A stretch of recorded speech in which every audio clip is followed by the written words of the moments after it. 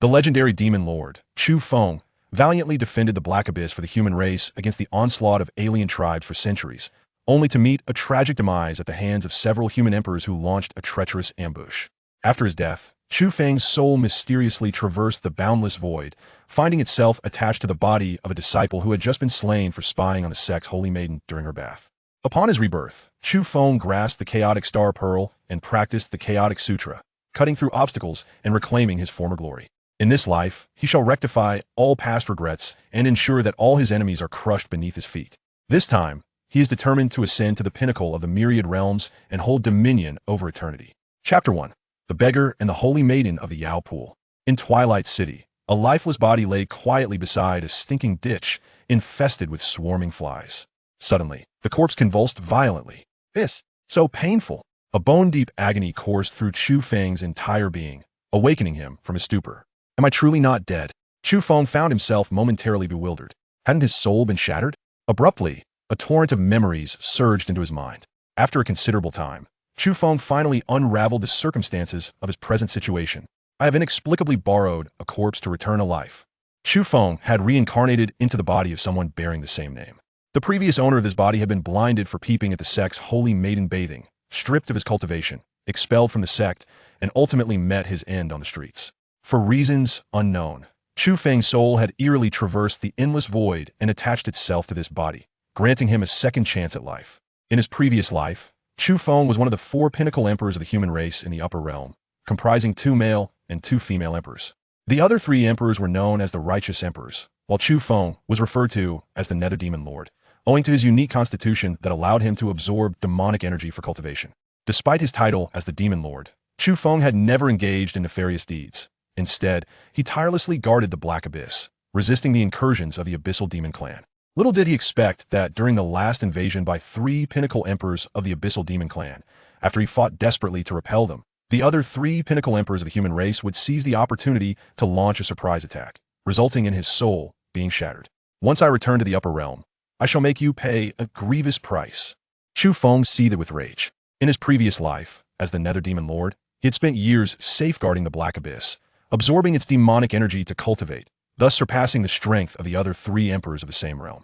This had incited the jealousy of the other 3 emperors, who, seizing the moment he was gravely injured, ambushed and killed him. After slaying this emperor, I wonder who among you will withstand the invasion of the Abyssal Demon Clan? The demonic energy within the Black Abyss was overwhelming. Those who did not cultivate demonic energy would find their strength severely diminished upon entering. Apart from Chu Feng, no one from the human race in the upper realm could guard the Black Abyss. Chu Feng envisioned the impending chaos as the Abyssal Demon Clan launched a massive invasion, pondering whether the human race would regret their decision to slay him, the one who had always protected the Black Abyss. With great effort, Chu Feng attempted to prop himself up, only to discover that even his fingers were immobile. My spiritual meridians are utterly destroyed, and I am gravely injured. Surely, I cannot perish so soon after being reborn. Chu Feng felt the wounds on his body still oozing blood, and his vitality gradually ebbing away. He was completely immobilized and unable to gather spiritual energy, rendering him incapable of self-rescue. As the moments ticked by, despair began to envelop him. Suddenly, a remarkable and graceful young woman appeared in the distant sky. She hovered above Twilight City, scanning the area with her spiritual sense. Moments later, her gaze fell upon Chu Feng lying by the stinking ditch, and a satisfied smile graced her lips. Quickly, she descended before him. It is fortunate you are alive. You are lucky. The woman surveyed Chu Feng's form, confirming he was not dead, and retrieved a pill from her storage ring, placing it into his mouth. The pill dissolved instantly, and a wave of warmth surged throughout Chu Feng's body. After a moment, his vitality gradually began to restore, and the visible wounds on his body were healing before his eyes. Some horrific injuries healed and scabbed over in an instant. Witnessing this, Chu Feng's heart soared with joy. Just moments ago, he had been utterly despondent. To his astonishment, a celestial being had appeared out of nowhere to save his life. Although Chu Feng was currently blind and could not behold the woman's visage, in his heart, she was nothing short of a divine fairy. He vowed to repay her kindness for saving him in the future. Moments later, as the woman observed Chu Feng's wounds mending, she prepared to take him away. What a foul stench! Chu Feng, covered in blood and dirt, had lain by the stinking ditch for an indeterminate time and now exuded an unbearable odor. The young woman delicately covered her nose and swiftly ensnared Chu Feng with a silken ribbon, carrying him away toward the outskirts of the city. Chu Feng, unaware of her destination, found himself powerless, his cultivation lost, and could only submit to her will. Having previously saved him with a precious elixir, it seemed unlikely that she would wish him harm. Shortly thereafter, the woman led Chu Feng to a small hill not far from Twilight City. The hill was lush and verdant, teeming with dense greenery. She descended with him upon a barren mountaintop. Suddenly, with a graceful wave of her delicate hand, a dilapidated temple materialized on the formerly desolate summit. The woman and Chu Feng slowly entered the crumbling structure. In an instant, the outside returned to its original state, barren and devoid of the temple. It appeared as though an intricate concealment array had been set in place. Upon entering the temple, the woman cast a beguiling smile toward the figure within, saying, "Your Highness, the Saintess, see what I have brought you." Chu Feng could not see, yet he sensed the presence of another nearby. At that moment, seated motionless at the center of the crumbling temple was a breathtakingly beautiful woman, seemingly under some form of control, rendered immobile. Draped in a celestial gown of phoenix hues, her exquisite features resembled those of a celestial being from the heavens above. Her skin was as pure as snow, translucent and emanating a subtle sheen, as if sculpted from the most pristine jade. Merely by sitting in silence, she radiated an air of unparalleled nobility, evoking a sense of unattainable divinity and untouchable sanctity. Kong Dai, what exactly do you intend to accomplish? The strikingly beautiful woman spoke with a chilling tone, laced with anger. Your Highness, behold, I have procured for you a truly unparalleled beggar. Kong Dai burst into a mocking laughter. With that, Kong Dai unceremoniously hurled Chu Feng before the woman. In that moment, Chu Feng appeared disheveled and filthy, emanating an overwhelming stench, resembling a beggar who had not bathed for years. Upon seeing Chu Feng, the Saintess was instantly overcome with revulsion. What is the meaning of this? Release me at once, or I shall ensure you regret ever entering this world. The Saintess seemed to have already deduced Kong Dai's intentions, her voice trembling slightly. Mu Qingyao, do you have any idea how long I have awaited this day? You usurped my position as the Saintess and stole Lu Shixiang's affections from me. Today, I shall have this most wretched beggar impart a lesson to you. Kong Dai glared fiercely at Mu Qingyao, her voice imbued with boundless fury. Kong Dai, not only am I the Saintess of the Yaoqi, but I'm also the legitimate daughter of the esteemed Mu family in Zhongzhou. Should you dare to harm me, I will ensure you meet a fate worse than death. Mu Qingyao threatened with a voice filled with indignation. Ignoring Mu Qingyao's threats, Kong Dai turned her gaze to Chu Feng and said, "Little beggar, do you realize how fortunate you are? Mu Qingyao is the Saintess of our Yaoqi sacred land, the most beautiful and purest woman in the entire wasteland. Countless men across the wasteland are driven mad for her, even willing to die unconditionally for her. And now you, a filthy little beggar, have the chance to become her first man. Tell me, do you not consider yourself exceedingly fortunate?" With that, Kong Dai produced a pink elixir from her storage ring and forced it into Chu Feng's mouth. This is a supreme 10-day indestructible pill. Little beggar, savor it well. Chapter 2. An epic masterpiece. The 10-day indestructible pill? Chu Feng was well aware of this particular elixir. It was a potent aphrodisiac. Once consumed, it compelled the user to seek release with a woman, or else they would face dire consequences. At this moment, Chu Feng's heart brimmed with fury. He had previously believed that Kong Dai had rescued him out of goodwill, only to discover that he was merely a pawn in her scheme for revenge. To add insult to injury, he was reduced to a mere tool for vengeance against another woman, for someone who once reigned as a pinnacle emperor of the human race. This was an egregious affront. Yet now, stripped of his former powers, he seemed destined to acquiesce to Kong Dai's whims and engage in carnal pleasures with Mu Qingyao, lest he risk a catastrophic demise. Shortly thereafter, Kong Dai administered a pill to Mu Qingyao as well. This was a drug designed to incite desire. Enjoy it, Mu Qingyao. Kong Dai's laughter echoed with malicious delight. Kong Dai, I will never forgive you. Mu Qingyao glared at her, her eyes burning with rage, wishing she could rend her to pieces. I shan't allow you that mercy just yet. Mu Qingyao, I have prepared 100 recording stones to capture your most exquisite moments. Kong Dai proclaimed with a triumphant laugh. What? The color drained from Mu Qingyao's face as the implications sank in. She could scarcely fathom the horror of her disgraceful moments being broadcast to her loved ones, leaving them in despair and shame. At this moment, Mu Qingyao was so mortified that she longed for death. However, due to Kong Dai's clandestine application of a sealing poison, she was barred from using her spiritual powers for a month. She found herself utterly incapable of escaping Kong Dai's control, even if she wished to end her own life. Just imagine the uproar when these recordings are released. Kong Dai cackled with glee. Suddenly, Chu Feng felt a surge of heat coursing through his body, leading to an involuntary response. Haha, the effect are taking hold. Little beggar, the most beautiful woman in the wilderness realm, stands before you. And she is under my control. Get to it. Kong Dai's eyes gleamed with anticipation as she observed Chu Feng's transformation. Little beggar, dare to lay a finger on me, and I shall ensure your gruesome demise. Even your family shall not escape my wrath. Mu Qingyao also noticed Chu Feng's change and hastily threatened him. As Chu Feng hesitated, Mu Qingyao's menacing words spurred him into action as he approached her slowly. In his past life, he had despised being threatened. Now, with Mu Qingyao daring to intimidate him, he felt justified in retaliating. Moments later, he stood before her. Stay away, do not come near me. Mu Qingyao's face paled as she saw him advancing. Ignoring her protests, Chu Feng reached for her and forcefully pushed her to the ground, beginning to tear at her garments. Mu Qingdao, it is an honor for you to be my first woman.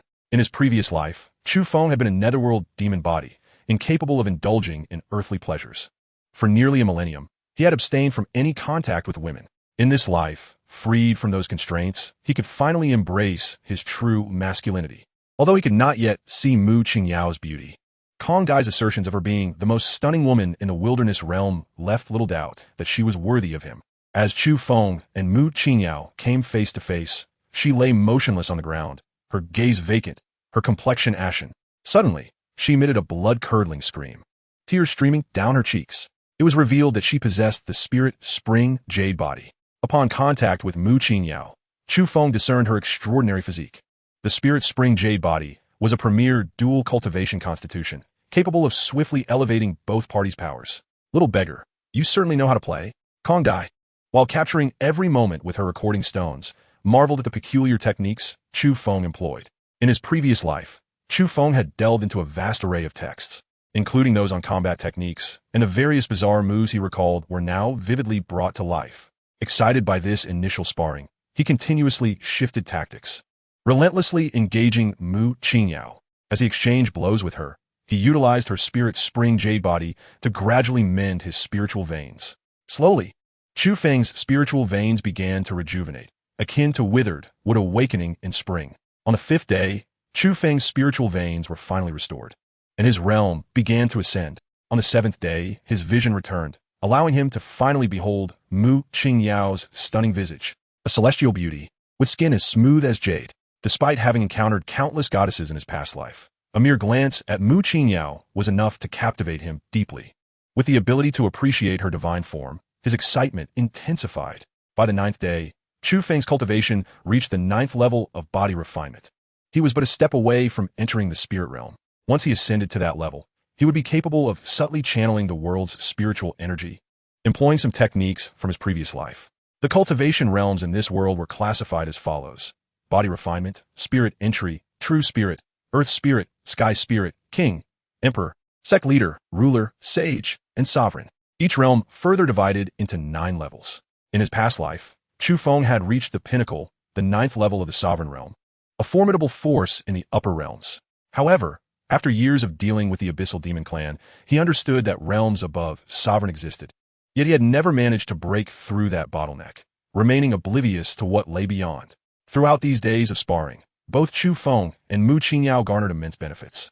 Yet, Mu Qingyao continued to conceal her enhancements, seemingly waiting for the perfect opportunity to strike down Kong Dai. With the 10-day deadline approaching, regardless of who triumphed between Mu Qingyao and Kong Dai, Chu Feng sensed that he could not escape a grim fate. Kong Dai was merely exploiting Chu Feng. Once she had used him, she would undoubtedly eliminate him to protect her identity. As for Mu Qingyao, given the humiliation he had inflicted upon her, she would likely relish the thought of torturing him to death. Mu Qingyao was at the 8th level of the spirit realm, while Kong Dai was at the 7th. Chu Feng, at present, was only at the 9th level of body refinement. His cultivation fell drastically short compared to the realms of Mu Qingyao and Kong Dai. Even with extraordinary means, escaping their grasp seemed an insurmountable challenge. On the 10th day, Chu Feng's movements gradually ceased, and the fervor ignited within Mu Qingyao by the elixir appeared to have fully dissipated. Observing this, Kong Dai smiled as she began to retract the 100 recording stones. How astounding! This is undoubtedly an epic masterpiece. Who would have imagined that the beggar I stumbled upon in a filthy gutter could produce such a monumental work? Little beggar, I must admit, you are indeed a true man. She giggled, envisioning the uproar that would ensue should this grand production circulate. Mu Qingyao, you ought to express your gratitude to me. It is I who have ensured your name endures through the ages. Kong Dai was brimming with excitement, pacing around Chu Feng and Mu Qingyao as she spoke incessantly. At that moment, Chu Feng and Mu Qingyao remained intimately entwined, their bodies closely pressed together. Suddenly, as Kong Dai turned away, Mu Qingyao forcefully thrust Chu Feng aside and surged toward Kong Dai like a bolt of lightning. Chapter 3. A Strange World. Boom! Caught off guard, Kong Dai was sent flying by Mu Qingyao's attack, blood spewing from her mouth as she crashed to the ground. How is this possible? How has your cultivation returned? Kong Dai's face contorted with panic. The sealing poison she had administered was a high-priced, top-tier concoction that should have rendered Mu Qingyao incapable of using her powers for a month. Yet, in just 10 days, how could she have regained her strength? Furthermore, that last strike made Kong Dai acutely aware that not only had Mu Qingyao recovered, but she had also surpassed to the 9th level of the spirit realm. When Mu Qingyao was at the 8th level, Kong Dai had already been no match for her. Now that Mu Qingyao had ascended to the 9th level, Kong Dai stood no chance. In an instant, Kong Dai gathered her remaining strength and fled toward the Broken Temple's exit. Boom! Just as she reached the threshold, Mu Qingyao closed the distance, striking her back with force. Bang! Bang! Bang! Mu Qingyao pressed her advantage relentlessly, swiftly subduing Kong Dai within a few moves. Qingyao, spare me! Kong Dai, overwhelmed and paralyzed on the ground, wore a face of sheer panic. Ignoring Kong Dai's pleas for mercy, Mu Qingyao hastily retrieved her clothes from the ground, only to discover that they had been torn to shreds by Chu Feng. She shot a fierce glare at him in the corner. At that moment, Chu Feng silently observed Mu Qingyao and Kong Dai, his mind racing to devise an escape plan. However, after considerable contemplation, he found himself at a loss. The disparity in their strength left him with nearly no hope of fleeing. Moments later, Mu Qingyao searched Kong Dai and retrieved the storage ring that had been taken from her, extracting a beautiful outfit to don. Clad in the elegant dress, she exuded an air of unparalleled nobility that commanded reverence. Mu Qingyao then produced a spiritual sword from her storage ring, her face a mask of murderous intent as she slowly approached Kong Dai. Qingyao, I realize my mistakes. I will return all the memory stones to you. I promise that today's events will not be disclosed. Please spare my life. Witnessing the deadly glare from Mu Qingyao, Kong Dai frantically produced all the memory stones from her storage ring, trembling in terror as she begged for her life. Kong Di, unless I annihilate you into a million pieces, my heart's fury will remain unquenched. Mu Qingyao glared at Kong Dai with rage. As a noble and pure maiden of the Jade Pool, she had been humiliated for 10 days by Kong Dai, who had sought a filthy beggar. Recalling the shameful scenes of being toyed with by Chu Feng, whether lying down, crouching, standing, or embracing, Mu Qingyao felt a surge of shame and fury that nearly rendered her unconscious. With a furious swing of her spiritual sword, Mu Qingyao unleashed a flurry of strikes upon Kong Dai, continuing until her form was unrecognizable, reduced to a heap of mangled remains. After slaying Kong Dai, Mu Qingyao, still seething, shattered the scattered memory stones on the ground, determined to erase every trace of this disgrace. Alas, at that moment, Chu Feng had quietly donned his clothes, and upon witnessing Mu Qingyao destroy the memory stones, he felt a pang of regret. Those stones recorded their wild first encounter, which ought not to be publicized. It would have served as cherished memories for them both. The complete destruction of them was truly lamentable. Nevertheless, while dressing, Chu Feng had secretly concealed one memory stone within his garments. Upon obliterating the memory stones, Mu Qingyao turned her icy gaze towards Chu Feng. He remained filthy, the scars from his injuries accentuating his features, rendering him somewhat fearsome. I have endured the humiliation of being tainted by such a wretched individual for an entire 10 days. Mu Qingyao felt herself sullied by association with the dirty Chu Feng. She was resolved to eliminate him, to obliterate all memories of those 10 days. In order to forget this humiliating experience, Mu Qingyao, do not act impulsively. I, too, am a victim. I can take responsibility for you. Chu Feng hurriedly attempted to placate her as she approached him wielding her sword with murderous intent. He had no desire to be killed by his first woman, especially not after having just been reborn. Responsible? You think you're worthy? Mu Qingyao regarded the ragged Chu Feng with disgust. As a noble and pure maiden of the Jade Pool, she would rather meet her demise than spend her life with such a filthy beggar. In truth, Chu Feng was about to clarify that he was not a beggar. He possessed many sacred and divine techniques to offer Mu Qingyao as recompense. However, Mu Qingyao did not afford him the opportunity to speak, swinging her sword violently towards his neck. The speed of her strike was too swift for Chu Feng to evade. How could I possibly die so soon after being reborn, and at the hands of my first woman, no less? As he felt the blade approach his throat, a wave of despair washed over him. Mu Qingyao's sword cleaved through the air towards Chu Feng's neck. Yet, in an instant, he vanished. Where did he go? Mu Qingyao was momentarily taken aback, bewildered by Chu Feng's sudden disappearance. Could it be that he possessed a spatial teleportation talisman that allowed him to escape? Mu Qingyao quickly soared out of the dilapidated temple, traversing the formation, and soared above it, scanning the distance for any sign of Chu Feng. Typical spatial teleportation talismans could only transport a few kilometers. If Chu Feng had indeed used one, he would not have been able to evade her pursuit. After a lengthy search, Mu Qingyao found no trace of Chu Feng. Undeterred, she continued to scour the area from a distance, yet still detected no sign of him. Eventually, she returned to the dilapidated temple, meticulously examining every corner, but still found no evidence of his presence. In a fit of rage, Mu Qingyao brandished her spiritual sword, reducing the entire temple to rubble. Where's this place? Meanwhile, Chu Feng found himself in a barren world. The entire realm was shrouded in gray, devoid of any signs of life or spiritual energy. The ground lay bare, without a trace of vegetation. In the distance, a black mountain loomed, equally devoid of life. At the foot of the mountain flowed a small river, its waters gentle and clear. Chu Feng approached the river slowly, peering into its depths. It found no signs of life. Despite searching the surroundings for a considerable time, he uncovered nothing. How peculiar. Typically, water sources harbor life. This world was undeniably strange.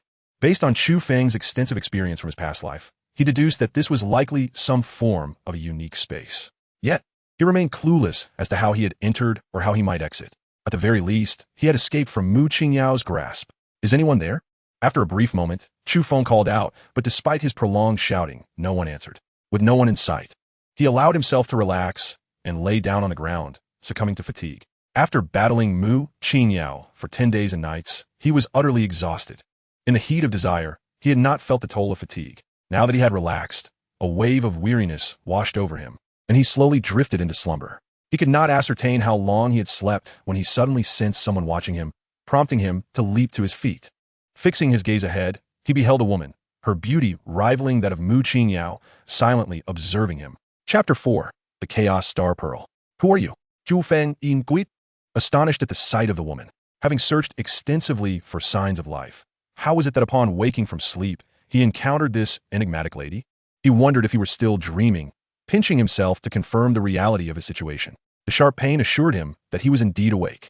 I am the spirit of the Chaos Star Pearl. You may call me Ling.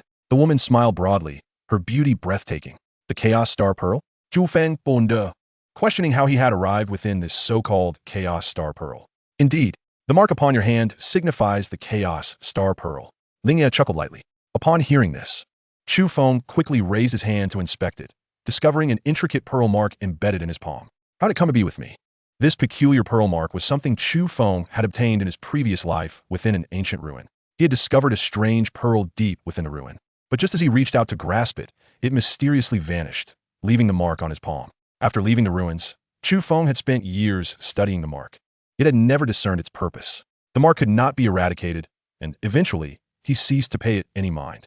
Little did he know that this mysterious pearl mark had followed him into his rebirth. Could his resurrection be linked to this pearl? What abilities does the Chaos Star Pearl possess? Chu Feng inquired, directing his gaze towards Ling. The Chaos Star Pearl is an entire world of stars. Let me think on its functionalities. Ling replied apologetically. My apologies. It seems I have slept for too long and forgotten some details. Chu Feng was left speechless at her admission. How could one forget such significant information? Was Ling truly just a bit scatterbrained? You have slept for quite some time? Chu Feng continued to inquire. The realm of stars has succumbed to desolation. It seems I have slumbered for several million, perhaps even tens of millions of years. Ling spoke uncertainly. So long? Chu Feng exclaimed in astonishment, but his surprise quickly transformed into elation. The Chaos Star Pearl has persisted for such an age. It must be a treasure of immeasurable value, though its true capabilities remain a mystery. How'd I enter just now? Did you bring me here? Chu Feng continued to inquire.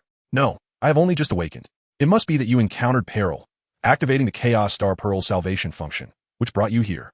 Ling replied softly. The Chaos Star Pearl can provide salvation, so, in times of danger, it can rescue me. Chu Feng's spirits soared at the thought.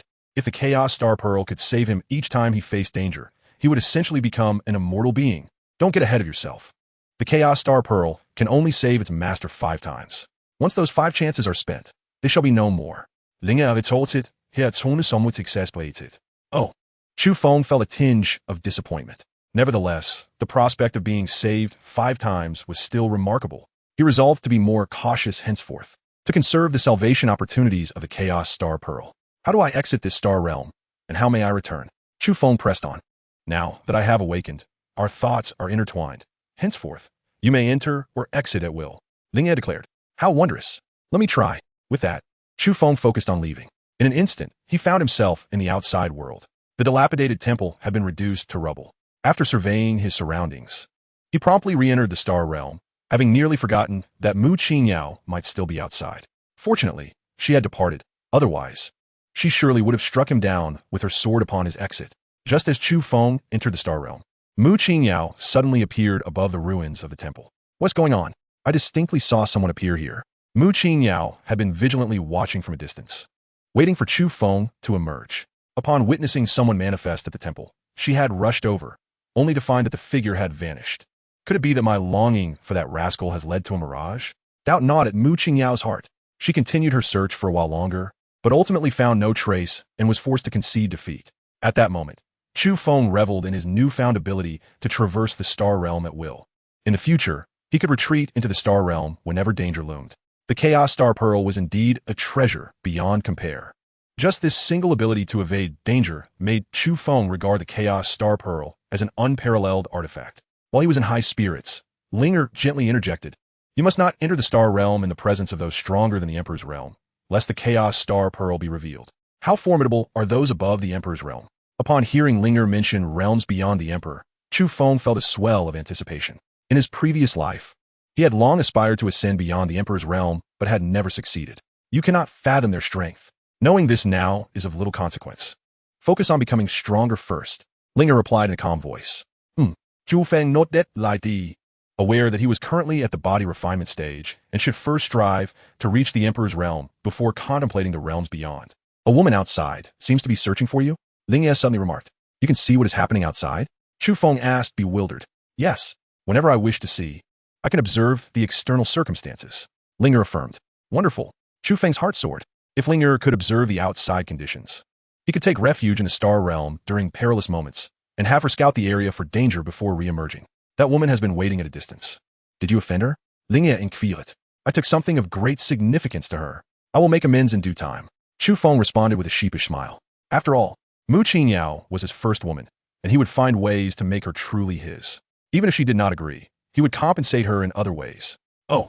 Linger nodded slightly, choosing not to press further. After a moment, Chu Feng gazed at the barren world around him and asked, Linger, can this desolate realm ever be restored? This star realm would soon belong solely to him, and Chu Feng yearned to cultivate it into something magnificent. Yes, but it will require an abundance of spiritual essence and the acquisition of divine soil to fundamentally alter the environmental conditions of this realm. Spiritual essence refers to items imbued with spiritual energy, such as spirit stones and spiritual herbs, but vast quantities are necessary. As for divine soil, it is rare and can only be encountered by chance. You will have to wait until you come across it. Linger explained slowly. Oh, by the way, can I bring others into this realm? Chu Feng inquired. Certainly. Linger nodded gently. Splendid. Chu Feng rejoiced at the prospect. He was determined to enhance this star realm. This way, he could invite his women to reside here, allowing them to meet at any time. After a while, Chu Feng continued to ask Linger various questions. However, she remained vague, claiming her prolonged slumber had dulled her memory. Seeing this, Chu Feng chose to refrain from further inquiries, intending to gradually uncover the other functions of the Chaos Star Pearl later. Has that woman left? Chu Feng suddenly asked. Not yet, Linger replied softly. This woman is truly persistent. Upon hearing this, Chu Feng furrowed his brow slightly. The disparity between his current strength and Mu Qingyao's was too great. If she remained outside, he would be unable to exit. It seemed he could only endure alongside Mu Qingyao and see who could outlast the other. After a moment, Chu Feng settled into a meditative posture, preparing to break through to the spirit realm, as he needed to select the cultivation method for this lifetime. In his previous life, Chu Feng had practiced the netherworld demon art, which complemented his netherworld demon body, allowing for accelerated progress. In this life, however, his constitution was that of the nine-yang body, making the netherworld demon art unsuitable. The Nanyang body was merely an average constitution, favored by the enchantresses of the Witch Palace due to its compatibility with dual cultivation. However, it offered no enhancement in cultivation. Chu Feng's mind raced through the various techniques he had acquired in his previous life, ultimately selecting an unknown tier technique, the Chaos Art. The Chaos Art was a skill he had obtained in a chaotic secret realm, capable of absorbing any spiritual energy from the heavens and earth for cultivation. Even demonic energy could be assimilated. Moreover, by employing the Chaos Art, he could wield any spiritual technique, including those requiring demonic energy.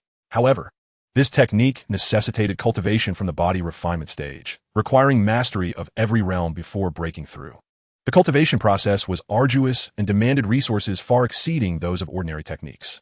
Nonetheless, practitioners of the Chaos Art would find themselves significantly stronger than their peers at the same level, often overcoming opponents of higher realms with ease. It could be said that the Chaos Art was a supreme cultivation technique. In his previous life, Chu Feng had reached the Emperor's realm and could not simply abandon his cultivation to start new. However, he had passed the Chaos Art on to his twin disciples, Luo Xian and Luo Shui. After they practiced the Chaos Art, the results were remarkable, allowing them to frequently defeat adversaries several realms above their own. In this life, having been stripped of his powers, Chu Feng was perfectly positioned to commence his cultivation of the Chaos Art from the body refinement stage. Given that he had been intimately acquainted with every phase of the Chaos Art during Luo Xian and Luo Shui's training, he would find his own cultivation to be exceptionally efficient. What if Xian and Shui? The thought of Luo Xian and Luo Shui caused Chu Feng's mind to drift momentarily. In his previous life, Sister Luo Xian commanded his most formidable netherworld guards, while Sister Luo Shui controlled his commercial empire. Both sisters remained fiercely loyal to him.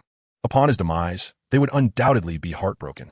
Now, all Chu Feng wished was for them not to act impulsively in seeking revenge, but to preserve their strength until his return. Otherwise, the thought of the potential peril facing Luo Xian and Luo Shui compelled Chu Feng to swear vehemently. Whoever dares to harm them shall face a fate worse than death upon my return to the upper realm. Simultaneously, Chu Feng harbored an intense desire to rapidly augment his strength and return to the upper realm. After a considerable interval, he regained his composure and promptly began to cultivate according to the principles of the Chaos technique, slowly circulating the spiritual energy within his body. This starry realm, bereft of spiritual energy, was hardly an ideal training ground. However, during his earlier confrontation with Mu Qingyao, he had stored a significant amount of spiritual energy within himself. At that time, Chu Feng could have easily broken through into the spirit realm, but in pursuit of mastering the Chaos technique, he had deliberately restrained himself from doing so. Now was the perfect opportunity to digest the energy he had accumulated. In normal circumstances, each major realm comprises 9 levels. However, through the cultivation of the Chaos technique, there exists a pinnacle beyond the 9th level. This pinnacle solidifies the entirety of the major realm and represents its ultimate transcendence. As Chu Feng continuously operated the Chaos technique, the bones within his body began to emit a series of cracking sounds, while his internal energy sea and meridians expanded, causing his skin to exude dark impurities. The Chaos technique inherently possesses the ability to cleanse bones and marrow, a unique effect not found in other techniques. 3 days later, Chu Feng finally exhausted the spiritual energy within him and successfully broke through to the pinnacle of the body refinement realm, ascending to the spirit realm. Ecstatic, he exhaled a deep breath of turbid air, reveling in his triumph. With this breakthrough into the spirit realm, he could now subtly manipulate the natural spiritual energies of the world, employing some of the techniques from his previous life.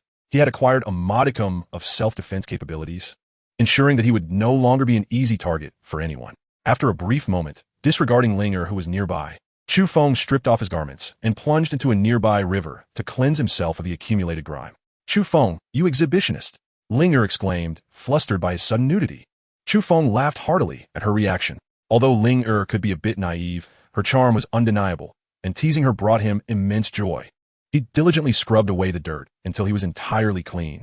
Just as he contemplated washing his tattered clothes and hanging them out to dry, Linger unexpectedly produced a set of garments and tossed them to him. "Where did you procure these clothes? They couldn't possibly have been stored for several million years, could they?" Chu Feng marveled at the sight. If the garments had indeed endured for such a long span, they must be extraordinary treasures. Yet, upon closer inspection, he discovered that they were merely ordinary clothes. "I had them in my storage ring. I had forgotten how long they had been there," Linger replied nonchalantly. Chu Feng examined the clothing for a moment longer, finding nothing amiss, and promptly donned them. They fit him remarkably well, as if tailored specifically for him. Having cleansed himself of the dirt and adorned in splendid attire, Chu Feng appeared as if he had been transformed into an entirely different person. He looked strikingly handsome, resembling a young nobleman from a prestigious family. Now, if he were to stand before Mu Qingyao, she might not even recognize him. That attire suits you splendidly. You look infinitely more handsome than before. Lingya complimented. Thank you for the kind words. Has that woman departed? Chu Feng inquired. She is no longer nearby. She has likely left. Lingya responded. Excellent. I shall venture out. This starry realm was devoid of spiritual energy, making it impossible to cultivate here. Chu Feng was eager to seek opportunities elsewhere and swiftly enhance his strength. With that, he bid farewell to Linger and returned to the outside world. At that moment, the surroundings were eerily quiet. Chu Feng surveyed his environment before sprinting towards the distant Twilight City. Prior to his battle with Mu Qingyao, Kong Dai had given him a fasting pill, allowing him to abstain from food for half a month. However, the intensity of the previous confrontation had drained him considerably, and now he was ravenously hungry. He needed to enter the city and indulge in a hearty meal. Shortly thereafter, Chu Feng entered Twilight City. As soon as he stepped inside, he sensed a spiritual presence locking onto him. It was Mu Qingyao. That woman had not yet departed. Chu Feng felt a surge of apprehension, but he was not deterred. He had undergone a significant transformation, with a mere change in voice. Mu Qingyao would undoubtedly fail to recognize him. Maintaining a composed demeanor, he continued to stroll through the city, masquerading as a casual visitor. I heard that a psychotic female assassin has recently emerged, systematically eliminating beggars in the nearby cities. Beggars? Why is that deranged female assassin targeting beggars? I don't know. Perhaps a beggar offended her, and now all the beggars in the vicinity are suffering the consequences. As Chu Feng walked, he listened to the gossip of passers-by. Suddenly, a breathtaking figure, veiled and ethereal, obstructed his path. Chapter 6. The Chu Family. Mu Qingdao. Chu Feng gasped internally upon recognizing the woman who had halted him. Despite his dramatic transformation, she could still discern his identity. A wave of astonishment washed over him, yet he maintained a facade of calm. Miss, how may I assist you? Chu Feng altered his voice, smiling as he addressed Mu Qingyao. Who are you? Mu Qingyao inquired, her brow furrowed as she scrutinized Chu Feng. He bore no resemblance to the beggar from before, yet Mu Qingyao could not shake the feeling that he possessed an unusual aura. Consequently, she felt compelled to inquire further. The beggar who had insulted her must perish, otherwise she would be forever haunted by the specter of that nightmare. In recent days, she had adopted a philosophy of better to kill the wrong person than to let the guilty escape, resulting in numerous deaths at her hands. If Chu Feng exhibited any signs of abnormality, she would not hesitate to slay him with a single stroke of her sword. My name is Chu Feng. May I be so fortunate as to know your esteemed name? Chu Feng smiled at Mu Qingyao, his gaze feigning a hint of admiration. What were you doing 10 days ago? Where were you? Mu Qingyao continued to press, avoiding a direct response to his question. 10 days ago, I was likely sparring with a friend. My recollection is somewhat hazy. May I inquire why you are asking? Chu Feng replied with a smirk, his thoughts drifting back to the fierce battle he had waged with Mu Qingyao 10 days prior, igniting a fervent desire within him to one day conquer her completely and engage in another earth-shattering clash. Answer my questions directly. If you dare to waste my time, I shall kill you. The intensity of Mu Qingyao's gaze unsettled Chu Feng. She grasped her sword hilt, contemplating whether to strike him down immediately. At that moment, several individuals approached briskly from a distance. Young master, we finally found you. Are you unharmed? The leading elder, a servant, rushed towards Chu Feng, visibly agitated. Uncle Chun, what brings you here? Chu Feng queried, slightly dazed as he recalled the elder's name. Uncle Chun was a long-standing servant of the Chu family. Chu Feng's family resided in Qingfeng Town, approximately 200 kilometers from Twilight City. He was puzzled as to why Uncle Chun had appeared here, yet his arrival was fortuitous, providing an opportunity for him to extricate himself from the predicament. Upon witnessing the respect with which the others addressed Chu Feng as young master, Mu Qingyao released her grip on her sword hilt. The individual who had previously insulted her was merely a filthy beggar. He could not possibly be a young master. With that, she slowly turned and departed. Noticing Mu Qingyao's retreat, Chu Feng exhaled a sigh of relief. Young master, we heard that you were expelled from the Qinglan sect? Uncle Chun inquired with concern. Is that so? Chu Feng replied, his memories of that incident somewhat obscured. He could not recall whether he had indeed spied on the Qinglan sect's holy maiden while she bathed, and now it seemed irrelevant. He would not be returning to the Qinglan sect and would have no further ties to it. The past was behind him. This body now belonged to him, Chu Feng, and not to his predecessor. Alas, Uncle Chun sighed upon hearing this, refraining from further questioning. Young master, shall we return to Qingfeng town? Very well. Chu Feng nodded in agreement. With Mu Qingyao actively searching for him, it was prudent to retreat to Qingfeng town and lay low for a while. Chu Feng glanced around, yearning for one last glimpse of Mu Qingyao. However, she had vanished without a trace. Until fate allows us to meet again, he murmured softly. With their departure, neither of them knew when they would cross paths again. Yet, Chu Feng firmly believed that he would surely encounter Mu Qingyao once more in the future. When that time came, he would ensure that she willingly became his woman. 2 days later, Chu Feng and his companions returned to Qingfeng town. This town, neither too large nor too small, was home to tens of thousands of residents. The Chu family, to which Chu Feng belonged, was one of the 2 prominent families in Qingfeng town, the other being the Han family, known for their greater strength. The Chu family estate, situated in the heart of the town, was expansive, housing over 1,000 individuals, including guards and servants. Upon arriving at the grand entrance of the Chu family, Chu Feng paused for a moment, gazing at the familiar yet foreign gates, his thoughts drifting. The parents of this body were direct descendants of the Chu family, but they had passed away when Chu Feng was still very young. Since then, he had been raised within the Chu family. Fortunately, he had proven himself, breaking into the spirit realm 3 years prior and being accepted into the Qinglan sect. His acceptance into the sect was seen as a sign of immense potential, prompting the family to designate him as the heir of the Chu family. Young master, please enter, Mr. Chen called out, noticing Chu Feng lingering at the entrance. Understood.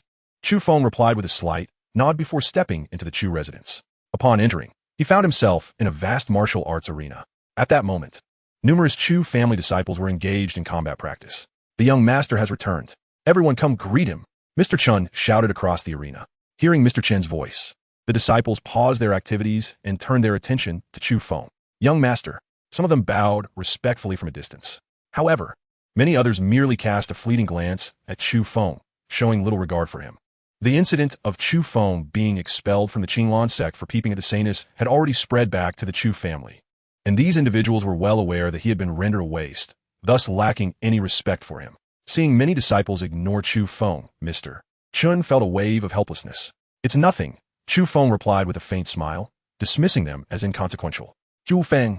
Suddenly, a young man clad in white, exuding a sinister air, approached Chu Feng with a group of companions. Chu Feng recognized him instantly. The young man was named Chu Jian, also a direct descendant of the Chu family. Chu Feng nodded slightly in acknowledgement. I heard that you were expelled from the Qinglan sect for peeping at the Saintess Mu bathing. Is that true? Chu Jian mocked with a derisive smile. That would be accurate, Chu Feng replied nonchalantly, neither confirming nor denying. Who would have thought you'd be such a lecher? Ha ha ha. Chu Jian's laughter echoed throughout the arena, seemingly eager for everyone to hear of Chu Feng's disgrace. You truly are a waste, ruining your bright future over a woman. Chu Jian continued to ridicule Chu Feng, stepping closer with each taunt. Previously, Chu Jian had begrudged the fact that a parentless individual like Chu Feng could be the heir of the Chu family. However, as long as Chu Feng was a disciple of the prestigious Qinglan sect, Chu Jian had to suppress his resentment. Now that Chu Feng had been expelled and his cultivation destroyed, Chu Jian felt emboldened to mock him without restraint. The surrounding Chu family disciples watched the spectacle with amusement, showing no inclination to intervene. Many of them belonged to the collateral line and preferred to remain uninvolved in the conflicts among the direct descendants, opting instead to observe quietly. Just as Chu Jian was reveling in his mockery, a sudden sharp slap echoed through the arena, leaving him dazed and reeling. What just happened? Chu Jian stood in stunned silence for a moment, realizing that Chu Feng had struck him. You waste of space. How dare you slap my face? Chu Jian seat, clutching his swollen left cheek, his eyes filled with venomous hatred, as if he wished to tear Chu Feng apart. Smack! Chu Feng retaliated with another fierce slap to Chu Jian's right cheek, sending him crashing to the ground. With a swift motion, Chu Feng stepped forward and placed his foot on Chu Jian's head, grinding it against the rough ground. The friction against the coarse surface was enough to evoke a wince of pain just from the sight of it. Do you think you can mock the heir of the Chu family so easily? Chu Feng glared down coldly at Chu Jian. You're dead. I will kill you. Chu Jian, whose cultivation was only at the 9th level of the body refinement realm, found himself pinned down and utterly helpless beneath Chu Feng's foot, only able to scream in fury. Umph. Chu Feng, seeing Chu Jian still daring to threaten him, pressed down harder, grinding his head into the dirt. Soon, the ground beneath Chu Jian's face began to redden, blood seeping outwards. The intense pain elicited a blood-curdling scream from Chu Jian. Let him go, Chu Feng. At that moment, the arena's instructor, Chu Tianqi, hurried over, urging Chu Feng to release Chu Jian. Chu Feng lifted his gaze and shot a cold look at Chu Tianqi. Chu Tianqi, being a collateral disciple with a cultivation at the 5th level of the spirit realm, was of an older age and could only serve as an instructor within the Chu family.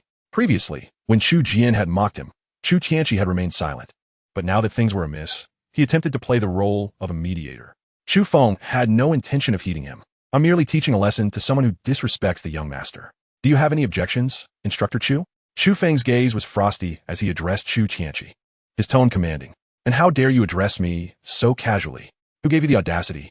In his memories, Chu Tianqi had always favored Chu Jian's faction and had often made things difficult for him during their martial training. Seizing this opportunity, Chu Feng felt it was time to teach Chu Tianqi a lesson as well. Chu Tianqi, though a respected instructor within the family, felt his dignity crumble as he stood before Chu Feng under the piercing gaze. I apologize for my previous rudeness. I implore you, young master, please overlook this minor grievance and spare Chu Jian. Bang! In response, Chu Feng delivered a vicious kick to Chu Jian's back, sending him flying several meters through the air. Chu Jian screamed in agony as he crashed to the ground, unconscious from the impact. How dare you?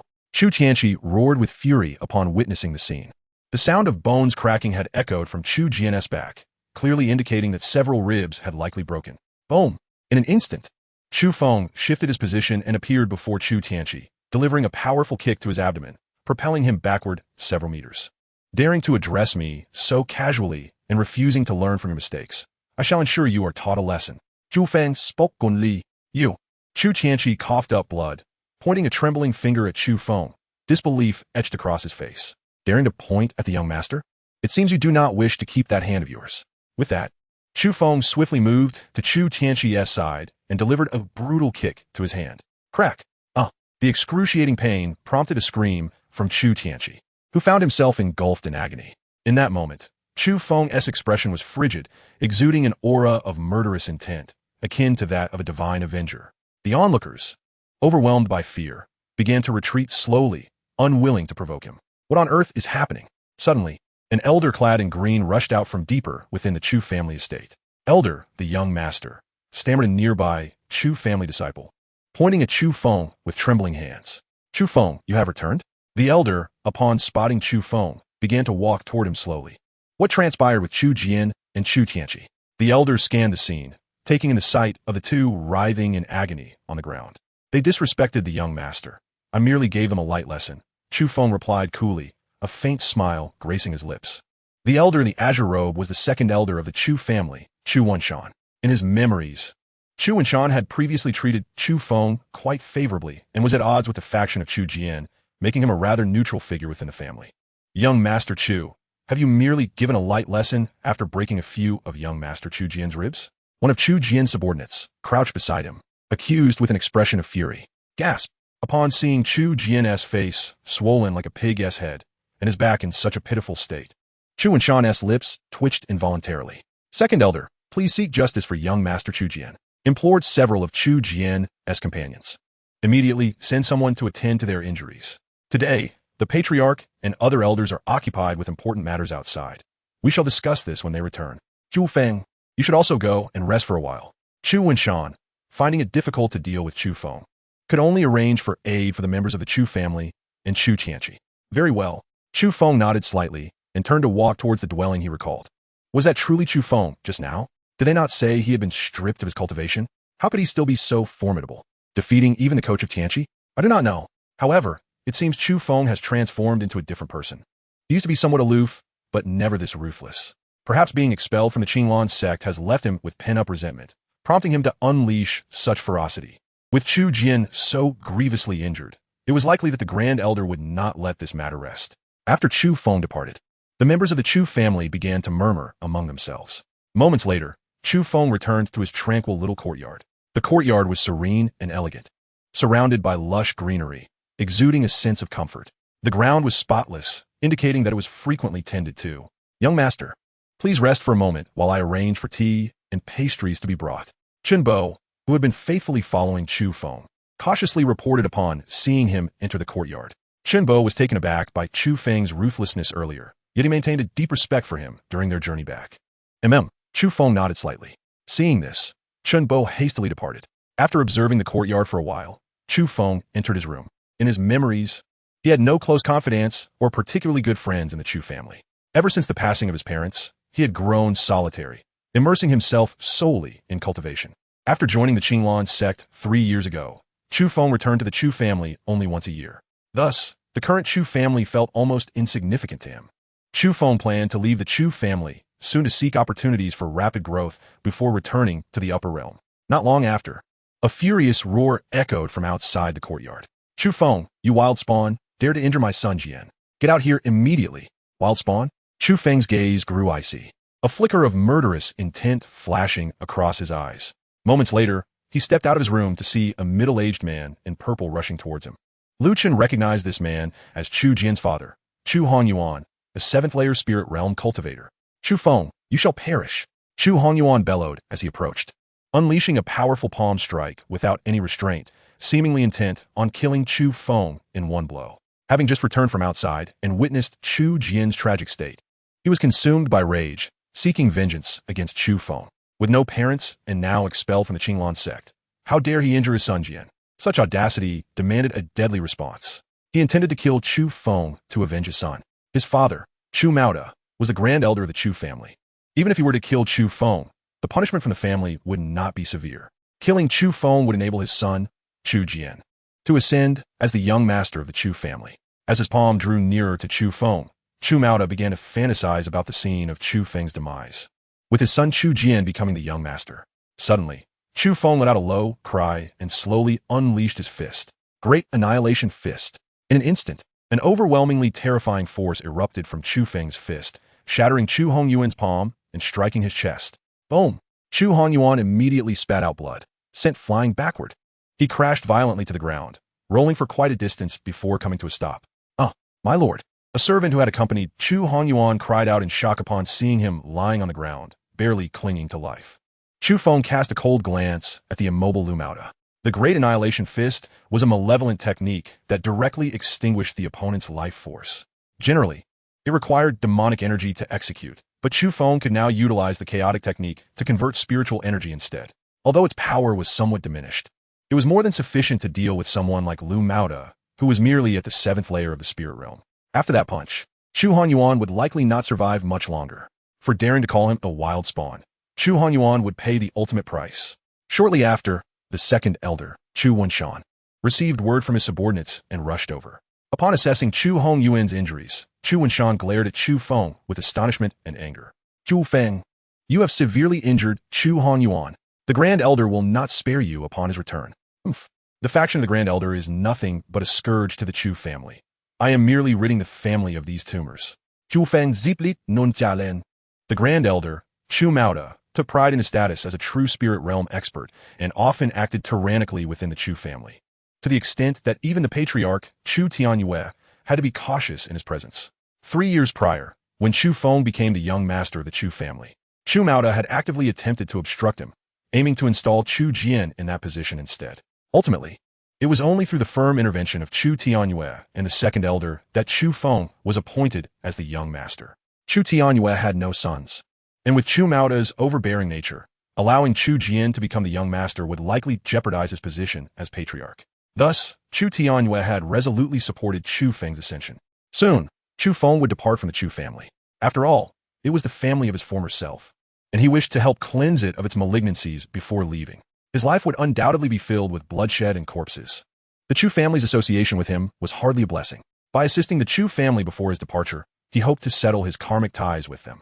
Chu Feng, did they not say you had your cultivation abolished? Chu Wenshan inquired, perplexed as he regarded Chu Feng. Previously, a servant had reported that Chu Feng had nearly killed Chu Hongyuan with a single punch. At that time, Chu Wenshan had been incredulous. Given that Chu Hongyuan was a 7th layer spirit realm cultivator, even a 1st layer true spirit realm expert would find it difficult to kill him in one blow. Before Chu Feng's cultivation was abolished, he had only reached the 4th layer of the spirit realm, making it impossible for him to have killed Chu Hongyuan with a single strike. However, just moments ago, he learned from Chu Hongyuan's attendant that Chu Hongyuan had indeed been gravely injured by Chu Feng's punch. This revelation left Chu Wenshan utterly astonished.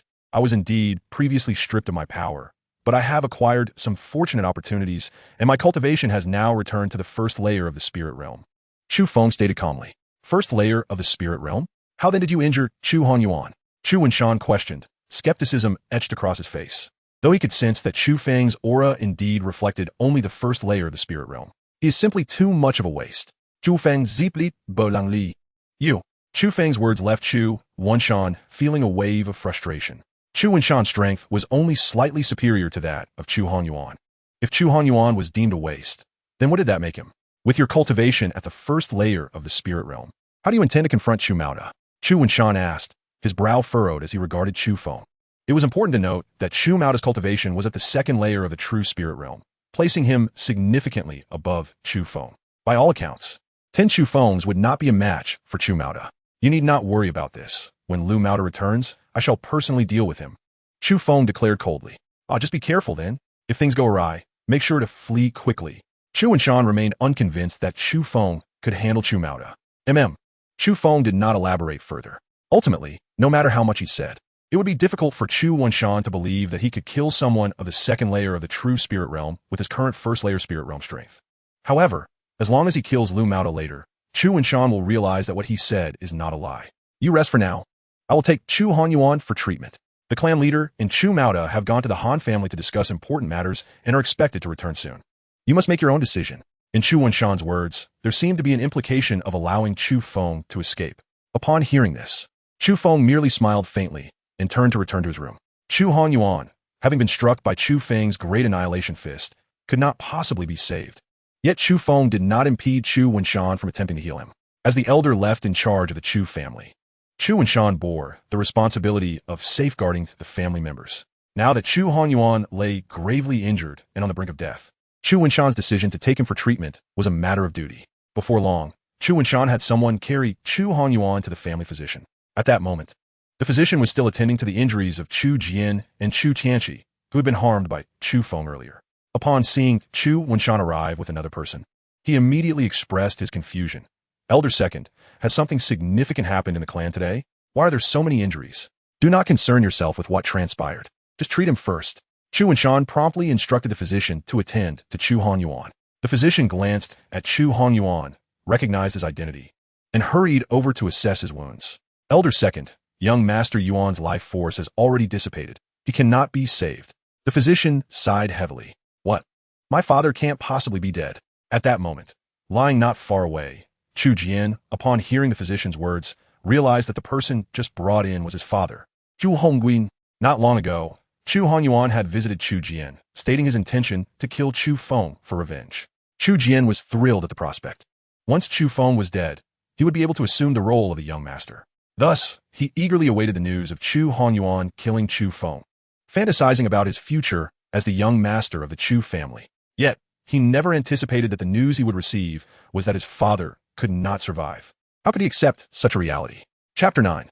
The clan leader and the great elder of the Chu family. No, it can't be. My father will not die. Chu Jian struggled violently, attempting to turn over to see Chu Hongyuan's condition. However, as soon as he moved, he encountered the pain of his wounds, causing cold sweat to pour from him. Elder Second, was it Chu Feng's doing? Chu Tianqi, who was also recovering, asked incredulously. Yes, Chu Wenshan replied with a slight nod. The realization struck Chu Tianqi like lightning. Previously, he believed he had been ambushed by Chu Feng, which led to his injuries. In a direct confrontation, he was certain that Chu Feng would not be his match. Little did he expect that Chu Hongyuan, who was much stronger than him, had been gravely injured by Chu Feng. Chu Tianqi was instantly astonished by Chu Feng's strength and felt fortunate that Chu Feng had shown him leniency earlier. Otherwise, he too would undoubtedly be in the same dire state as Chu Hongyuan. You both focus on your recovery. The clan leader will return shortly, and everything will be addressed then, Chu Wenshan said softly. After speaking, he glanced at the immobile Chu Hongyuan and slowly departed. Once Chu Wenshan had left, with the assistance of a servant, Chu Jian managed to shift his bed and see Chu Hongyuan. Father, how are you? Chu Zian Sautet Dawat Chu Hongguin. But by then, Chu Hongyuan had already passed away and could not respond. The physician also noticed something was amiss with Chu Hongyuan and hurried over to investigate. After a moment, the physician sighed and said, Young Master Jian, young Master Yuan has departed. What? Impossible. My father cannot be dead. You must have made a mistake. My father will not die. Chu Jian shouted angrily, his face twisted in disbelief. Young Master Jian, please remain calm.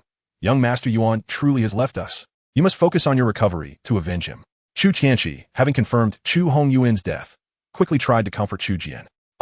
That wretched Chu Feng dared to kill my father.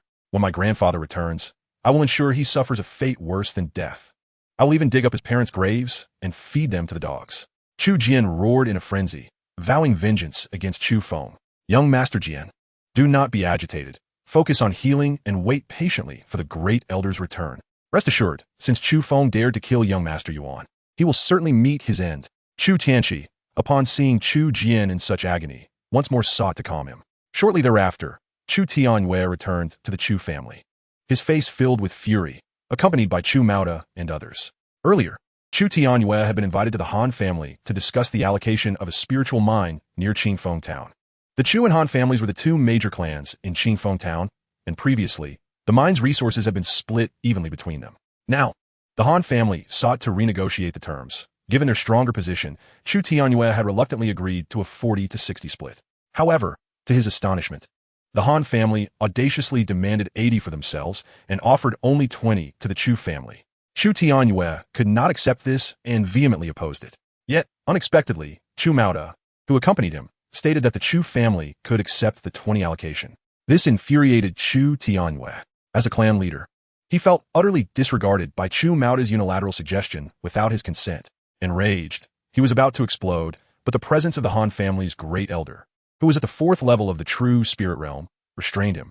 Additionally, with Chu Maoda's betrayal, Chu Tianyue had no choice but to suppress his fury, agreeing to consider the offer and provide a response in 2 days. Ultimately, the Han family consented to give Chu Tianyue 2 days to deliberate. Clan leader, something has happened. As Chu Tianyue and the others arrived at the main gate of the Chu family, a guard shouted loudly to report. What is it? Chu Tiani Zawen. The issue regarding the allocation of the spiritual mine had already troubled him, and he did not want the family to be facing another crisis, which worsened his mood. Young Master Chu Feng has returned. The guard's voice faltered momentarily. Oh, it's just that useless Chu Feng returning. I thought something serious had occurred. Chu Maoda scoffed at the guard's words. He comes back. What does that signify? Chu Tiani Zimak, VC dit split. The mere thought of Chu Feng ignited further fury within him. The Songfeng Empire was dominated by 3 major forces: the Qinglan sect, the Lingshao Pavilion, and the Tianjian sect. Chu Feng was a disciple of the Qinglan sect, while the Han family's young master was a disciple of the Lingshao Pavilion. Previously, both young masters were disciples of the 3 major forces, and their families had maintained a relatively harmonious relationship. However, the Han family had proposed a reallocation of the spiritual mine only after learning of Chu Feng's expulsion from the Qinglan sect. It could be said that all the blame for the Chu family's loss of a significant portion of the mine's resources lay squarely on Chu Feng. Young Master Chu Feng has injured young Master Chu Jian and Chu Instructor, and he has killed young Master Yuan. The guard's voice trembled as he reported. What? Chu Maoda roared in fury, seizing the guard by the neck and demanding, what nonsense are you spouting? Do you dare threaten my life? The 3rd elder beside him also expressed disbelief. Have you made a mistake? Wasn't Chu Feng's cultivation abolished by the Qinglan sect? How could he possibly kill Han Yuan? Exactly. That waste of a Chu Feng couldn't even defeat my son before he was crippled, let alone now. Chu Maoda's fury boiled over, and he was about to crush the guard's skull. Chu Tianyue intervened, quickly stopping Chu Maoda from committing murder, saying, Hold your horses. Let's clarify the situation first. If he is indeed spreading rumors, you can deal with him afterward. After speaking, Chu Tianyue hurriedly made his way into the Chu family. Chu Maoda still had the guard by the neck, dragging him along as they entered the family estate. Previously, Elder Second Chu Wenshan had learned of Chu Hongyuan's death and instructed that he be taken outside to a shed in the training grounds, preparing to arrange for the funeral once Chu Tianyue and Chu Maoda returned. Yuan. As soon as Chu Maoda entered the Chu family, he spotted Chu Hongyuan lying in the distance under the shed and immediately dropped the guard, rushing over. Moments later, confirming that Chu Hongyuan was truly dead, Chu Maoda embraced his lifeless body, howling at the heavens in anguish. The pain of a white-haired man bidding farewell to a black-haired one brought even the ruthless Chu Maoda to the brink of tears. Elder. It was Chu Feng who killed Lord Yuan. A young attendant clad in green, who had been following Chu Hongyuan, immediately reported sorrowfully upon seeing Chu Maoda. Chu Feng, I shall flay you alive and render your body to pieces. Chu Maoda bellowed in fury, his voice brimming with an insatiable killing intent that caused those around him to retreat in alarm. What on earth is happening? Chu Tianyue still could not believe that Chu Feng had slain Chu Hongyuan and sought to uncover the truth. Today, upon his return, Chu Feng had injured young Master Chu Jian and Instructor Chu. When Lord Yuan learned of young Master Chu Jian's injury, he sought vengeance, only to be ultimately killed by Chu Feng. The green-attired attendant recounted slowly. How did Chu Feng manage to kill Chu Hanyuan? Chu Tianyue continued to inquire. It seems Chu Feng employed some kind of sorcery. With a single punch, he gravely injured Lord Yuan. Shortly after being carried back, he succumbed to his wounds.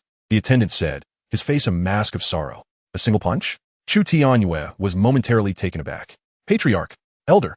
At that moment, the second elder, Chu Wenshan, emerged upon hearing the commotion and slightly bowed to Chu Tianyue and Chu Maoda. Chu Wenshan, why did you not save my son? Did you wish for his demise all along? Chu Maoda questioned angrily upon seeing Chu Wenshan. Elder, I rushed to the scene immediately after the incident and ordered for Hanyuan to be taken for treatment. Alas, his injuries were far too severe to save. Chu Wenshan viplit gan li. Second elder, is it true that Chu Hanyuan was killed by a single punch from Chu Feng? Chu Tianyue asked incredulously. Indeed, Chu Feng employed some bizarre martial technique, extinguishing Hong Yuan's life with a single strike. Chu Wenshan confirmed. Bizarre martial technique? Chu Tianyue began to grasp the situation, suspecting that Chu Feng had taken Chu Hanyuan by surprise with an unconventional attack, thus managing to kill him with one blow. Where's that wild seed, Chu Feng? You haven't allowed him to escape, have you? Chu Maoda furiously demanded of Chu Wenshan. Chu Feng remains within the clan. I've already dispatched someone to summon him. He should arrive shortly. Chu Wenshan replied in a measured tone. That wretched dog dares to kill my son and injure my grandson. I shall surely flay him alive. Chu Mao Guset Vementin. Suddenly, a shadowy figure appeared before Chu Maoda like a phantom. Slap! The dark figure delivered a resounding slap to Chu Maoda's face. Stumbling, Chu Maoda nearly fell to the ground, utterly bewildered. Slap! The shadowy figure, as swift as lightning, struck Chu Maoda again. In an instant, the gaunt face of Chu Maoda swelled ominously. The atmosphere fell into a deathly silence. Everyone stood transfixed, gazing at the sudden apparition in disbelief. Chu Feng, Chu Tianyet Galim, his eyes wide in astonishment. The fact that Chu Feng could deliver 2 slaps to Chu Maoda was utterly inconceivable, especially considering Chu Maoda was a formidable warrior of the second stage of true spirit realm. Chu Feng, you wretched dog. You dare to strike me. You shall pay for this. After a moment, Chu Maoda regained his composure and launched a furious attack against Chu Feng. Whoosh! Chu Feng net fought then sidet spep Chu Mao on salut. D. Seeing his attack evade, Chu Maoda unleashed a series of ferocious strikes against Chu Feng. However, employing the sacred level movement technique from his past life, the shadow step, Chu Feng eluded Chu Maoda's assaults, leaving him in a dizzying whirl. Wretched dog, if you have the guts, do not dodge. Chu Maoda roared in rage as he failed to land a blow on Chu Feng. Slap! With a sudden teleport, Chu Feng retaliated with another fierce slap to Chu Maoda. Enraged, Chu Maoda launched a frenzied assault against Chu Feng. Having lived for decades without ever being struck, he was now humiliated by Chu Feng's series of slaps. In a fit of rage, Chu Maoda sought to crush Chu Feng, but the latter's speed was too great, rendering him unable to land a single blow. Devil's Palm. Suddenly, after evading another of Chu Maoda's strikes with a shadow step, Chu Feng unleashed a powerful palm strike to Chu Maoda's chest. Instantly, Chu Maoda spat forth a mouthful of blood, flying backward for several meters. After crashing to the ground, Chu Maoda writhed in agony, seemingly in immense pain. The Devil's Palm was a toxic technique that Chu Feng had cultivated in his previous life, infusing malevolent energy into the target, gradually ravaging their organs and leading them to a tortured demise. What has happened to the elder? Why does he keep rolling on the ground, spitting blood? It must be due to the earlier strike from young Master Chu Feng. Young Master Chu Feng is extraordinarily powerful. Even the clan's mightiest elder cannot withstand him. The onlookers from the Chu family whispered among themselves. Chu Feng, what has happened to the elder? Chu Wenshan inquired in shock. Previously, he had doubted Chu Feng's threat to Chu Maoda, even suggesting that Chu Feng should flee. Now, witnessing Chu Feng effortlessly defeat Chu Maoda, as if he were a mere child, he was rendered speechless with astonishment. He is but a waste. Chu Feng ziplit in Dai Feng. Though he could have easily killed Chu Maoda, he relished the prospect of prolonging his suffering. Chu Feng, you have become remarkably strong. Chu Tianyue was equally astonished, unable to comprehend how Chu Feng had grown so formidable. Previously, he had contemplated punishing Chu Feng severely due to the matter concerning the Spirit Stone Mine. Now, faced with Chu Feng's overwhelming prowess, he dared not even consider punishment, feeling compelled instead to reward him. Chu Tianyue had long wished to eliminate Chu Maoda. But given the latter's strength and caution, he had found it impossible. Never did he expect that Chu Feng would so easily best him. Chu Feng zet ponde lai ti. Observing Chu Mauda writhing in agony on the ground. Suddenly, a commotion erupted from a distance. Grandfather! Grandfather! For servants appeared, carefully carrying Chu Jian on a stretcher as they approached. Upon learning of Chu Mauda's return, Chu Jian had insisted on being brought out in his excitement. He was determined to witness Chu Feng suffer a fate worse than death for having dared to injure him. Chu Feng's cold gaze fell upon the approaching Chu Jian. It was opportune that all 3 generations of the Chu Jian family were gathered. He was prepared to send them all to the netherworld. Chu Feng, how is it that you stand in scathe? Where's my grandfather? Chu Jian, upon being carried over, noticed Chu Feng standing at the center and felt a wave of confusion wash over him. Grandfather killed Chu Feng. He has slain my father. Chu Jian cried out from his prone position on the stretcher, unable to see Chu Mauda at that moment. Your grandfather lies on the ground. Chu Feng ziplit gon li. At that moment, Chu Mauda had already succumbed to unconsciousness, lying motionless on the ground. Grandfather? It was only then that Chu Jian noticed a figure lying not far away. Chu Mauda, who had just been rolling on the ground, was disheveled and bruised, causing Chu Jian to hesitate in recognizing him. How could this be? After a moment, Chu Jian finally confirmed that the figure on the ground was indeed his grandfather, Chu Mauda, leaving him in a state of shock. No, this cannot be. Chu Jian murmured in disbelief. His grandfather was the strongest figure in the entire Chu family. How could he be lying on the ground, barely clinging to life? Grandfather, please rise and kill Chu Feng.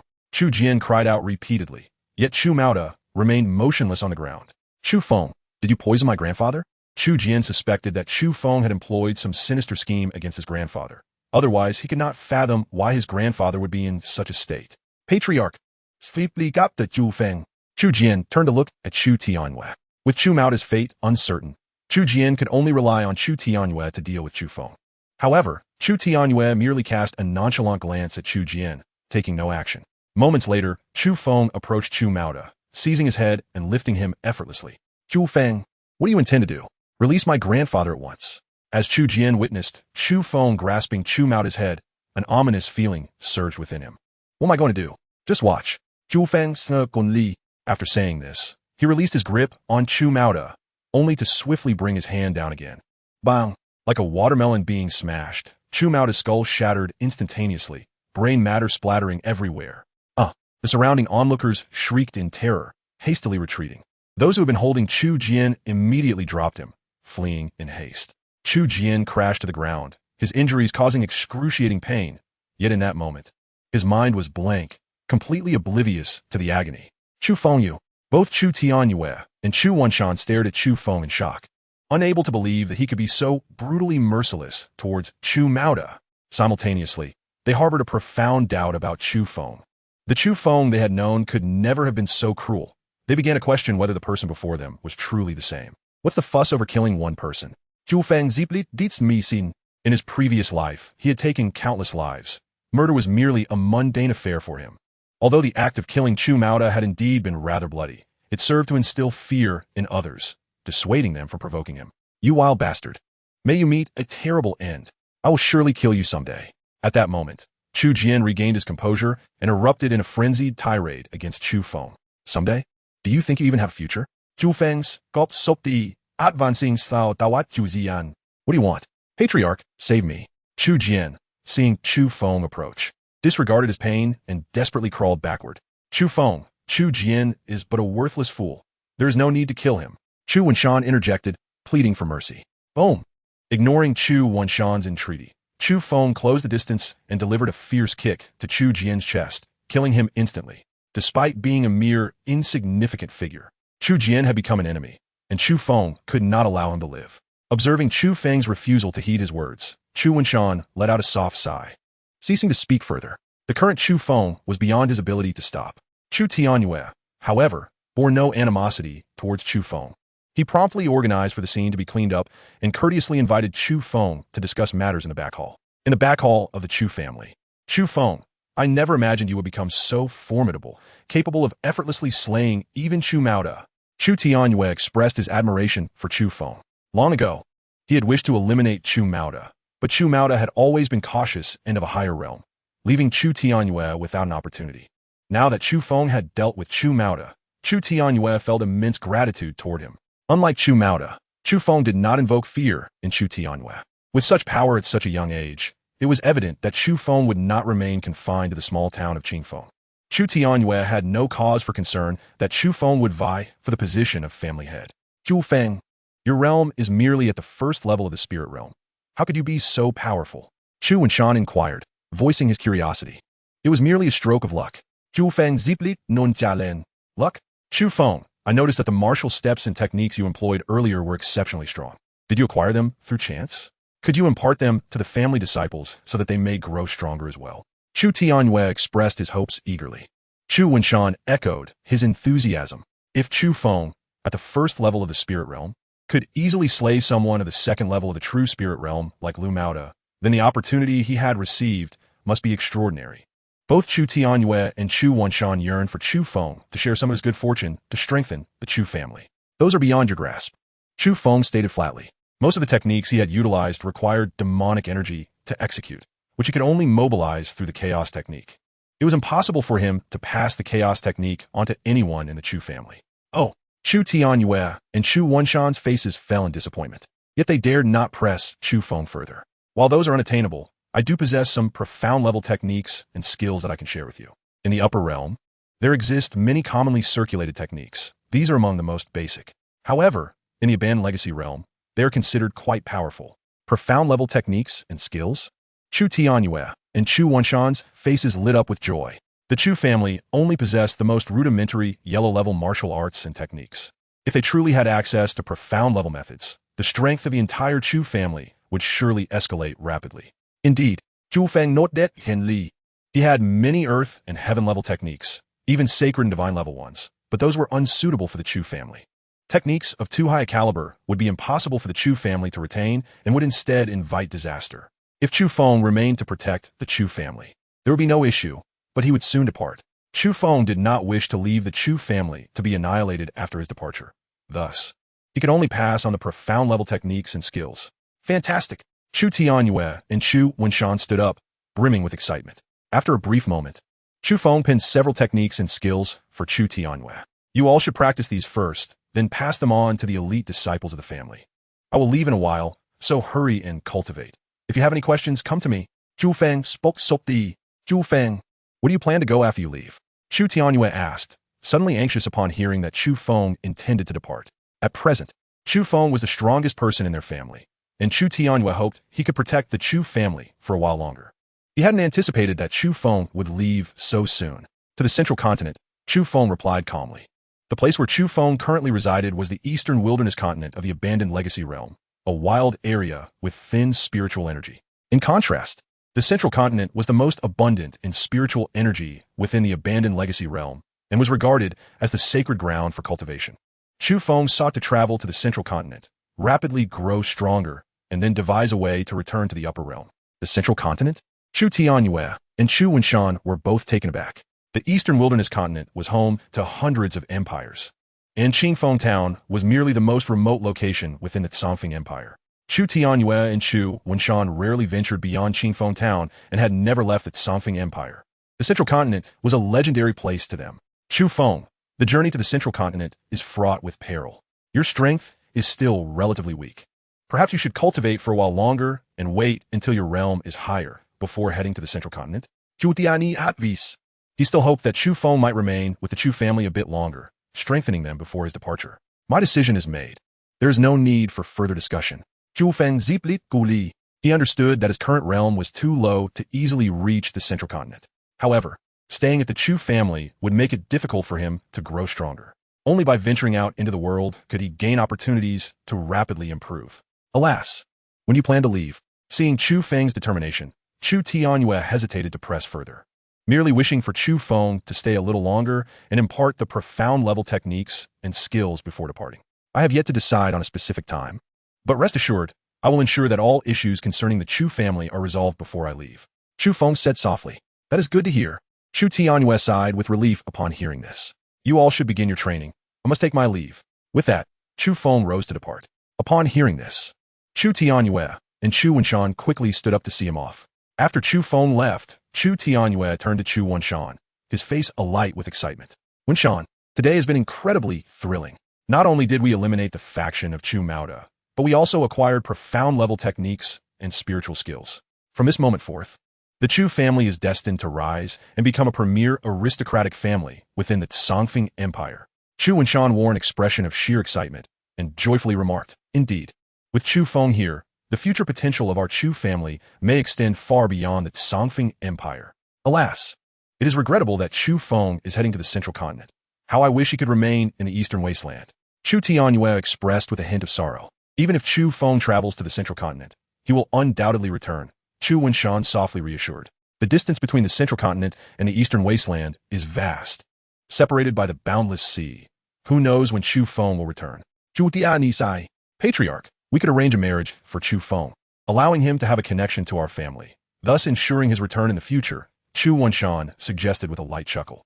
Chu Feng did have an engagement with the Liu family, but after the news of his expulsion from the Qinglan sect, the Liu family sent word to annul the engagement.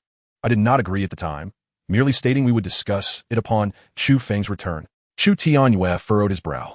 3 years prior, upon becoming the heir of the Chu family, Chu Tianyue had arranged an engagement between Chu Feng and Liu Hanyan, their eldest daughter, with plans for marriage 3 years hence. This year, they were supposed to wed, but upon hearing of Chu Feng's expulsion from the Qinglan sect, the Liu family began to consider annulling the engagement. It is for the best. The Liu family is unreliable, and we can find a more suitable match for Chu Feng. Chu Wenshan snapped like the. Yes, I shall inquire about Chu Feng's thoughts later. Chu Tiani not that Hen Li. Shortly thereafter, Chu Feng returned to his courtyard and began to meditate and cultivate. He was fervently eager to grow stronger, unwilling to squander a moment of time. The chaos art was the apex of techniques, as Chu Feng activated it. Spiritual energy surged toward him for miles around. However, the spiritual energy was too sparse, rendering the cultivation effects minimal. The spiritual energy in the eastern wasteland was too thin. It was evident that he must hasten his journey to the central continent. Chu Feng furrowed his brow in contemplation. The ruined legacy realm was merely an inferior world, and compared to the superior realm of his previous life, the spiritual energy was significantly lacking. To rapidly enhance his strength, he must swiftly ascend to a higher realm. The next day, as the sun climbed high in the sky, Chu Feng stretched lazily and slowly rose to his feet. He had spent the entire night in meditation, and while his realm did not increase, his cultivation was steadily reinforced. Upon opening his door, he was greeted by Uncle Chun, who awaited him outside. Noticing Chu Feng's emergence, Uncle Chun immediately arranged for someone to bring water for him to wash up and prepare breakfast. As Chu Feng was eating, Chu Wenshan approached. Chu Feng, here are a portion of the resources we seized from the Grand Elder's faction.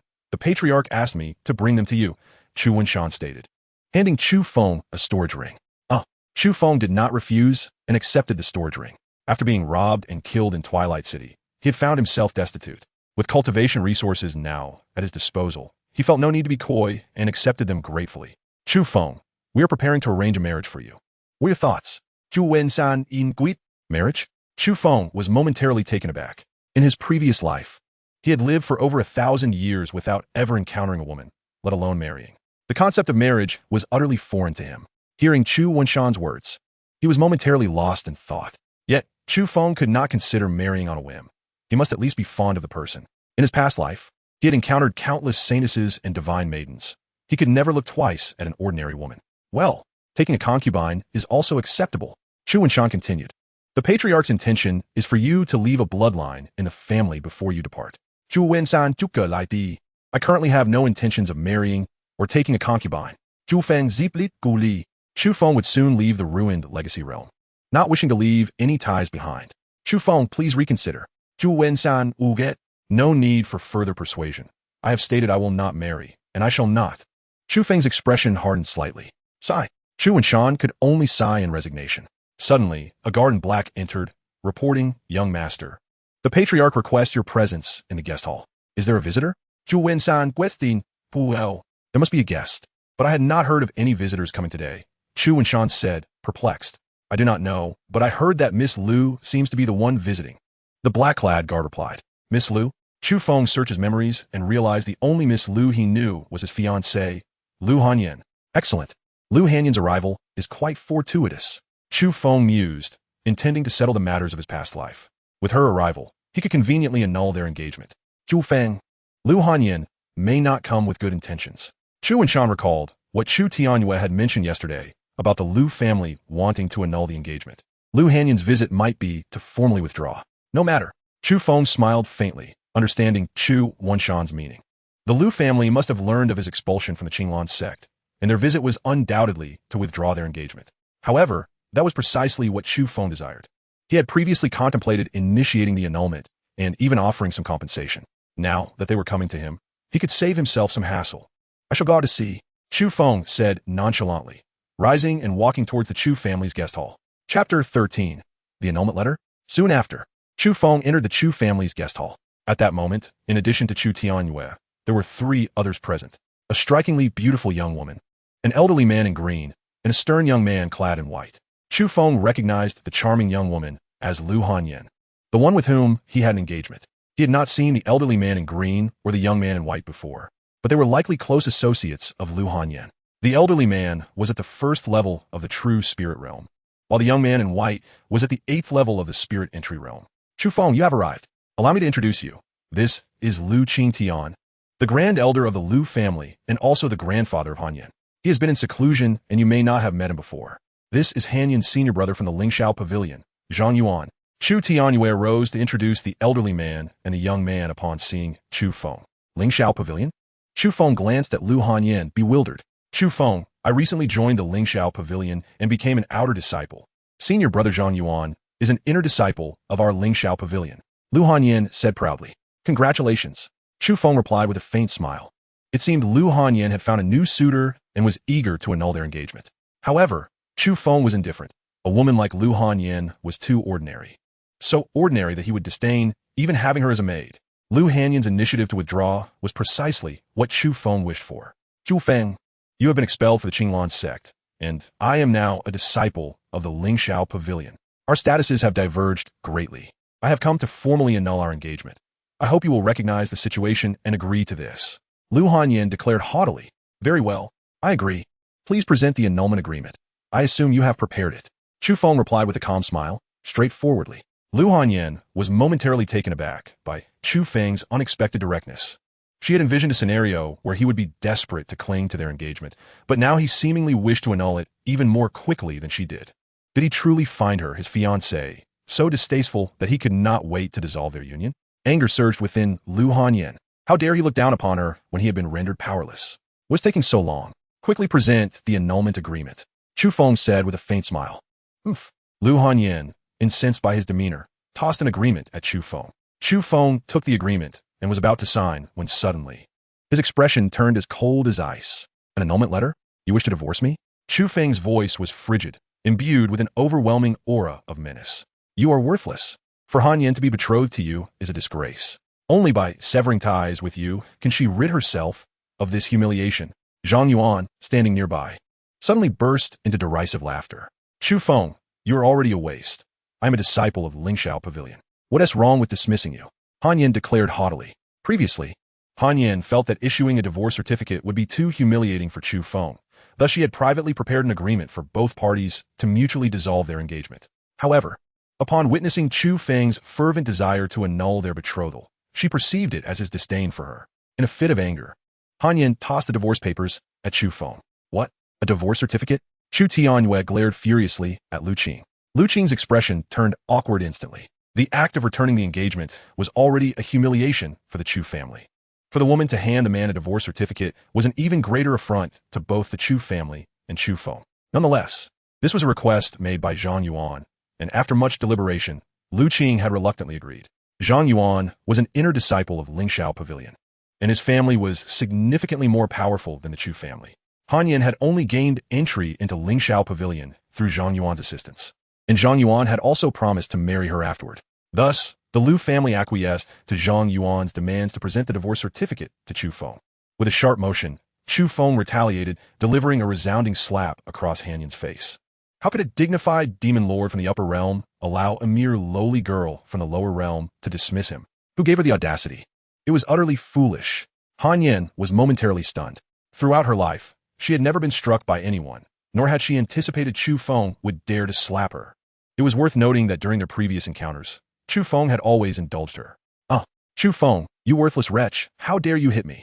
After a brief moment, Hanyan regained her senses, clutching her reddened cheek, and shrieking in rage. You seek death. How dare you lay a hand on Han Yan? Zhang Yuan, witnessing Chu Feng's assault on Han Yan, charged at him in a fit of fury. You will die. Zhang Yuan unleashed a powerful punch aimed at Chu Feng. However, before he could make contact, a tremendous force slammed into his abdomen, sending him hurtling backward, crashing against the wall, and causing him to spit blood. Lu Qing and Han Yan rushed over to assist Zhang Yuan. Young Master Zhang, are you all right? Brother, how are you? They inquired anxiously. You dare to harm me. You are doomed. Zhang Yuan wiped the blood from the corner of his mouth, glaring at Chu Feng with venomous hatred. Chu Feng, wasn't your cultivation level crippled? It was only then that Han Yan realized Chu Feng had somehow regained his powers and could injure Zhang Yuan, leaving her utterly astonished. I was crippled, yet I have recovered. Chu Feng ziplit non jialen. So what if you have recovered? You were still expelled from Qinglan's sect. Han Yan retorted coldly. Brother Zhang is an inner disciple of Lingxiao Pavilion. If you dare to harm him, we will not let you go. You should kneel and beg for forgiveness. Perhaps Brother Zhang might show mercy. Chu Feng laughed in fury, his voice laced with an ominous threat. I will give you one more chance. Leave now, or face death. Seeing that Chu Feng refused to beg for mercy and had the audacity to threaten them, Zhang Yuan furiously drew his sword and charged at Chu Feng. You bastat, di. Zhang Yuan had already discerned that Chu Feng's realm was merely at the first level of spirit realm. Convinced that he had been momentarily careless to have been sent flying by Chu Feng. Tundoklab swart technique. Zhang Yuan's sword struck like a bolt of lightning, wielding immense power as it aimed directly at Chu Feng. Brother Zhang had already mastered the thunderclap sword technique to a minor extent. Since Chu Feng refused to beg for mercy, he was merely courting death, and Han Yan smirked coldly at this. Lu Qing sighed softly. He had not expected the situation to escalate to this level. However, the Lu family had already chosen Zhang Yuan, and now they could only firmly stand by his side. Chu Tianyue, aware of Chu Feng's strength, was not overly concerned for his safety. Rather, he feared that if Chu Feng injured Zhang Yuan, the Zhang family and Lingxiao Pavilion would retaliate. At that moment, Zhang Yuan's attack was about to reach Chu Feng. Chu Feng merely sidestepped gracefully, evading Zhang Yuan's assault, and then, like a specter, appeared beside Zhang Yuan, delivering a devastating punch to his head. Bang! Zhang Yuan's head exploded, brain matter splattering everywhere. Instantly, the atmosphere fell into an eerie silence, as if time had frozen. Everyone stood in stunned disbelief, utterly shocked that Chu Feng would dare to kill Zhang Yuan, and in such a brutal manner. The sound of Zhang Yuan's sword clattering to the ground broke the stillness. Han Yan, jolted back to reality, let out an ear-piercing scream. Chu Feng, you dare to kill Brother Zhang. Just as she was about to threaten Chu Feng, Lu Qing hastily covered her mouth. Chu Feng, today's events were instigated by Zhang Yuan. Please, show mercy and do not hold Han Yan accountable. Lu Qing pleaded, his face awash with fear. The elder Lu Han Yan turned incredulously to Lu Qing, baffled by his overt fear. Silence. If you wish to live, do not utter another word. Lu Qing admonished Han Yan, then quickly turned back to apologize to Chu Feng. The manner in which Chu Feng had dispatched Zhang Yuan was so bizarre that Lu Qing could not comprehend it, and he knew he could not evade a similar fate. If Chu Feng wished to kill him, it would be a simple task. Chu Feng, do not take more lives. Chu Tianyue implored, witnessing Chu Feng's intent to continue his rampage. Leave. Chu Feng ziplit gun li. Yes, we shall leave at once. Lu Qing breathed a sigh of relief, hastily pulling Han Yan away as they fled. Wait. Just as Lu Qing and Lu Han Yan were about to step outside, Chu Feng's icy voice halted them. Lu Qing froze in place, fear coursing through him as he slowly turned to face Chu Feng. Chu Feng approached a nearby table, picked up a brush, and boldly wrote the character for divorce. He then stepped in front of Lu Han Yan and forcefully slapped her face. It is not you who dismisses me. Rather, I'm dismissing you. From this moment forward, we share no ties. Do not provoke me again, or I shall ensure your demise. Chu Feng gon li dit ge Liu Han Yan. Lu Han Yan's face was alight with fury, ready to retort. However, Lu Qing quickly restrained her, humbly stating, very well, we shall never disturb you again. Begone. Chu Feng goman gon li. Filled with rage yet unable to unleash it, Lu Han Yan was swiftly pulled away by Lu Qing. As they departed, Chu Tianyue turned to Chu Feng, expressing concern. Chu Feng, you were too impulsive. Killing Zhang Yuan, the Zhang family and Lingxiao Pavilion will not let you off lightly, nor will they spare the Chu family. What shall we do? Chu Feng responded languidly. Do not worry. I will handle them in due course. How will you handle them? Chu Tiani Guidi. The Zhang family boasts a true spirit realm expert at the 9th level. As for Lingxiao Pavilion, you are already aware of their formidable powers. Unless you can regain the protection of Qinglan's sect, You stand no chance against Lingxiao Pavilion's retribution. Chu Tianyue paced anxiously, fearing that if Chu Feng were to be implicated, the entire Chu family would face annihilation. If you are afraid, you may take the family members and hide for a time. Once I have dealt with the Zhang family and Lingxiao Pavilion, you may return, Chu Feng stated indifferently. Although he may not currently possess the strength to destroy Lingxiao Pavilion, he believed he would soon attain such power. To destroy the Zhang family and Lingxiao Pavilion? Chu Feng, you truly are ambitious. Initially intending to call Chu Feng arrogant, but refrained, fearing to offend him. Consequently, he fell silent, contemplating how to arrange for the elite disciples of the Chu family to escape. Suddenly, a deafening crash echoed from outside the Chu residence, followed by a furious shout. Who is Chu Feng? Come out. The voice was filled with malice, unmistakably signaling that the intruder bore ill intentions. Chu Feng, have you offended someone outside? Chu Tianyue exclaimed in alarm. Without uttering a word, Chu Feng strode forward, heading outside. Moments later, he arrived at the martial arts arena. A menacing middle-aged man clad in gray was gripping a disciple of the Chu family, questioning him furiously. On the ground beside him lay a dozen or so oblivious disciples of the Chu family, their fates unknown. Not far behind the middle-aged man clad in gray stood Lu Hanyan and Lu Qing, who were uncertain whether they had lingered to observe the unfolding spectacle or if the gray-clad figure had been summoned by them to aid Zhang Yuan in seeking vengeance. Elder Lin, this is Chu Feng, Lu Hanyan exclaimed, pointing out Chu Feng to the gray-clad man. You wretched boy, are you the one who murdered my disciple, Zhang Yuan?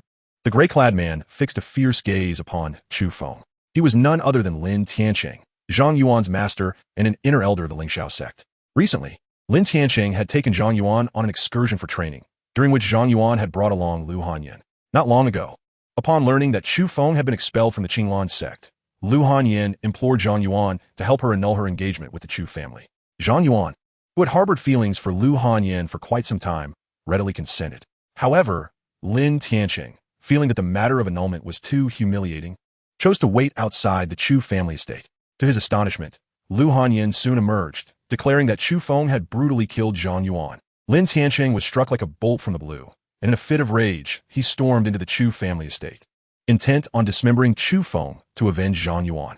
Chu Feng, however, paid no heed to Lin Tiancheng's wrath, turning his gaze to Lu Hanyan and coldly remarking, Lu Hanyan, I warned you that should you provoke me again, I would surely end your life. It appears that you are only willing to shed tears once you face the coffin. You dare to act so arrogantly with Elder Lin present? It seems you are the one who cannot see the grave consequences of your actions. Lu Hanyan retorted with an air of haughtiness. Elder Lin is an inner elder of the Lingxiao sect, and his cultivation is at the 9th level of the true spirit realm. What? An inner elder of the Lingxiao sect? The 9th level of the true spirit realm? Chu Tianyue, who had emerged alongside Chu Feng, was instantly filled with dread upon hearing Lu Hanyan's words. Chu Feng's cultivation was merely at the 1st level of the spirit realm, a vast chasm separating him from Lin Tiancheng, rendering him utterly incapable of facing the elder. Chu Tianyue had initially contemplated relocating the elite disciples of the Chu family, but was now confronted with the imminent arrival of the inner elder of the Lingxiao sect. There was no time to make arrangements, and he grew increasingly anxious that the Chu family could be annihilated in one fell swoop. Elder Lin, the previous incident was a misunderstanding. I implore you to spare the Chu family. We are willing to pay any price. Chu Tianyue pleaded, his face a mask of fear. For the sake of the Chu family, he was now forced to humble himself and beg for Lin Tiancheng's forgiveness, seeking a sliver of mercy. Upon hearing Chu Tianyue's supplications, Chu Feng cast him an exasperated glance. It was evident that Chu Tianyue had no confidence in him. They had yet to engage in battle, and he was already contemplating surrender. Since you, the young master of the Chu family, dared to kill my disciple, there is no reason for your family to continue existing. Not a single one of you shall escape today, Lin Tiancheng declared coldly. With that, he drew his sword and charged at Chu Feng. Lin Tiancheng's swordsmanship was akin to thunder, employing the same thunder sword technique that Zhang Yuan had previously utilized. However, in Lin Tiancheng's hands, the technique's power was exponentially more terrifying. Before the blade even approached, Chu Feng could feel the oppressive might of the sword, which had already begun to take form. The disparity in their cultivation was insurmountable. Chu Feng refrained from confronting Lin Tiancheng directly and instead employed the shadow step to evade his attacks. In mere moments, the ground was marred with countless deep gashes from Lin Tiancheng's sword, yet Chu Feng remained unscathed. Suddenly, Lin Tiancheng's blade struck true, landing a blow upon Chu Feng. Just as Lin Tianqing thought he had dealt a fatal blow, Chu Feng vanished without a trace. In the next instant, a fist came crashing down upon Lin Tianqing's head. Boom! The impact shattered his skull, sending brain matter splattering everywhere. Chapter 15. The Rising Demonic Aura. The scene fell into an eerie silence, as if death itself had descended. How could this be possible? Lu Hanyan's face was one of disbelief. The 9th level of the true spirit realm Lin Tianqing had been so effortlessly slain by Chu Feng. How could she reconcile such an outcome? Lu Qing's expression turned to one of terror. He had sensed Chu Feng's terrifying power before and had wished to avoid returning. However, Lu Hanyan had insisted on following him back, leaving him no choice. Now, the situation had developed precisely as he had feared. Lin Tianqing was no match for Chu Feng. Fortunately, Chu Tianyue felt a slight easing of tension upon witnessing Chu Feng vanquish Lin Tianqing. Although killing Lin Tianqing would surely invoke the wrath of the Lingxiao sect, it afforded him enough time to arrange for the escape of the elite disciples of the Chu family. Chu Feng, you are doomed. To slay an inner elder of the Lingxiao sect is a death sentence. Even if you flee to the ends of the earth, the Lingxiao sect will hunt you down. Lu Qing exclaimed, contemplating a hasty retreat with Lu Hanyan. Yet she, in a reckless display, threatened Chu Feng. Upon hearing her words, Chu Feng cast a cold glance in Lu Hanyan's direction and vanished in an instant. In the blink of an eye, he materialized before her. Great Annihilation Fist. Chu Feng showed no mercy, unleashing a devastating strike upon Lu Hanyan's chest. She soared through the air like a cannonball, hurtling several meters away.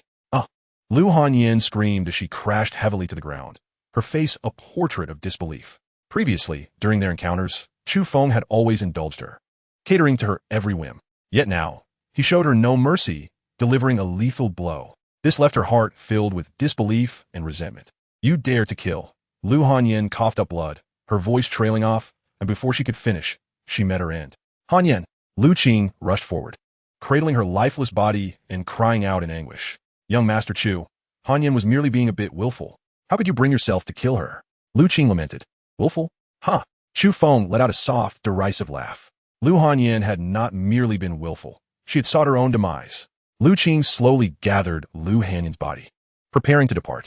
However, in an instant, Chu Feng reappeared behind him and unleashed a great annihilation fist upon him. Lu Qing was sent flying, and Lu Hanyan's corpse slipped from his grasp, soaring away. You are truly vicious. Lu Qing could hardly believe that Chu Feng would seek his life as well. Chu Feng strode forward and, with a single kick, crushed Lu Qing's skull. No mercy would be shown to an enemy. With Lu Qing dead, the events of the day might remain concealed for the time being, granting the Chu family precious moments to escape and allowing Chu Feng the time to grow stronger. Patriarch, cleanse this place and arrange for the Chu family members to retreat and hide for a while. Chu Feng, unafraid of the Lingxiao sect's pursuit, realized he could not protect so many of the Chu family at once. They must first retreat and conceal themselves until he was powerful enough to confront the Lingxiao sect. Understood. Without needing further prompting, Chu Tianyue immediately began making arrangements for the Chu family to depart. With that, he hurried away with Chu Wenshan and others to prepare for their escape. I'm still too weak. Chu Feng Sai Inhua Li, as a formidable demon sovereign, he found himself threatened by a mere minor sect of the Lingxiao sect, a truly humiliating predicament. His current power was insufficient. He should have endured today's events. Yet, the temperament he possessed in his past life left no room for tolerating anyone who dared to humiliate him. Those who insulted him would meet their demise. Moments later, Chu Feng prepared to return to his secluded chamber for cultivation when suddenly, a surge of dark energy erupted from the distant sky, shooting upward into the heavens. Demonic energy? Chu Feng's body trembled at the sight of the dark aura in the sky. Such intense demonic energy could only indicate a significant event occurring. Without hesitation, he dashed toward the source of the dark energy. However, just as Chu Feng flew out of Qingfeng town, the dark aura in the sky slowly dissipated. Why did it vanish? Chu Feng was momentarily taken aback, but pressed onward toward the location where the dark energy had been. An hour later, Chu Feng arrived at the Twilight Forest, located several kilometers outside Qingfeng town. The Twilight Forest, a low-lying area, was perpetually shrouded in darkness and gloom. It was inhabited by numerous low-level beasts, making it an ideal training ground for lower-tier cultivators. As Chu Feng stood at the forest's edge, a grave expression crossed his face. At this moment, the entire Twilight Forest was shrouded in a faint aura of demonic energy.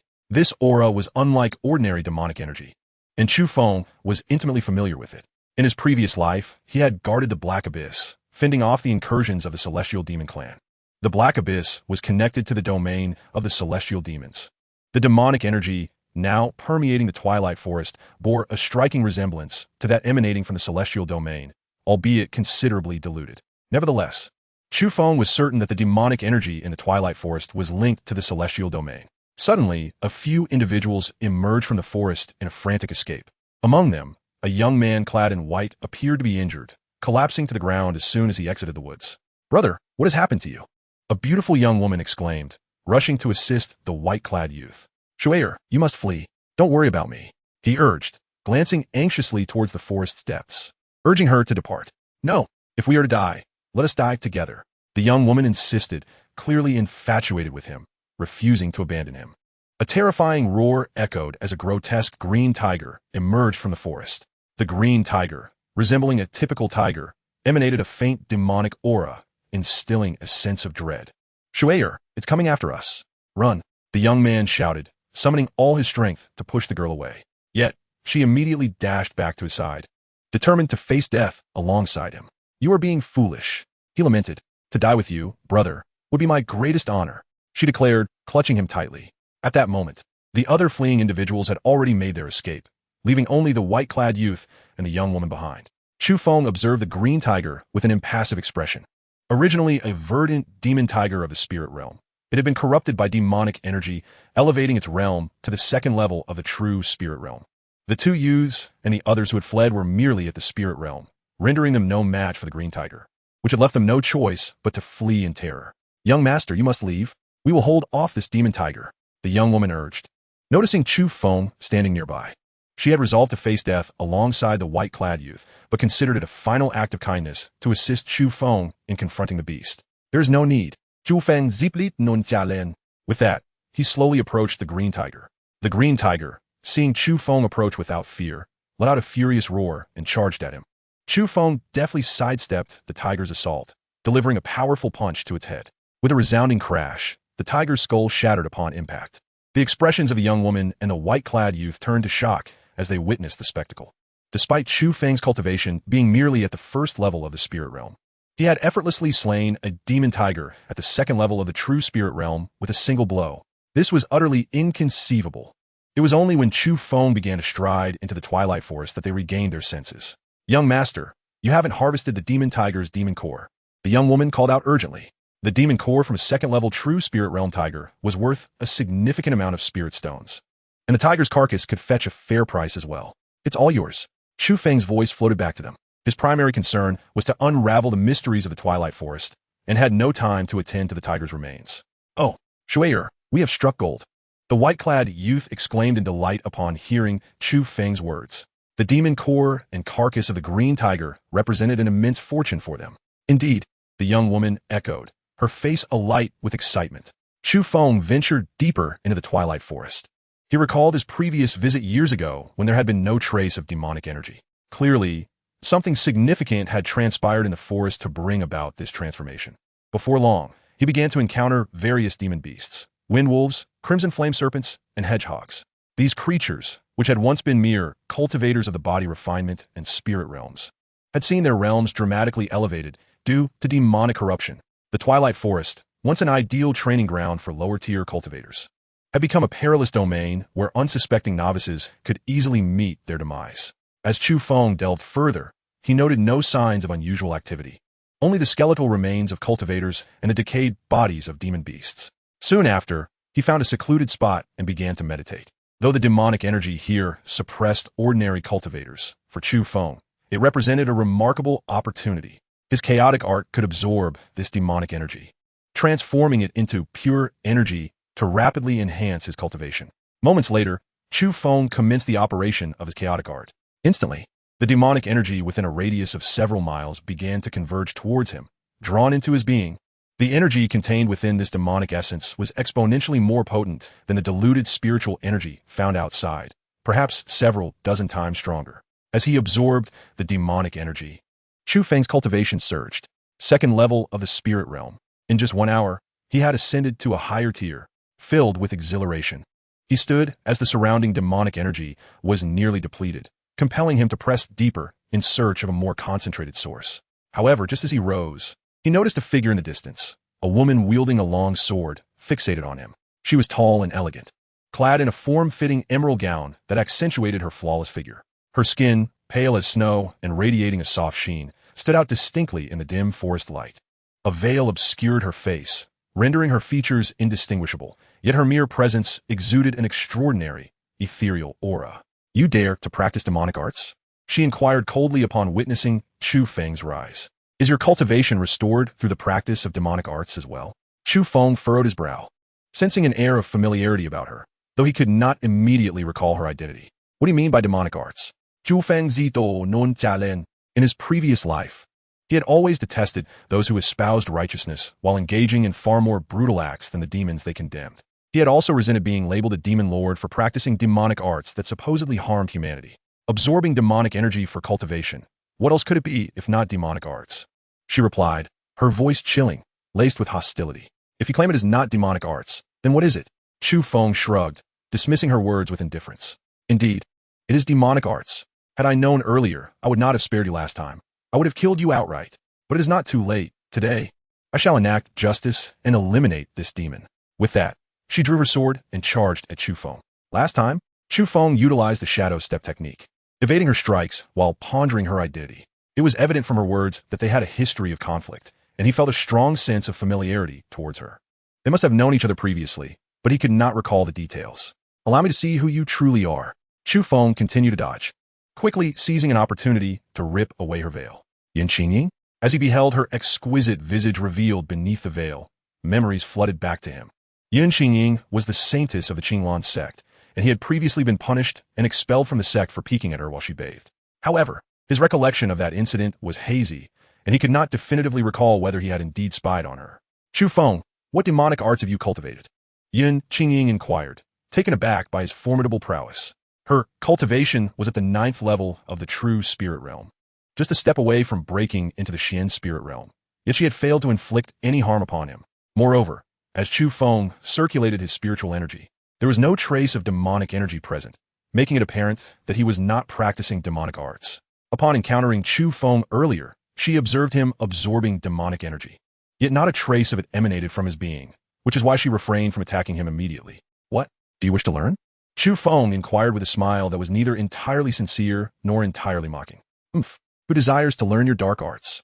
I merely wish to ascertain whether you practice such sorcery. I have no intention of slaughtering the innocent," Yin Qingying retorted coldly. "Whether you believe it or not is of no concern to me," Chu Feng replied nonchalantly, unwilling to elaborate further. Yin Qingying felt a surge of anger at Chu Feng's indifferent demeanor.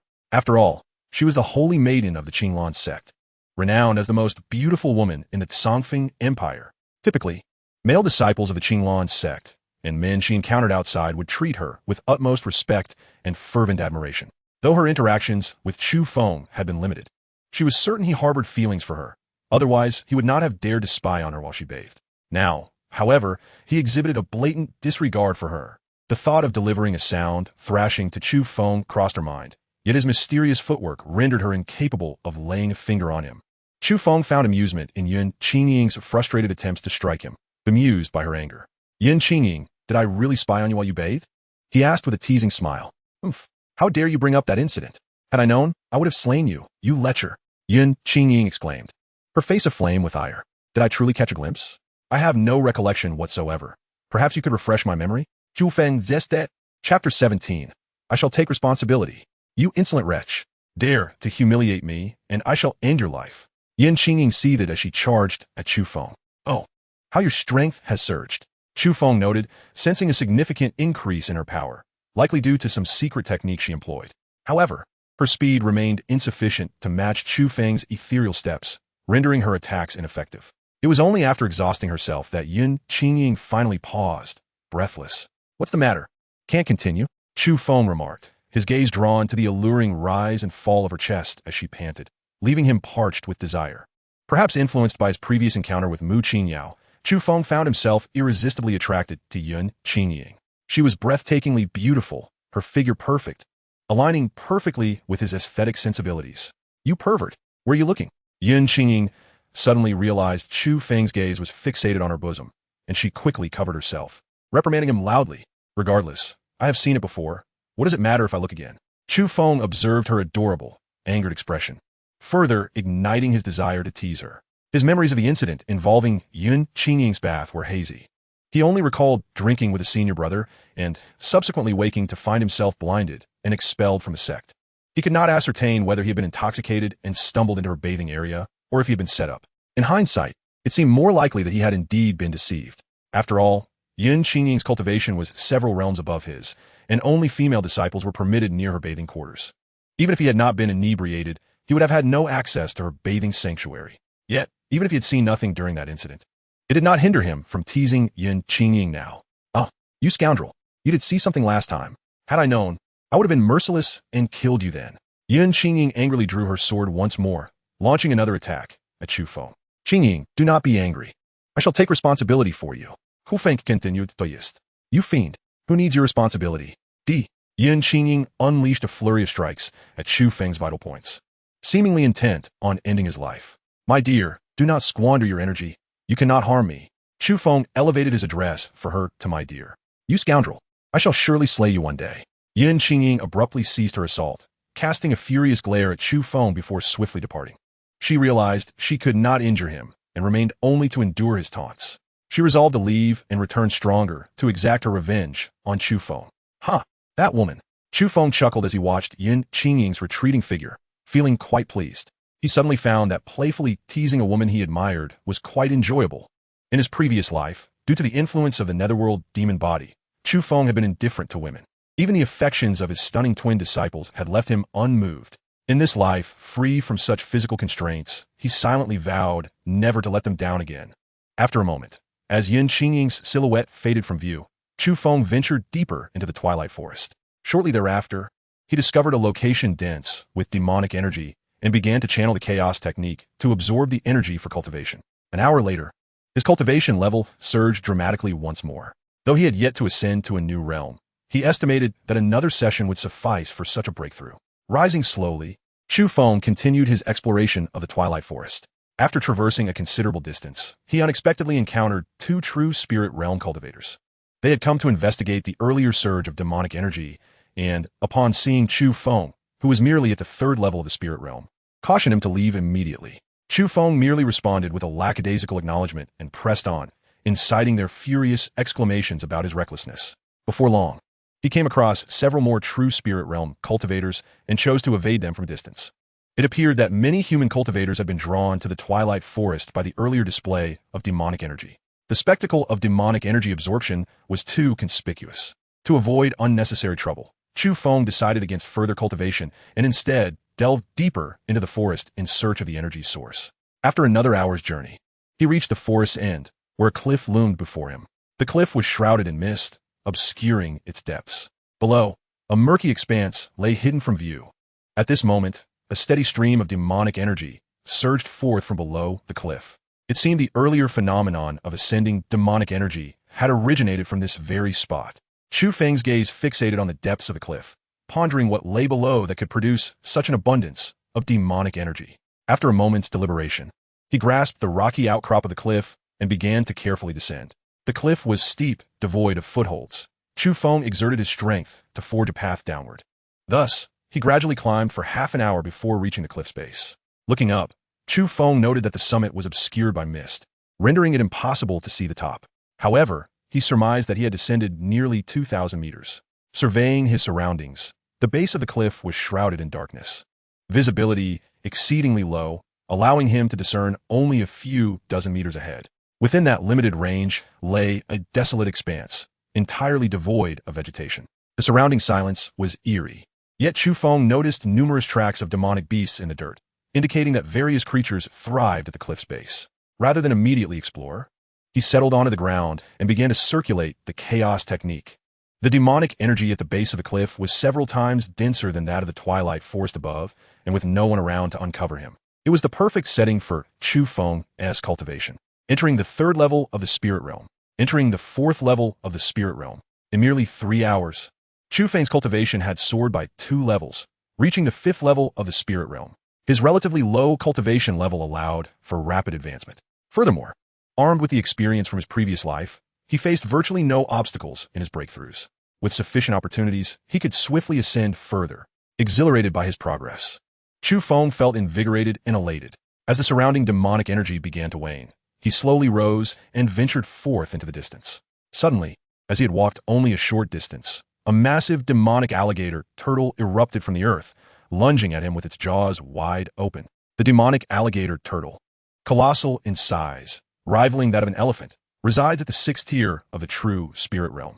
With a resounding thud, Chu Feng deftly evaded the creature's assault and retaliated with a powerful punch that sent the beast soaring through the air. It tumbled several meters before finally coming to a halt. However, the turtle's formidable shell mitigated the impact, resulting in minimal damage while leaving Chu Feng's hand numb from the force. In no time, the demonic alligator turtle leapt again, charging at Chu Feng with renewed vigor. This time, rather than hastily striking back, he chose to deftly dodge its attacks, biding his time to deliver a decisive blow. Chapter 18. I have craved your form for quite some time. Given the turtle's robust defenses, he could only aim for its head to ensure a lethal strike. Yet, the creature remained cautious, retracting its head into its protective shell. At last, an opportunity presented itself, and Chu Feng unleashed a powerful punch upon the turtle's exposed head.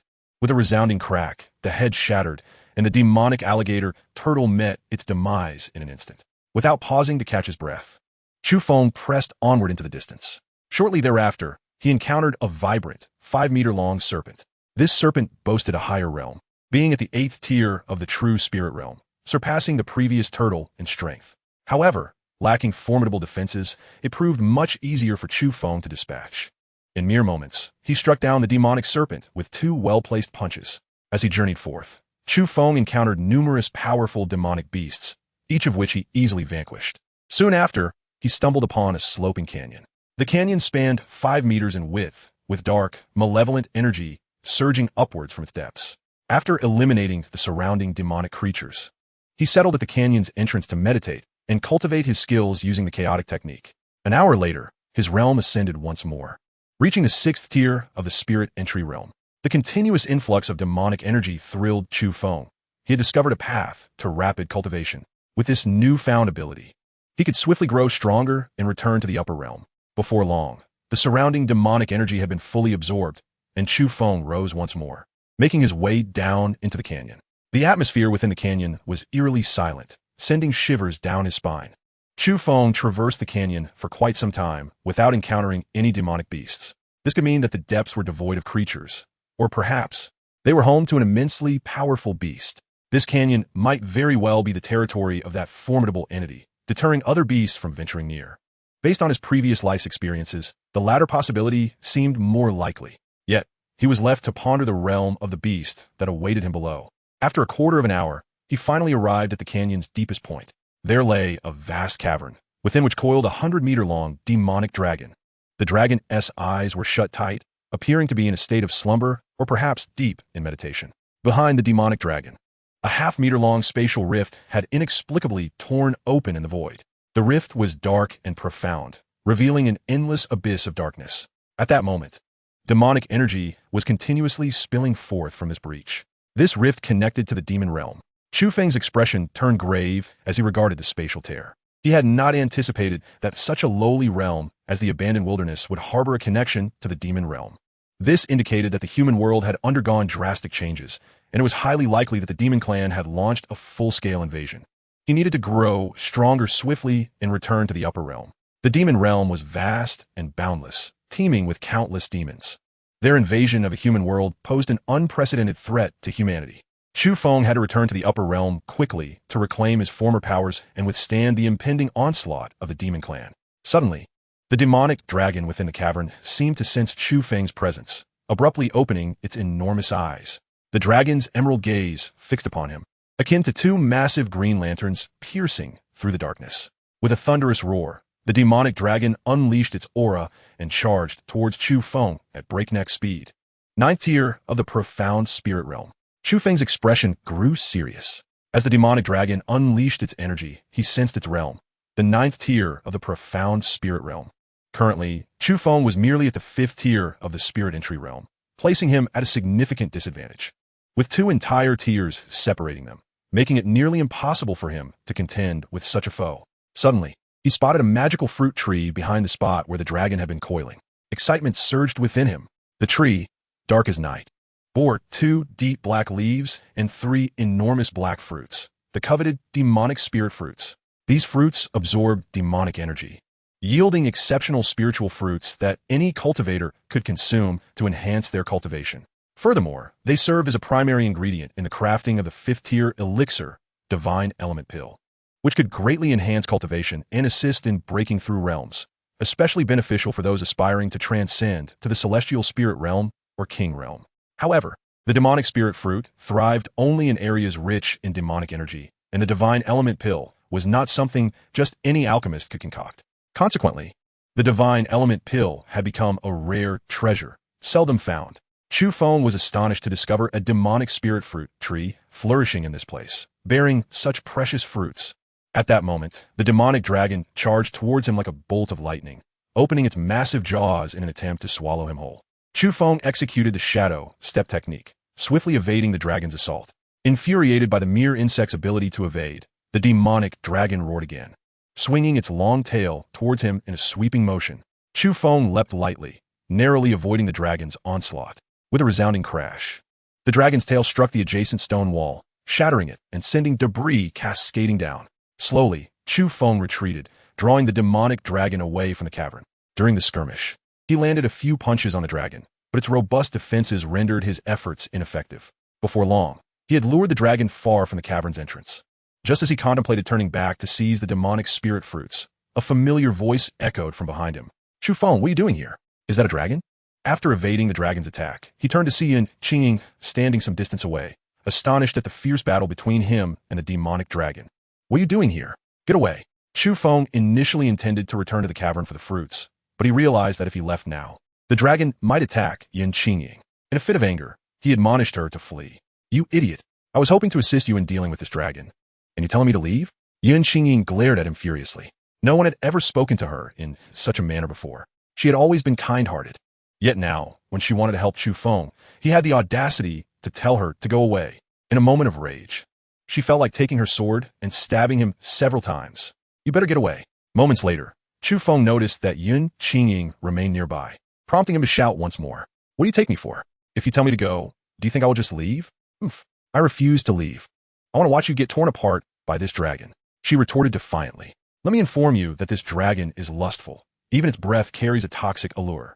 I fear that should you fall victim to its seduction, I might have to sacrifice my innocence to save you.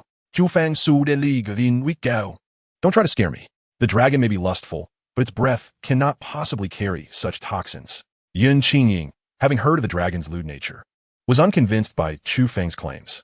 This is a demonic dragon, one that has undergone mutation. I'm warning you. Whether you believe me or not is your choice. Regardless, I have long desired your form, and if you happen to fall prey to its allure, I will reluctantly assist you in dispelling the poison. Chu Feng threatened with a mischievous grin. You scoundrel! You lecher! Yun Qingying erupted in anger upon hearing his words. However, she appeared to be frightened as well, quickly retreating into the distance. Chapter 19. Farewell to Mu Qingzhao. Upon seeing Yun Qingying depart, Chu Feng immediately summoned all his strength to dodge the attack of the demonic dragon and fled towards the cavern below. The demonic dragon, noticing this, instantly pursued Chu Feng. Yun Qingying had not ventured far. Upon witnessing Chu Feng and the demonic dragon leave, she re-emerged. She felt that Chu Feng's previous insistence for her to leave was out of goodwill. However, she could not fathom why Chu Feng did not escape, but continued to engage in a fierce battle with the dragon. After pondering for a moment, Yun Qingying followed suit towards the valley below. As she advanced a short distance, a thunderous roar erupted from the depths of the canyon. The dragon's voice was laced with an overwhelming bloodlust, as if something of great significance had been taken from it. Meanwhile, Chu Feng had managed to seize 3 demonic spirit fruits from the cavern and was desperately attempting to flee.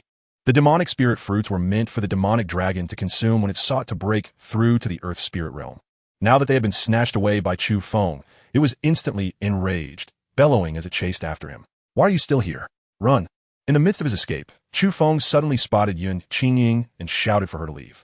Upon seeing the infuriated demonic dragon, Yun Qingying, filled with dread, swiftly turned to flee. Hurry up and climb. Chu Feng gestured for Yun Qingying to ascend the cliff in order to escape. The base of the cliff was small with no place to hide. The only option was to scale the cliff and return to the Twilight Forest in order to evade capture. What about you? Yun Qingying hesitated slightly. You'll find a way to escape. Just hurry up and go. Don't delay me here. Chu Feng urged her loudly. Chu Feng could enter the Chaos Star Pearl at any moment, but he needed to ensure that Yun Qingying was safe first. Otherwise, if he vanished, the demonic dragon would undoubtedly attack her. In that case, Yun Qingying might find it impossible to evade the dragon's wrath.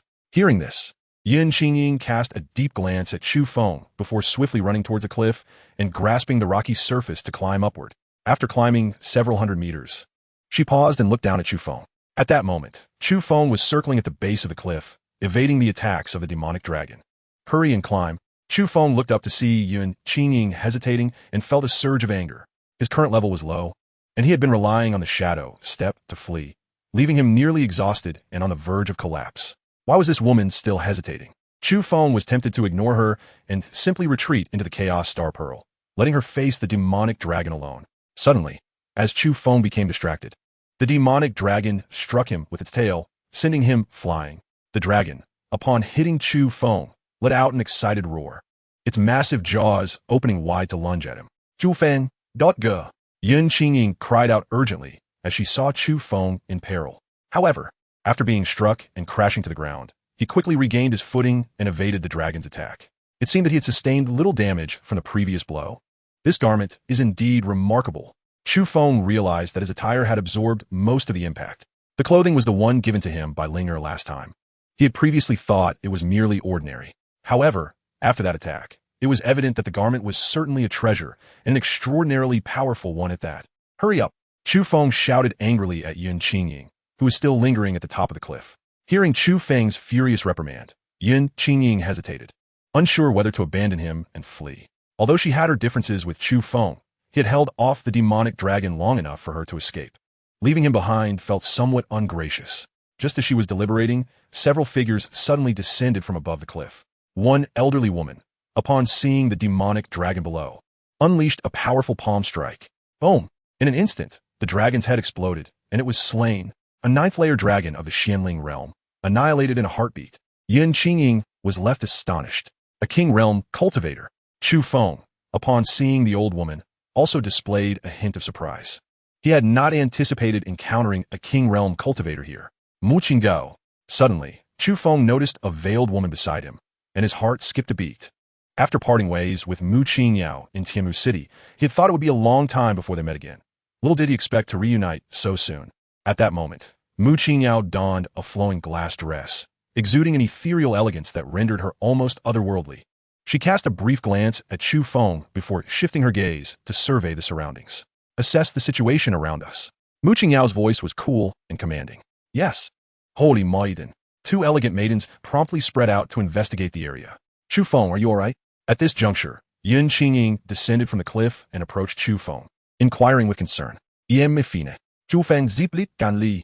Had it not been for Yun Qingying's momentary distraction, he would not have been struck by the demonic dragon at all.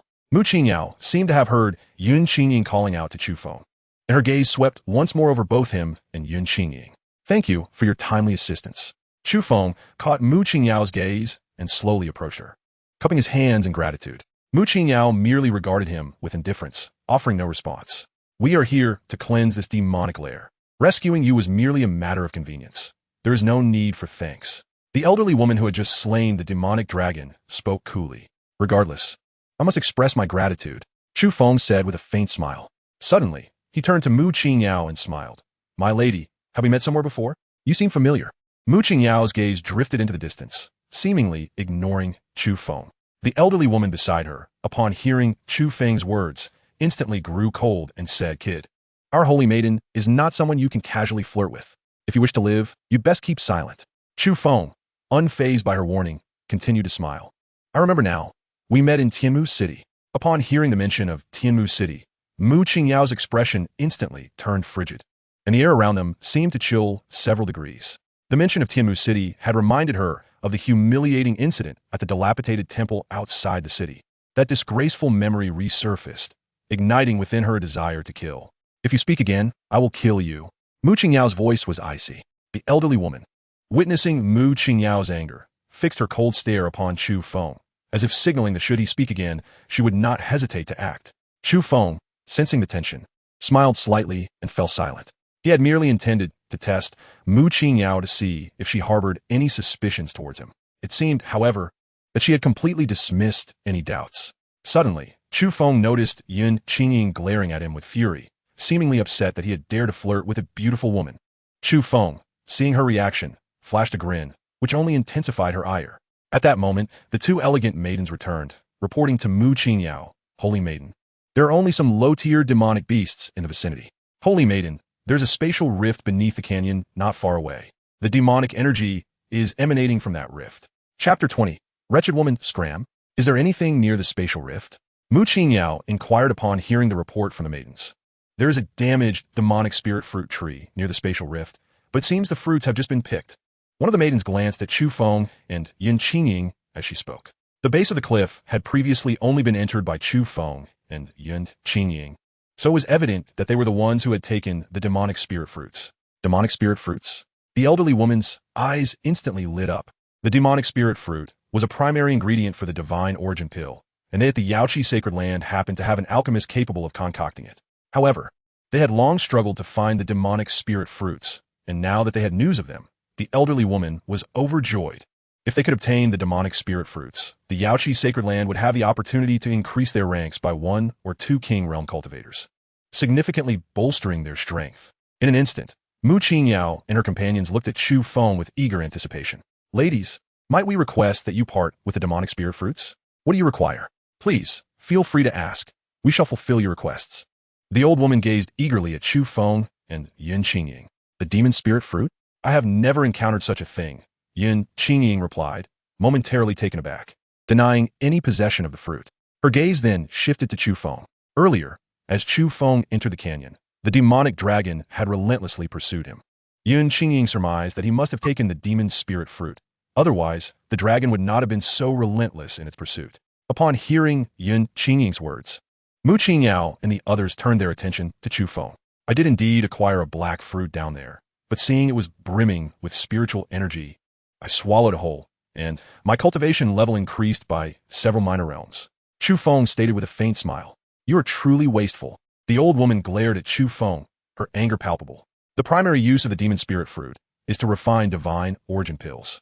Consuming it directly can also enhance one's cultivation, though such wastefulness is regrettable. Mu Qingyao regarded Chu Feng with a calm demeanor, her expression unchanged upon learning that he had consumed the fruit. Earlier, she had been slightly astonished to see that Chu Feng had ascended 5 minor realms since their last meeting. Now, upon hearing that he had consumed the demon spirit fruit, she began to understand how his cultivation had advanced. Is it the only one? I noticed that the demon spirit tree bore 3 fruits. A beautiful woman who had previously entered the canyon questioned. I cannot say, Chu Feng replied nonchalantly. He, too, was capable of refining divine origin pills. There was no way he would relinquish the demon spirit fruit.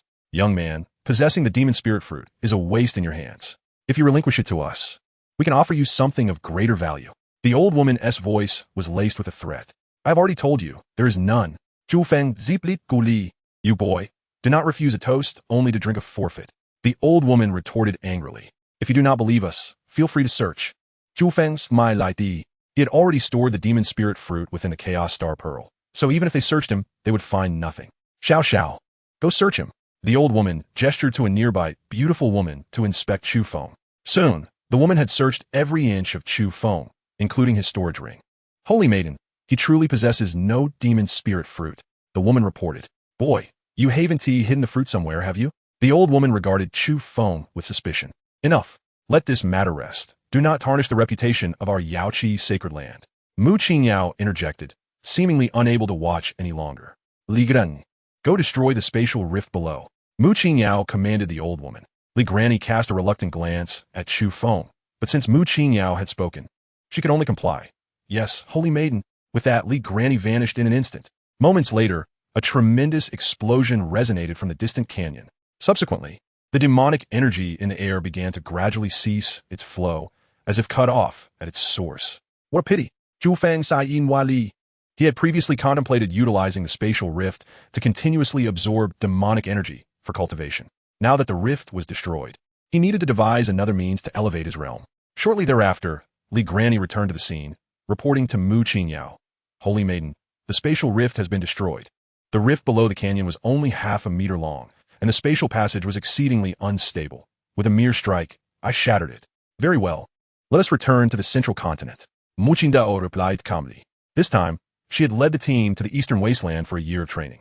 However, after being deceived by Kong Dai and losing her composure, she had lost her desire for training and decided to return to the central continent 6 months early.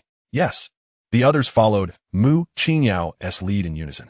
With that, Mu Qingyao soared into the sky, leading her companions upward. It resembled a group of celestial beings ascending to the heavens, evoking envy in Yun Qingying. However, such aerial flight could only be achieved by cultivators of the celestial spirit realm or above. Yun Qingying was currently only at the 9th level of the true spirit realm, still 2 major realms away from reaching the celestial spirit realm. You may leave. Upon witnessing Mu Qingyao and her companions depart, Chu Feng turned his gaze to Yun Qingying. He wished to absorb the remaining demonic energy at the canyon's base for further cultivation, prompting him to encourage Yun Qingying to leave. Chu Feng, do you wish to drive me away so desperately because you still harbor the demon spirit fruit somewhere, intending to retrieve it once I am gone? Yun Qingying chuckled lightly. You think too much. Suddenly, Chu Feng's tone shifted dramatically as he shouted angrily. Wretched girl, I never imagined you would covet the demon spirit fruit as well. Leave at once, or I shall kill you. Yun Qingying's expression froze instantly, as if struck by lightning. Tears welled in her beautiful eyes, seemingly on the verge of spilling over. Wretched girl? Chu Feng, I never thought you would view me in such a light. You scoundrel. Don't expect me to ever acknowledge you again. With that, Yun Qingying furiously scrambled up the cliff, gradually disappearing from Chu Feng's sight. Watching her leave, Chu Feng turned and headed toward the cavern below the canyon. At this moment, the rift within the cavern had vanished, and the demonic energy in the air was slowly dissipating. Chu Feng sighed in regret and began to walk back to the canyon. Suddenly, a figure appeared before him. It was Li Granny, who had departed earlier. Chu Feng, having been reborn as the demon sovereign with a powerful soul, had sensed that Li Granny's spiritual awareness had been fixated on him. In his previous life, he had encountered countless self-righteous individuals who, while espousing virtue, were ruthless behind the scenes. Li Granny's return undoubtedly indicated her suspicion that he harbored the demon spirit fruit and her intent to coerce him into surrendering it. To prevent the Yaoqi sacred land from being implicated in the theft of another's demon spirit fruit, Li Granny would likely resort to silencing him afterward. Chu Feng did not wish for Yun Qingying to be caught in the crossfire, which was why he had just harshly driven her away. Chapter 21. Beauty with a kind heart? Boy, hand over the demon spirit fruit at once, or I shall kill you. Li Granny's face was filled with malice, revealing no hint of concealment. I have said there is none. There simply is none. Chu Feng ziplit guli. Boy, I advise you to be wise. If you do not surrender the demon spirit fruit, not only will I kill you, but I will also eradicate your family and friends. Li Granu trajatanat fierseli. Do as you wish. Chu Feng zet bonde indai fun. By now, most of the Chu family had undoubtedly hidden away, and Chu Feng was unperturbed by Li Granny's threats. Moreover, Li Granny would not dare truly annihilate the Chu family. Such actions would make the Yaoqi sacred land a target for public outrage. Boy, I see you are only moved to tears when faced with the coffin. I shall first sever your limbs and see if you still refuse to speak. Li Granny declared with a fearsome expression. Ha! Truly worthy of a righteous individual. Your methods are even more ruthless than those of the wicked. I hope you do not die too quickly. When we meet again, I shall be the one to sever your limbs. Oh, I forgot you have no limbs. So I shall sever 4 instead. Chu Feng ziplit nun tialen. Ha! Boy, even in your final moments, you still dare to threaten me? Li Granny lauwa angrily. D? I possess a spatial teleportation talisman. You cannot kill me. With that, Chu Feng vanished in an instant. Curse you. When I catch you, I shall skin you alive. Li Granny cursed angrily upon witnessing Chu Feng's disappearance. She quickly soared into the sky, searching for his figure. However, after a lengthy search, she could not find Chu Feng and was left with no choice but to leave in frustration. Moments later, Chu Feng reveled in a refreshing bath within the Star World. Washing away the sweat from his earlier battle, Ling, it has been a few days. You have grown even more beautiful. Chu Feng teased with a grin. Really? Ling spun joyfully at his compliment, perfectly showcasing herself. Of course, I never speak falsely. Chu Feng tukka. At least you know how to flatter. Ling beamed in delight. Ling, what exactly was that garment you gave me last time? Chu Feng recalled how his clothes had previously shielded him from significant harm, prompting him to inquire.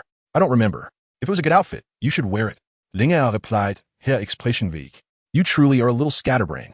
Chu Feng said helplessly upon hearing this. Has that old hag outside left?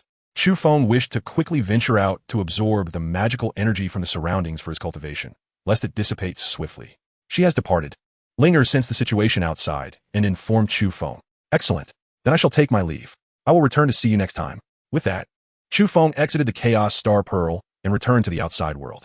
At this moment, the outside was eerily silent, with the magical energy gradually dissipating. Observing this, Chu Feng promptly sat down, activating the chaos technique to absorb the magical energy surrounding him for cultivation. After an hour, Chu Feng finally depleted the magical energy at the cliff's base. However, his realm did not advance. He was still a step away from a breakthrough. What a pity! Without magical energy to absorb for cultivation, Chu Feng let out a sigh. Gradually rising, he returned to the bottom of the cliff, grasping the rocky surface to swiftly ascend. The twilight forest above might still harbor magical energy, and Chu Feng yearned to absorb it. However, upon climbing into the twilight forest, he discovered numerous cultivators present, and the magical energy there had already grown quite sparse. Did you not see? Just moments ago, several celestial maidens entered the twilight forest. One cultivator exclaimed, "I saw them too. Those maidens were breathtakingly beautiful." Another chimed in, "The magical energy in the twilight forest has begun to dissipate. It seems those celestial maidens eliminated the source." Indeed, those celestial maidens are truly kind-hearted and beautiful. Such a pity I lack the fortune to meet them. The surrounding cultivators buzzed with excitement in their discussions. Kind-hearted and beautiful? Chu Feng scoffed lightly at their words. They were indeed beautiful, but to claim they were kind-hearted was rather laughable. In the realm of cultivators, how many could genuinely embody kindness? Many resort to unscrupulous means, even going so far as to harm their own kin and friends for the sake of cultivation resources.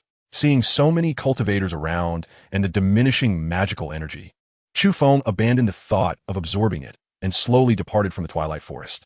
Upon exiting the twilight forest, Chu Feng did not head directly back to Qingfeng town, but instead made his way toward the nearby Shanyang City. Shanyang City was the largest city in the vicinity, home to over 10,000 residents, and bustling with numerous large merchant guilds. To concoct the divine origin pill, Chu Feng needed to purchase a high-grade alchemical furnace, along with other necessary materials. Half an hour later, Chu Feng arrived at Shanyang City. The city gates were grand and imposing, with a constant flow of people and various mounts and carriages entering and exiting. Chu Feng stepped into Shanyang City at a leisurely pace. Upon entering, he beheld an exceptionally broad street, lined with shops on both sides. The street was lively with throngs of people. The shops offered a myriad of items, including weapons, armor, elixirs, and more. As Chu Feng walked, he searched for what he needed. After a brief while, he procured several materials for the divine origin pill. The primary ingredient was the magic spirit fruit, while the other materials were rather commonplace and easily obtainable. After browsing for nearly half an hour, Chu Feng successfully gathered the remaining materials for the divine origin pill. Now, all he required was a furnace capable of refining 5th-grade pills to proceed with the concoction. After a thorough search, Chu Feng discovered that none of the shops in the city possessed furnaces of 5th grade or higher. In a lower-tier nation like the Songfeng Empire, most alchemists were only of 1st or 2nd grade. A 3rd-grade alchemist was already considered top tier. Therefore, the alchemical furnaces available on the market were predominantly low-grade, making it exceedingly difficult to find one suitable for refining 5th-grade pills. Without a 5th-grade furnace, he could not concoct the divine origin pill. Undeterred, Chu Feng continued his search and inquiries, ultimately learning of a branch of the Wanbao Guild within Shanyang City. The Wanbao Guild was the largest merchant guild in the Songfeng Empire, ranking among the top 5 guilds across the entire eastern wilderness. After obtaining the address of the Wanbao Guild, Chu Feng promptly set off. As he walked through the bustling market, a sharp voice suddenly pierced the air. "Everyone, clear the way." Chu Feng turned to see a white horse carrying a woman clad in purple, charging forward like the wind. The pedestrians on the street, upon witnessing this, scrambled in terror to evade her. Some who failed to dodge were struck by the long whip in the purple-clad woman's hand. "Mother, where are you?" In the path of the galloping horse, a young girl of about 5 or 6 sat on the ground, weeping, seemingly having lost her mother. Little girl, quickly get out of the way." The passers-by yelled in urgency as they saw the girl on the verge of being trampled. However, the little girl appeared oblivious to the impending danger. The purple-clad woman, seemingly unaware of the child in her path, galloped past without regard for the girl's life or death. Chapter 22. Witnessing Injustice, Shattering Heads. Just as the little girl was about to be crushed under the hooves of the purple-clad woman, not a single person intervened to save her. Chu Feng furrowed his brow at the scene. although he had no intention of meddling. He ultimately decided to act at the last moment. He directly teleported in front of the little girl and unleashed a powerful kick towards a racing horse. Boom! The horse's head was instantly obliterated, its body sent flying several meters before crashing heavily to the ground. The purple-clad woman was also thrown off, tumbling through the air before landing hard. Little brother, you should flee. That purple-clad woman is the only daughter of the city lord, Xiao Zi. Someone warned. Xiao Zi was known for her capriciousness, often riding through the city, disregarding the lives of the common folk. Just days prior, she had collided with an elderly woman, resulting in the latter's death, while a young man had attempted to seek justice for her, only to meet a grim fate himself. The onlookers urged Chu Feng to escape quickly. Chu Feng merely smiled faintly, turning back towards the little girl. Do not be afraid, he gently reassured her. One. At that moment, a woman rushed over from a distance, anxiously scooping up the little girl. Mother! The girl cried out, embracing the woman in excitement. You vile mutt! How dare you slay my beloved steed? The furious Xiao Zi approached Chu Feng, seething. You all should leave. Upon hearing Xiao Zi's words, Chu Feng's expression turned icy. Yet he first gestured for the woman to take her child away. Thank you. The woman expressed her gratitude profusely before hurriedly fleeing with the little girl. Once they were safe, Chu Feng turned his attention to Xiao Zi, suppressing his anger as he spoke. This is a bustling market. You recklessly gallop through, treating lives as if they were mere weeds. Oof. I warned them in advance to clear the way. Those who couldn't escape are just lowly commoners. If they're trampled to death, they deserve it. Furthermore, those commoners are worth less than dogs. If they die at my hands, they die well. Xiao Zi declared arrogantly. Slap! Chu Feng, unable to contain himself, delivered a sharp slap to Xiao Zi, causing her to stumble and nearly fall. You vile mutt, dare you strike me?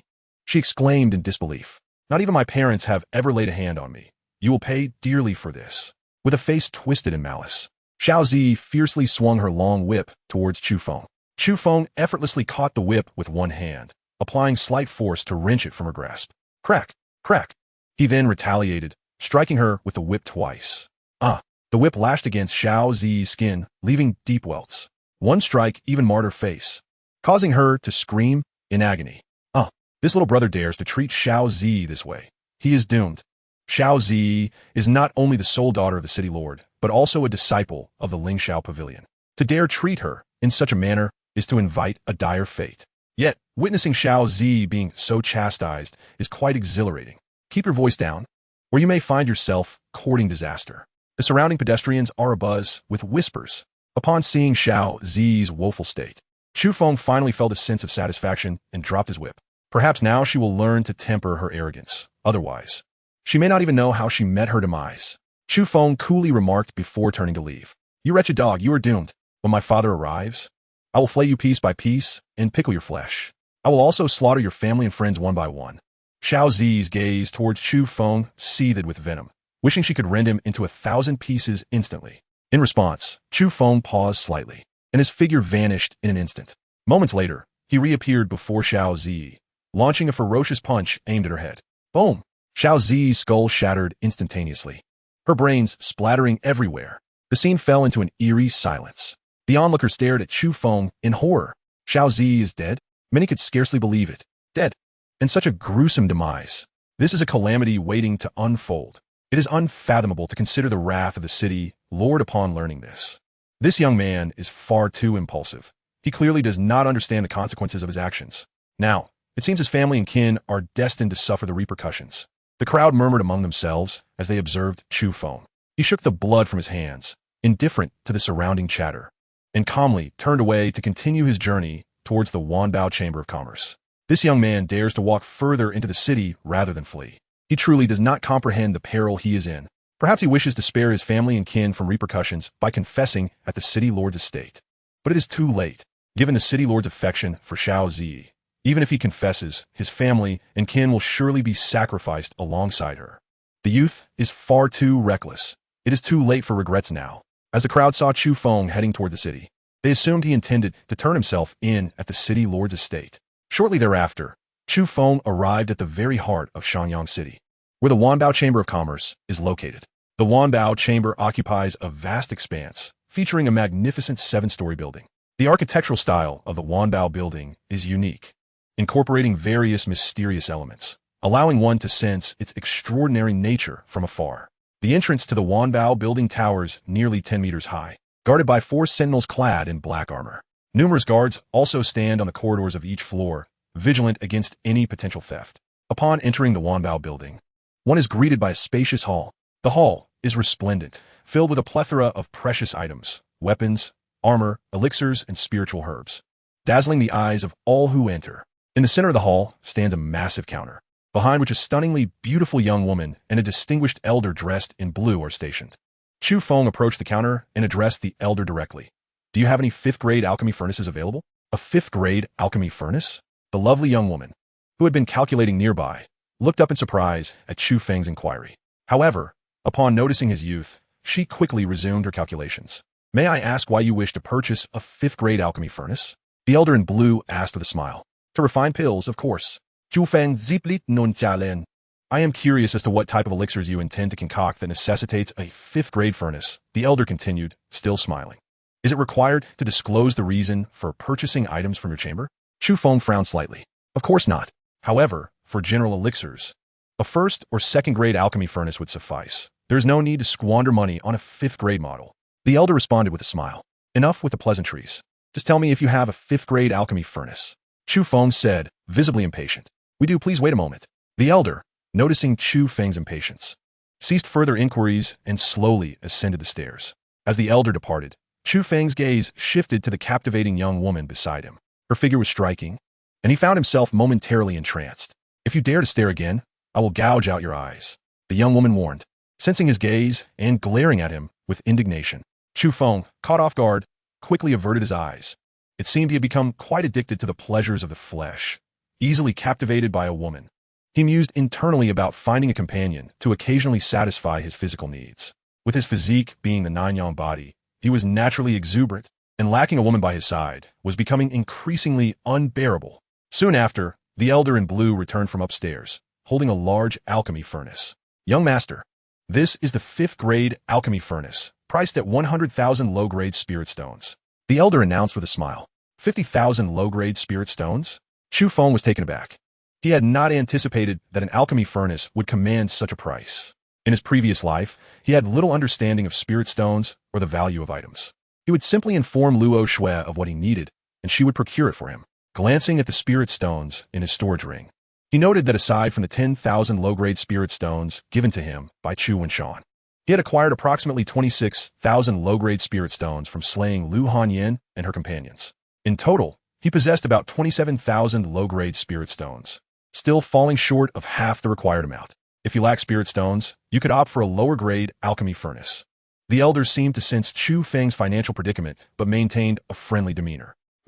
"If you lack spirit stones, do not come to our Wanbao chamber seeking attention." The young woman scoffed disdainfully. Upon entering, Chu Feng had already announced his intention to purchase a 5th-grade alchemy furnace and had even dared to glance at her private areas. The young woman felt that Chu Feng's presence in the Wanbao chamber was merely to seek attention before her. Unfazed by her derision, Chu Feng cast her a sidelong glance and chose to ignore her mockery. "How many low-grade spirit stones can this demon dragon pill be exchanged for?" Chu Feng asked, presenting the inner core of the demonic dragon to the elder. Previously, the demonic dragon had been slain by the elder from the Yaoqi sacred land, but she had not extracted the core, so Chu Feng had taken it for himself, deeming it useful. The inner core of a 9th-level Xianling realm demonic dragon. The elder examined the core and expressed mild surprise. He could see that Chu Feng's cultivation level was only at the 7th level of the spirit realm. Yet he had managed to obtain a 9th-level Xianling realm demonic dragon's core. The young woman also looked at Chu Feng with astonishment, fascinated by how he had acquired such a valuable item. "Do you know its worth in low-grade spirit stones?" Chu Feng inquired. "Our chamber would be willing to purchase it for 300,000 low-grade spirit stones." The elder pondered briefly. "Very well. I will take the 5th-grade alchemy furnace." Without hesitation, Chu Feng produced 20,000 low-grade spirit stones from his storage ring and handed them to the elder. "Deal." The elder accepted the spirit stones with a smile and handed the alchemy furnace to Chu Feng. Elated, Chu Feng received the furnace. With the 5th-grade alchemy furnace in his possession, he could refine the Shun Yuan Dan, rapidly enhancing his cultivation. Although it would have been best to reserve the Shun Yuan Dan for a breakthrough to the Tianling realm or the Wang realm, Chu Feng was eager to elevate his level and could not afford to wait. Once he reached a higher realm, he would be able to concoct even superior elixirs. May I inquire whom you study under, young master? The elder suspected that someone powerful was backing Chu Feng, possibly a mentor. The demon dragon pill had been obtained by Chu Feng's mentor, and the 5th grade alchemy furnace was also intended for him. I have no mentor. Chu Feng ziplit guli. Then do you know any alchemists capable of refining 5th grade pills? The elder pressed on, not ready to give up. I do. Chu Feng replied casually. Really? The elder's eyes lit up with excitement. The charming woman beside Chu Feng, upon hearing his words, was suddenly filled with delight and grasped his hand tightly, exclaiming, "Where's the alchemist?" The answer lies both in the distant sky and right before our eyes, Chu Feng replied with a faint smile. You? The beautiful woman's expression suddenly froze, her grip on Chu Feng's hand loosening immediately. Indeed, I am capable of concocting 5th grade elixirs, Chu Feng remarked with a gentle smile. Young master, it would be unwise to jest in such a manner.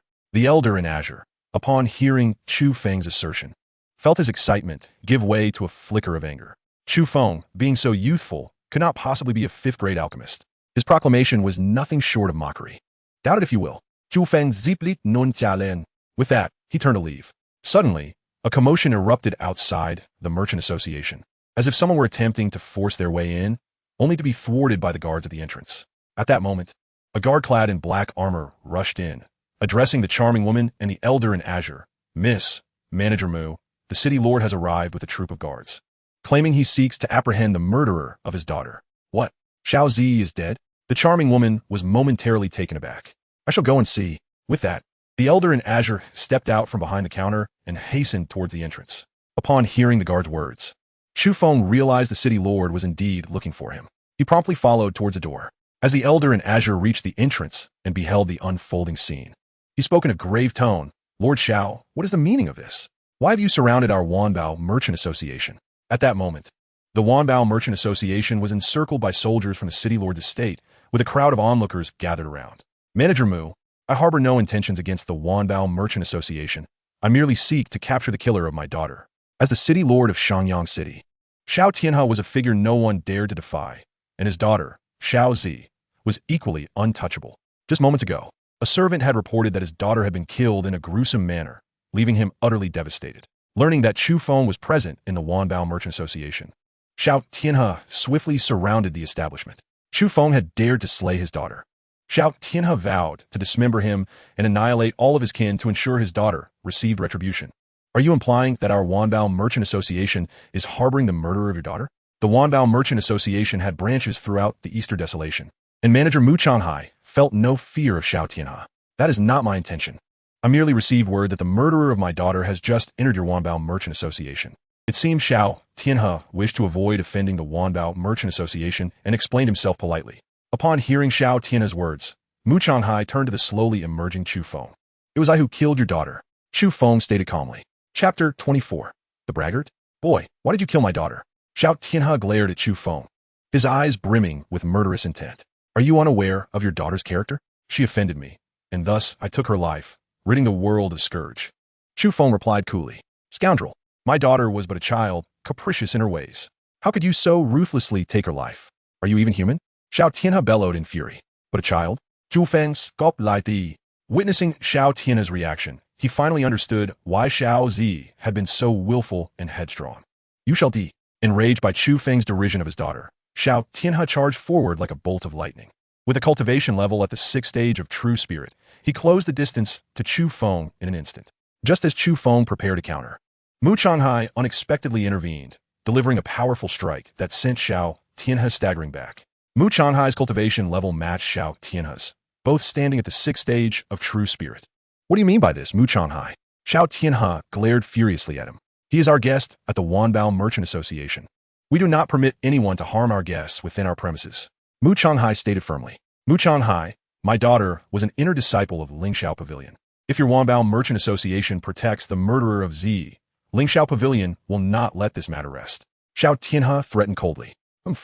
Our Wanbao Merchant Association fears not Lingxiao Pavilion. Mu Changhai retorted icily. With that, he turned to Chu Feng, saying, Young master, if you can provide us with information regarding a 5th grade alchemist, our Wanbao Merchant Association can assist you in resolving this matter. The president of Wanbao Merchant Association, Shun Wanbao, had sustained grave injuries 10 days prior, and only the Shui Shan transformation pill could save him. However, the Shueishan transformation pill was a 5th-grade elixir, requiring a 5th-grade alchemist for its concoction. Such alchemists were exceedingly rare throughout the desolate realm, with none to be found in the Eastern Desolation, only in the Central Continent. However, the journey to the Central Continent was long, taking at least a month for a round trip, and Shen Wanbao would not survive that long. Originally, Wanbao Merchant Association had given up hope, preparing for Shen Wanbao's funeral.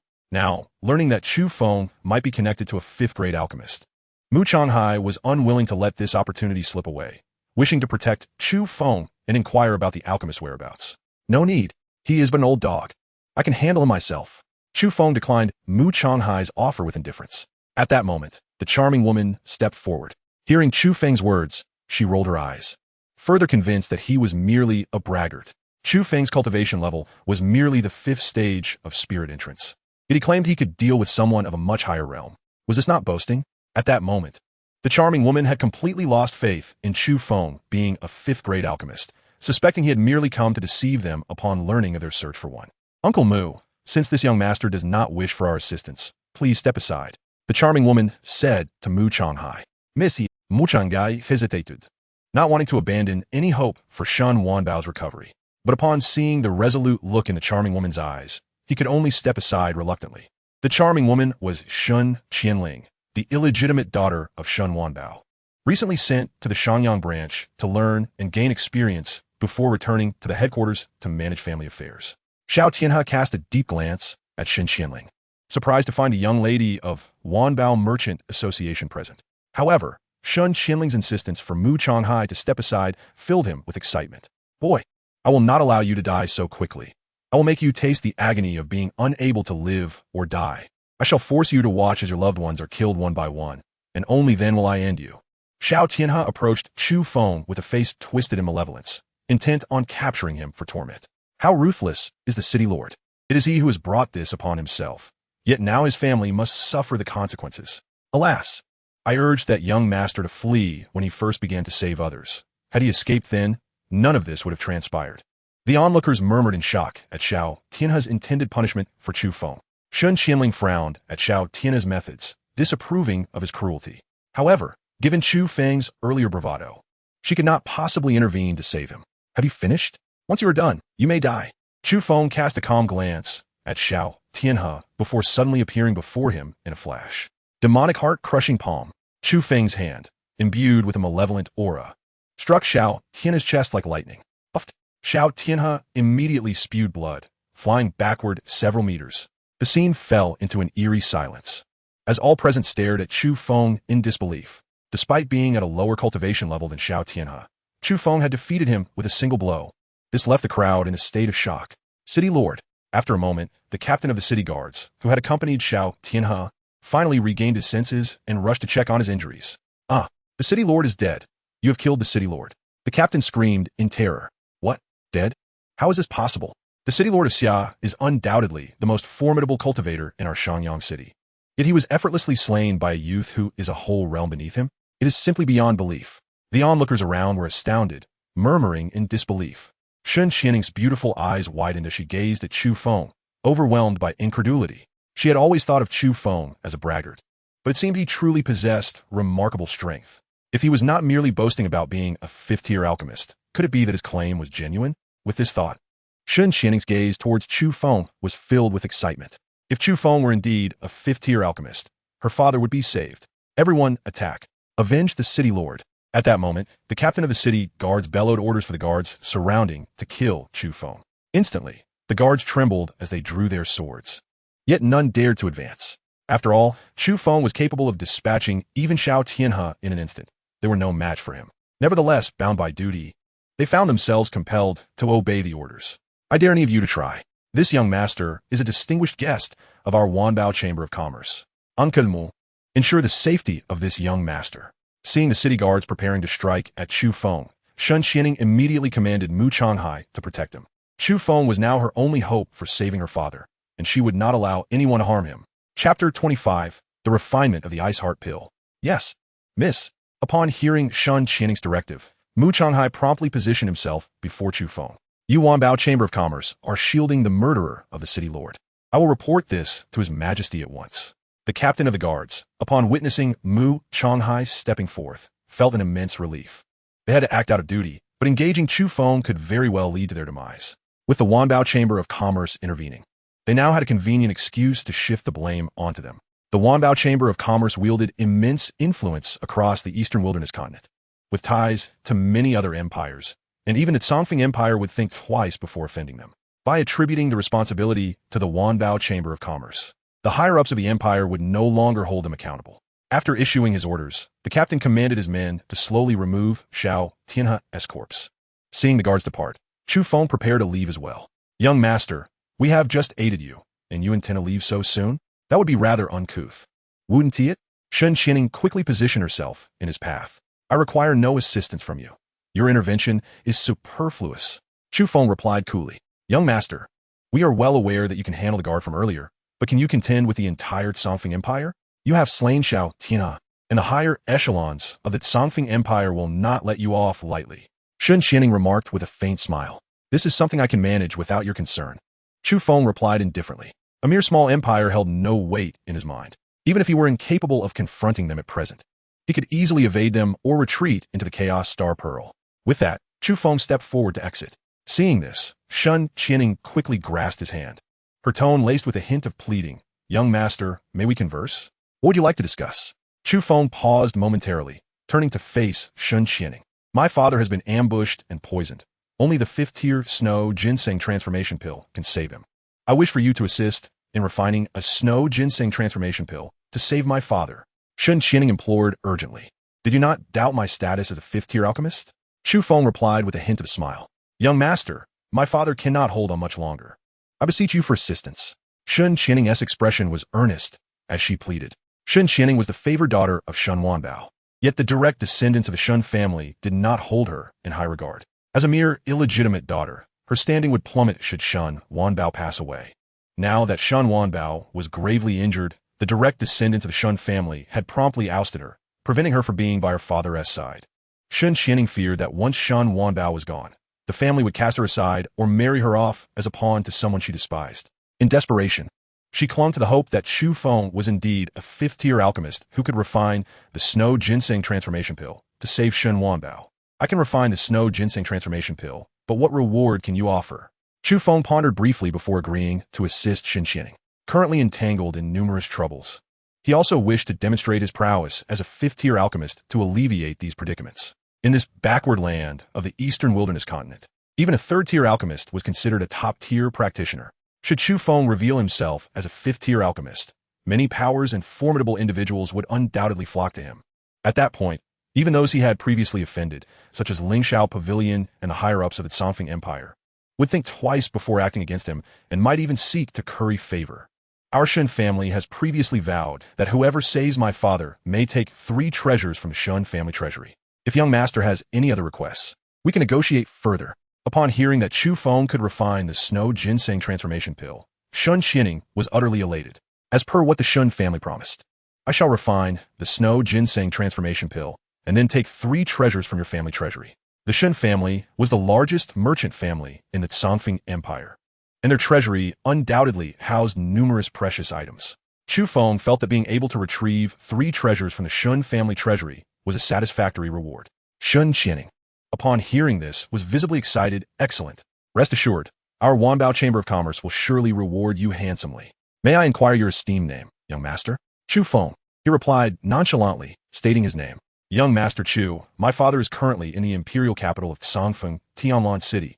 We must head there at once." Shen Qining exclaimed eagerly. The Wanbao Chamber of Commerce, being the largest in the Songfeng Empire with business sprawling across the Eastern Wilderness continent, held vast influence. Even the emperor of the Songfeng Empire would think twice before offending them. The headquarters of the Wanbao Chamber of Commerce was located in Tianlan City, where the Shen family's ancestral land also resided. Shen Wanbao had been recuperating in Tianlan City after being ambushed and gravely injured. At this moment, as Shen Wanbao's favored daughter, Shen Qining should have been by his side. However, the direct descendants of the Shen family, fearing that Shen Wanbao might leave something for her, had sent her away to Shanyang City, forbidding her from being near him. As night fell, Chu Feng decided to rest for the night and refine the Shen Yuan pill. Very well. Shen Qining could only nod in agreement. The journey from Shanyang City to Tianlan City would take merely 2 days, and with Shun Wanbao's condition, they had at least half a month's time, which was more than sufficient. Shortly thereafter, Shun Xianing prepared a sumptuous feast to host Chu Feng. After a hearty meal, she led him back to the Wanbao Chamber of Commerce. "Young Master Chu, might you demonstrate your alchemical skills to us?" Shun Xianing suddenly asked. Alchemy requires years of accumulated experience, and high-ranking alchemists are typically older.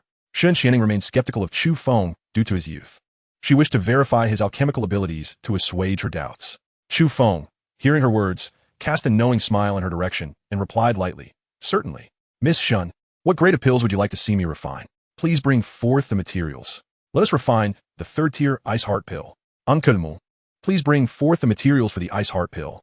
Upon hearing Chu Feng's agreement, Shun Xianing hastily called for Mu Changhai to fetch the materials. Moments latte. Mu Changhai returned with 3 sets of materials for the Ice Heart Pill. Given the inherent failure rates in alchemy, practitioners typically prepare multiple sets of materials to ensure success. Chu Feng set the alchemical furnace he had previously purchased upon the ground, then took 1 set of materials from Mu Changhai. After a cursory glance at the ingredients, he cast them all into the furnace. "Young master, does alchemy not require the gradual extraction of each herb from the materials? How can you extract the herbs when you toss all of them into the furnace at once?" Upon witnessing Chu Feng's actions, Shun Xianing felt a chill wash over her. She had never heard of any alchemist who would place all the materials into the alchemy furnace at once. Chu Feng's approach was decidedly unorthodox.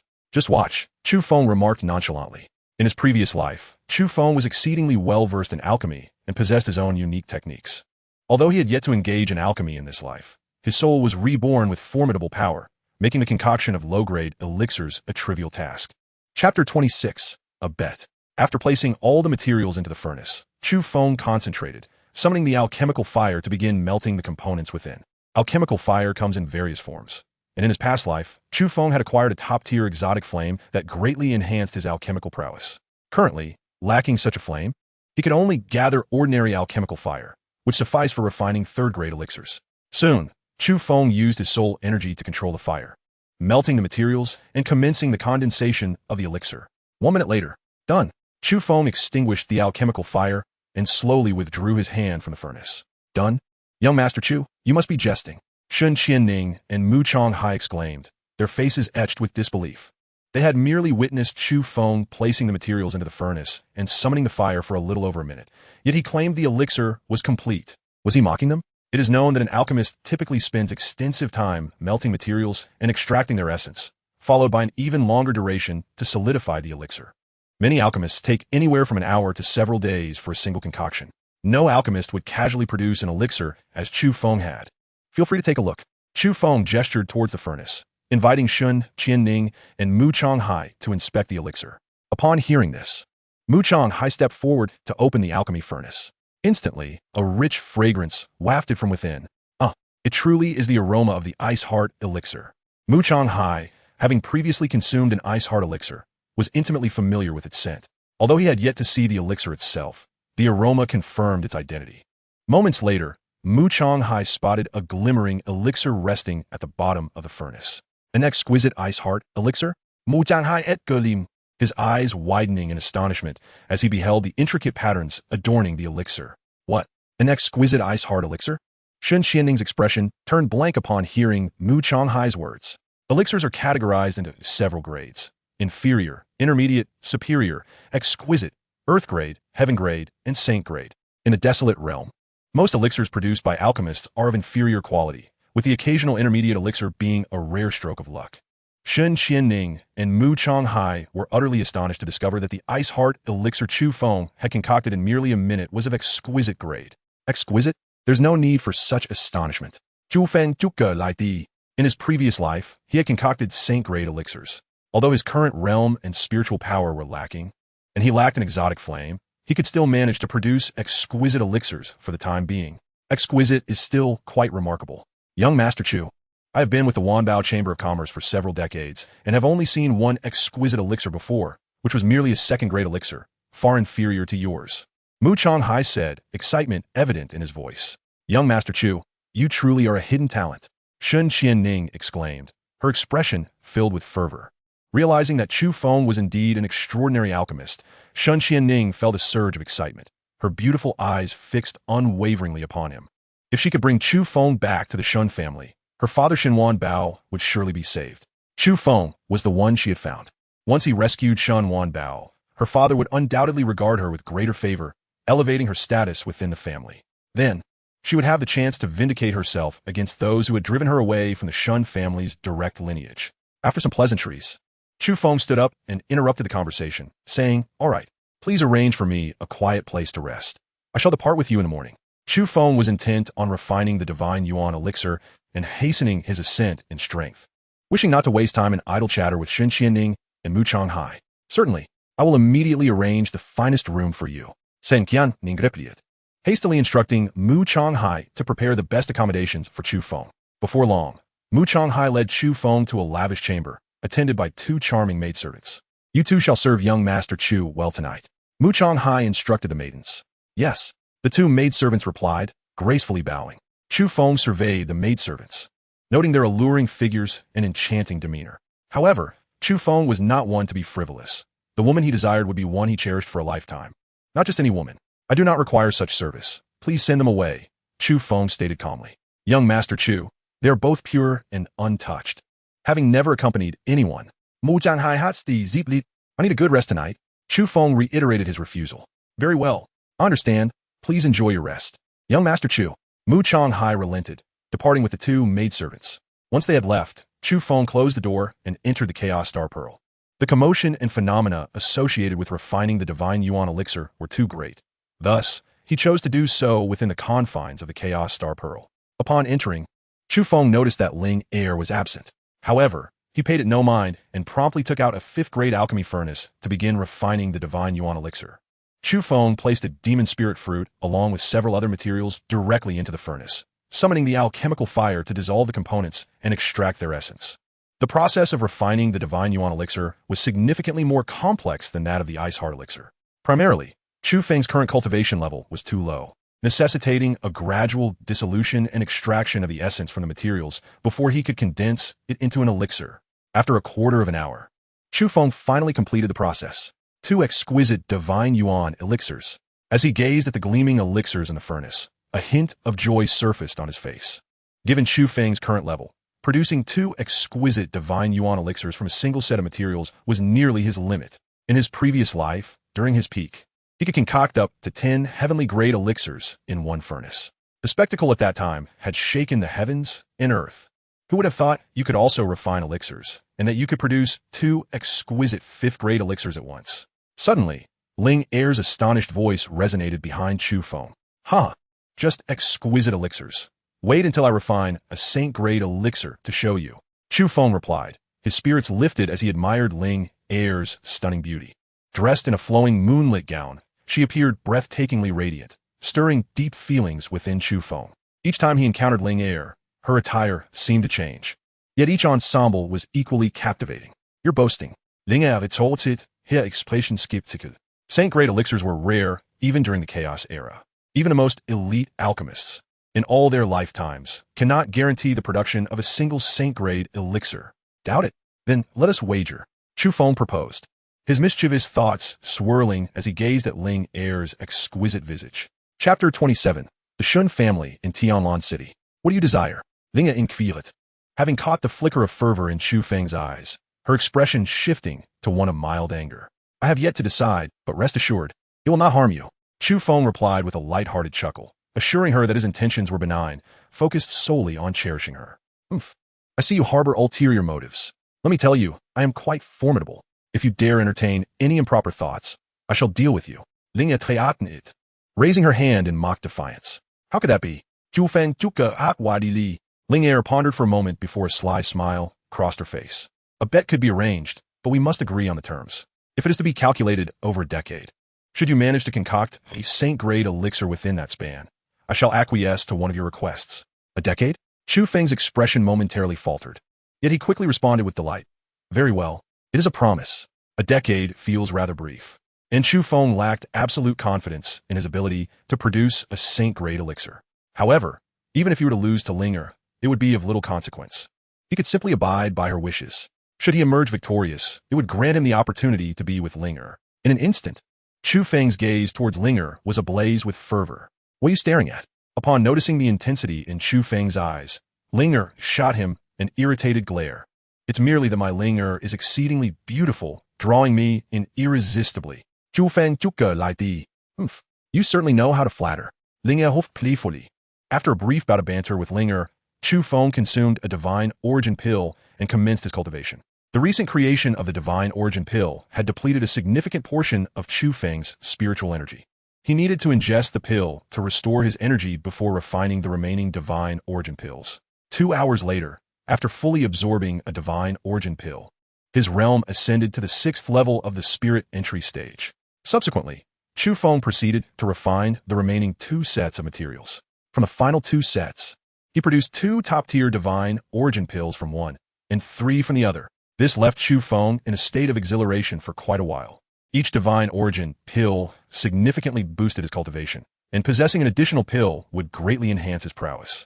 Having completed the refinement of the divine origin pills, Chu Feng bid farewell to Linger and returned to the outside world.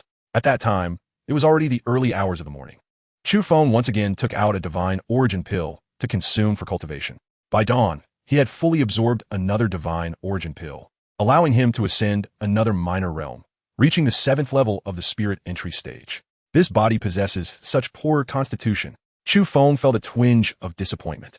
In his previous life, with the netherworld demon body, a single divine origin pill would have elevated him by 2 or 3 minor realms in the spirit entry stage. The Jiang body in this life offers no enhancement to cultivation. One divine origin pill barely elevates him by a minor realm, making the progress excruciatingly slow. He must find a way to improve his constitution in the future. The physique a cultivator can indeed be enhanced, but it requires the blood of deities or the essence of ancient, extraordinary beasts. Such resources are rare and must be sought through fortune. Not long after, Shen Xianning arrived with 2 beautiful maidservants to awaken Chu Feng, who carried washing supplies. "Young Master Chu, your realm?" Shen Xianning gasped in astonishment upon noticing that Chu Feng's realm had elevated by 2 minor levels since yesterday. "I stumbled upon a rare material previously, refined it into a pill last night, and consumed it to elevate my realm by 2 minor levels." Chu Feng ziplit non jialen. Alchemists are truly remarkable, able to concoct pills that can elevate one by 2 minor levels. Shen Xianning exclaimed with admiration. "My realm is merely at the spirit entry stage. An elevation of 2 minor levels is not particularly significant." Chu Feng smiled moderately. Soon, after Chu Feng completed his morning routine, Shen Xianning arranged for breakfast. After they finished, she eagerly led Chu Feng towards Tianlan City. Mu Changhai would remain at the trade association. This journey to Tianlan City involved only Chu Feng, Shen Xianning, and several guards. Chu Feng desired to cultivate during the journey and specifically requested a carriage. Shen Xianning initially preferred to ride horses for a swifter arrival at Tianlan City. Traveling by carriage would slow their pace considerably. But given Chu Feng's insistence and their ample time, she reluctantly acquiesced. 4 days later, they finally arrived at Tianlan City. During this time, Chu Feng had completely absorbed all the divine origin pills, reaching the pinnacle of the spirit entry stage. However, he had not broken through to the true spirit stage, which left him slightly disheartened. The pinnacle stage demands an immense amount of spiritual energy. Even after consuming 3 divine origin pills, he had not managed to break through. Nonetheless, such a challenging threshold means that once he transcends to the true spirit stage, his strength will see significant enhancement. Suddenly, Shen Xianning halted the carriage and entered Chu Feng's carriage, stating, "Young Master Chu, shortly I will introduce you to my father. The Shen family may attempt to obstruct us, and their words might be rather harsh, so I ask for your patience." Chu Feng gazed at Shen Xianning with a hint of confusion. "I am merely a concubine's daughter of the Shen family, yet my father dotes on me immensely. However, his time is limited, and the legitimate heirs of the Shen family are wary of my father's affection for me, fearing he might leave me an inheritance. Thus they continually prevent me from approaching him." Shen Xianning expressed with indignation. "That is your own matter to navigate. I am solely responsible for alchemy." Chu Feng ziplit gan li. Chu Feng merely wished to showcase his prowess as a 5th-tier alchemist before the crowd to evade complications and to secure some rewards from the Shen family. He had no desire to entangle himself in Shen Qianning's familial disputes. "I will find a way to handle my matters. I just worry that you might be driven away by the Shen family's legitimate heirs. Hence, I wanted to communicate with you in advance." Shen Qianning hastily reassured him. "Rest assured, I shall not be driven away. Chu Feng ziplit nun jialen. Chu Feng was not one to be easily unsettled, if provoked beyond measure. He would not hesitate to take drastic actions. Then I shall be at ease. Young Master Chu, thank you. Once my father is saved, I will ensure he rewards you handsomely. Senqian ning sai fully. Very well. Let us proceed. Chu Feng ziplit. Shortly thereafter, Shun Xianning guided Chu Feng to the Shun family estate in Tianlan City. The estate was situated at the heart of Tianlan City, sprawling across a vast expanse. From a distance, the exquisite pavilions within the estate appeared like celestial abodes. 13th Miss, what brings you back? Upon their arrival at the Shun family's entrance, they were halted by the guards. What? Is it forbidden for me to return? Shun Xianning glared coldly at the guards. The matriarch has ordered that the 13th Miss, having erred, is temporarily barred from returning to the Shun family. The guard replied without trepidation. I have brought a 5th-tier alchemist to save my father. If you dare to obstruct me and delay my father's rescue, the entire Shun family shall surely skin you alive. Senqian ning treatenetichidi. 13th sister, you have indeed found a 5th-tier alchemist? A group of individuals approached, among them a strikingly handsome young man who expressed astonishment upon hearing Shun Qianning's words. Chapter 28. This person could absolutely not be a 5th-tier alchemist. Indeed, I have indeed found a 5th-tier alchemist. Brother, quickly instruct them to step aside. I must rescue father. Shun Qianning turned to the handsome young man. The handsome young man was Shun Qianning's elder brother, Shun Qianluo. Shun Qianluo was born of the first wife, the matriarch, making him a legitimate heir of the Shun family, while Shun Qianning was the offspring of a minor concubine. Qianning, you truly found a 5th-tier alchemist? An elderly man with white hair, hearing Shun Qianning's proclamation, displayed great excitement. Yes, Elder Lin, I fortuitously encountered a 5th-tier alchemist and promptly brought him back to rescue father. Senqian ning affirmet confidently. The white-haired elder, known as Linda, was Shun Wanbao's most loyal servant, having served him for decades, earning immense respect from everyone in the Shun family, and wielding significant influence within the family. Impossible. There are no 5th-tier alchemists in the Eastern Wilderness continent. Where did you find such an alchemist? Shun Qianluo sneered. I am not as devious as you presume. I genuinely wish to save father. Senqian ning retorted loudly. Miss Shin claims to have located a 5th-tier alchemist. Why not summon him forth, so this old man may pay his respects? At that moment, a middle-aged man clad in gray, who had returned alongside Shun Qianluo, suddenly spoke up. 13th sister, quickly call forth the 5th-tier alchemist you found, so we may see. This individual was Master Huarong, a pinnacle 4th-tier alchemist invited by the family, renowned as the closest alchemist to achieving the 5th-tier status, only one opportunity away from breaking through. Almost all 5th-tier alchemists in the wild regions were acquainted with Master Huarong. If you have indeed brought a 5th-tier alchemist, Master Huarong is certain to recognize him. Shun Qianluo pointed at the gray-clad man as he introduced him. In the entire Eastern Wilderness continent, there exists not a single 5th-tier alchemist, which is precisely why the Shun family sought the esteemed Master Huarong, a pinnacle 4th-tier alchemist. The likelihood of a 4th-tier pinnacle alchemist successfully concocting a 5th-tier elixir is exceedingly slim. However, with Shin Wanbao's time running perilously short, the Shun family had no choice but to resort to desperate measures, inviting the 4th-tier pinnacle alchemist to attempt the creation of the snow ginseng transformation pill. Young Master Chu, we beseech you to make your appearance. Upon hearing the crowd's remarks, Shun Qianning could only call for Chu Feng to step forth. Young Master Chu, 13th sister, if you wish to find someone to impersonate, at least choose someone more fitting. Shun Qianluo scoffed loudly upon hearing Shun Qianning's address. The title Young Master Chu sounded remarkably youthful. How could someone so young possibly be a 5th-tier alchemist? Shun Qianluo, relieved that Shun Qianning had not found a genuine 5th-tier alchemist to save Shun Wanbao, felt a sense of glee. In his heart, he preferred Shun Wanbao's demise, for then he could ascend to the position of the head of the Shun family. Seeing Chu Feng, Shun Qianluo's laughter erupted, dismissing all concern. I do not recognize this individual. He could not possibly be a 5th-tier alchemist. There are no such young 5th-tier alchemists in the alchemical world. Master Huarong shook his head in denial upon seeing Chu Feng. Qianning, how could you act so recklessly? Linda, witnessing Master Huarong's words, was instantly enraged. Shun Qianning was Shun Wanbao's most cherished daughter, and Linda held her in high regard. It was unfathomable that she would resort to finding someone to impersonate a 5th-tier alchemist for the sake of meeting her father. Old Lin, I assure you, I am not deceiving you. Young Master Chu is indeed a 5th-tier alchemist. Senqian ning hastili ifblainet. Having heard of Master Huarong's illustrious reputation, She now felt doubt creeping in as he claimed not to recognize Chu Feng. After all, she had only witnessed Chu Feng concocting third-tier pills. She could not be certain he was truly a fifth-tier alchemist. Qianning, cease this nonsense. Step aside and do not impede Master Huarong from saving your father. Linda ordered, instructing the guards to usher Shun Qianning away. Afterward, he proceeded to lead Master Huarong into the Shun residence. 13th sister, do not waste your efforts. You shall not be permitted to approach father.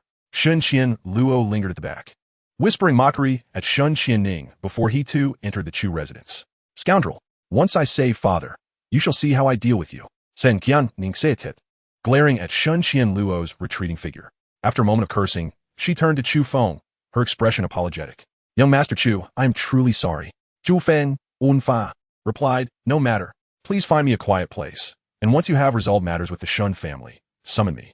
You may seek assistance from those within the Shun family who wish for your father's recovery. The Snow Ginseng Transformation Pill is known to be one of the more challenging concoctions among fifth-tier elixirs, even for fifth-tier alchemists. As a fourth-tier alchemist, Master Huarong could not possibly create the Snow Ginseng Transformation Pill. When Master Huarong inevitably fails, those seeking to save Shan Wanbao will surely agree to allow Chu Feng to attempt alchemy. Understood. Thank you, young Master Chu. I shall arrange accommodations for you at once. Shun Qianning expressed her gratitude. Before long, she led Chu Feng to a tranquil courtyard in Tianlan City. This courtyard had been purchased by Shun Qianning previously, yet had seldom been inhabited. Now that Chu Feng sought a serene environment, she immediately thought of this place. Young Master Chu, please make yourself comfortable here. Should you require anything, do not hesitate to instruct the servants. Having said this, Shun Qianning commanded the nearby attendants to heed Chu Feng's every request. Very well. Chu Feng nodded lightly, desiring solely a peaceful setting to focus on his cultivation. Once Chu Feng was settled, Shun Qianning hurried away to find a way to persuade the Shun family to permit Chu Feng to engage in alchemy. Chu Feng, too, began to meditate on his cultivation. He had already reached the pinnacle of the spirit realm. A breakthrough would elevate him to the true spirit realm. The pinnacle represents the ultimate breakthrough within each grand realm, and upon breaking through, his spiritual veins and qi would experience significant expansion, greatly enhancing his cultivation. In his past life, Luo Xian and Luo Shui had access to boundless resources for cultivation, making their breakthroughs relatively effortless. Now, Chu Feng faced considerable difficulty due to limited resources. Yet, he believed it was merely a matter of time before he would achieve his breakthrough, albeit requiring a longer duration. 7 days later, although Chu Feng had not yet broken through, his cultivation had improved significantly. On this day, Shun Qianning finally returned to find Chu Feng. Young Master Chu, the Shun family has agreed to allow you to practice alchemy. Come quickly. My father may not have much time left. Sen Qian Ning Urket Anxiosli. Very well, Chu Feng nodded in agreement. Now, as he remained unable to break through to the pinnacle, perhaps saving Shan Wanbao would afford him the opportunity to discover resources for his advancement within the Shun family treasury. Half an hour later, Shun Qianning led Chu Feng to the Shun residence.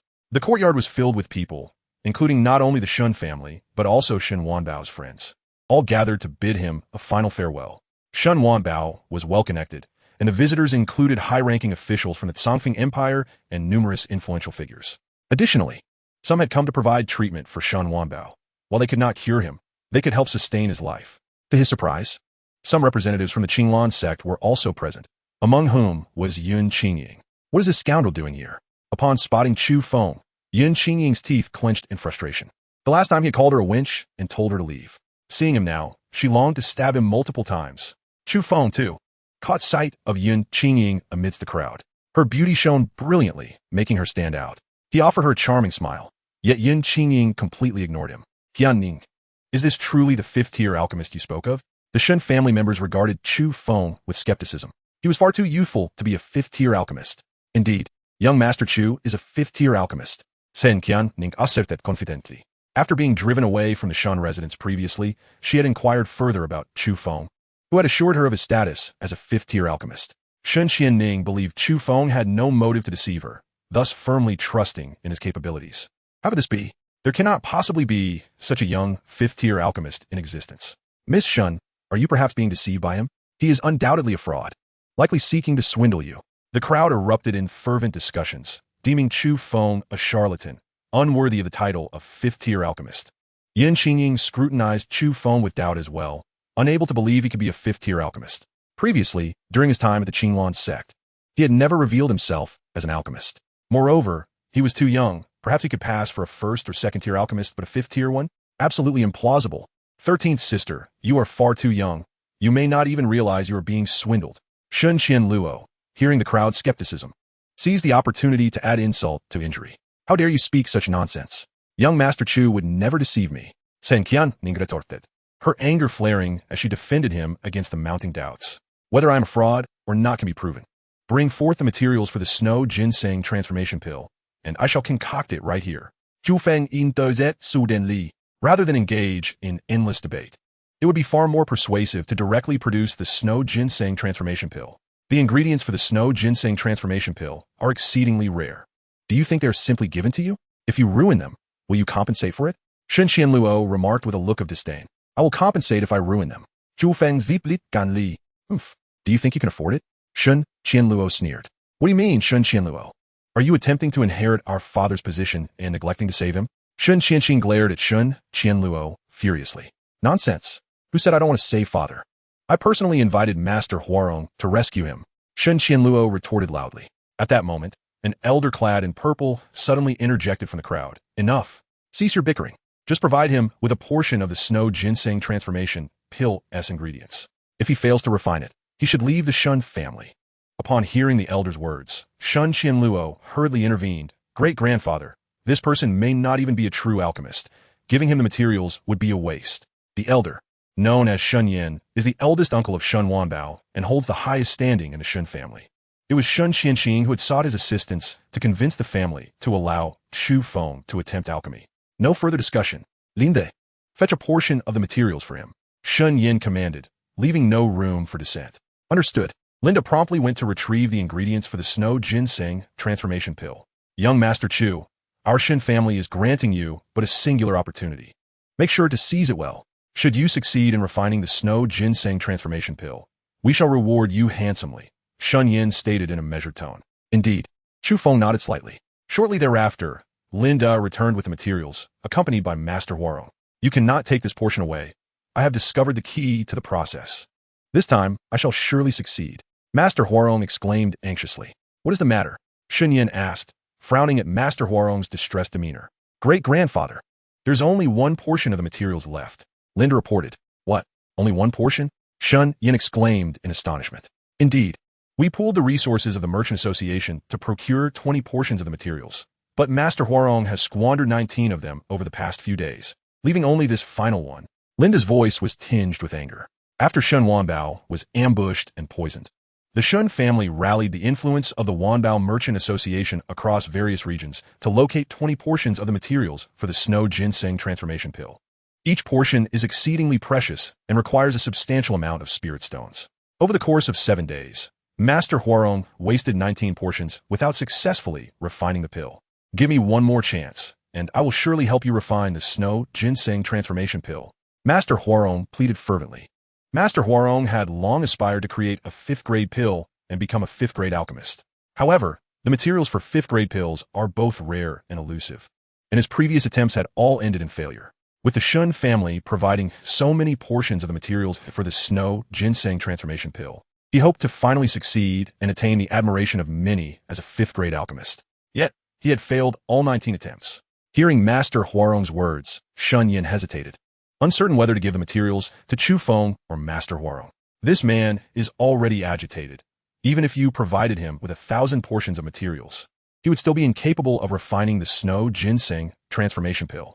Chu Feng cautioned, observing Shun Yan's indecision. Nonsense.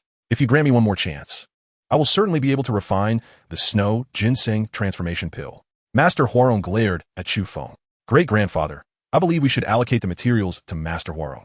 He has attempted this numerous times and has gained experience. If he claims he can succeed this time, he surely will. Shen Qianluo urged. Master Huarong has already made so many attempts. If he could succeed, he would have done so by now. Great-grandfather, this last portion must be given to Chu Feng, otherwise, father will undoubtedly perish. Shun Qianqing implored urgently. Shun Yin regarded Chu Feng for a moment, then turned his gaze to Master Huarong, ultimately deciding. I previously promised a portion to young Master Chu. Thus, this last portion shall be given to him. Chapter 30. The pill is refined. Upon hearing Shun Yan's words, Linda immediately handed the materials for the snow ginseng transformation pill to Chu Feng. Young Master Chu, your success is our only hope. Linda stati vernistli. With Shun Wanbao's life hanging by a thread, there remained only this final portion of the materials. Should Chu Feng fail to refine the snow ginseng transformation pill, Shun Wanbao would surely meet his demise. Chu Feng accepted the materials and nodded calmly. Young Master Chu, do your best. Shun Qianqing watched Chu Feng with eager anticipation. Previously, Shun Qianqing had sought Shun Yan's assistance, vowing to accept any punishment from the family should Chu Feng fail to refine the pill, thus securing this portion of materials. Now, all her hopes rested upon Chu Feng, and she yearned for him to succeed. Without uttering a word, Chu Feng glanced at Shun Qianqing, then produced his 5th-grade alchemy furnace. At this moment, all eyes were fixed upon Chu Feng, and murmurs filled the air. This Chu Feng carries a 5th-grade alchemy furnace. Perhaps he truly is a 5th-grade alchemist. Huh. Merely possessing a 5th-grade alchemy furnace does not make one a 5th-grade alchemist. If I were to carry a 6th-grade alchemy furnace, would that make me a 6th-grade alchemist? Not to mention a 5th-grade alchemist. I doubt Chu Feng even resembles an alchemist. A typical alchemist would offer incense and pray before beginning to refine. He is diving straight into the process, ensuring failure. The Shen family's elder has made a grave error in granting the last portion of materials to this Chu Feng instead of Master Huarong. Chu Feng paid no heed to the crowd's chatter. He set the alchemy furnace in place, opened the furnace lid, and placed all the materials inside. Then, he summoned the alchemical fire and commenced the refinement. He is actually throwing all the materials into the furnace at once. Is he certain he is refining a pill? Ha ha ha. Perhaps he thinks he is stewing soup, tossing everything in for a while to produce a pill. How utterly ridiculous. I have never seen an alchemist who would place all ingredients into the furnace at once. It is simply impossible to succeed. The onlookers erupted into loud laughter at Chu Feng's unconventional method of alchemy. Yin Qingying could not suppress a chuckle. The more embarrassing Chu Feng became, the more delighted she felt. She was eagerly anticipating the moment Chu Feng would open the furnace. At that time, the crowd would undoubtedly unleash even more scorn and ridicule upon him. To waste the last portion of materials on such a person is infuriating. Master Huarong was filled with rage at the sight. Shun Yan's expression darkened instantly, and his gaze towards Shun Qianqing turned ominous. Great-grandfather. Young Master Chu's method of alchemy is as such. Please wait a moment. He will surely refine the snow ginseng transformation pill. Shun Qianqing quickly defended. 13th sister, you are clearly being deceived by this scoundrel. You still fail to realize the truth. Shun Qianluo laughed derisively. Shun Qianluo turned to Shun Yan and said, Great-grandfather, we should expel him immediately and allow Master Huarong to continue refining. It is futile. The materials have already been placed into the furnace. They are now rendered useless. Had you granted me that portion earlier, I would have surely refined the snow ginseng transformation pill. What a pity. Master Huarong sighed heavily. 13th sister, this is all your fault. Your insistence on letting this scoundrel attempt alchemy has deprived Master Huarong of materials. You have brought harm to father. Shen Qianluo shifted all blame onto Shun Qianqing. Since the materials are already spoiled, let young Master Chu continue refining.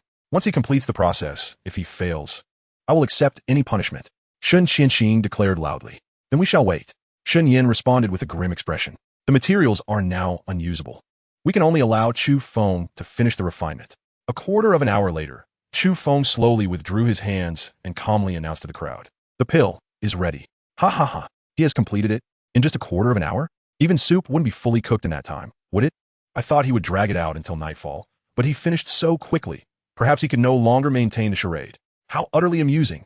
The 5th-grade elixir is absolutely impossible to refine in such a brief period. I am rather impatiently curious to see what he has concocted. What else could it possibly be but a lump of black sludge? Upon hearing Chu Feng declare that the elixir was complete, the crowd erupted in laughter and chatter, seemingly eager to witness his impending embarrassment. Not far off, the members of the Qinglan sect also cast their eyes upon Chu Feng, engaging in hushed discussions. It turns out that Chu Feng is nothing but a charlatan. How fortunate we were to have expelled him from the Qinglan sect. Indeed, had we not done so, our sect would also be subject to ridicule. At this moment, a white-haired elder beside Yin Qingying suddenly inquired, was this individual once a disciple of our Qinglan sect? Indeed, Elder Taishang, replied a female disciple clad in green. You have been in seclusion for many years and may not have encountered him. The white-haired elder, Li Taiqing, was the esteemed elder of the Qinglan sect, possessing the cultivation level of the second stage of the Earth Spirit Realm, and he was also the master of Yun Qingying. What transgression led to his expulsion from his sect? Li Taiqing asked, a hint of confusion evident in his tone. The disciples of Qinlan's sect turned their gazes toward Yun Qingying, remaining silent. Noticing their reticence, Li Taiqing too looked at Yun Qingying, puzzled as to why no one would respond.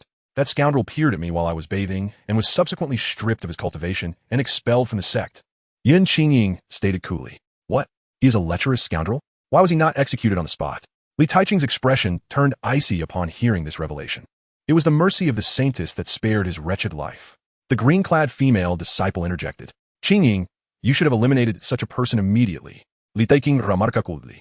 Yun Qingying silently observed Chu Feng in the distance, saying nothing. She had indeed been somewhat lenient. Upon witnessing Chu Feng in a state of unconsciousness, she refrained from delivering a fatal blow. However, recalling how Chu Feng had claimed to have seen her entire body, she surmised that he must have employed some trick to feign his unconsciousness and evade her scrutiny. That scoundrel! I should have shown no mercy and ended you then.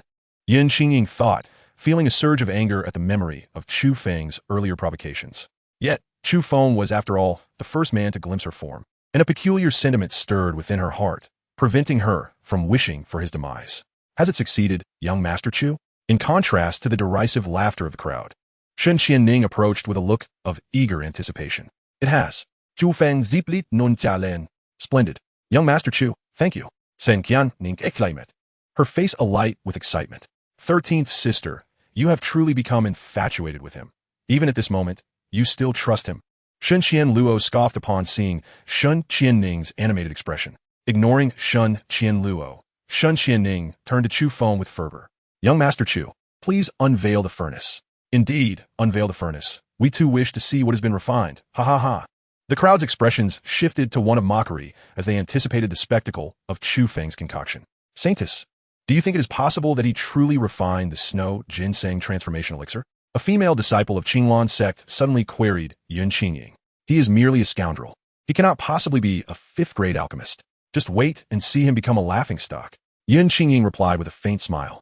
Oh, what a pity for his fine appearance. To think he is a lecherous fraud. The green-clad disciple lamented upon realizing that Chu Feng had deceived Shen Qianning for both her affection and wealth. At this juncture, Chu Feng slowly approached the alchemical furnace, lightly tapping it, causing the lid to fly open. Almost immediately, a pill soared from the furnace, suspended in the air. Simultaneously, a rich fragrance permeated the surroundings, instantly uplifting the spirits of those present. Could it be that he has succeeded? Is that aroma? The onlookers gazed in astonishment at the levitating elixir, their faces etched with disbelief. They could scarcely fathom that Chu Feng had truly produced a pill, and the fragrance alone indicated that it was undoubtedly a high-grade elixir. However, deep down, they remained skeptical that Chu Feng had crafted the snow ginseng transformation elixir. Chu Feng is far too young. How could he possibly be a fifth-grade alchemist? This defies all logic. How can this be? Master Hua Rong's eyes widened to their fullest. Fixated on the elixir, by the scent and the appearance of the pill, it was precisely the fifth-grade elixir he had longed to refine. Why had he failed after countless attempts while Chu Feng succeeded effortlessly in one go? A tempest of rage and resentment raged within Hua Rong. Excellent, excellent, excellent. Shen Yin trembled with excitement, repeating the word thrice. Shen Wan Bao was of utmost significance to the Shen family. With his survival, the family could endure. Now that Chu Feng had produced the snow ginseng transformation elixir, Shen Wan Bao's life was secured, and the Shen family could stand tall. That scoundrel has truly refined an elixir. At that moment, Yun Qingying's mouth fell agape, her expression one of incredulity as she regarded Chu Feng. She had anticipated witnessing his embarrassment, yet he had actually succeeded in creating an elixir. Saintess, Chu Feng has indeed refined the snow ginseng transformation elixir.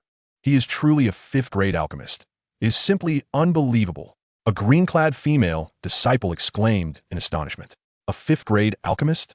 He belongs to our Qinlan sect. We must ensure he is reinstated. Li Taiqing exclaimed, his eyes wide and locked on a Chu Feng, murmuring to himself. Moments latte. Chu Feng grasped the floating elixir and turned to Shen Qianning, stating, Miss Shen, the snow ginseng transformation elixir is complete. You may take it to save your father. Wonderful. Young Master Chu, our Shen family will surely reward you handsomely. Shen Qianning exclaimed excitedly as she accepted the elixir. Suddenly, Shen Qian Luo bellowed in rage, impossible. This cannot be the Snow Ginseng transformation elixir. It is a fake, a fraud. Shen Qianluo had been preparing to assume the role of the family head. And now that Chu Feng had produced the Snow Ginseng transformation elixir, Shen Wanbao would be saved, thereby thwarting his plans. How could he accept such a fate? Qianluo, cease your nonsense and let Qianning take the elixir to save your father. Shen Yin rebuked upon hearing Shen Qianluo's outburst. Grandfather, this is certainly not the Snow Ginseng transformation elixir. Giving it to father will only harm him. Shen Qianluo protested. At Shen Yan's command, he turned to Master Huarong, asking, Master Huarong, can you verify whether this is indeed the Snow Ginseng transformation elixir? Very well, Master Huarong responded, stepping forward to examine the elixir closely. After scrutinizing the elixir for a moment, Master Huarong's eyes widened to their maximum, and he let out a loud, piercing scream. The crowd was instantly drawn to his outburst, their expressions filled with confusion. Master Huarong, what is it? Is there an issue with the elixir? Shen Yin inquired urgently. This is a counterfeit Snow Ginseng transformation elixir. Master Huarong must have discovered something amiss. Shen Qianluo laughed triumphantly. This is the genuine Snow Ginseng transformation elixir, and it is of the highest quality. In the expectant gazes of the crowd, Master Huarong murmured, What? The highest quality Snow Ginseng transformation elixir? A profound silence enveloped the scene. Everyone's gaze fixed intently on the elixir, their faces reflecting sheer astonishment. In the backward realm of the eastern wilderness, even mid-grade elixirs were a rarity. To suddenly hear of a high-grade elixir, especially one the 5th grade, left the crowd utterly speechless in shock. Inger, we must find a way to have Chu Feng return to our Qinglan sect. Did he not peek at you while bathing? This indicates that he must hold feelings for you. You should find a way to entice him back to our sect. While Yun Qingying was still in a state of shock, gazing at Chu Feng, she suddenly received a transmission from Li Taiqing, rendering her expression momentarily vacant. Entice? Yun Qingying had not anticipated that Li Taiqing would suggest she seduce Chu Feng. Indeed, Qingying, you cannot fathom the terrifying prowess of a master alchemist capable of concocting supreme elixirs. If Chu Feng were to return to the Qinglan sect, we would swiftly surpass the Lingshao Pavilion and the Tianjin sect, establishing ourselves as the preeminent sect of the Cangfeng Empire. In fact, it is conceivable that our Qinglan sect could ascend to become the mightiest sect of the Eastern Wasteland. Therefore, regardless of the cost, we must ensure that Chu Feng rejoins our Qinglan sect. Li Taiqing stated with unwavering conviction. Master, I shall do my utmost. Yun Qingying initially intended to decline, but upon meeting Li Taiqing's resolute gaze, she could only acquiesce for the time being. The last encounter had seen Chu Feng label her a harlot and order her to leave. Presently, Yun Qingying harbored no confidence in persuading Chu Feng to return to the Qinglan sect. Approaching him might only lead to further humiliation. However, given that Li Taiqing had rescued her years ago and accepted her as a disciple, she could not defy his command. At that moment, upon hearing Huarong mention the supreme Snow Ginseng transformation pill, Shen Yin immediately instructed Shen Qianning to deliver the elixir to Shen Wanbao. Grandfather, you must accompany me. Shen Qianning seemed to harbor some reservations. At that moment, Shen Wanbao's wife and concubine were both by his side. The elder madam, who had always disapproved of Shen Qianning, was present as well, causing Shen Qianning to worry that delivering the pill could lead to unforeseen complications. Thus, she insisted that Shen Yin accompany her. Very well, your father is the pillar of the Shen family. He must not falter again. Shen Yin readily agreed upon hearing this. Moments later, Shen Qianning and Shen Yin departed with the elixir, allowing everyone else to refocus their attention on Chu Feng. Chu Feng was indeed a 5th-rank alchemist. Furthermore, he was capable of refining supreme 5th-rank elixirs. This made him one of the most elite alchemists, not only in the Eastern Wasteland, but throughout the entire ruins of the Wasteland. Instantly, the crowd's eyes sparkled with awe as they gazed upon Chu Feng. Chapter 32, Master Chu. Chu Feng was the pinnacle of alchemists in the ruins of the Wasteland, and anyone who could establish even a slight connection with him would benefit for a lifetime. In a fervent rush, everyone flocked to Chu Feng. Master Chu, I am the prince of the Cangfeng Empire. Master Chu, I am an intersect elder of the Tianjin sect. Master Chu, I am a core disciple of the Lingshao Pavilion. Please assist me in refining a soul-nurturing pill, and I shall reward you as you deem fit. They eagerly introduced themselves, vying to leave a favorable impression on Chu Feng. Some were even impatiently seeking his assistance in alchemy. Yet, others glared at Chu Feng with resentment. Shen Qianluo was incensed that Chu Feng had shattered his hopes of becoming the head of the Shen family. Master Huarong's gaze bore a hint of malice as he regarded Chu Feng. once the foremost alchemist of the Eastern Wasteland.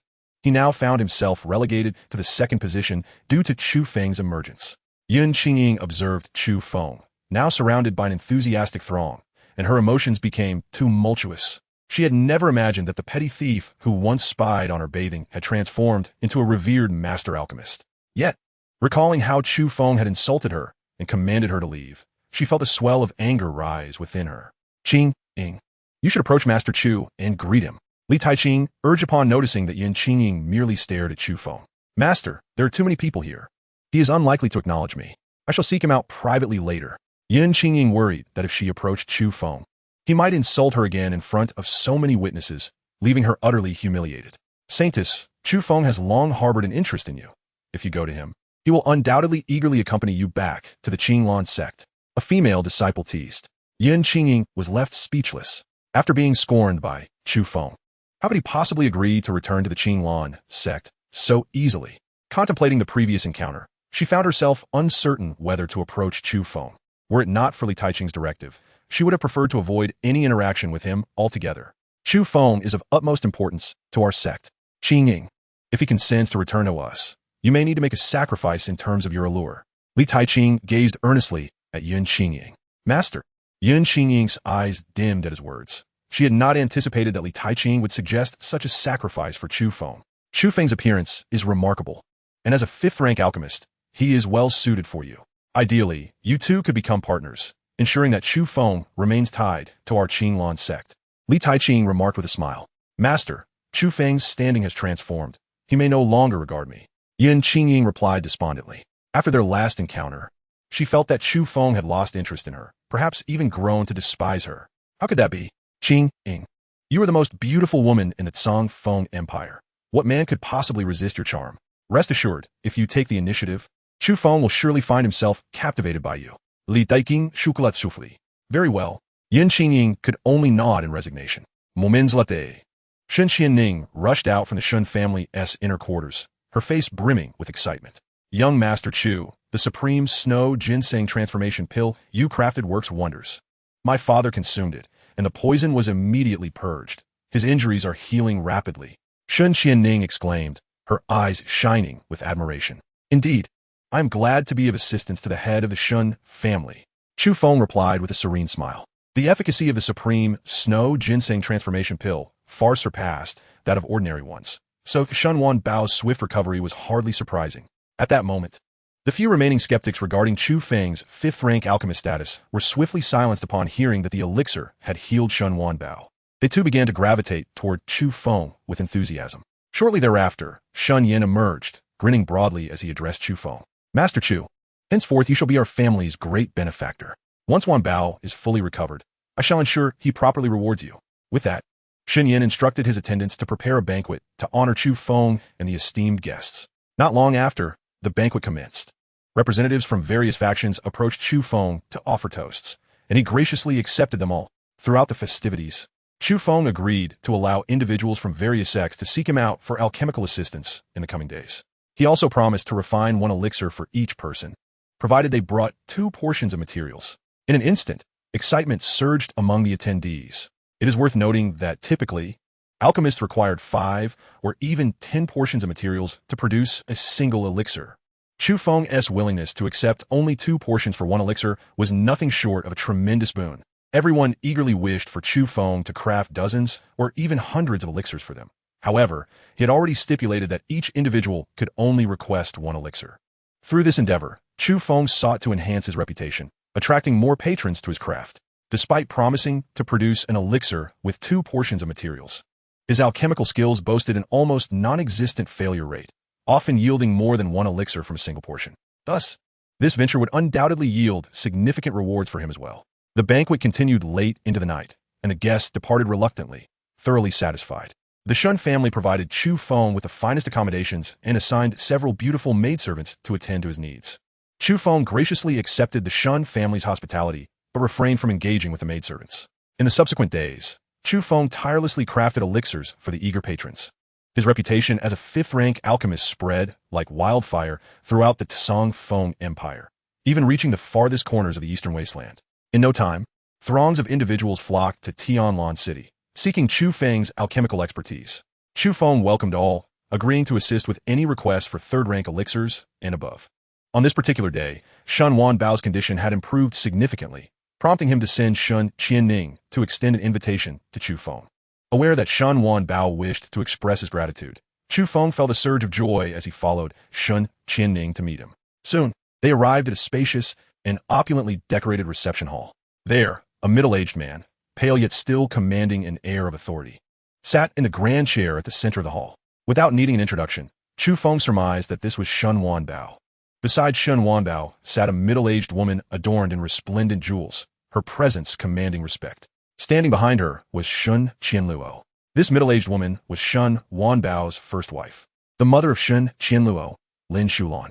After Shen Qianning paid her respects to Shen Wanbao and Lin Shulan, she proceeded to introduce Chu Feng to Shen Wanbao. "Father, I have invited Master Chu," she exclaimed. "Master Chu, I should have come to pay my respects to you, but my health is still fragile, hence the invitation. I hope you will forgive me." Shen Wanbao, weakly rising to greet Chu Feng, offered a courteous bow. Lin Shulan also stood in a gesture of respect, greeting Chu Feng in kind. "The head of the Shen family is too polite." Chu Feng replied with a casual bow.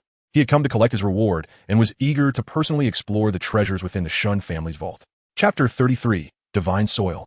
I am immensely grateful to Master Chu for saving my life. Please feel free to request any reward you desire. The Shen family will do their utmost to fulfill it. Shen Wanbao inquired with a smile. Previously, the Shen family had promised that whoever saved the family head could select 3 treasures from the family vault. And this was what Chu Feng sought. "I desire this," Chu Feng stated calmly. "That is certainly no problem. I will have someone guide Master Chu to the vault shortly." Shen Wanbao chuckled lightly. "Indeed, Chu Feng not that Hen Li." After some pleasantries, Shen Wanbao suddenly turned to Chu Feng and asked, "Might I inquire if Master Chu is married?" His gaze subtly flicked toward Shen Qianning, the implication unmistakable. Chu Feng cast a fleeting glance at Shen Qianning, whose cheeks flushed and furrowed his brow. He harbored no romantic interest in Shen Qianning. His motives for rescuing Shen Wanbao were solely to claim the 3 treasures from the vault. Furthermore, Shen Qianning's beauty was unremarkable, and her cultivation aptitude was average, rendering her unworthy of his affections. "I have no current intentions regarding marriage," Chu Feng replied coolly, rejecting the notion. Upon hearing Chu Feng's refusal, Shen Qianning's face paled slightly. "If that is the case, I have overstepped," Shen Wanbao declared. "Linde, please escort Master Chu to select his 3 treasures from the vault." With that, Shen Wanbao refrained from further comment and instructed Linda to guide Chu Feng. "Yes, Master Chu, please follow me. I will take you to the vault to select your treasures," Linda said, respectfully leading the way for Chu Feng. "Very well." After bidding farewell to Shen Wanbao, Chu Feng followed Linda. "Father, I wish to accompany you," Shen Qianluo expressed, seemingly concerned that Chu Feng might select something of great value. "Father, I too shall go," Shen Qianning quickly added. "Very well." Shen Wanbao waved his hand, signaling for them to proceed. Before long, Linda led Chu Feng to the Shen family's vault, where Shen Qianluo and Shen Qianning soon joined them. Chu Feng observed the imposing structure of the vault, which boasted 5 floors and was heavily guarded. Surrounding the building were simple formations that would severely harm anyone unfamiliar with them who dared to intrude. "Master Chu, please." Linda instructed the guards to open the grand door of the vault, respectfully inviting Chu Feng inside. Chu Feng nodded slightly and stepped into the vault. Upon entering, he was greeted by a dazzling array of treasures, weaponry, armor, spiritual treasures, medicinal pills, spirit herbs, and various martial techniques. The wealth within the Shen family's vault rivaled that of many imperial treasuries. "Master Chu, you may freely choose 3 treasures from among them." Linda smiled, indicating the bounty. I shall take a look first," Chu Feng replied nonchalantly. At this moment, Shen Qianluo and Shen Qianning gazed longingly at the treasures. Knowing they seldom had the opportunity to enter the vault, only doing so when they had accomplished something for the Shen family. Typically, they could only select treasures from the first floor, rarely having access to those on the upper levels. "Chu Gongzi, the finest treasures are on the upper floors," Shen Qianning whispered as she approached Chu Feng. "Indeed," he replied softly. Without need for her suggestion, Chu Feng was already aware of the superior treasures above, though he intended to peruse the lower level for potential finds as well. He wanted to carefully examine everything before selecting the 3 most suitable treasures. Hearing Shen Qianning's comment, Shen Qianluo shot her a fierce glare, as if to claim that the treasures here were destined for him alone, and begrudgingly resented Shen Qianning's prompt to Chu Feng. Shen Qianning paid no heed to Shen Qianluo, continuing to follow Chu Feng. Linda remained quietly in attendance, refraining from intrusion. Shen Wanbao's directive had been to allow Chu Feng to choose 3 treasures freely, and, as long as he did not exceed that limit, Linda would not intervene. After half an hour of exploration, Chu Feng had thoroughly examined the treasures on the first floor. Among them were several items he desired. However, he chose not to make an immediate selection, opting instead to view all 5 floors before finalizing his choices. Soon, he ascended to the second floor. The treasures on this level were fewer in number, but of significantly higher quality than those below. Chu Feng, take the item on the bottom shelf of the 3rd rack on the right. Just as he was about to examine the treasures on the 2nd floor, he heard Linger's voice echo in his mind. Following her guidance, Chu Feng approached the indicated shelf. Scanning the items, he noticed that they appeared to be ordinary. The second box. Linger instructed. Chu Feng complied, opening the second box to reveal a small amount of soil. The dirt looked no different from regular earth and bore no signs of spiritual energy, leaving him puzzled as to why it was categorized as a treasure. Inside is a minuscule quantity of divine soil. Even a small amount is extraordinarily precious. Linger explained. Divine soil? Chu Feng's heart leapt with joy. Last time, Linger mentioned that acquiring divine soil could transform the soil environment of the starry realm. He never expected to obtain it so soon. He quickly took the box containing the divine soil and turned to Linda, stating, "This is the treasure I wish to claim." Excellent. Master Chu still has 2 more treasures to select. Linda nodded in agreement. What is this? Shen Qianying asked, puzzled by Chu Feng's choice. This is spiritual soil, used for cultivating spirit herbs. Although it may not seem extraordinary, it is quite valuable to us alchemists.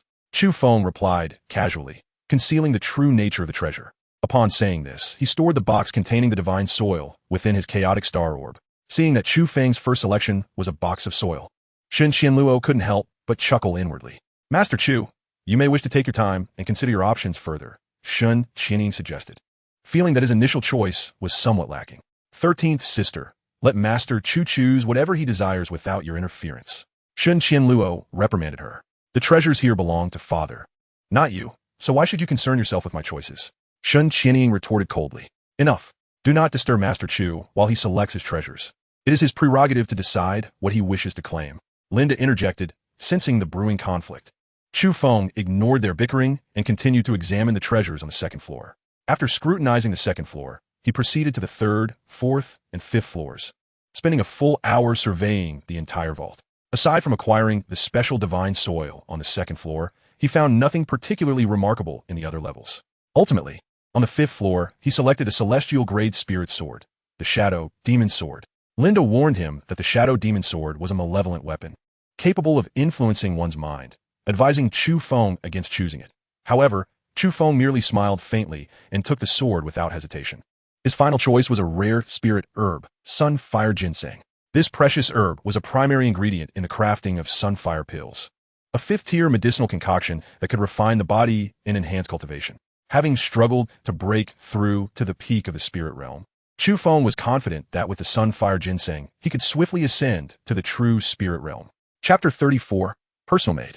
After selecting his 3 treasures, Chu Feng respectfully took his leave. Shen Qianying silently watched Chu Feng depart, wishing to articulate her thoughts, yet the memory of his previous rejection rendered her speechless.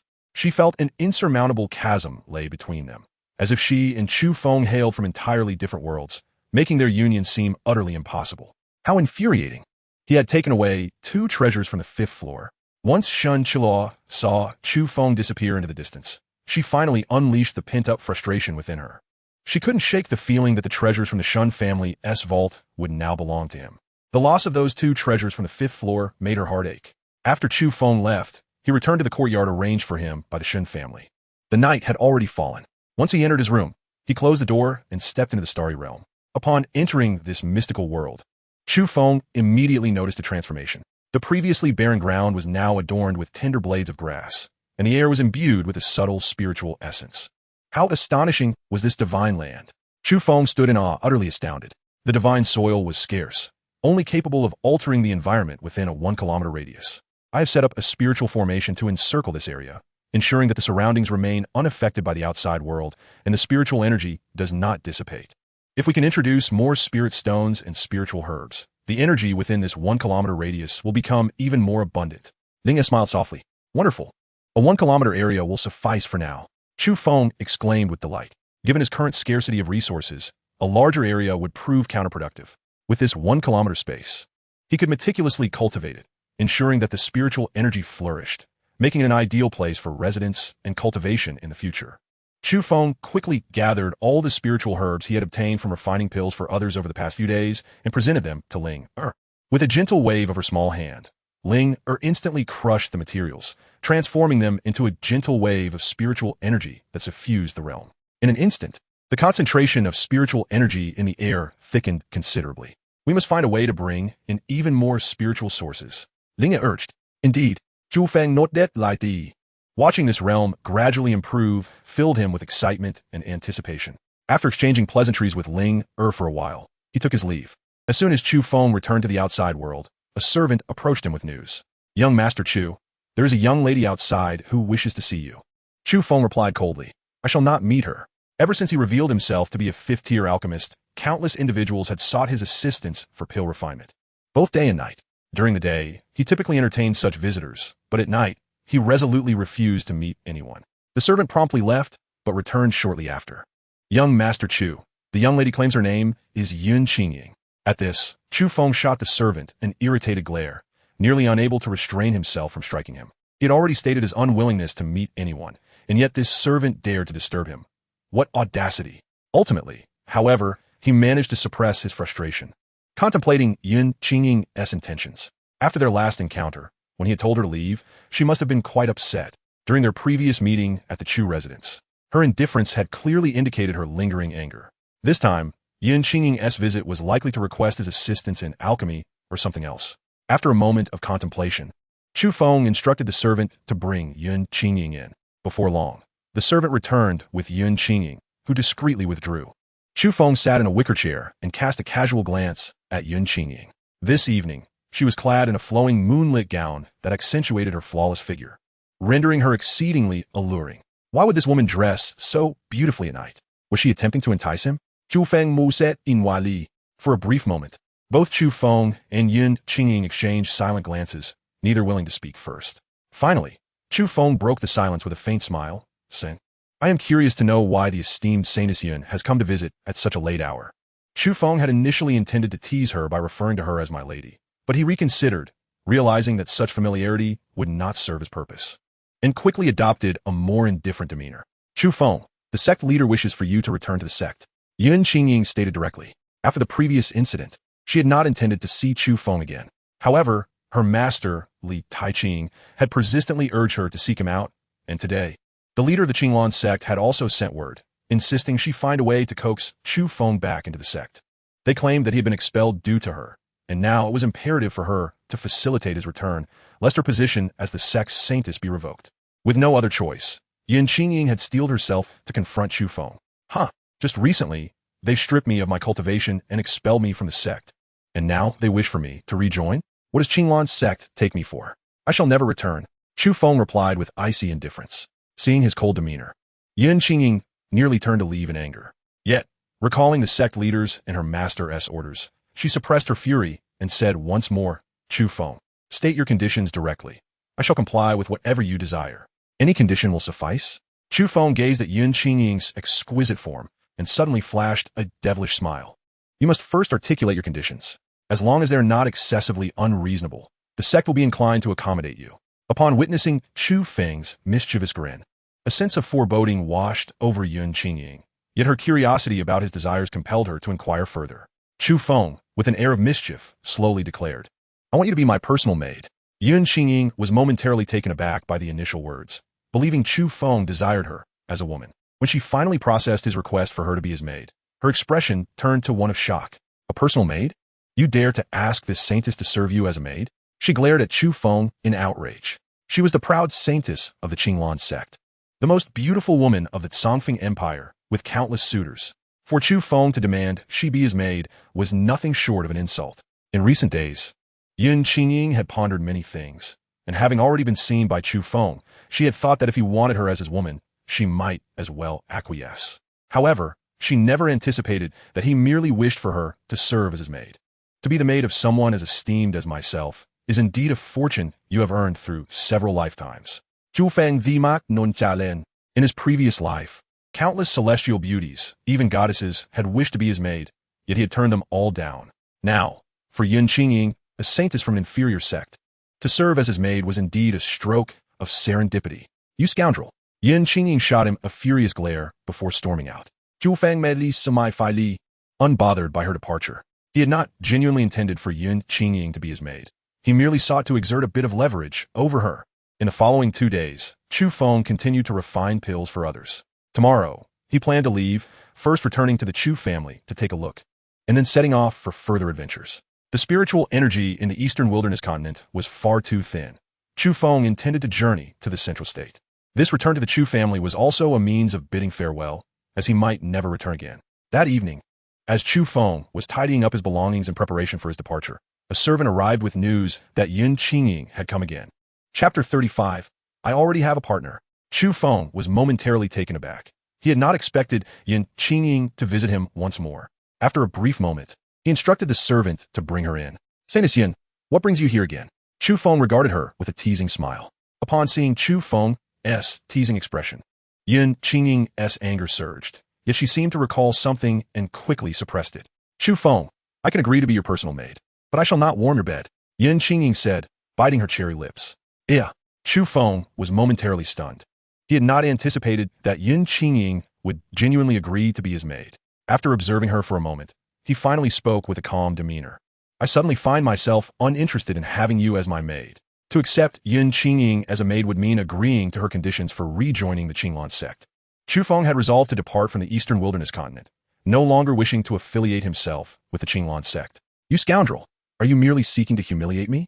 Yun Qingying seethed with fury upon hearing Chu Feng's words, unsheathing her sword and charging towards him. After much internal struggle, she had consented to become Chu Feng's maid, only to find him suddenly retracting his offer, which she perceived as a blatant insult. Stop! We can discuss this further. Chu Feng deftly evaded Yun Qingying's assault, urging her to relent. In response, she unleashed a flurry of strikes before finally withdrawing, somewhat placated. Observing her cessation, Chu Feng slowly spoke. I could agree to rejoin the Qinglan sect, but I demand the position of an honorary elder. Chu Feng had no genuine desire to return to the Qinglan sect. His previous suggestion for Yun Qingying to become his personal maid was intended to dissuade her. To his astonishment, she had acquiesced. Not wishing to be perceived as untrustworthy, he resolved to adopt a different identity in joining the sect. An honorary elder would still be considered part of the Qinglan sect, obligated to aid during crises, yet could leave at any time without being bound by sect rules. Chu Feng contemplated staying at the sect for a while before departing, thus not breaching his agreement with Yun Qingying. Moreover, the sect possessed the Spirit Rime Valley, a mystical realm abundant in spiritual energy accessible only to core disciples. If Chu Feng became an honorary elder, he would gain entry to cultivate therein. With this in mind, he felt that spending some time in the Qinglan sect would not be an unwise endeavor. An honorary elder? The sect leader mentioned you could take on the role of chief elder of the Alchemy Hall. Yun Qingying was momentarily taken aback by Chu Feng's proposal. I have no interest in the chief elder of the Alchemy Hall. I will be an honorary elder. If you agree, I shall return to the Qinglan sect. Chu Feng replied calmly. Do you not wish to remain long in the Qinglan sect? Yun Qingying, realizing the implications of the honorary elder's lack of constraints, quickly grasped Chu Feng's intentions. The Qinglan sect is but a humble sect. Do you truly believe it can sustain a true dragon like me? Chu Feng replied coolly. Just you? A true dragon? Yun Qingying scoffed incredulously. Little maid, have you forgotten your position? How dare you mock your master? Chu Feng's demeanor hardened as he approached her. Step back. The sect has yet to agree to your terms, and I am not yet your maid. Yun Qingying felt a twinge of panic as Chu Feng advanced. I shall depart for Tianlan City tomorrow morning. Make your decision swiftly. Chu Feng halted, observing her distress, and stated with indifference. Very well. I shall return to seek approval immediately. With that, Yun Qingying hurriedly left. Chu Feng watched her retreating form with a faint smile, suddenly finding the prospect of such a maid rather appealing. The following morning, Chu Feng's body trembled as a formidable aura erupted from within him. He had finally attained the true spirit realm.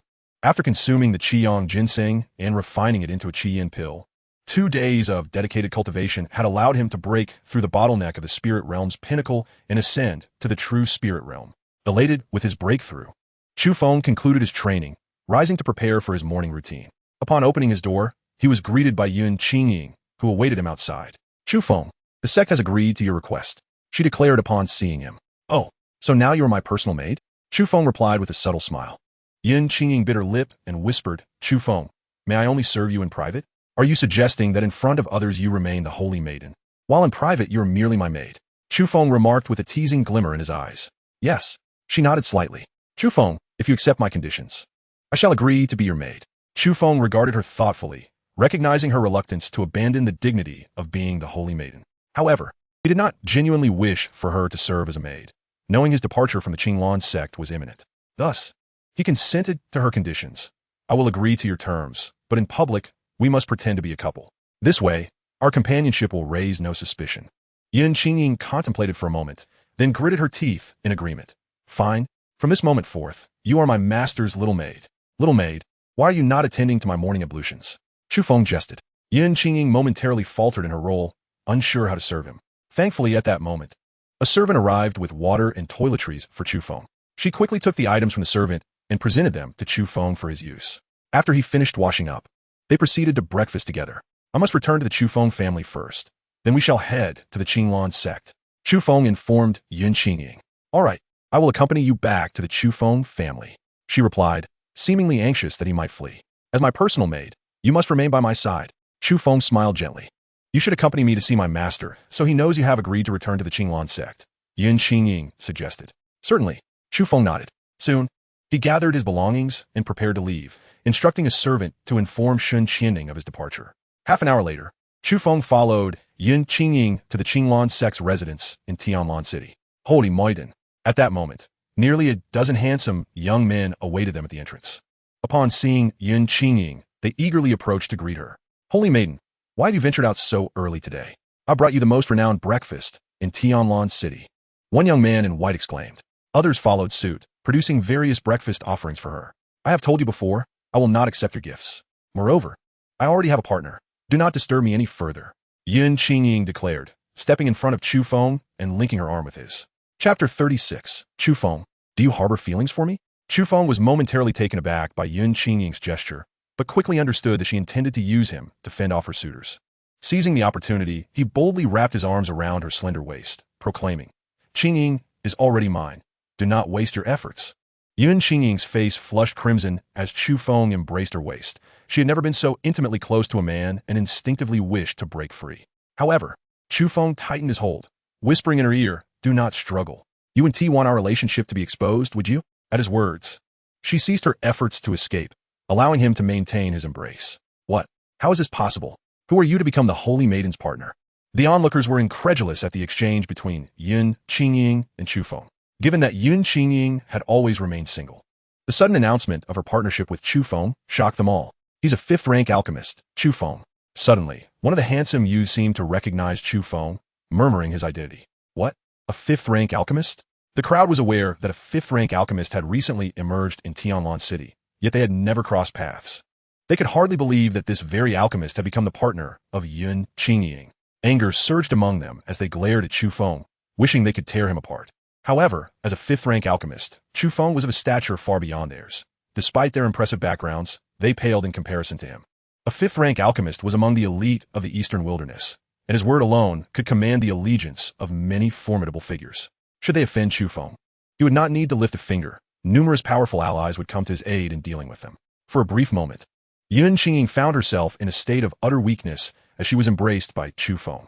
Overwhelmed with shyness, she quickly extricated herself and hastily made her way into the residence of the Qinglan sect, with Chu Feng closely trailing behind. My dreams have shattered. My goddess Qingying has forever departed from my life.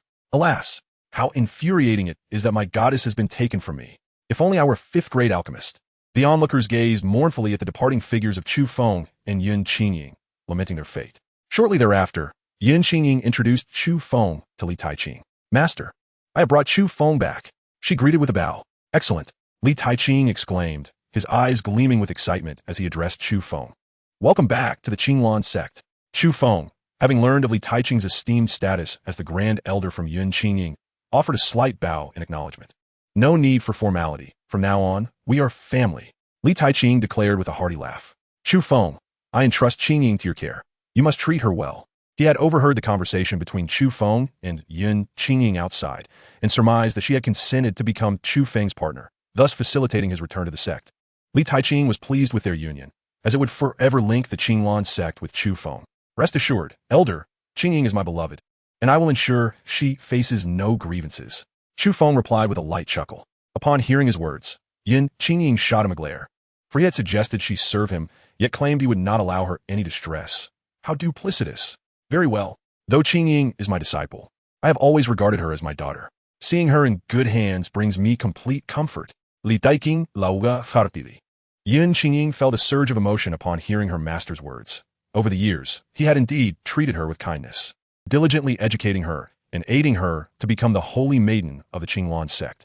After exchanging pleasantries for a while longer, Li Taiqing joyfully suggested, Chu Feng, let us set forth to return to the Qinglan sect. The sect leader will surely be delighted by your return. Elder, I must first return to the Chu family before proceeding to the Qinglan sect.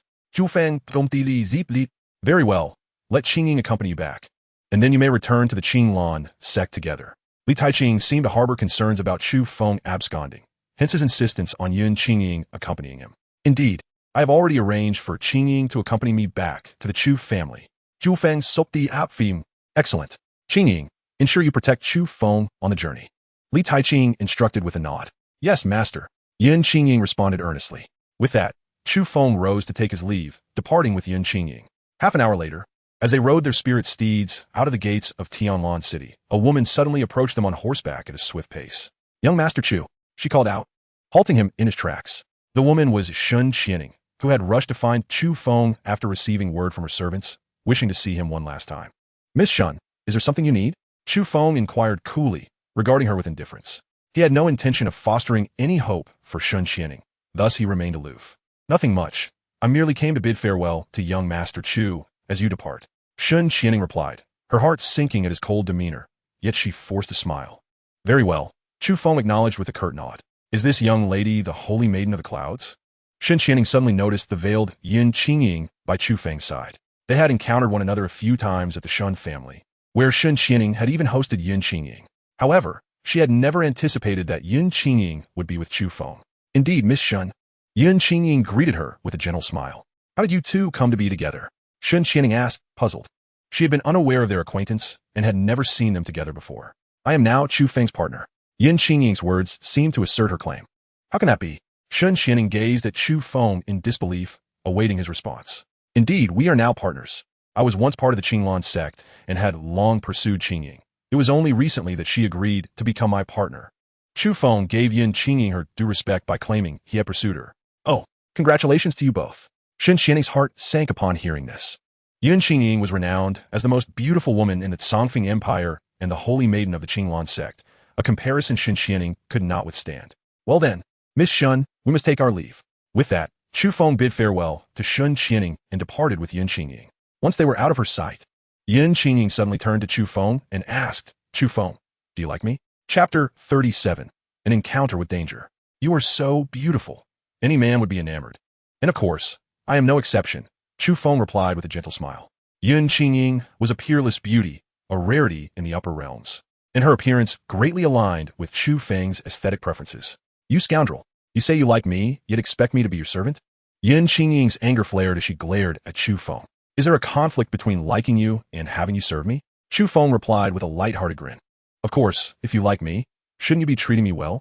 Qingying initially intended to argue that if Chu Feng liked her, he should be indulging her. But the words seemed too intimate, and she quickly fell silent. I have no desire to converse with you, she retorted angrily. Qingying felt that Chu Feng was deliberately provoking her. She rarely got angry, but since meeting him, she found herself irritable each time they crossed paths. Chu Feng chose not to pursue the matter further, as he suddenly sensed they were being followed. Someone is tracking us. Perhaps your suitors have learned of my partnership with you and wish to eliminate me. Chu Feng remarked with a hint of amusement. They wouldn't dare. Perhaps you've offended someone? Qingying replied, exasperated. That is hard to say. Do not underestimate the madness of a man who has lost the one he loves, regardless of who it is. Anyone daring to come after me shall meet their end. Chu Feng's expression turned cold, a glint of murderous intent flashing in his eyes. Chu Feng, should I signal for help? We are not far from Tianlan City. If I signal, Master will arrive shortly. Qingying expressed her concern, fearing that their pursuers might be too powerful for them to handle. No need. Chu Feng calmly refused. Having already advanced to the true spirit realm, he felt confident even against Earth's spirit realm opponents. Moreover, Earth Spirit Realm cultivators were few and far between in the Feng Empire, and there were no Celestial Spirit Realm experts, so Chu Feng felt little trepidation. He was eager to test the strength he had gained since his breakthrough to the true Spirit Realm. Be cautious. If we are overmatched, we must flee immediately. Yun Qingying cautioned, her apprehension evident. Understood. Chu Feng nodded lightly. They continued riding for another half-hour until they arrived at the mouth of the valley. Just as Yun Qingying was about to suggest that there might be an ambush within, Chu Feng had already charged into the gorge. Seeing this, she had no choice but to follow him in. Upon entering the valley, Chu Feng immediately sensed numerous formidable auras. Chu Feng, this valley is perilous. We must leave at once. Yun Qingying urged, hastening to catch up with him. It's too late to escape now. Chu Feng ziplit non jialen. No sooner had he spoken than a group of masked men in black emerged from either side of the valley, surrounding Chu Feng and Yun Qingying. Xianling Realm? Earth Spirit Realm? Yun Qingying gasped in horror as she recognized several formidable opponents among the masked assailants, including one of Earth Spirit Realm's second tier, leaving her utterly terrified. Earth Spirit Realm cultivators were exceedingly rare in the Feng Empire, being the pinnacle of the three major sections. Yun Qingying had not anticipated that Earth Spirit Realm cultivators would come to ambush them, rendering her utterly at a loss. They were now far from Tianlan City. Even if she signaled for help, it was unlikely that Li Taiqing could reach them in time. Amidst the onslaught of so many formidable adversaries, even her esteemed master, Li Taiqing would likely find it insurmountable. We hail from the Qinglan sect. If you wish to preserve your lives, step aside, quickly. Yun Qingying, trembling, unsheathed her sword, attempting to intimidate the crowd by invoking the name of the Qinglan sect. Cackling sinisterly, one of the black-clad figures in the second realm of the Earth Spirit remarked, "You are the renowned beauty of the Feng Empire, the saintess of the Qinglan sect, Yun Qingying? Who would have thought that in our pursuit of Chu Feng, we would encounter such unexpected delight? Today, I shall savor the essence of the Empire's most exquisite beauty." Beside him, a diminutive black-clad figure wickedly chimed in, "My lord, after you are done, please let us have our turn. Fear not. Today, all of you shall experience the allure of the Empire's foremost beauty." The black-clad man in the Earth Spirit Realm cackled maliciously. Hearing his words, Yun Qingying was instantly engulfed in terror, slowly retreating. She feared not death, but the thought of being humiliated by so many black-clad figures was a fate far worse than death itself. "Chu Feng, I will hold them off for a moment. You must seize the opportunity to escape. With your agility, perhaps you can evade them." Yun Qingying recalled how Chu Feng had skillfully evaded the demonic dragon in the Twilight Forest. Realizing her perilous situation, she resolved to momentarily obstruct the foes to grant Chu Feng a fleeting chance to flee, after which she would take her own life. Chu Feng, momentarily taken aback, glanced at Yun Qingying. He had always believed she harbored resentment towards him for causing her distress. Yet in this perilous moment, she was willing to sacrifice herself to shield him from danger. Instantly, Chu Feng felt a surge of affection for her. "Do not fret. I shall handle everything," he reassured, gently grasping her hand. His words offered Yun Qingying a sense of solace, yet she remained skeptical about his ability to confront such overwhelming adversaries. "Chu Feng, if we cannot escape, you must promise to kill me. I refuse to be humiliated," she insisted, her grip on his hand tightening. "Huh, even at death's door, you still indulge in sweet nothings. Chu Feng, soon you shall witness your beloved being humiliated before your very eyes, and then I shall end your life." The Earth Spirit black-clad man sneered, witnessing the two holding hands, his malevolent thoughts taking shape. "My lord, your plan is exquisite. Just imagine the scene. Chu Feng will surely suffer beyond comprehension. I can hardly wait." The small black-clad figure laughed wickedly. Suddenly, a sound akin to a sword being drawn echoed through the air. A fierce sword intent manifested, slicing through the head of the diminutive black-clad figure in an instant, severing it cleanly from his body. The surrounding black-clad figures recoiled in shock. Yun Qingying stared at Chu Feng, her expression one of astonishment. Just moments ago, she had seen a sword materialize in his hand, and with a swift motion, the diminutive figure was decapitated. The speed was so rapid it seemed almost effortless. Sword intent? Or perhaps the mastery of sword intent? The black-clad man in the Earth Spirit Realm gazed at Chu Feng in disbelief. Sword intent was a coveted realm for sword cultivators. A level so rare that among 100,000 sword cultivators, few could comprehend its essence. Typically, only those of considerable cultivation could achieve such understanding, leaving the Earth Spirit black-clad man perplexed as to how Chu Feng, at the first realm of the true spirit, could wield such terrifying sword intent. "Qingying, retreat to that crevice and witness how I vanquish our foes," Chu Feng instructed, urging her to take cover. In his previous life, he had been a master of swordplay. Although he had scarcely practiced in this life, the moment he grasped the sword, he felt an immediate connection, allowing him to unleash formidable sword intent. Chapter 38. Chu Feng. You are remarkably strong. The sword in Chu Feng's hand was the heavenly grade spirit sword he had chosen from the Shun family's treasury, the Shadow Demon Sword. This sword significantly amplified the power of his sword techniques, and combined with his mastery of sword intent, it rendered his swordplay overwhelmingly potent. As the black-clad man in the Earth Spirit Realm's expression turned grave, he shouted, "Everyone, attack together! Kill him! Kill!" At the command of the black-clad man, the surrounding figures charged towards Chu Feng. "Be careful, Chu Feng!" Yun Qingying cried out, her heart filled with concern as she saw the horde rushing towards him. Phantom of the Netherworld. Chu Feng, undeterred, gracefully swung the Shadow Demon Sword, executing his renowned technique from his past life, the Phantom of the Netherworld. When unleashed, the sword's shadow was ethereal, akin to a specter from the Netherworld, evading all defenses and disturbing the minds of his foes. Utilizing the Shadow Step, he paired it with the Phantom of the Netherworld, resembling a soul collector from the abyss. Almost every strike claimed the life of a black-clad adversary. Moreover, adept in sword control, he deftly dodged incoming attacks while the Shadow Demon's sword danced in the air, reaping the lives of those around him. Some black-clad figures attempted to flee, but they were swiftly cut down by the sword's aura. Others, who sought to capture Yun Qingying to threaten Chu Feng, also met the same fate. In a brief moment, only the Earth Spirit black-clad man remained. Chu Feng had inflicted a deep wound upon him, and had he not been clad in high-grade spirit armor, he might have perished as well. How is it possible for you to be so strong? The Earth Spirit black-clad man gazed at Chu Feng, incredulous. He was at least 2 major realms above Chu Feng, yet he was utterly incapable of matching him, nor could he inflict even the slightest harm. This was an immense humiliation for him. He was determined to kill Chu Feng. Otherwise, if news of this day spread, he would have no face left to live in this world. It was precisely this desire to avenge his humiliation that kept him from fleeing. Otherwise, he would have escaped long ago. "It is not that I am strong. Rather, it is you who are utterly incompetent," Chu Feng replied coolly. "Today, it is either your death or mine." The Earth Spirit black-clad man, infuriated by Chu Feng's words, charged at him in a frenzy. Chu Feng evaded a direct confrontation, employing the Shadow Step to dodge while launching continuous sword strikes. Ice Severing Palm. Chu Feng multitasked, executing the Ice Severing Palm while simultaneously attacking with his sword. The Ice Severing Palm, imbued with frigid energy, slowed the enemy's movements while delivering devastating blows. At that moment, the Earth Spirit black-clad man seemed besieged by 2 opponents at once. Alongside Chu Feng's palm strikes, another invisible assailant relentlessly attacked him with a sword. Before long, the Earth Spirit black-clad man could not evade the onslaught. His thigh was brutally slashed by the Shadow Demon Sword, blood gushing forth.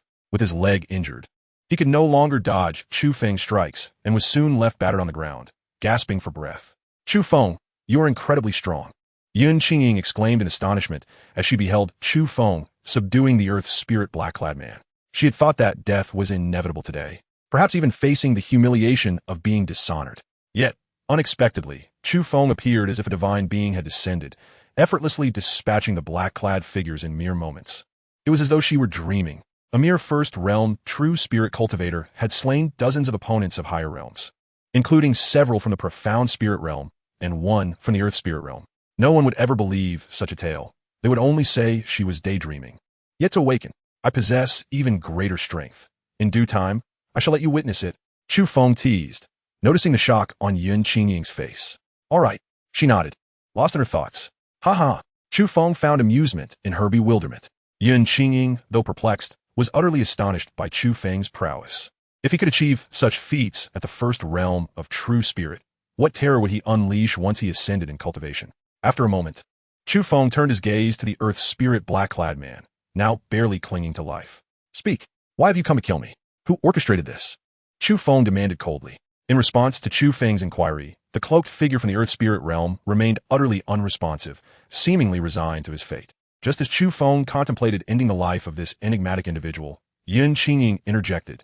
"Chu Feng, let us first unveil his face.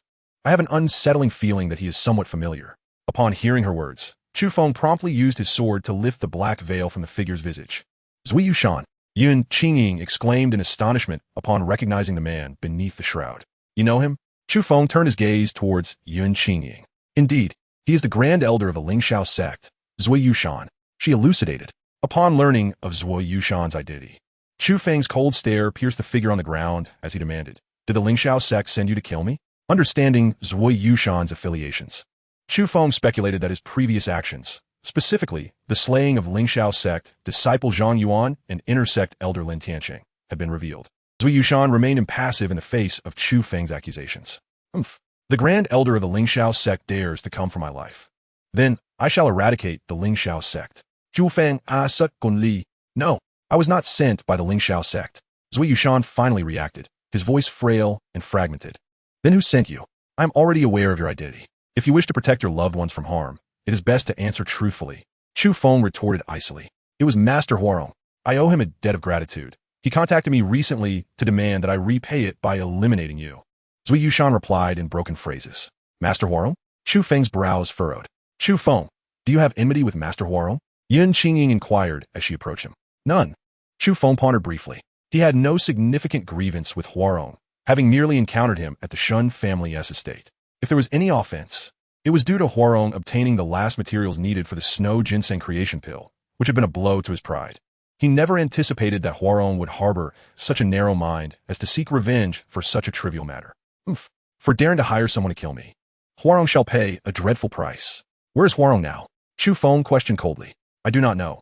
He may have already left the Songfeng Empire. Zui Yushan replied weakly.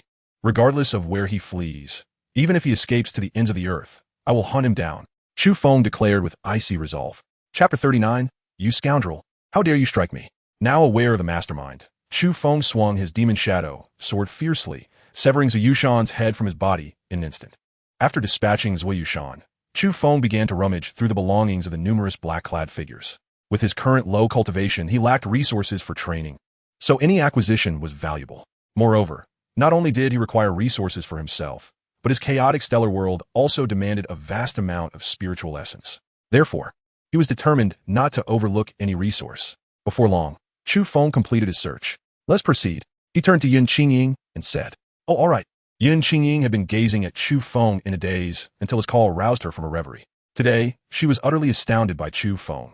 Previously, knowing he was a fifth-tier alchemist had merely surprised her. But witnessing him defeat numerous high-level opponents while at the first level of true spirit realm left her in complete awe. It was known that even her master, Li Taiqing, would struggle against such a multitude. If Chu Feng could contend with so many, he was undoubtedly stronger than his master. At such a young age, his prowess was remarkable. It was difficult to fathom how formidable he would become in the future. After a moment, Yun Qingying hurriedly caught up with Chu Feng. Their earlier skirmish had frightened their spiritual steeds away, leaving them to walk to the next city to procure new mounts. My cultivation is still too low. Chu Feng Mu Set In Wai Li. If only he could reach the celestial spirit realm, he would be able to fly with his sword, even carrying Yun Qingying with him. Chu Feng, what cultivation technique are you practicing that makes you so powerful? Yun Qingying inquired enthusiastically as they walked together. What? Do you wish to learn? Chu Feng replied with a light smile. Yes. Yun Qingying nodded eagerly. If Chu Feng, at the first level of true spirit realm, was already so formidable, his technique must be extraordinary. If he were willing to teach, she would certainly be eager to learn. Call me young master for me to hear. Chu Feng Dizet.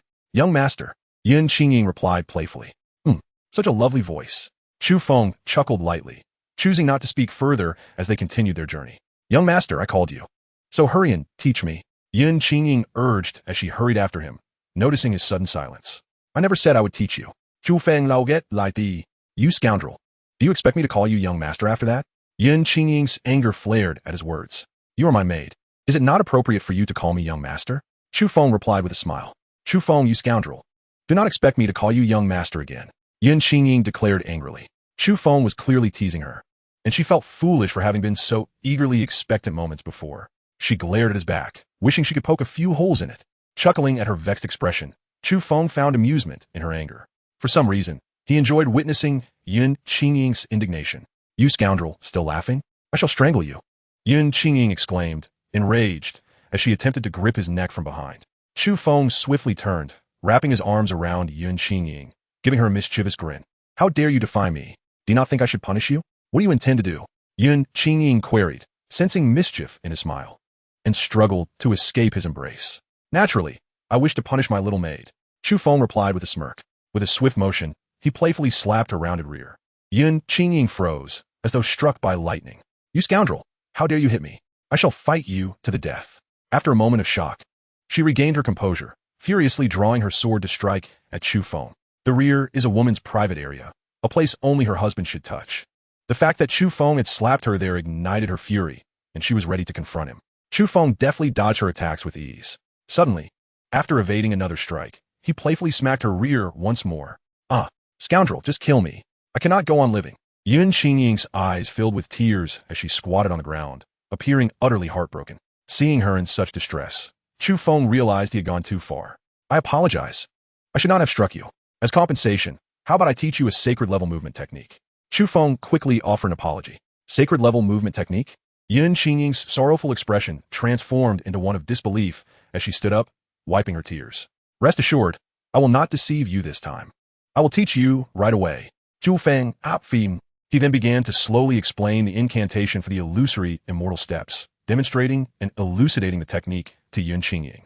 Yun Qingying observed as Chu Feng demonstrated the illusory immortal steps. Her spirits instantly lifted, causing her to forget the earlier incident of him teasing her.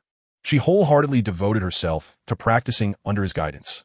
After half an hour of instruction, Yun Qingying had grasped the fundamentals of the illusory immortal steps.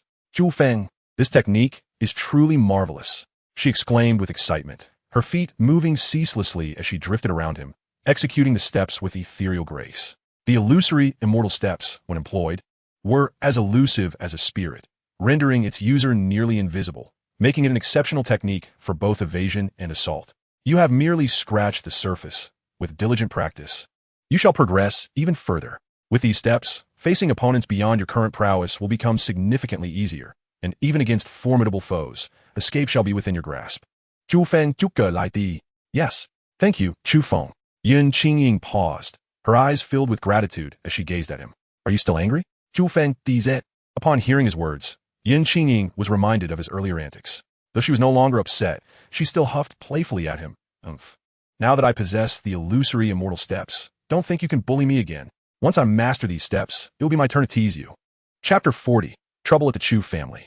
"Ha! It seems I can no longer bully you. Had I known, I would not have taught you." Chu Feng chuckled at Yun Qingying's newfound confidence. Even if she were to master the illusory immortal steps, he believed he could still tease her at will. However, he chose to nurture her confidence, allowing her a moment of pride. Giggling, "You can't take it back now. I've memorized the incantations and the various techniques. Just wait. Soon it will be my turn to have fun at your expense." Yun Qingying fantasized excitedly about the prospect of teasing Chu Feng in the future. "All right, I shall await your playful torment." Chu Feng's heart lightened at her exuberance.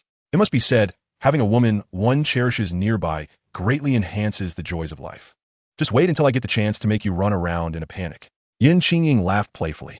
After a delightful exchange of playful banter, Chu Feng and Yun Qingying resumed their journey towards Qingfeng Town.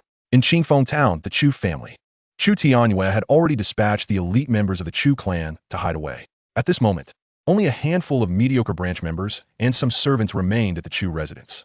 Chu Tianyue had considered sending all clan members away, but such an action would alert the Lingxiao Pavilion to their absence, leading to a search for the Chu disciples. By retaining a portion of the less capable members at the Chu family estate, he planned to appease the Lingxiao Pavilion should they investigate. Even if the Lingxiao Pavilion executed them, the elite members outside would remain safe. Patriarch, trouble is afoot. The Han family has barged in. Just as Chu Tianyue was conferring with Chu Wanshan, a frantic clan member rushed in to report. The Han family? Chu Tianyue's brow furrowed. He was uncertain of their intentions. Previously, regarding the spiritual mine incident in Qingfeng Town, he had consented to the Han family's distribution plan, 80 to them, 20 to the Chu family. Aside from this, there had been no further conflict, leaving him puzzled as to why the Han family had arrived. Patriarch, the young master of the Han family, is a disciple of the Lingxiao Pavilion. Could it be that they have discovered something, prompting the arrival of Lingxiao's representatives? Chu Wanshan speculated with concern. Earlier, Chu Tianyue had considered sending him away to avoid trouble, yet Chu Wanshan insisted on staying with the clan. With no children or family of his own, the Chu family was all he cared for, and he refused to abandon them. Whatever it is, we must confront it. Gome. Let's see. Chu Tianyue's expression turned grave. After a moment, Chu Tianyue led Chu Wanshan to the Chu family's training ground. There, Han Xingqiao, the head of the Han family, awaited with a large entourage. Not far off, several injured Chu disciples lay groaning on the ground, each bearing severe wounds. What does this mean, Han family head? Chu Tianyue demanded angrily upon witnessing the wounded disciples. Chu Tiani, where are the young Master Zhang Yuan of the Zhang family and Elder Lin of the Lingxiao Pavilion? Han Qingqiao questioned coldly. Chu Tianyue's heart sank, yet he maintained a facade of ignorance. How would I know where they went? They visited our Chu family briefly before departing. Do not attempt to deny it, Chu Tianyue. We possess irrefutable evidence, proving they entered your estate and have not left since. Today, Elder Zhou Qian of the Lingxiao Pavilion and Elder Zhang Ding of the Zhang family have also arrived. Hand them over at once, or your Chu family shall face annihilation, Han Qingqiao declared icily.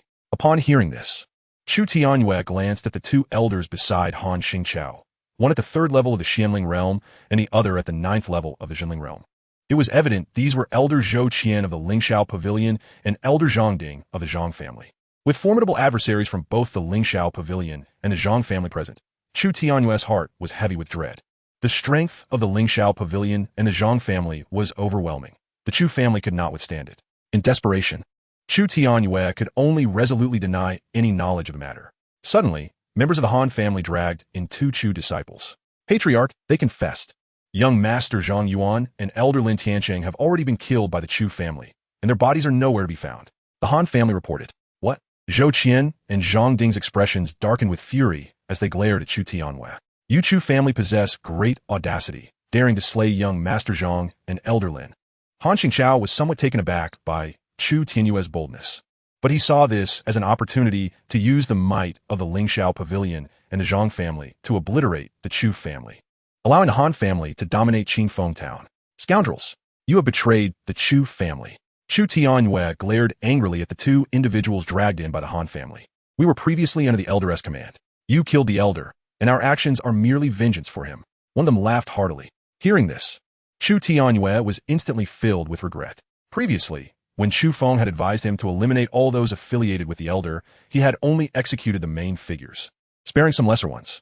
Little did he know that those he had spared would now betray the Chu family, leading to its potential demise. Speak. Why did your Chu family slay my Lingxiao Pavilion's Elder? Zhou Qian demanded with a thunderous voice. I kill when I wish. There need not be any explanations. Chu Tianyue retorted loudly. With the Chu family facing certain destruction, Chu Tianyue felt no fear and boldly admitted to the killings, hoping this would safeguard Chu Feng and the remaining Chu disciples hiding away. Today, I shall show your Chu family what suffering truly means, Zhou Qian declared, launching a fierce palm strike at Chu Tianyue. Boom! Chu Tianyue was sent flying, spitting blood as he crashed several meters away. Patriarch, seeing this, Chu Wenshan rushed forward to assist him. Wenshan, the Chu family is doomed today. As Patriarch, I cannot escape responsibility. Chu Tiani lamentait. He had always aspired to elevate the Chu family, yet it seemed he would meet his end amid its destruction. Although the downfall of the Chu family was largely attributed to Chu Feng, as Patriarch, he could not evade blame for the calamity. You have done well, Patriarch. Chu Wenshan offered gentle comfort. He too recognized the impending doom of the Chu family, yet with no ties, he feared not for his life. Everyone, attack. Annihilate the Chu family. Zhang Ding commanded, incensed by the news of Zhang Yuan's death. In an instant, the air was filled with screams of despair. Just then, Chu Feng and Yin Qingying had just returned to Qingfeng town. Upon entering, Chu Feng sensed the ominous aura emanating from the Chu residence. Let us go. The Chu family is in trouble, he urged, activating the shadow steps as he sped towards the family estate. Yin Qingying promptly followed suit, employing the illusory immortal steps to keep pace. Chapter 41. Chu Feng is the great demon. Boom! Chu Wenshan was sent flying over 10 meters by a punch from the elder Zhou Qian of Lingxiao Pavilion, spitting blood and collapsing to the ground, barely alive. Wenshan, Chu Tianyue's face contorted in despair upon witnessing this scene. At that moment, Chu Tianyue himself was gravely injured, lying on the ground unable to move, helplessly watching as the members of the Chu family were being slaughtered. Do not kill them. Hang them up. I wish to inflict 1,000 cuts upon them. Zhou Qian suddenly commanded the assailants to cease their massacre. Yes. Han Qingqiao immediately ordered his men to stop while instructing them to hang up Chu Tianyue, Chu Wenshan, and several surviving disciples of the Chu family. Elder Zhou, today the elite disciples of the Chu family are absent. Chu Tianyue must have hidden them away in advance. Han Qingqiao suddenly remarked to Zhou Qian, those who dare to slay an elder of our Lingxiao Pavilion, even if the Chu family members hide in the farthest corners of the earth, we will find them and make them pay with their lives. Zhou Qian coldly retorted. Han Xingqiao, may you meet a most unfortunate end. Upon hearing the exchange between Han Xingqiao and Zhou Qian, Chu Tianyue felt as though the sky had collapsed. Zhu Diani, to eradicate the roots of the weeds is a necessity. Do not blame me, for it is your Chu family that dared to kill an elder of Lingxiao Pavilion. Han Xingqiao said with a sinister grin. Those who dare to slay an elder of Lingxiao Pavilion shall today experience the feeling of being unable to live or die. Zhou Qian declared viciously. Then come, kill me if you dare. Chu Tianyue glared furiously at Zhou Qian. Want to die? Ha, not so fast. First, I shall let you experience the agony of having your flesh sliced off inch by inch. Zhou Qian laughed wickedly, slowly approaching Chu Tianyue with his blade drawn. Seeing this, Chu Tianyue, filled with despair, prepared to bite his tongue to end his life. However, just as he was about to do so, Zhou Qian swiftly seized his mouth. Thinking of biting your tongue? How naive! Zhou Qian scoffed. Crack! With a brutal force, Zhou Qian shattered the bones of Chu Tianyue's jaw. The excruciating pain forced a scream from Chu Tianyue. Yes, that's the sound I enjoy hearing. Zhou Qian laughed maniacally. Afterward, he brandished his knife, ready to carve into Chu Tianyue's flesh. Suddenly, a dark figure appeared before Zhou Qian like a specter. The figure grasped Zhou Qian's hand, which was poised to slice Chu Tianyue, and twisted it with force. Crack! Zhou Qian's hand was spun 360 degrees, and the bones connecting his arm to his body were snapped. The intense pain elicited a horrified scream from Zhou Qian. Following this, the shadow delivered a powerful kick to Zhou Qian's back, sending him flying over 10 meters. Zhou Qian's back was indented, likely fracturing several ribs. Once again, the agony forced a scream from Zhou Qian. Did you not enjoy hearing such sounds? I shall ensure you hear them more. The shadow coldly remarked while gazing at Zhou Qian. Scoundrel, who are you? Elder Zhou Qian is a member of our Lingxiao Pavilion. You have harmed him, and we will not let you go. A nearby disciple of Lingxiao Pavilion, witnessing Zhou Qian's grievous injury, hastily invoked the name of their sect, attempting to intimidate the shadow. Lingxiao Pavilion is nothing, the shadow replied coldly. Chu Feng. At this moment, both Chu Tianyue and Chu Wenshan looked up in disbelief at the shadow's voice. Patriarch, I apologize for my tardiness. Chu Feng expressed with heartfelt regret. This incident stemmed from Chu Feng's slaying of Zhang Yuan and Lin Tianqing. And upon seeing so many of his family members slain, he felt a wave of guilt wash over him. Had he returned just a bit earlier, these lives might have been spared. Chu Feng, you should not have returned. There are still many powerful cultivators in Lingxiao Pavilion. If you expose yourself, they will not spare you. Chu Tiani weekly wun. Patriarch, fear not. I will resolve this matter thoroughly upon my return.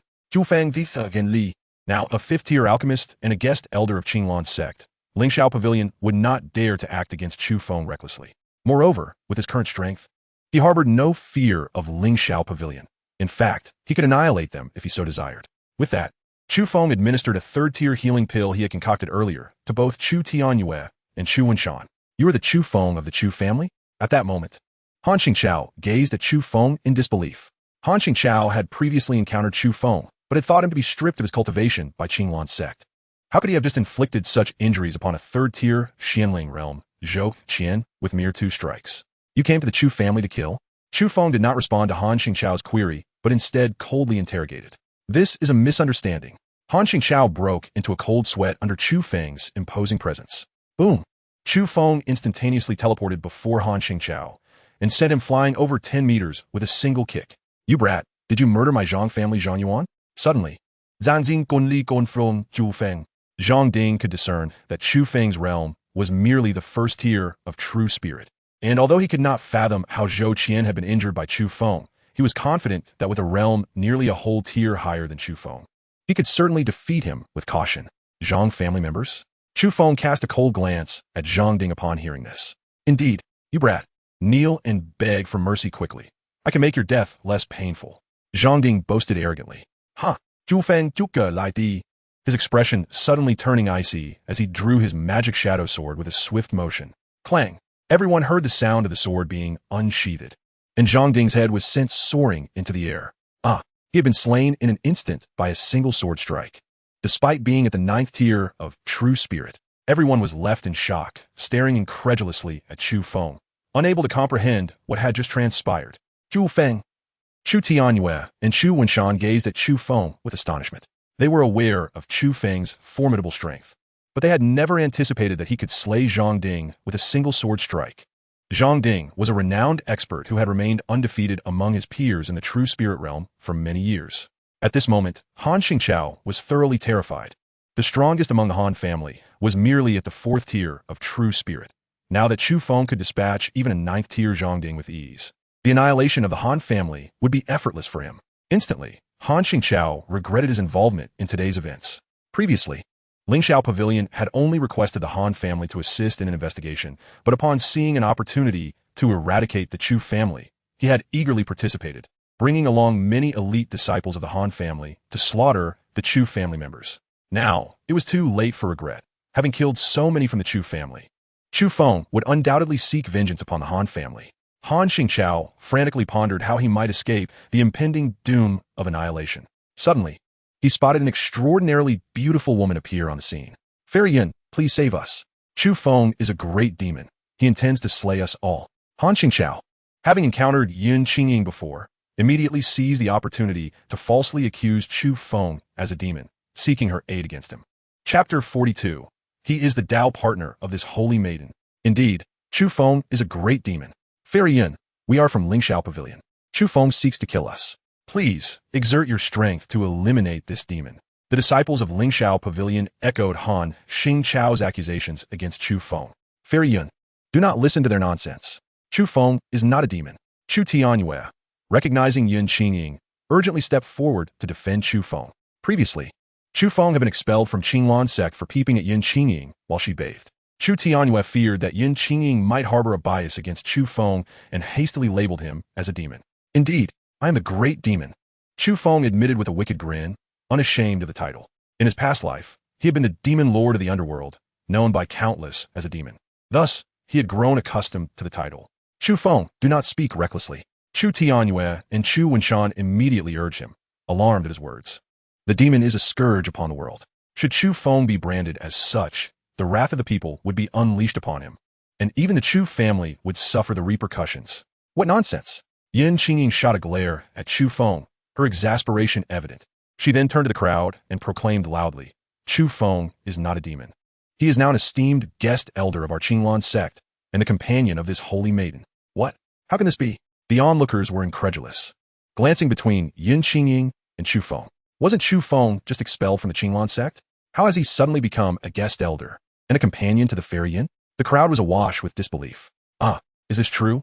How splendid!" Chu Tianyue and Chu Wenshan, along with the surviving members of the Chu family, were overcome with an indescribable excitement upon hearing Yin Qingying's words. They could hardly believe that Chu Feng had ascended to the position of guest elder in the Qinglan sect and become Yin Qingying's companion. Just a short while ago, he had been expelled for peering at her while she bathed. The transformation was utterly astonishing. Chu Tianyue and Chu Wenshan stared at Chu Feng in a daze, pondering how he had accomplished such a feat. Could it be that Chu Feng had won Yin Qingying's favor, leading her to agree to become his companion and even assist him in securing the position of guest elder? They speculated various scenarios, convinced that this was the most plausible explanation. At the same time, they were filled with immense admiration for Chu Feng, who had managed to win over Yin Qingying and attain the esteemed rank of guest elder. Why is this happening?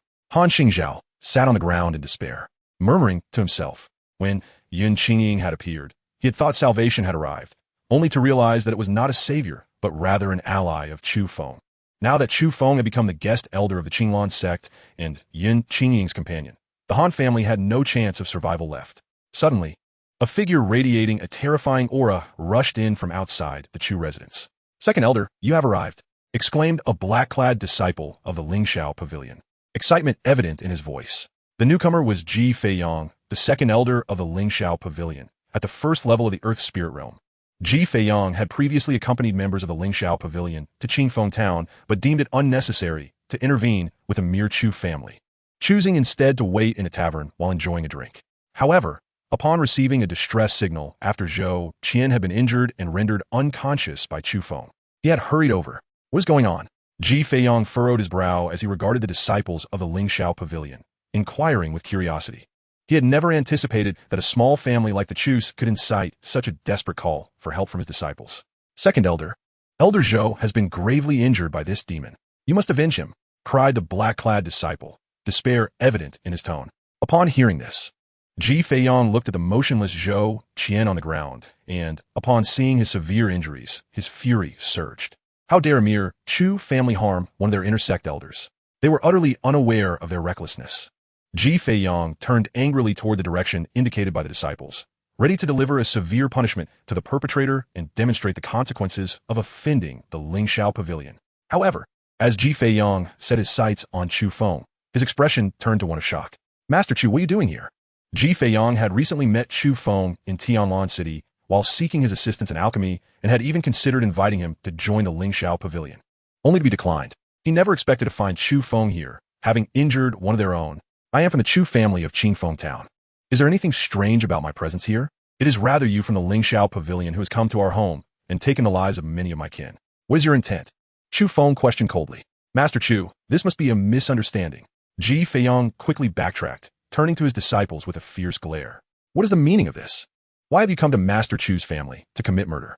The black-clad disciple, pale and trembling, replied, "Second Elder, we discovered that Elder Lin's death was related to the Chu family, which is why we came to exact justice." "Nonsense. How could Elder Lin have been killed by someone from the Chu family?" Ji Feiyong rebuked the disciple angrily. "Second Elder, I speak the truth. We have evidence indicating that Elder Lin was indeed killed by members of the Chu family." The disciple insisted desperately. Boom! Ji Feiyong suddenly struck the black-clad disciple with a palm, instantly causing him to spit blood and perish. The onlookers gasped in horror, bewildered by Ji Feiyong's sudden act of violence against his own disciple. Yet, it was clear that this was related to Chu Feng. Ji Feiyong's attitude suggested he was wary of offending him. This revelation left the crowd questioning the true nature of Chu Feng's identity. What kind of master was Chu Feng to invoke such fear in an Earth Spirit Realm elder like Ji Feiyong? Chu Tianyue and Chu Wenshan also wore expressions of confusion, as they, like everyone else, were unaware of what Chu Feng's title of Master Chu truly represented. Some had heard whispers of a fifth-tier alchemist who had recently emerged in the Eastern Wasteland, also known as Master Chu. However, given Chu Feng's youth, few believed he could be that alchemist. "Master Chu, this individual dared to slander your family, and I have dealt with him," Ji Feiyong said. A sycophantic smile plastered on his face. "He did not slander. It was I who killed Lin Tiancheng." Chu Feng replied nonchalantly. He was preparing to leave shortly, wishing to settle the grievances with the Lingxiao Pavilion and eliminate any future threats to the Chu family. By making this statement, he aimed to gauge the Lingxiao Pavilion's stance. If they were allies, all would be well. If they were adversaries, he would obliterate them without hesitation. Chapter 43, Worthless Death. Upon hearing Chu Feng's words, Chu Tianyue and Chu Wenshan's expressions turned grave with concern. They could not comprehend why Chu Feng would provoke Ji Feiyong. Knowing he was a formidable Earth Spirit Realm expert, should Ji Feiyong become enraged, the entire Chu family would face annihilation. Yin Qingying remained calm, observing the unfolding events without a hint of worry for Chu Feng's safety. After all, he had slain the second elder of the Lingxiao Pavilion, and she was confident that Ji Feiyong would not be a match for him. Ji Feiyong's expression shifted multiple times upon hearing Chu Feng's declaration, before finally breaking into a light chuckle. "That must mean Lin Tiancheng, that waste, offended Master Chu. Humph. His death is of no consequence. And Zhou Qian, along with these Lingxiao Pavilion disciples, they have just slaughtered so many of my Chu family. You shall take care of them. Elder Ji," Chu Feng remarked coolly, casting a glance toward the Lingxiao Pavilion disciples not far away. These individuals dared to kill the kin of Master Chu. Their audacity was astonishing. "Master Chu, rest assured, I shall deal with them immediately." Ji Feiyong's gaze hardened with a hint of malice. Without delay, he proceeded to eliminate the Lingxiao Pavilion disciples present, sparing even the gravely injured Zhou Qian. The crowd watched in terror and confusion, uncertain why Ji Feiyong would so ruthlessly slay his own comrades. Ji Feiyong ignored the shocked expressions around him, and, after finishing the killings, respectfully turned to Chu Feng. "Master Chu, all who have offended you from the Lingxiao Pavilion have been dealt with." Thank you, Elder Ji," Chu Feng replied with a subtle expression of gratitude. Given Ji Feiyong's astuteness, Chu Feng chose not to pursue any grievances with the Lingxiao Pavilion for the time being. Chu Tianyue and Chu Wenshan stared in astonishment at Chu Feng, unable to believe that he could compel Ji Feiyong to act in such a manner. After all, Ji Feiyong was a formidable expert of the Earth Spirit Realm. Elder Ji Yu, Han Qingzhao looked at Ji Feiyong in disbelief. Ji Feiyong was an Earth Spirit Realm expert who could easily crush Chu Feng. He could not fathom why Ji Feiyong would be so intimidated by Chu Feng. to the extent of killing the Lingxiao Pavilion disciples to appease him, including one of their inner sect elders. Master Chu is a fifth-tier alchemist. How could they dare offend him? Their deaths are of no consequence. Ji Feiyang explained suddenly, addressing the crowd's confusion. What? A fifth-tier alchemist? Upon hearing those words, the crowd was instantly rendered speechless, their expressions a mixture of disbelief as they turned to gaze at Chu Feng. Such youth, and yet he's a fifth-tier alchemist? Chu Feng, are you truly a fifth-tier alchemist? Chu Tianyue and Chu Wenshan looked at him, their faces awash with astonishment. They had never witnessed Chu Feng engage in alchemy and were entirely unaware of his abilities in that regard.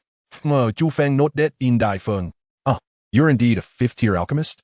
At Chu Feng's affirmation, both Chu Tianyue and Chu Wenshan were swept away by waves of ecstatic joy. Previously, the entire Eastern Wilderness had no fifth-tier alchemists, yet they understood the significance of such a title. In this backward wasteland realm, even a third-tier alchemist could elevate a family to the pinnacle among the elite clans of the Eastern Wilderness. Now, with a fifth-tier alchemist emerging from their Chu family, could it be that they were destined to ascend to the status of a top-tier family in this wasteland realm? Fantastic! A true dragon has emerged from the Chu family. The remaining members of the Chu family were likewise overwhelmed with excitement, their joy uncontainable. No, this is impossible. How could Chu Feng be a fifth-tier alchemist? Han Xingqiao exclaimed loudly, his face a mask of disbelief. I personally sought Master Chu for alchemy. Countless witnesses in Tianlan City have seen Master Chu at work. How could there be a mistake? Yifeiyang retorted coldly. It truly is a fifth-tier alchemist. Han Qingke murmured in disbelief. With Chu Feng being a fifth-tier alchemist, what hope remained for the Han family after their slaughter of so many from the Chu family? Master Chu, did the Han family offend you? Shall I assist you in dealing with them? Ji Feiyang said with a sycophantic smile, directed at Chu Feng. I would appreciate your assistance, Elder Ji. Chu Feng, disinterested in dirtying his hands with the Han family, decided to accept Ji Feiyang's offer and resolve the grievances with Lingxiao Pavilion for the time being. No, please.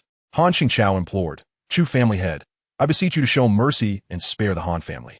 We shall relinquish the spiritual mines of Qingfeng Town to the Chu family. Upon hearing the exchange between Ji Feiyang and Chu Feng, Han Xingqiao was seized by fear and sought help from Chu Tianyue. Han Xingqiao, is this your current state? Chu Tianyue felt a surge of satisfaction at the sight of Han Xingqiao's humble pleas. However, given that the Han family had just murdered so many from the Chu family, Chu Tianyue could not let Han Xingqiao go unpunished. To eradicate the roots of the weeds, lest they sprout anew, the Chu and Han families have become sworn enemies, and the Han family must be utterly annihilated. Kill. Chu Feng, uninterested in wasting time, urged Ji Feiyang to take action. Ji Feiyang, upon hearing this, immediately sprang into action, swiftly eliminating Han Xingqiao and the Han family disciples present.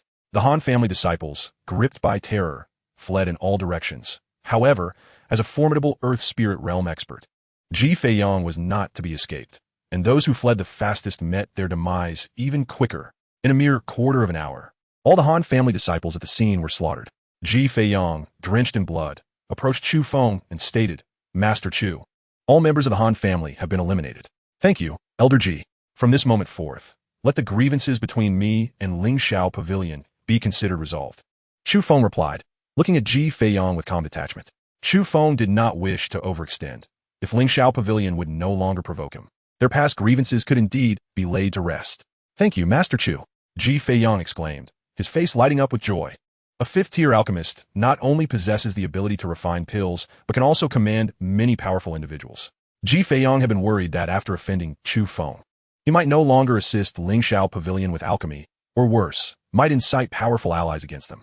Thus, he had gone to great lengths to assist Chu Feng, even resorting to the execution of Lingxiao Pavilion members to earn his forgiveness. Now that Chu Feng had finally agreed to pardon Lingxiao Pavilion, Ji Feiyang was elated. Chu Feng nodded slightly in response. Saint Yin, what brings you here? Have you come to seek Master Chu's alchemy skills? Ji Feiyang, having been preoccupied with handling Lingxiao Pavilion and the Han family, finally found a moment to inquire of Yun Qingying. Elder Yi.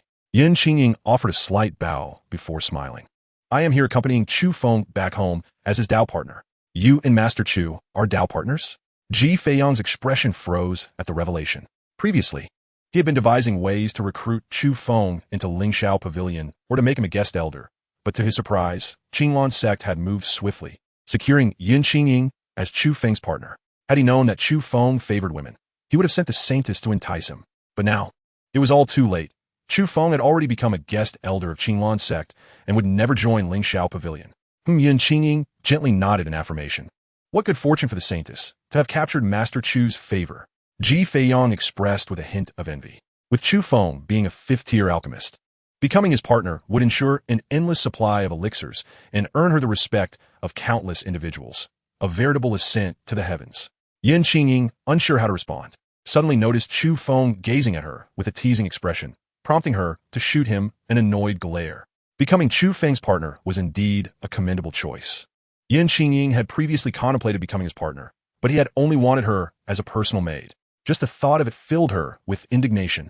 At this juncture, after arranging for the bodies around to be dealt with, Chu Tianyue approached Chu Feng with excitement, saying, Chu Feng, I shall summon everyone back to the Chu family. Chu Feng nodded slightly. Now that he possessed the strength to ensure the safety of the Chu family, and with the grievances against the Ling Shao Pavilion temporarily resolved, no faction would dare to act against the Chu family. Summoning the members back would facilitate their development. Chu Feng planned to refine a batch of elixirs for the Chu family, swiftly enhancing the abilities of their younger generation. Let's first annihilate the Han family, Chu Feng suddenly declared.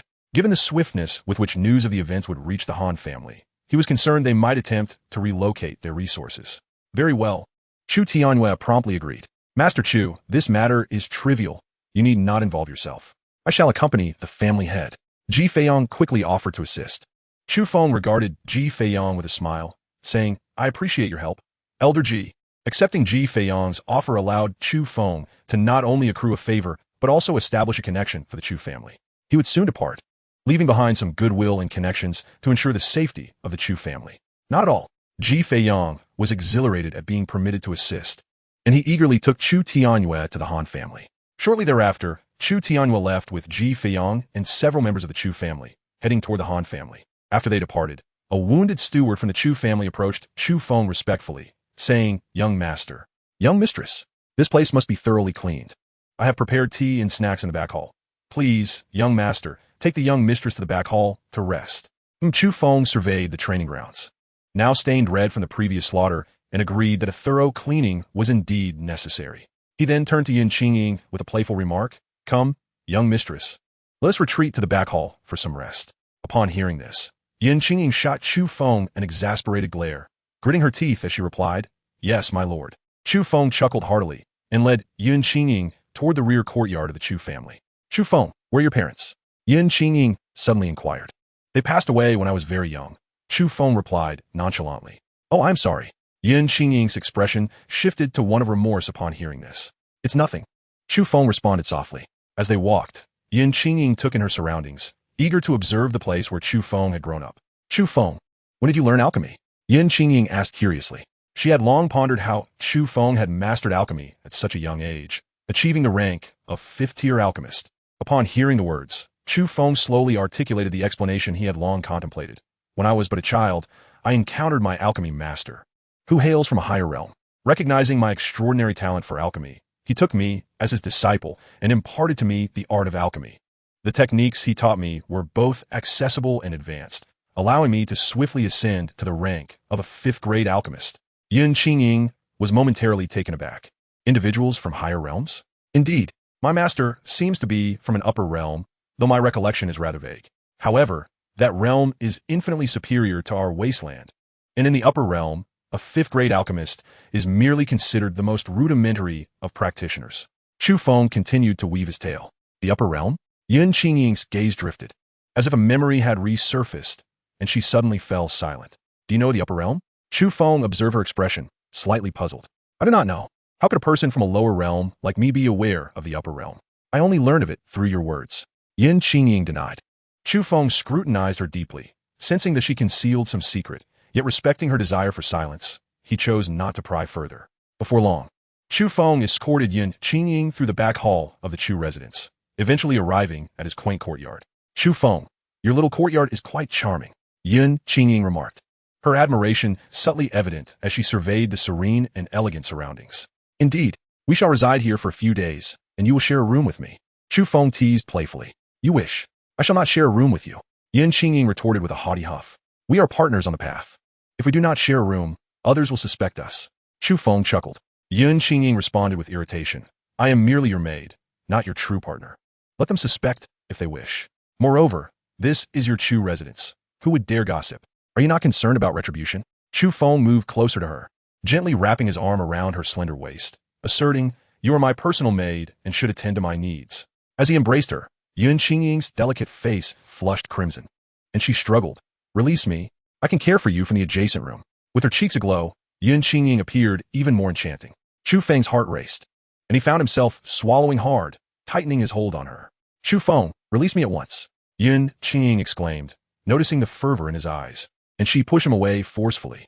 Seeing her resistance, Chu Feng reluctantly let go and replied with a gentle smile, "You may stay in the room next door, but do remember to be at my beck and call." Yun Qingying distanced herself, glaring at him with indignation. "Chu Feng, we agreed that I would not be warming your bed, so do not entertain such thoughts. Fear not, I have no intention of making you my bedmaid." Chu Feng responded with a light-hearted smile. He understood that if he were to make Yun Qingying a bed warmer, she would no longer be a maid, but rather his woman. Chapter 45. Journey to Qinglan's Sect. Shortly thereafter, Chu Tianyue returned, his face brimming with excitement. "Chu Feng, we have completely annihilated the Han family. All their resources now belong to the Chu family," he declared with a hearty laugh. As the largest family in Qingfeng Town, the Han family's wealth and resources greatly surpassed those of the Chu family. Now, all those resources were in the possession of the Chu family, including the spiritual mines of Qingfeng Town. With such an influx of resources, and with you a fifth-grade alchemist in our ranks, I have never felt life to be so splendid. This is all thanks to Elder Ji's assistance. It is due to his support that we could swiftly eliminate the Han family. Chu Tianyue turned to Ji Feiyang, expressing his gratitude. Chu Feng, upon hearing this, also glanced at Ji Feiyang and smiled. "Thank you, Elder Ji. I owe you a favor for this. Should you require alchemical assistance or any help in the future, do not hesitate to seek me out." Though he did not need to owe Ji Feiyang a favor, he considered it prudent to foster connections for the Chu family. "Master Chu, it was my duty," Ji Feiyang replied, his face breaking into a smile akin to a blooming chrysanthemum. Chu Tianyue, witnessing this, burst into laughter as well. Through the events of the day, Chu Tianyue and Ji Feiyang grew closer, and during their return journey, Ji Feiyang had even promised that Chu Tianyue could approach him for matters in the future, which left him elated for quite some time. Yi Feiyang, a formidable figure at the Earth Spirit Realm and the second elder of Lingxiao Pavilion, wielded immense power. Establishing a connection with him would be of great benefit to the Chu family's development. Before long, Chu Tianyue arranged a banquet to honor Chu Feng and Ji Feiyang. In the following days, numerous descendants of the Chu family returned from their travels. Upon learning that Chu Feng was a fifth-grade alchemist, their excitement was beyond words. During this time, Chu Feng also concocted several cultivation-enhancing elixirs for Chu Tianyue, enabling him to cultivate the elite descendants of the Chu family. As news spread, most factions within the Songfeng Empire became aware of Chu Feng's affiliation with the Chu family in Qingfeng Town, leading to a steady stream of visitors seeking to establish connections with him.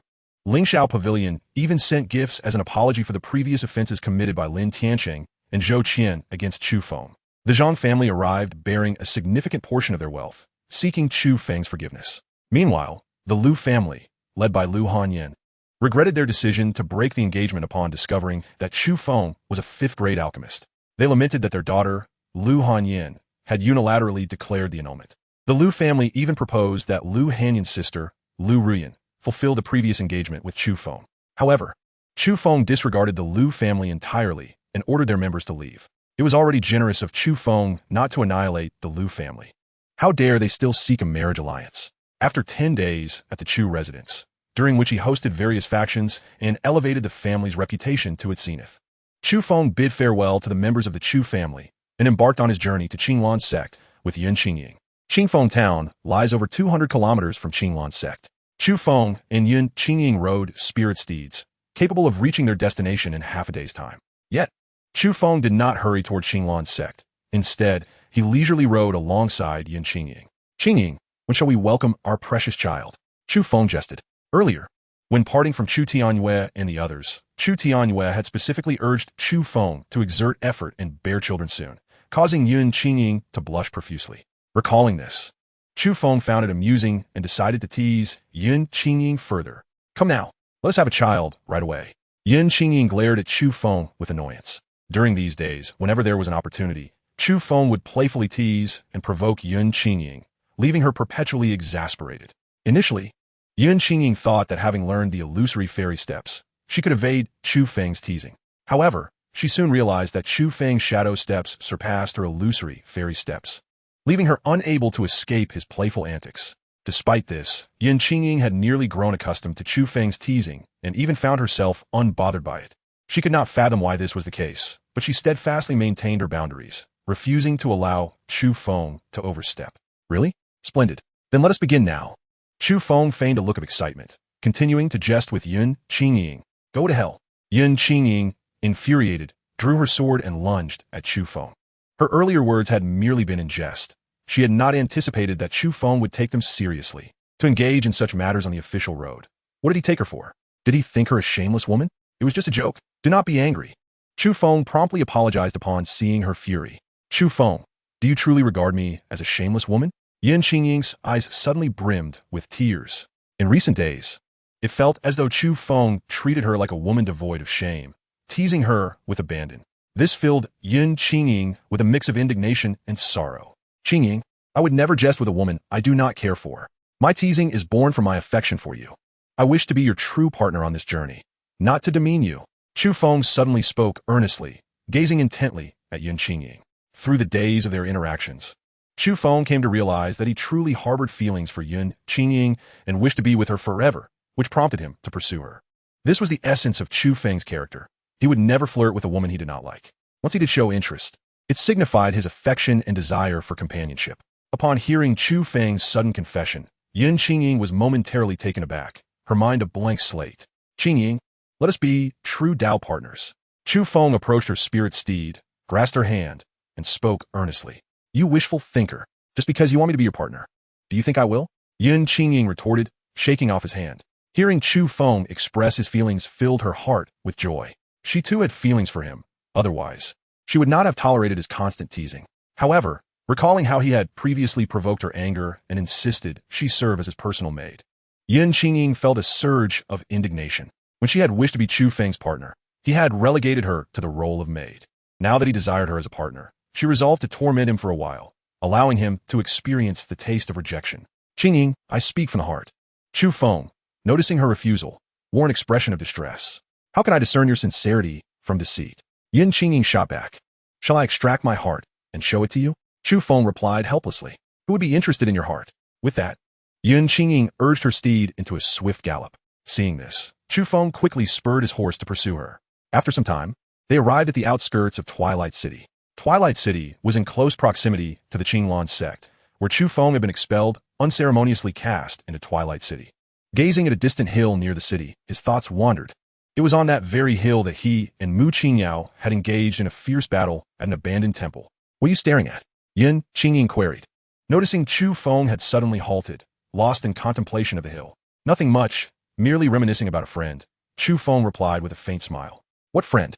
Yun Qingying pressed, observing a flicker of emotion in his gaze. A friend I have met only twice. Do you know? The last time I was expelled from the sect, I nearly perished in Twilight City, and it was that friend who saved me. Chu Feng the Gao Lai Di. Had it not been for Mu Qingyao, Kong Dai would not have found Chu Feng. Given his condition at the time, he would have likely met his end.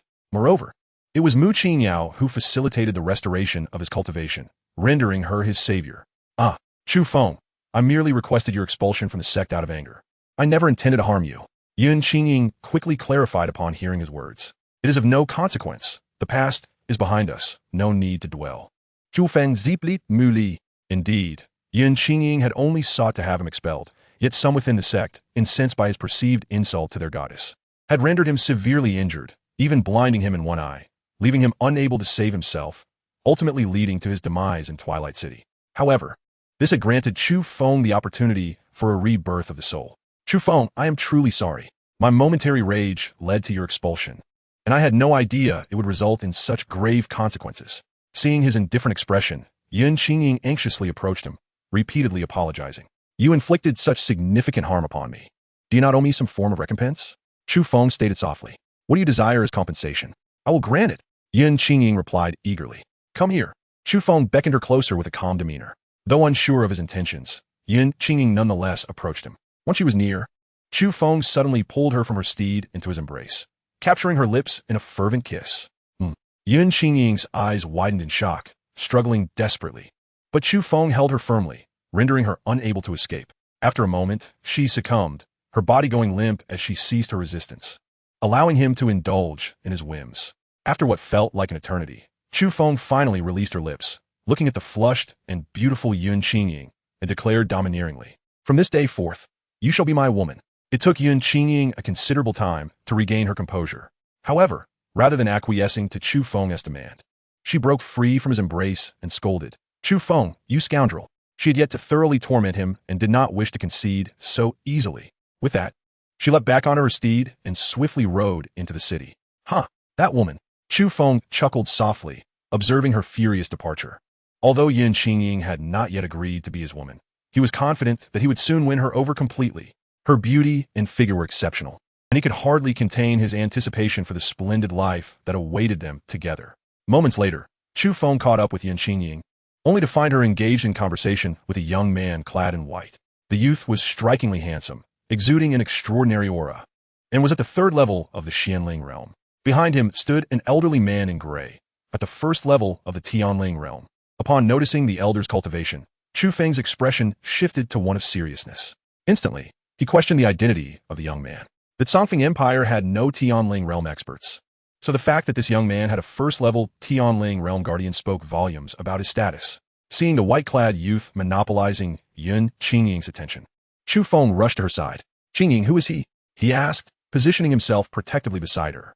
"And you are?" The white-clad youth turned to face Chu Feng. "Chu Feng, stop." Yun Qingying seemed poised to prevent him from speaking. However, Chu Feng quickly seized her hand and declared loudly, "I am Qingying's Dao partner." "Dao partner? Yun Sheng, you have a partner?" The white-clad youth's eyes lit up with excitement as he turned to Yun Qingying, his gaze imbued with an indescribable intensity. Seeing Chu Feng's declaration, Yun Qingying no longer refuted it, simply affirming, "Indeed, he is my Dao partner. Allow me to introduce you. Chu Feng, my Dao partner, this is Chao Cohen, the heir of the largest family in the Tianluo Empire, a fifth-grade alchemist." At this, Chu Feng's gaze sharpened. The Tianluo Empire was the most powerful empire on the eastern wilderness continent, and the Chao family, as its most prominent clan, represented one of the top forces in the region. No wonder Chao Cohen had a Tianling realm guardian. His lineage was indeed extraordinary. A fifth-grade alchemist? "Are you the renowned Master Chu from the eastern wilderness?" Chao Cohen inquired, his interest piqued as he scrutinized Chu Feng. The gray-clad elder behind Chao Cohen also turned his gaze towards Chu Feng, intrigued. A fifth-grade alchemist posed a significant threat to the Chao family, warranting their attention. Chu Feng nodded nonchalantly. "So it is that Chu brother who is a fifth-grade alchemist. No wonder you have captured the favor of Yun Sheng. Congratulations to you both. You truly are a match made in heaven," Chao Cohen remarked with a smile. Chu Feng found himself puzzled by Chao Cohen's seemingly nonsensical words. He could perceive Chao Cohen's covetousness towards Yun Qingying, yet his expression of congratulations seemed genuine. "Thank you, young Master Chao. However, Chu Feng and I have matters to attend to, so we shall take our leave." Yun Qingying hastily interjected, tugging at Chu Feng to depart. Though confused, Chu Feng followed her out. Chao Cohen's gaze lingered on Yun Qingying's retreating figure, his eyes glinting with malice. "Young master, given that Yun Sheng's partner is a fifth-grade alchemist, it would be wise to refrain from harboring any ambitions towards her," the gray-clad elder advised cautiously. "A living fifth-grade alchemist is indeed a threat, but a dead one? Who would dare oppose the Chao family for him?" Chao Cohen replied with a cold smirk. The elder attempted to offer further counsel, but was abruptly cut off by Chao Cohen. "Rest assured, I shall engage with Yun Qingying while ensuring that Chu Feng is kept under control.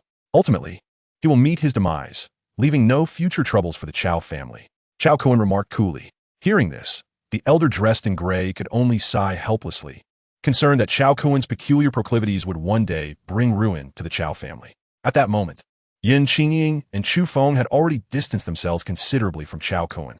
"Are you truly afraid of that Chao Cohen?"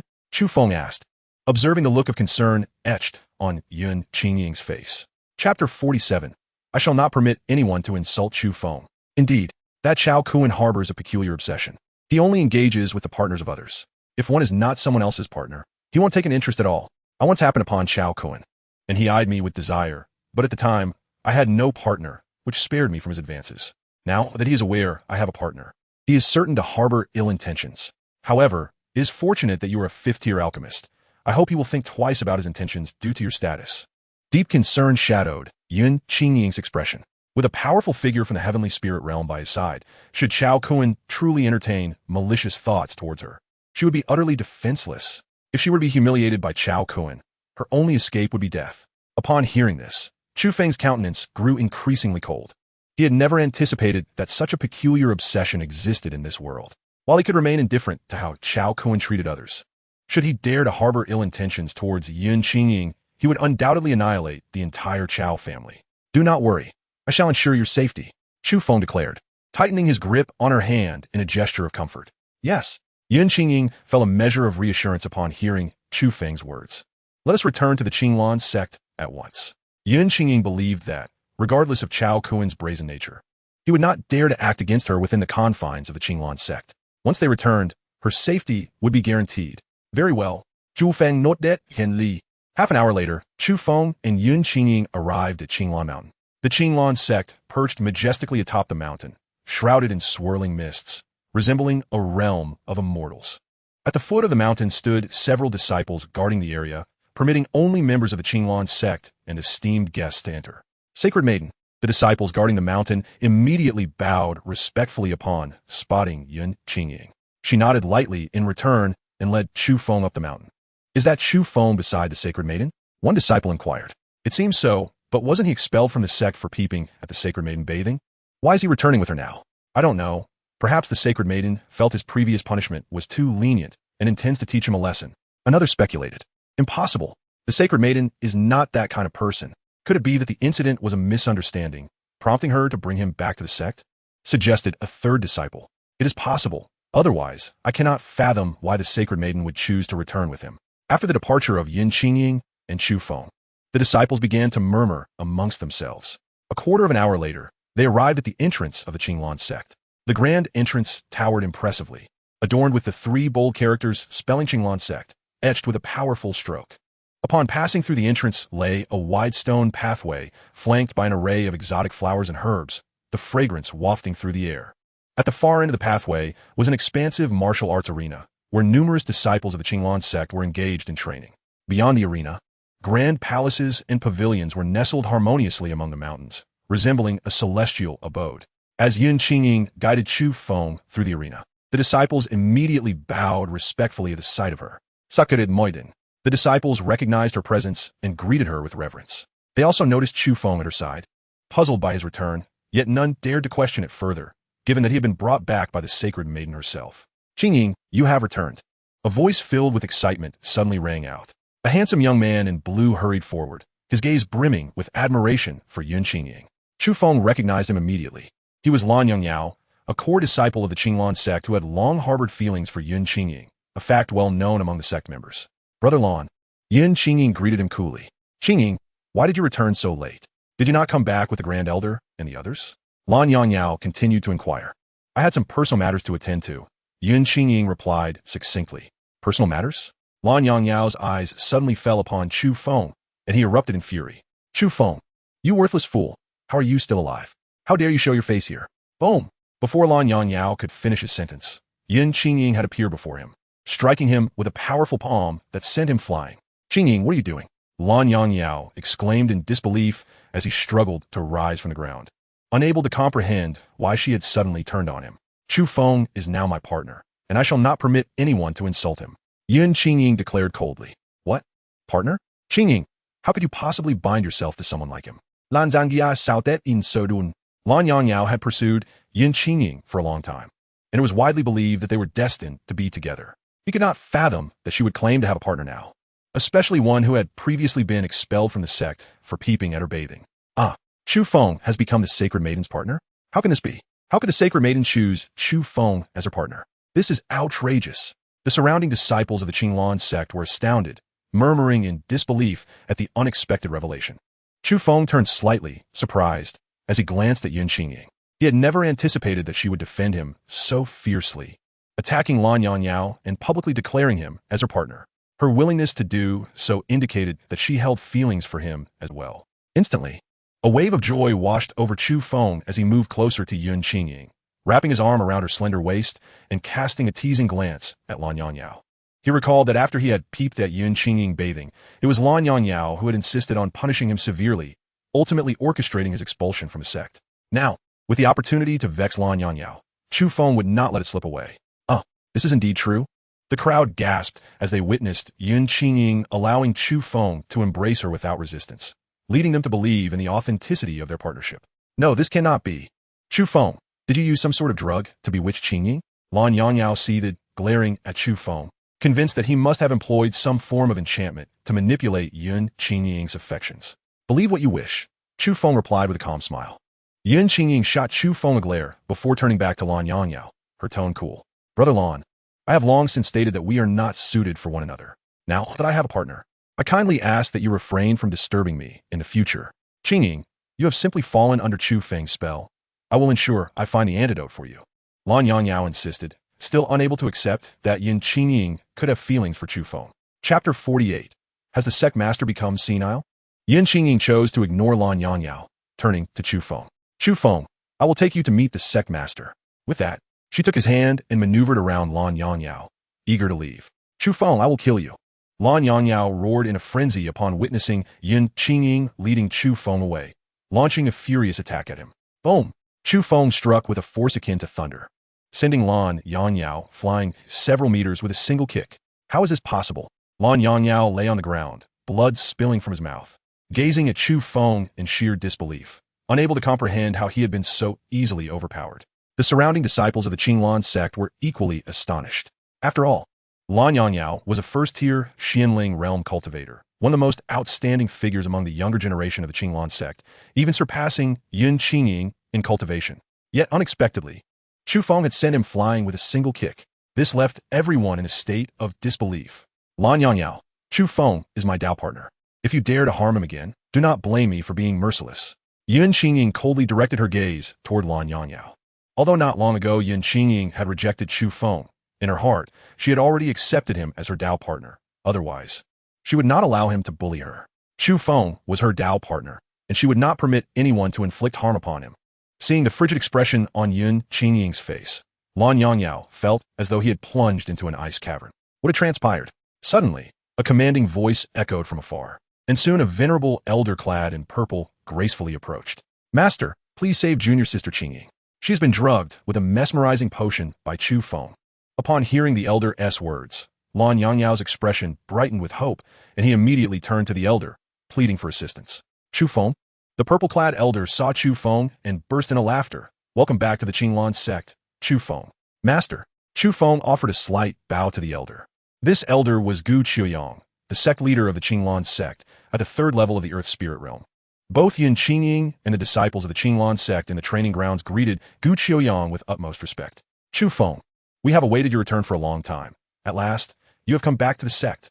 Gu Qiuyang exclaimed with great excitement. Previously, Li Taiqing had mentioned that Chu Feng had consented to return to the sect, but until now, Gu Qiuyang had felt uncertain. Now that Chu Feng had indeed returned, Gu Qiuyang could finally rest easy. Master, Chu Feng has drugged junior sister Qingying. Lan Yangyao, bewildered by Gu Qiuyang's warm welcome of Chu Feng, quickly interjected. However, before Lan Yangyao could finish, he was sternly reprimanded by Gu Qiuyang. What nonsense are you spouting? Speak again, and I shall expel you from the sect. Lan Yangyao was instantly rendered speechless, as if struck by lightning. He was a core disciple of the Qinglan sect, and Gu Qiuyang had always shown him great care. He could not fathom why Gu Qiuyang would treat him this way now. A moment later, Yun Qingying's master, Li Taiqing, along with several other high-ranking members of the Qinglan sect, arrived, all warmly welcoming Chu Feng. Chu Feng greeted each of them in turn. The disciples of the Qinglan sect present were left perplexed, wondering why so many high-ranking officials of the sect had come to welcome Chu Feng. Suddenly, Gu Qiuyang signaled for silence and announced loudly, "From this day forth, Chu Feng shall be our esteemed guest elder," holding a status equivalent to that of the 10 Grand Elders. The 10 Grand Elders were the core elders of the Qinglan sect, responsible for various significant departments, wielding considerable authority. Chu Feng, guest elder? Has the master lost his senses? The disciples murmured in disbelief at such an illogical appointment. How strange. Why did the core elders not rise to oppose such an unreasonable decree? Who knows? However, something extraordinary must have transpired regarding Chu Feng. Otherwise, the master and the elders would not have bestowed upon him the title of guest elder. The disciples of the Qinglan sect erupted into fervent discussions, bewildered as to why Chu Feng had been named a guest elder. Lan Yangyao stood there, utterly dumbfounded upon hearing Gu Qiuyang's decree. Moreover, I must announce another significant matter. Gu Qiuyang continued with a smile. From this day forth, we have a 5th-grade alchemist in our Qinglan sect. A 5th-grade alchemist? The master must truly be losing his mind. How could a 5th-grade alchemist possibly join our Qinglan sect? Indeed, a 5th-grade alchemist is among the most elite in the entire desolate remnant realm. It is utterly implausible for them to align with our Qinglan sect. Could it be that Chu Feng himself is a 5th-grade alchemist? I think you have lost your senses. How could someone as young as Chu Feng possibly be a 5th-grade alchemist? Indeed, Chu Feng is definitely not a 5th-grade alchemist. Upon hearing Gu Qiuyang's words, the disciples of the Qinglan sect erupted into heated discussions once more. Gu Qiuyang smiled as he observed the surrounding disciples, and after a moment, he requested silence to continue. As some disciples have already surmised, Chu Feng is indeed a 5th-grade alchemist. This is an astonishing revelation. I, too, was incredulous upon first hearing it. However, the Grand Elder, the Saintess, and several disciples have witnessed Chu Feng concoct 5th-grade elixirs with their own eyes. Now, let us warmly welcome Elder Chu back to our Qinglan sect. The crowd, upon hearing Gu Qiuyang's announcement, gazed at Chu Feng in utter astonishment. Some who had previously known Chu Feng stared at him in disbelief, unable to accept that he was indeed a 5th-grade alchemist. However, with Gu Qiuyang and the esteemed elders confirming this fact, they had no choice but to concede. A 5th-grade alchemist? Lan Yangyao muttered to himself, finally grasping why Yin Qingying had chosen Chu Feng as her Dao partner. Chu Feng smiled graciously in response to the warm welcome, announcing loudly that anyone wishing to concoct elixirs of grade 3 or above could seek him out, offering 2 materials for each elixir. Upon hearing this, the crowd erupted with excitement. Previously, the most skilled alchemist of the Qinglan sect could only produce 3rd-grade elixirs, often with a high failure rate, sometimes failing to yield even a single elixir from 10 materials. Now, with Chu Feng promising to produce an elixir for just 2 materials, everyone was eager to approach him for their alchemical needs. Everyone, please remain calm. Elder Chu is one of us in the Qinglan sect. As long as Elder Chu is available, you may seek him for alchemical assistance at any time. Gu Qiuyang observed the fervor of the crowd and promptly urged them not to crowd around Chu Feng. Having said this, Gu Qiuyang led Chu Feng into the inner sanctum of the Qinglan sect, arranging a banquet to properly host him. Suddenly, a disciple hurried over, reporting, "Master, the young master of the Chao family from the Tianluo Empire, Chao Kuan, seeks an audience." Gao Kuan, what brings him to our Qinglan sect? Gu Qiuyang furrowed his brow. He knew Chao Kuan and was aware of his peculiar tendencies, yet could not fathom why he had suddenly come to their sect. At this moment, upon hearing of Chao Kuan's visit, Yin Qingying's expression turned pale. "Inger, do not worry. I will protect you." Chu Feng comforted her as he approached, firmly grasping her hand. Meanwhile, a glint of ferocity flashed in Chu Feng's eyes. The Chao family held formidable power, and Chu Feng should ideally avoid confrontation with them at this moment.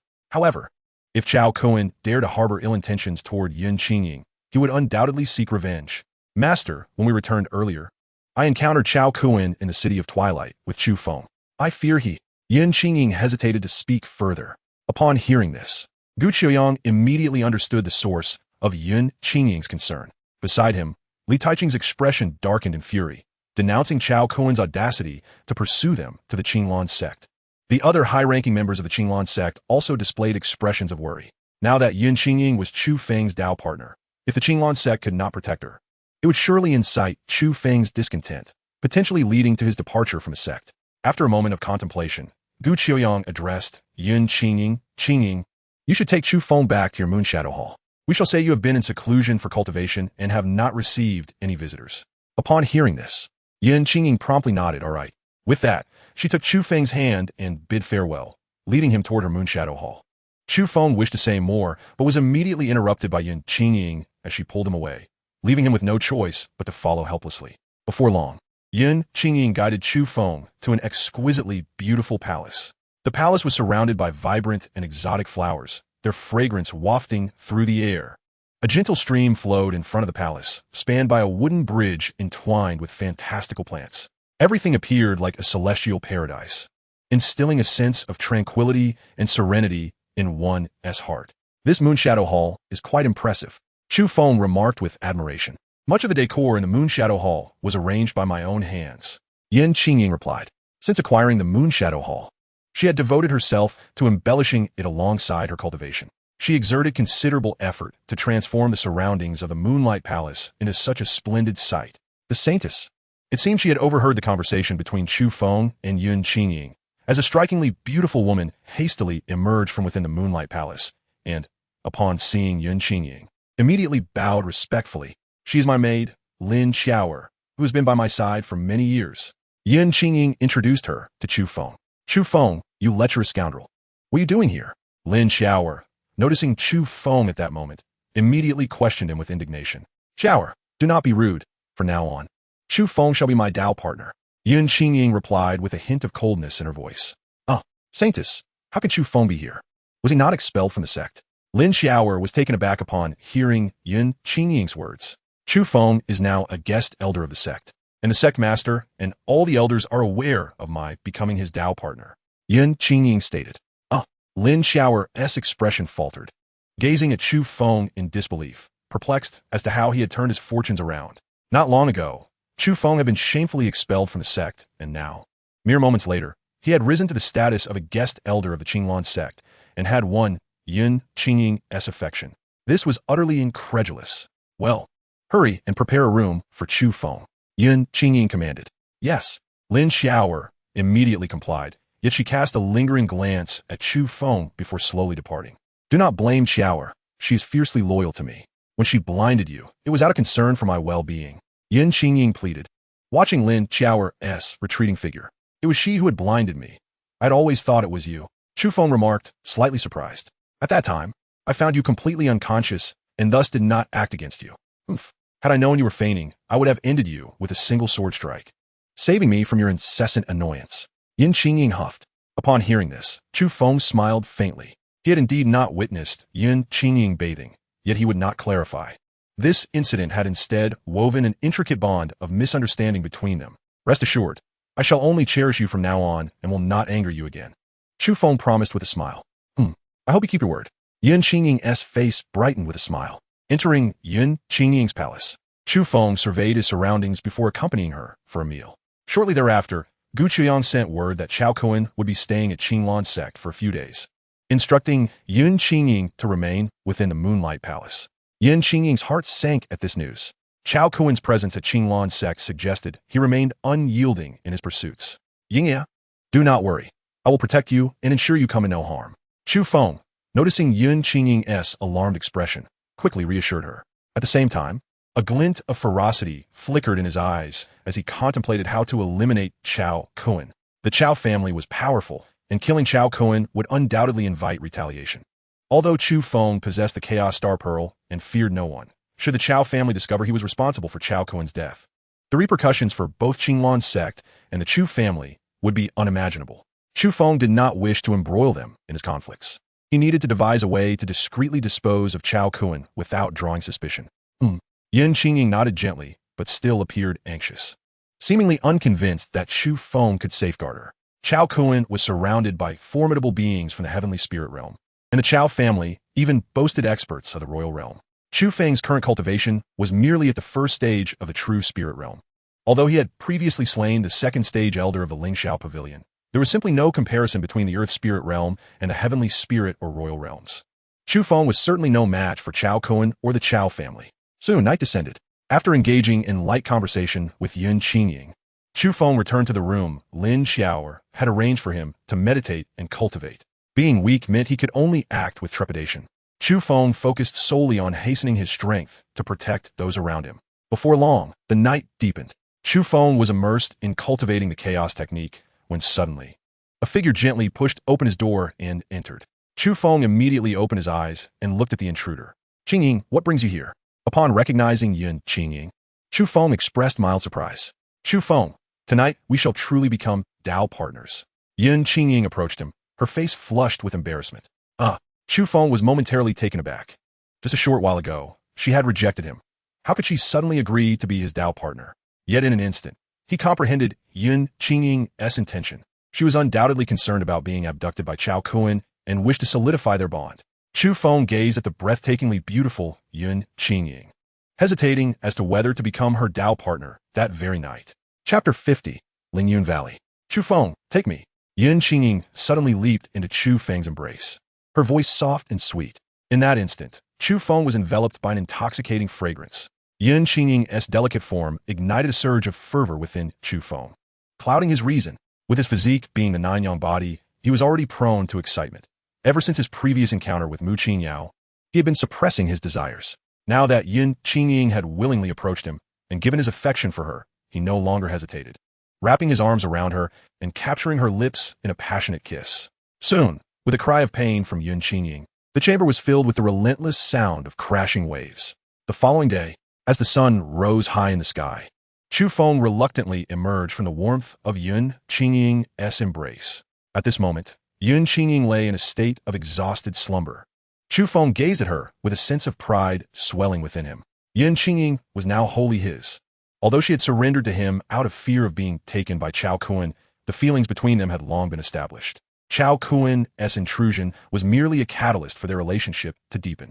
After staring at Yun Qingying for a while, Chu Feng began to meditate and cultivate nearby. His current cultivation level remained too low. He needed to strengthen himself swiftly to protect Yun Qingying properly.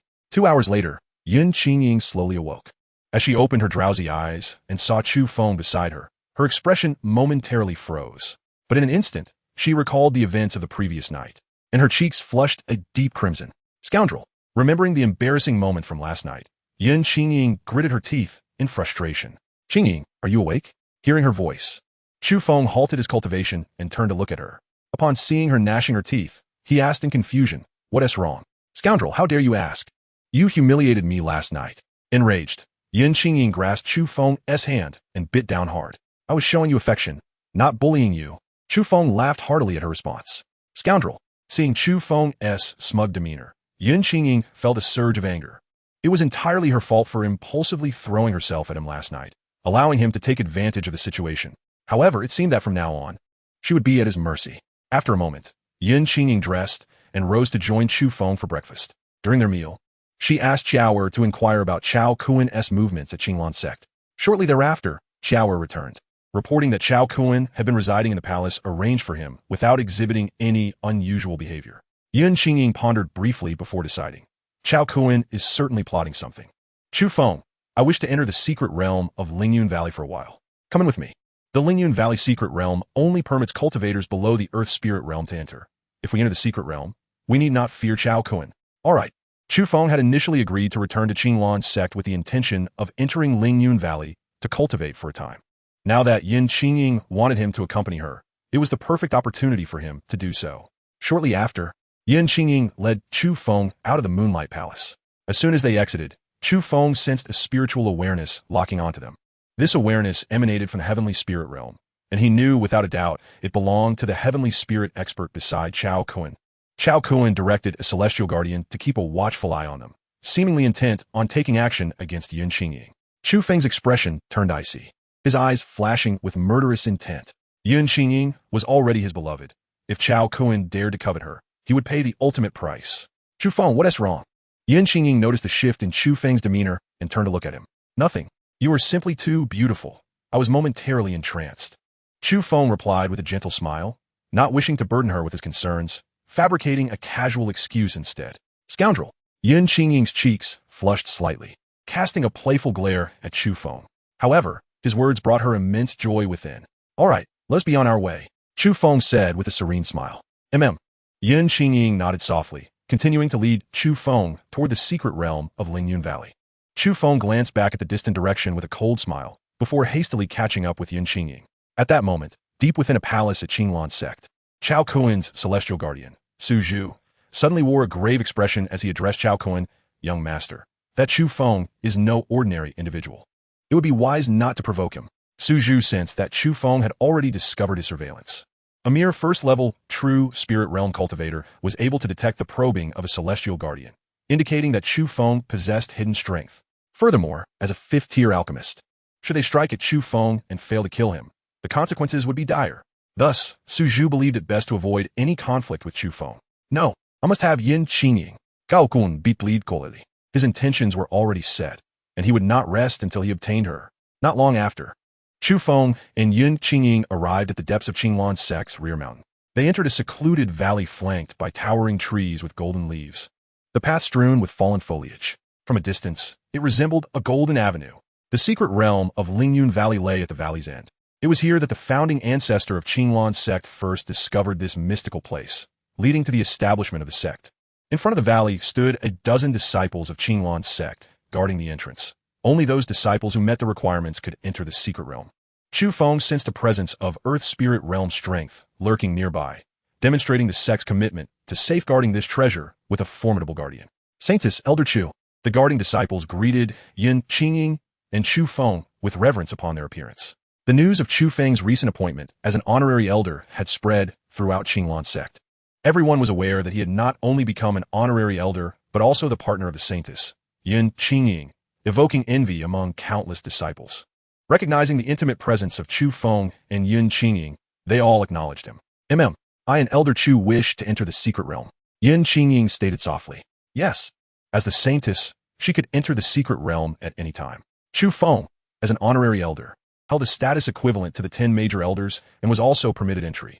Immediately, the guarding disciples stepped aside, allowing Chu Feng and Yin Qingying to pass. Yin Qingying guided Chu Feng slowly into the valley, delving deeper. Suddenly, the surroundings transformed dramatically. In an instant, Chu Feng and Yin Qingying found themselves in an unfamiliar space. This realm was not vast, yet the spiritual energy was extraordinarily rich, filled with vibrant vegetation and towering trees. Chu Feng, this is the secret realm of Lingyun Valley. Isn't the spiritual energy abundant? Yin Qingying said with a light-hearted smile, gazing at Chu Feng. Indeed, Chu Feng not that Gen Li. The concentration of spiritual energy in this secret realm rivaled that of the upper realms. However, unlike the endless supply of the upper realms, the limited size of this realm meant that the energy could be easily depleted. This was likely the reason why Qinglan's sect permitted only core disciples to cultivate here. Chu Feng, I will take you to a place where the spiritual energy is extraordinarily ample. Every time I entered the secret realm, I cultivated there. Yin Qingying said with excitement. Chu Feng nodded in agreement. Soon, Yin Qingying led Chu Feng to a picturesque pond. The water was crystal clear, surrounded by a stunning landscape, and the spiritual energy here was significantly denser than in other areas. Truly an excellent place for cultivation. This place is indeed remarkable. Chu Feng Vima? Yes. Chu Feng, let us cultivate here. I wish to become stronger quickly, so I can take control of my own destiny. Yin Qingying said earnestly. With that, she seated herself, preparing to cultivate and absorb the surrounding spiritual energy. What cultivation method are you practicing? What tier is it? Chu Feng inquired suddenly upon seeing Yin Qingying about to begin her training. I am practicing the Qing Feng Ju from Qinglan sect. It is a mystical tier technique. Yin Qingying looked at Chu Feng curiously, puzzled by his sudden inquiry. I possess a sacred tier technique, as well as one above the sacred tier. Chu Feng replied with a smile. He felt that Yin Qingying's cultivation method was too rudimentary and wished to offer her a more advanced technique. Sacred tier? Above sacred tier? Yin Qingying's eyes widened in disbelief at his words. Indeed, the method I am currently practicing, the Chaos Ju, is likely above sacred tier. However, it requires cultivation from the body, refinement realm. If you wish to learn it, you must abandon your current cultivation and start anew. Additionally, I have several sacred tier techniques that do not require you to forsake your current cultivation. Consider which one you would prefer. The Chaos Ju has a higher ceiling, but starting over can be quite cumbersome. Chu Feng observed Yin Qingying's astonished expression, unable to suppress a chuckle. Chu Feng, is this truly the case? Yin Qingying stood up, grasping Chu Feng's hand, her excitement palpable as she sought confirmation, seemingly unable to believe that he possessed sacred tier techniques and those beyond. Of course. Have you forgotten that I previously imparted a sacred tier movement technique to you? Chu Feng replied with a smile. Wonderful. Teach me quickly. Yin Qingying exclaimed with enthusiasm. With sacred tier techniques, she could rapidly grow stronger, taking control of her own fate and no longer living under the threat of others. First, consider whether you wish to learn the Chaos Ju or a sacred tier technique, Chu Feng said with a gentle smile. After some contemplation, Yin Qingying finally declared, I will opt for a sacred tier technique. Abandoning my cultivation and starting anew seems too troublesome and time-consuming. Very well. Choosing a sacred tier technique is acceptable. Your constitution is that of a water spirit body, and I have a sacred tier technique known as the Water God Ju, which is perfectly suited for your cultivation. Chu Feng said, having truly come to understand Yin Qingying's constitution after their union the previous night. In his past life, Chu Feng had fortuitously acquired the Water God Ju, the pinnacle technique for water spirit bodies.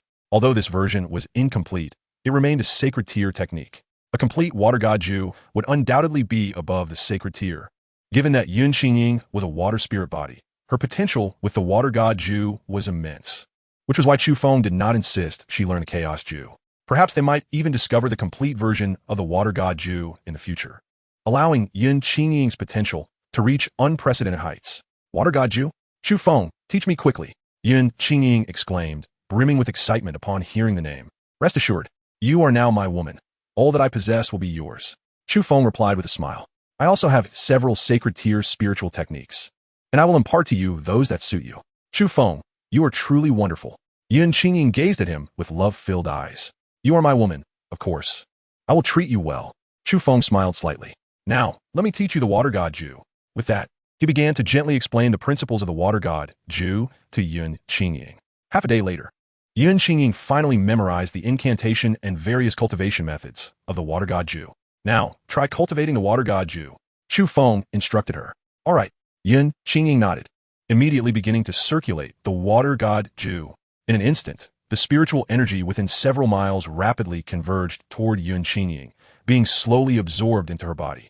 Chu Feng, this water god Ju is astonishing, Yun Qingying exclaimed, her face alight with excitement as she realized that her speed of absorbing spiritual energy had increased exponentially compared to her previous method with the Qing Feng Ju.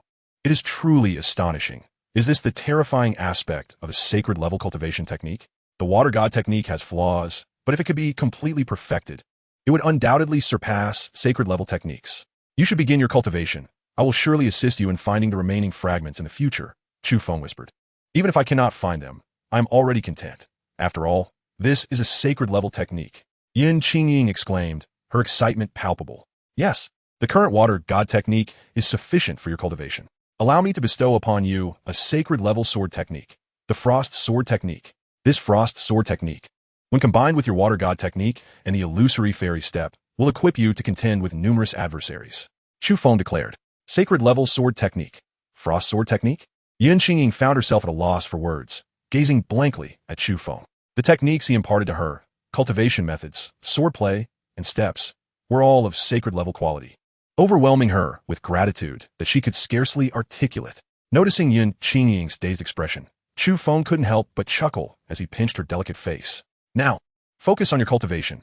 You may repay me properly later, Chu Feng said with a light laugh. Understood.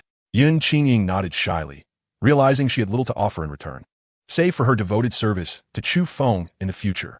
A day later, Chu Feng had fully imparted all the moves and techniques of the frost sword technique to Yun Qingying. All right, I've taught you everything I could. The rest depends on your own cultivation. Chu Feng smiled at Yun Qingying. Yes, husband, thank you. Yun Qingying suddenly leaped into Chu Feng's embrace, whispering shyly. What did you just call me? Chu Feng paused in surprise. Husband, Yun Qingying shyly repeated. Chu Feng joyfully zat Yun Qingying dai de. In this life and the next, Yun Qingying is the first woman to call him husband, and also his first true love. They held each other for quite some time, reluctant to part. We must cultivate now. The spiritual energy here is abundant. Chu Feng also wished to elevate his realm swiftly to confront Chao Kun and the Chao family. Indeed, Yun Qingying nodded gently. Our techniques are rather advanced. The spiritual energy here might not suffice for both of us. I shall cultivate on the other side of the secret realm. The chaotic technique possessed by Chu Feng and the water god technique used by Yun Qingying were both top-tier methods, and as they simultaneously absorbed spiritual energy, the surrounding energy likely became insufficient for their needs. Thus, Chu Feng decided it prudent to separate, each cultivating in their own space to avoid disrupting one another's focus. Very well. Upon hearing this, Yun Qingying embraced Chu Feng once more before allowing him to leave. Soon after, Chu Feng found a location far from Yun Qingying, rich in spiritual energy, and began to operate his chaotic technique in cultivation. Chapter 52, Medium-Grade Spiritual Vein. A day later, what's happening? Why has the spiritual energy in the secret realm become so scarce? Several core disciples of the Qinglan sect, who were cultivating deep within the secret realm, suddenly noticed the dramatic reduction in spiritual energy. Most of the spiritual energy in the secret realm had been absorbed by Chu Feng and Yun Qingying, particularly by Chu Feng, whose chaotic technique devoured the surrounding spiritual energy with the voracity of a great whale. After a day of cultivation, Chu Feng's realm had risen by a small tier, reaching the second level of the true spirit realm. Although Yun Qingying's water god technique did not match the power of Chu Feng's chaotic technique, it was still extraordinarily effective in absorbing spiritual energy. She had been stuck at the 9th level of the true spirit realm for some time, but after a day's cultivation, she had directly broken through to the 1st level of the profound spirit realm. Overjoyed at this breakthrough, Yun Qingying felt invigorated. With 3 sacred level techniques at her disposal, she now possessed the strength to contend against even Earth Spirit Realm experts. Noticing the surrounding spiritual energy had diminished, Yun Qingying quickly rose to seek out Chu Feng and share her momentous news about her advancement to the profound spirit realm. At that moment, Chu Feng too had ceased his cultivation and was contemplating finding Yun Qingying. Suddenly, Linger's voice resonated in Chu Feng's ear. Chu Feng, there may be a hidden paradise deep within the secret realm. Follow my guidance and explore it. Excellent. Chu Feng paused momentarily in surprise, but quickly agreed to venture forth. In no time, he followed Linger's directions deeper into the secret realm. Before long, Chu Feng arrived before a colossal mountain. Here, Chu Feng Mu said, sensing that this giant mountain served as a barrier to the secret realm, with no passage beyond it. Nearby, a river beckoned, suggesting he dive in and investigate. Linge Wugit. Upon hearing this, Chu Feng glanced at a nearby stream. The river flowed gently, its source being a small opening at the base of the giant mountain, from which the water emerged. Very well. Chu Feng sensed the water brimming with spiritual energy and immediately submerged himself, entering the water cave beneath the mountain. The water cave was dark and exceedingly narrow, allowing only one person to pass through at a time. Chu Feng held his breath and swam upstream. As he progressed, he felt the spiritual energy in the water intensifying. The spiritual energy of the secret realm likely overflowed from this water cave. After swimming for half an hour in the dim, cramped passage, he finally caught sight of a glimmer of light ahead. The illumination indicated the cave's end, though he was uncertain of what lay beyond. Moments later, Chu Feng emerged from the water cave into a vast pool. He swam upward, breaking through the surface. Above the water was a magnificent waterfall cascading down from a towering mountain, creating a breathtaking spectacle. What abundant spiritual energy! Chu Feng inhaled deeply, feeling remarkably refreshed. This space was significantly smaller than the outer secret realm, resembling a more compact version of it, yet the spiritual energy was several times denser. Medium-grade spiritual vein. Chu Feng, there lies a medium-grade spiritual vein in this location. Suddenly, Linger's excited voice echoed in his ear. A medium-grade spiritual vein? Chu Feng's heart soared with joy. If he could access a medium-grade spiritual vein, his cultivation speed would increase dramatically, especially with the Chaos Star Pearl at his disposal. He could absorb the vein into it and cultivate within it will. However, given his current realm, it seemed he could not yet absorb this medium-grade spiritual vein. Was he destined to remain here for his cultivation? As Chu Feng pondered, Linger spoke again. Chu Feng, follow my guidance to the vein's eye. I will help you absorb this spiritual vein into the Chaos Star Pearl. Linger, can you truly absorb this spiritual vein? Chu Feng asked, excitement bubbling within him. Of course. Do you not see who I am? Linger replied with a hint of pride in her tone. Who are you? Chu Feng teased. I am someone you need not concern yourself with. Just know that I am formidable. Linger stated. Hearing this, Chu Feng chuckled softly, ceasing his banter and slowly following her directions to an open area. This was the vein's eye, where the concentration of spiritual energy was significantly greater than elsewhere. Suddenly, the Chaos Star Pearl in Chu Feng's palm emitted a radiant light that pierced the earth. Moments later, a massive spiritual vein, shimmering with spiritual light, was gradually drawn forth, flying towards the Chaos Star Pearl in Chu Feng's hand. As the vein appeared, the surrounding spiritual energy began to rain down abundantly. In no time, the entire colossal spiritual vein was completely drawn into the Chaos Star Pearl. Observing this, Chu Feng promptly entered the Chaos Star Pearl as well. At this moment, Linger was busy maneuvering in the air, gently placing the entire spiritual vein into the previously enclosed area of land, spanning a kilometer in diameter. Once the spiritual vein settled into the earth, the vegetation on the surface burst forth with vitality, rapidly growing. Simultaneously, the spiritual energy in the air became extraordinarily dense. All done. Now you can enter to cultivate at any time. Linger clapped her hands, everything in place. Indeed, a smile of delight spread across Chu Feng's face. With this medium-grade spiritual vein, his cultivation speed would significantly increase, greatly shortening his time to return to the upper realm. With a medium-grade spiritual vein contained within this 1 kilometer radius, the spiritual energy in this space became even more abundant. Now that the spiritual energy was so rich, Chu Feng contemplated inviting Yun Qingying to cultivate here in the future, allowing them to remain together continuously. Linger, can we bring the structures from outside into this place? Chu Feng contemplated the idea of inviting Yun Qingying to reside with him, envisioning a house where they could both retreat after their cultivation sessions. What kind of building do you desire? I can construct it for you, Linger remarked. You can build houses? Chu Feng expressed mild surprise. Linger, slightly irked by his reaction, retorted, I'm the spirit of the Chaos Star Pearl, the sovereign of this realm. A mere house is trivial for me to create. What style do you wish for? I can have it ready at once. Elated, Chu Feng replied, I'll decide once I've given it more thought. He wished to consult Yun Qingying on the matter, as her design for the Moon Shadow Palace was quite admirable, and he intended to construct the house according to her vision. Let me know when you have made your decision, Linger affirmed. All right, Chu Feng nodded gently. After their conversation, he took his leave from Linger and returned to the outside world.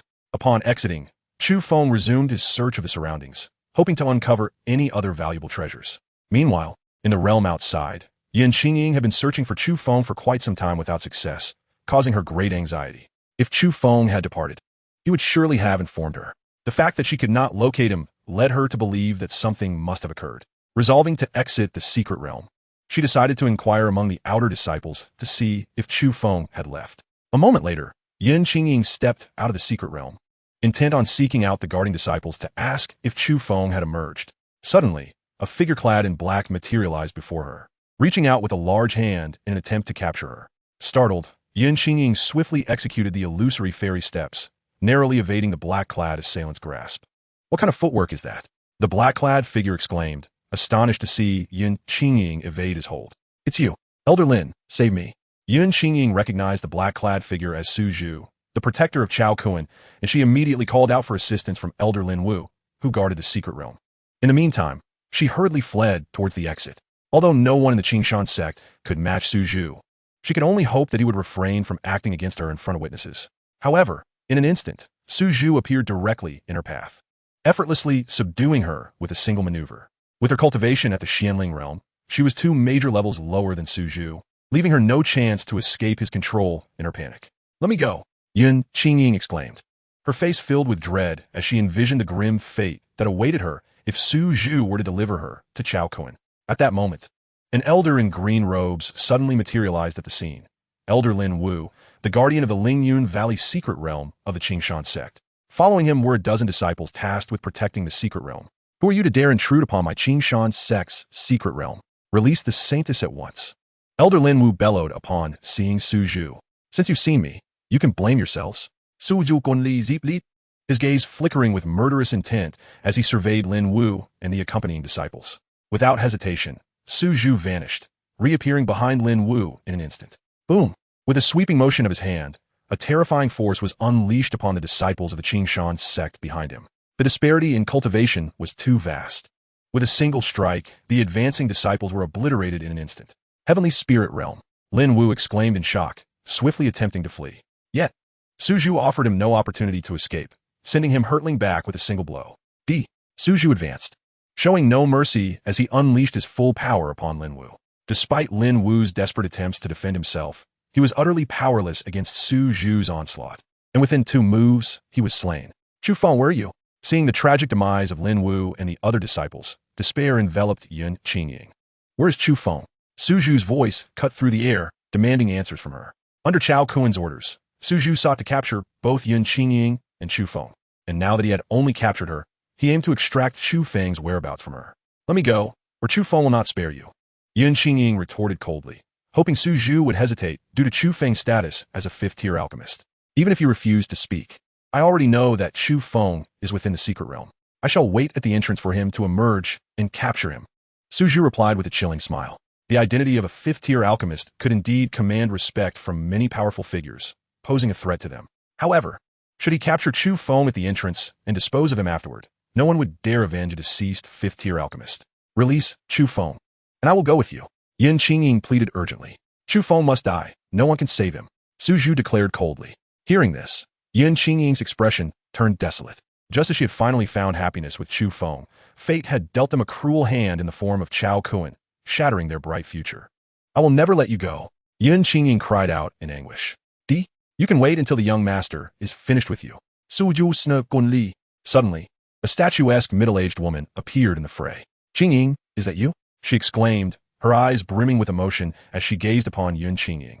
Upon recognizing the woman, Yun Qingying's expression turned to one of disbelief. Auntie? Qingying, it's truly you. I finally found you, the middle-aged woman exclaimed, her voice filled with excitement. Auntie, I thought you. Tears welled in Yun Qingying's eyes as she spoke. Yun Qingying had once been the cherished daughter of the Yun family from the Upper Realm. 15 years ago, when she was merely 6 years old, a member of her family had offended the holy son of the powerful Tian Shui Pavilion, leading to a relentless pursuit of the Yun family. In the chaos, Yun Qingying's aunt, Yun Yin, had taken her and leaped into a spatial rift to escape. The turbulent currents of space would randomly transport them across the universe, and ultimately, the two had ended up in the Desolate Remains realm. After arriving in the Desolate Remains realm, Yun Yin, concerned for the safety of the other members of the Yun family, entrusted Yun Qingying to the familiar-looking Li Taiqing before hurriedly returning to the Upper Realm to rescue the rest of their kin. Years passed without a trace of Yun Yin, and Yun Qingying had feared she had perished upon her return. Yet here she was, reappearing before her. Qingying, I am so sorry for not finding you all these years, Yun Yin said, gripping Yun Qingying's hand with emotion. At that moment, Su Zhu began to slowly retreat, seeking to slip away unnoticed. Yun Yin exuded a terrifying aura, making Su Zhu feel like a mere insect in her presence. Auntie, kill him. You just try to kill me, Yun Qingying urged as she noticed Su Zhu attempting to escape. Insect-like wretch, how dare you threaten Qingying? You shall perish. Upon hearing Yun Qingying's words, Yun Yan's expression shifted to one of fury as she unleashed a powerful strike towards Su Zhu. Boom! With a cultivation level of the second stage of the Sovereign Realm, Yun Yan's attack was beyond Su Zhu's capacity to withstand, and he was instantly reduced to a cloud of blood mist. Qingying, you have suffered all these years. Yun Yan turned to her niece, noting her current cultivation level was only at the first stage of the Xianling realm, and she sighed softly. In the Desolate Remains realm, a place of lowly status with scarce spiritual energy, and given that Yun Qingying had been so young and had not yet learned the Yun family's techniques, it was no surprise her cultivation was so low. I'm not suffering. Yun Qingying shook her head gently, her expression shifting to one of concern as she inquired, Auntie, how are my parents? Your parents did not survive. Yun Yan's gaze dimmed. Father, mother, Yun Qingying cried out in despair. Qingying, do not grieve. Your parents sacrificed themselves for the Yun family, and their memory will forever be honored by all, Yun Yin consoled her. After sobbing quietly for a while, Yun Qingying lifted her head to look at Yun Yin and continued, Auntie, what has become of the Yun family now? Upon hearing this, Yun Yin suddenly expressed her delight, exclaiming, Qingying, the Yun family has been restored, and we need not fear the Tianshui Pavilion any longer. This is all thanks to your betrothed. Do you remember Mu Yin, the one you were promised to since childhood? He is now a core disciple of the Tiandao sect, which is significantly more powerful than the Tianshui Pavilion. It was Lin Yan's assistance that compelled the Tianshui Pavilion to spare our Yun family, and it is through his support that we have been able to rebuild. Qingying, once you are wed, you must serve Mu Yin diligently. Chapter 54, The Pain of Parting. Muyan. Upon hearing Yun Yan's words, Yun Qingying's expression froze in disbelief. She had just confirmed her relationship with Chu Feng, binding herself to him. Now, confronted with Yun Yan's mention of her childhood engagement to Mu Yin, she found herself utterly at a loss. All those years, Yun Qingying believed the Yun family had been annihilated. She had not anticipated returning to the Upper Realm, nor had she given any thought to the engagement with Mu Yin. To her astonishment, just as she had become Chu Feng's woman, Yun Yin had come to seek her out, leaving her utterly bewildered. Is something amiss? Are you too overjoyed? I must tell you, Mu Yin is now a paragon of the Upper Realm, the object of desire for countless women. Yet, he has always remembered your betrothal and has been waiting for you. It was Mu Yin who specifically asked me to find you and bring you back, declaring that he wishes to marry you upon your return. Yun Yin added with a bright smile. Aunt, I, Yun Qingying, am at a loss for how to address my relationship with Chu Feng. Suddenly, a group of disciples from the Qinglan sect rushed over from a distance. They had heard commotion near the secret realm and came to investigate. Upon seeing the lifeless bodies of their fellow disciples, slain by Su Zhu, they immediately assumed Yun Yin was responsible and shouted angrily, Wretched witch! Who are you to dare invade our Qinglan sect? Insignificant insects, perish! Yun Yin retorted, her hands sweeping with lethal intent, and in an instant, the assailants were obliterated. Aunt, do not kill them. They are my fellow disciples. Yun Qingying cried out, rushing to intervene as she witnessed Yun Yan's ruthless actions. They are merely a few insignificant ants. Their demise is inconsequential. Yun Yin coldly glanced at the Qinglan sect disciples she had just dispatched. then turned to Yun Qing Ying and inquired, "What were you about to say?" "And nothing." Yun Qing Ying stammered, intimidated by Yun Yan's cold demeanor, which silenced her thoughts of Chu Feng. Yun Yan had come specifically to bring her back to marry Mu Yan. Should she reveal that she was already Chu Feng's woman, it would surely spell disaster for Chu Feng.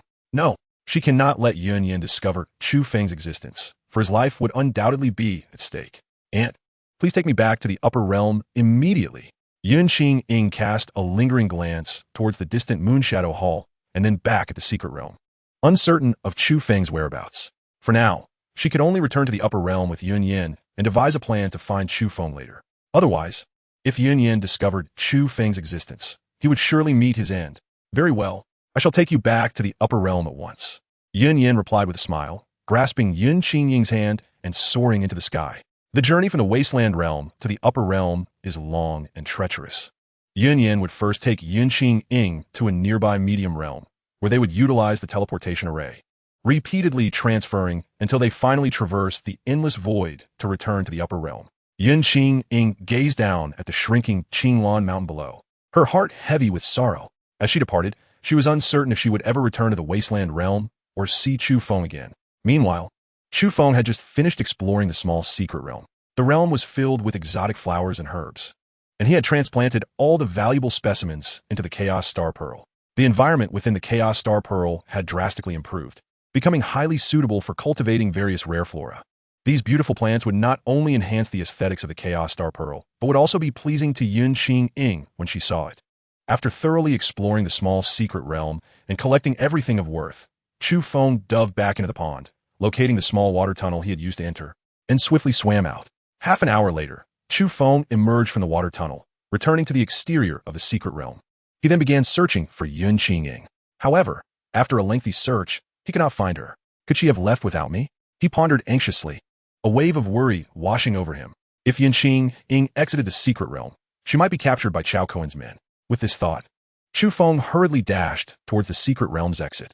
Shortly thereafter, upon exiting the secret realm, he was met with a throng of Qinglan's sect disciples gathered outside.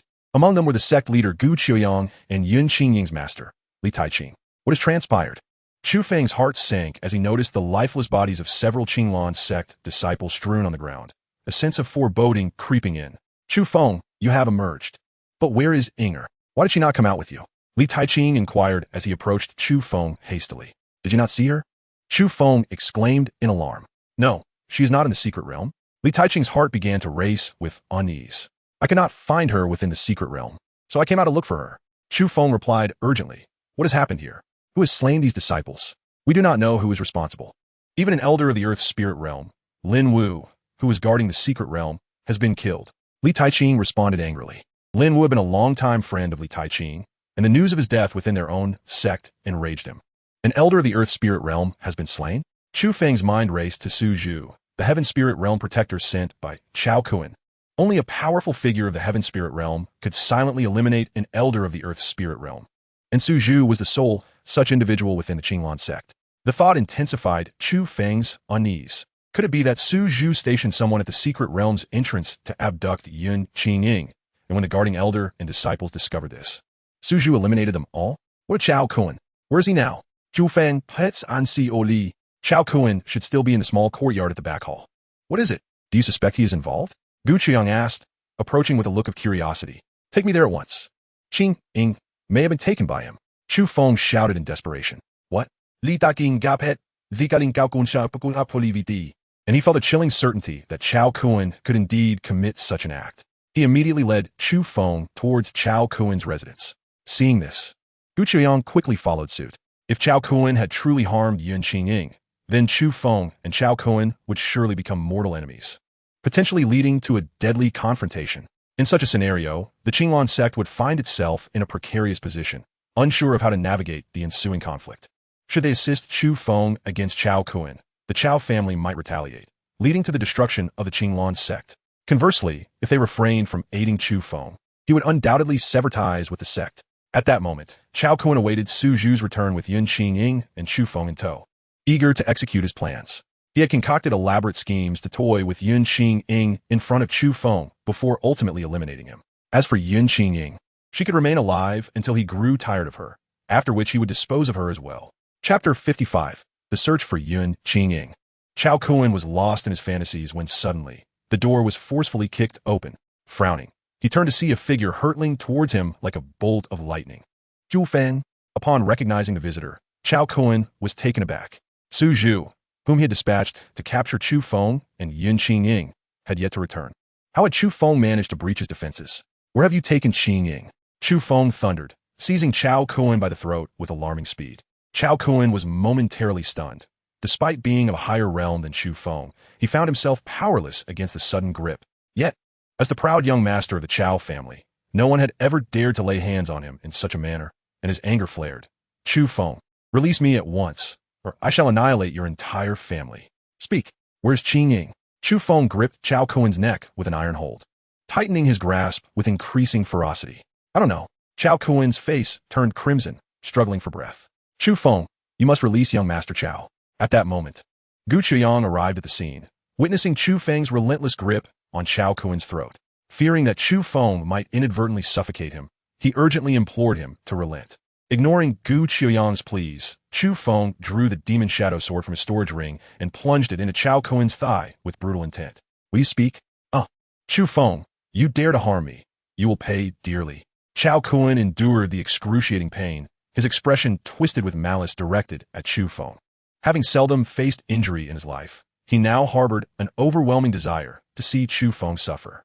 With a frigid demeanor, Chu Feng struck again, piercing Chao Kun's other thigh, eliciting a chorus of anguished screams. Only when he sensed that Chao Kun could no longer escape did he release him. With both legs impaled, Chao Kun collapsed to the ground. Where's your protector, Su Zhu? Noticing Su Zhu's absence, Chu Feng immediately suspected that Su Zhu had abducted Yun Qingying and concealed her.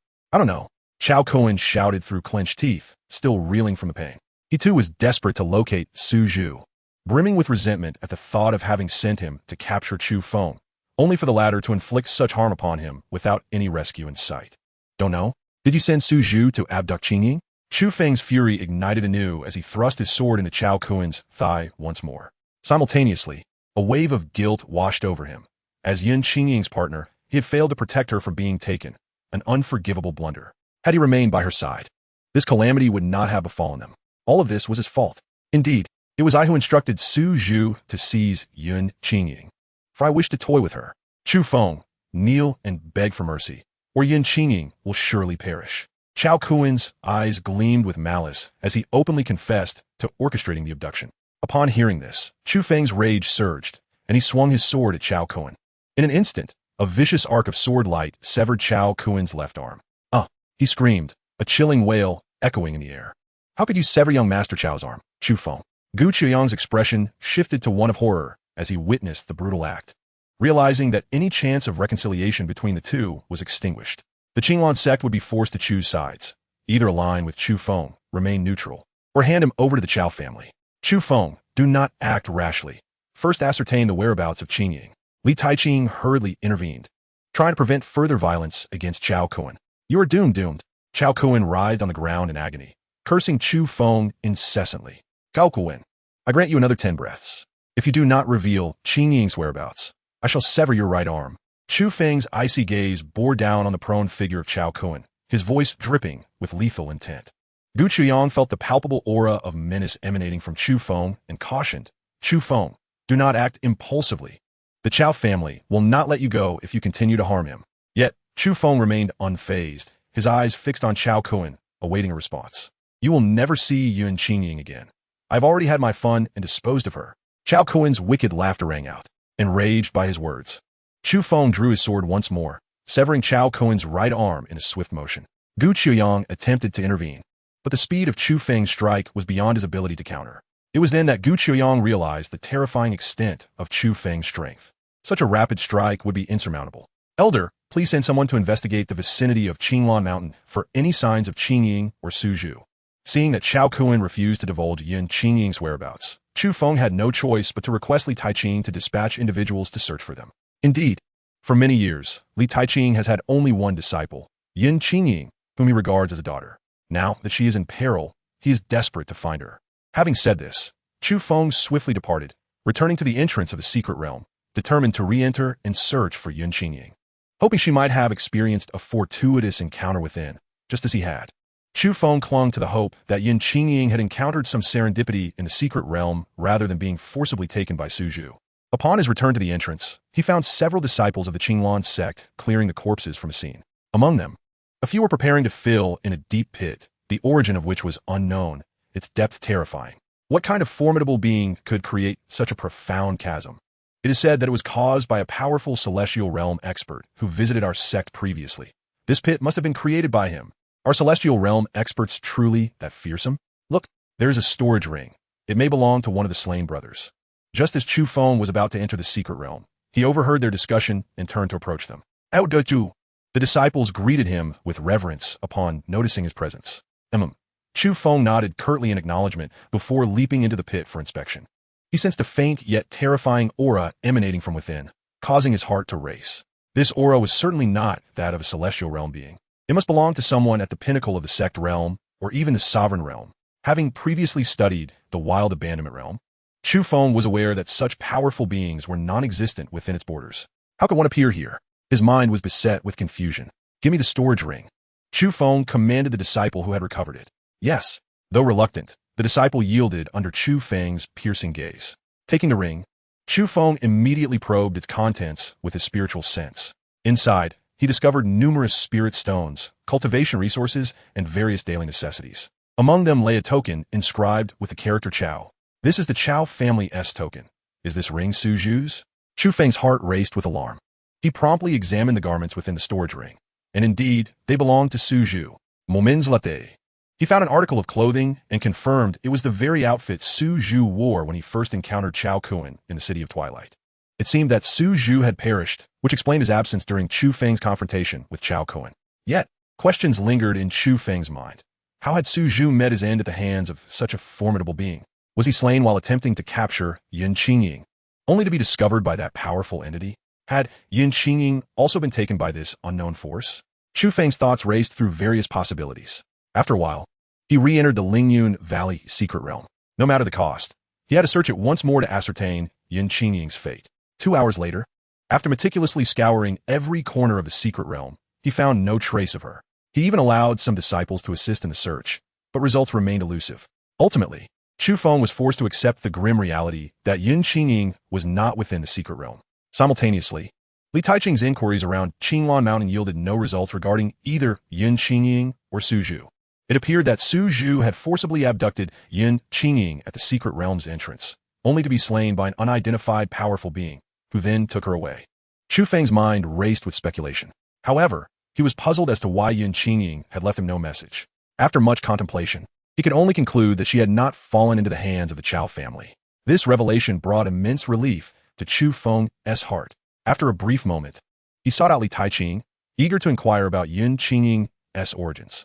Previously, when Chu Feng had mentioned to Yin Qingying that his master hailed from the upper realm, he had noticed a peculiar change in her demeanor upon hearing this. It led him to suspect that she possessed knowledge of the upper realm. A being from the lowest tier of realms could not possibly be aware of such matters, indicating that Yin Qingying's background might be quite extraordinary. Consequently, Chu Feng was determined to learn more about her lineage from Li Taiqing. Regarding Inger's origins? In truth, I am not privy to them.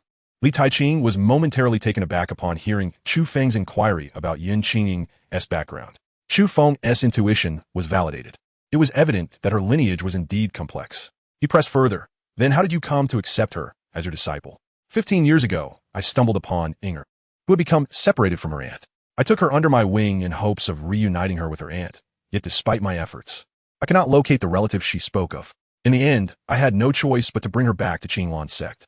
Later, I recognized her exceptional aptitude for cultivation and decided to take her as my disciple.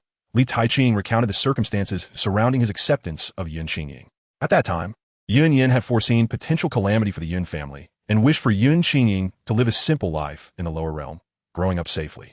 Seeing Li Taiqing's benevolent demeanor, she discreetly entrusted Yin Qingying to him, allowing her to find refuge. Ultimately, it was only after witnessing Li Taiqing accept Yin Qingying as his disciple that Yun Yin felt reassured enough to return to the upper realm.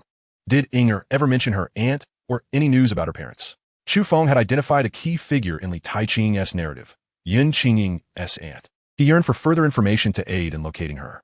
No, at the time, Inger was quite heartbroken, insisting her aunt had abandoned her. After that, she ceased to speak of her aunt or her parents altogether, Li Taiqing replied, shaking his head. Oh. Chu Feng felt a pang of disappointment at the absence of any leads regarding Yun Qingying's origins, making it increasingly challenging to find her. He could only rely on her surname in his search, yet the myriad realms in existence rendered this task akin to searching for a needle in a haystack. It seemed imperative for him to rapidly grow stronger, return to the upper realm, reclaim the powers of his past life, and then dispatch individuals across the realms to seek out Yun Qingying. Chu Feng, have you uncovered anything regarding Inger's lineage? Li Taiqing inquired anxiously. It seems that Inger was not abducted by Chao Kuen's people, yet I have no clue as to her current whereabouts, Chu Feng responded.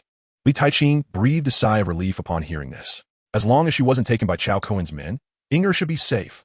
Chu Feng, you must prepare for what lies ahead. Your actions against Chao Kuen will undoubtedly provoke the Chao family. They will not spare you or your family. Li Taiqing sighed softly, never anticipating that matters would escalate to such a degree.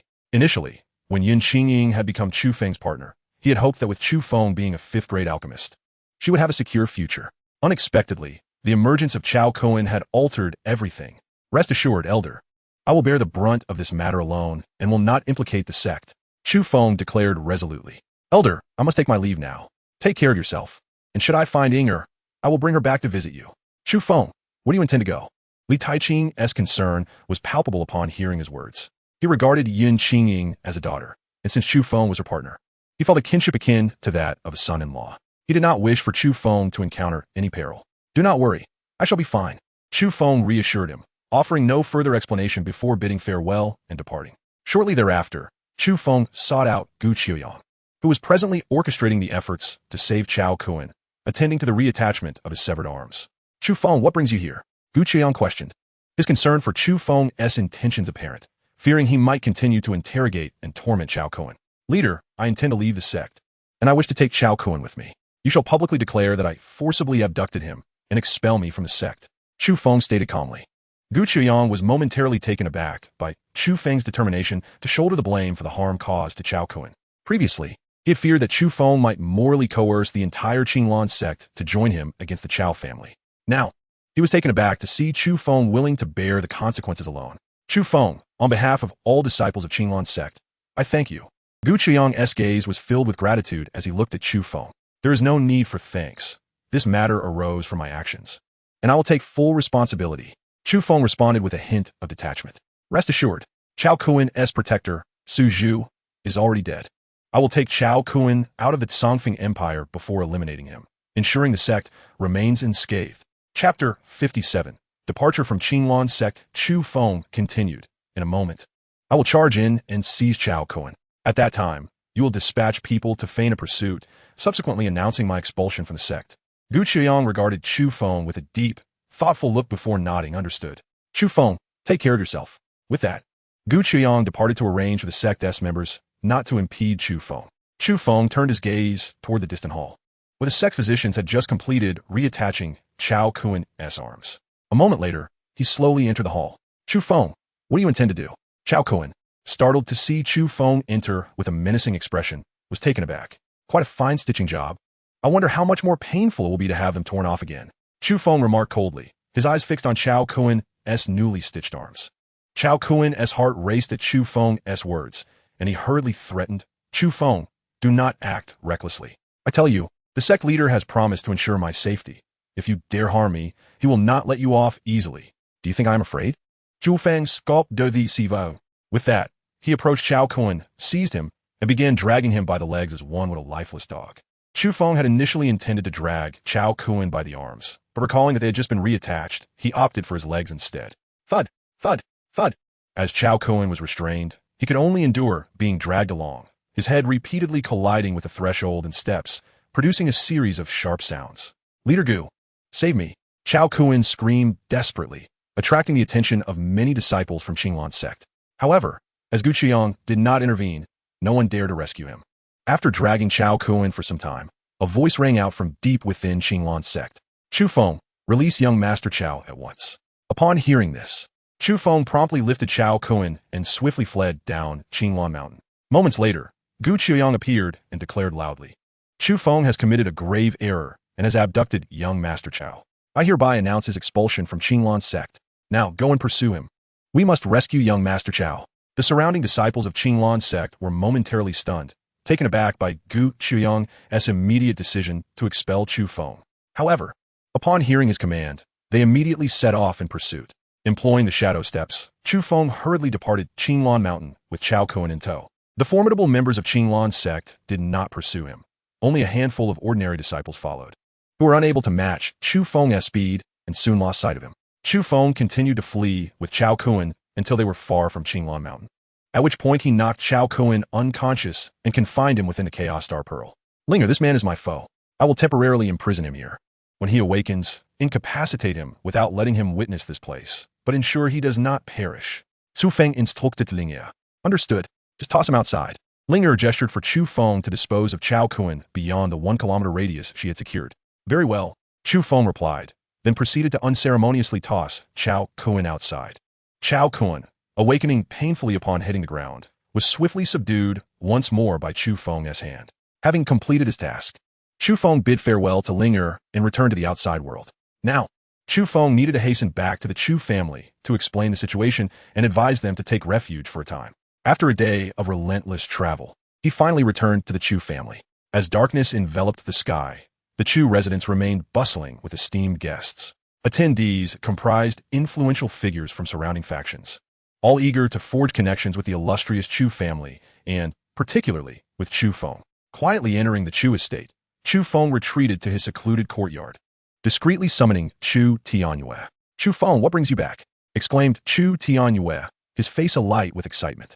Thanks to Chu Feng, the Chu family's prestige had soared to unprecedented heights, and during this period, Chu Tianyue reveled in the adulation of countless admirers.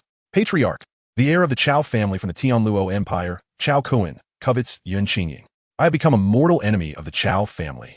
It is likely they will soon send assassins after me, and they will not spare the Chu family either. You must arrange for the Chu clan members to hide immediately. Chu Feng declared gravely. What? Chu Tianyue reacted as if struck by lightning. He had been envisioning a bright future for the Chu family, only to be confronted with impending doom. While he had not heard of the Chao family, he understood that the Tianluo Empire was the mightiest empire on the Eastern Wasteland. As a top-tier family within the Tianluo Empire, the Chao family undoubtedly possessed an array of formidable warriors, far beyond what the Chu family could withstand. Patriarch, my current strength is limited. I can only ensure your safety by sending you all into hiding from the Chao family's pursuit. But rest assured, within a year, I shall eradicate the Chao family. Chu Feng vowed. Previously, he had inquired about the Chao family's strength, discovering they boasted 5 experts at the Celestial Spirit Realm and another at the Monarch Realm, with Chu Feng currently at only the 2nd level of the True Spirit Realm. Confronting such a formidable force was daunting. However, he was confident that within a year, he would significantly enhance his own power and bring down the Chao family. Very well. I shall ensure the Chu family is prepared. Consider this a trial before our ascent to becoming a top-tier family. Chu Tianyue responded, his determination rekindled. Having previously fled once due to the Lingxiao Pavilion, the prospect of another escape felt less daunting. It could be seen as further training for the Chu disciples. Indeed, I will concoct some disguise pills for you. Chu Feng had previously brewed a limited quantity of these potions. He promptly requested Chu Tianyue to procure the necessary materials, preparing to work through the night to produce them for the Chu disciples. The disguise pills were merely second-grade elixirs, with readily available materials. The Chu family's treasury contained ample resources.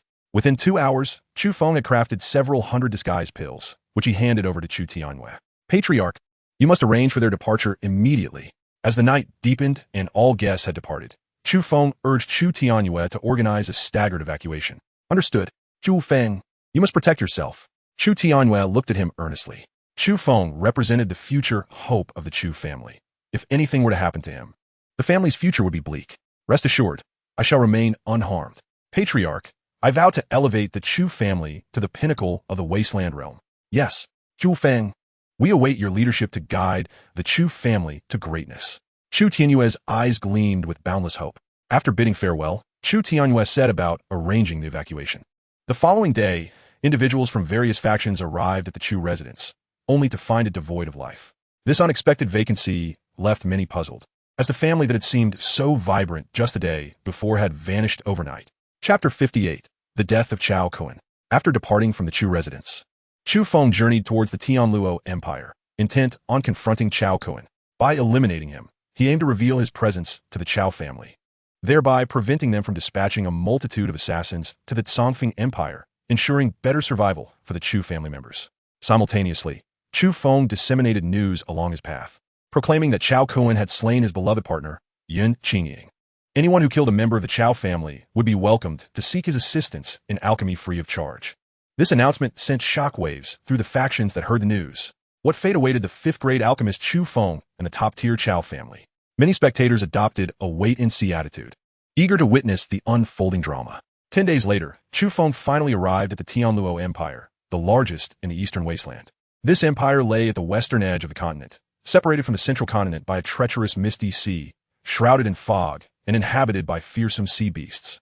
Typically, only elite vessels from major factions or merchant guilds could traverse these perilous waters, and even they faced the constant risk of annihilation. Shortly thereafter, Chu Feng reached a remote town on the outskirts of the Tianluo Empire, Bichue Town, where he released Chao Kun from the Chaos Star Pearl. At that moment, Chao Kun remained unconscious, though unharmed. During the journey, Chu Feng had administered a fasting pill to ensure Chao Kun would not starve beyond recognition. Dragging Chao Kun by the leg, he brought him into Bichue Town, the painful dragging jolting Chao Kun awake. Chu Feng, spare me. I shall never again lay a hand on the Saintess Yun. Whatever compensation you desire, I will provide.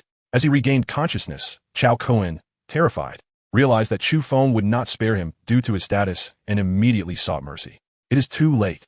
Chu Feng zet bonde gun li, continuing to drag Chao Kun deeper into the town. The rough ground caused blood to seep from Chao Kun's wounds, staining the path.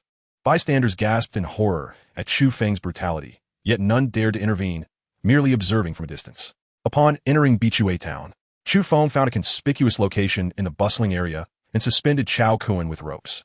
This man is Chao Kun of the Chao family, infamous for his transgressions against my beloved partner. Today, I shall act as the hand of justice and rid the world of this lecher. Chu Feng proclaimed loudly to the gathered crowd. What? He is Chao Kun of the Chao family? Although many had never seen him, the name Chao Kun was well known throughout the Tianluo Empire. The crowd was astonished that he would be subjected to such treatment. Help me. Whoever rescues me will be generously rewarded by the Chao family. Chao Kun shouted desperately at the onlookers. Suddenly, a horrifying scream erupted from Chao Kun. The crowd gasped as they witnessed Chu Feng draw his sword and unleash a deadly arc of light, severing Chao Kun's manhood. Chu Feng, you madman. I will ensure you suffer a fate worse than death. Chao Kun howled in agony, clutching himself in despair. He has been castrated. The onlookers murmured in shock, bewildered by the audacity of this individual. At that moment, two middle-aged men exchanged glances and lunged towards Chu Feng, both at the third level of the profound spirit realm. Seeing Chu Feng at only the second level of the true spirit realm, they believed they could easily rescue Chao Kun and claim a reward from the Chao family. Noticing their advance, Chu Feng smiled coldly and swung his sword with ferocity. In an instant, a devastating sword energy surged towards the two men. Boom! Both were cleaved in half, blood spraying forth as they fell, causing the crowd to scatter in terror. How could someone at only the second level of the true spirit realm possess such terrifying power? They had witnessed a single strike that obliterated two third-level profound spirit realm fighters. Some who had previously considered rescuing Chao Kun now hesitated, dissuaded by Chu Feng's overwhelming strength. Casting a cold glance around, Chu Feng saw no one dare to intervene and shifted his focus back to Chao Kun.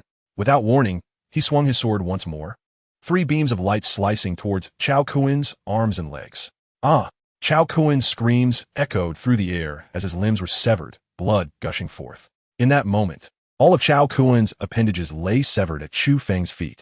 The horrifying scene at the site has left the onlookers utterly stunned, with some even fainting from terror.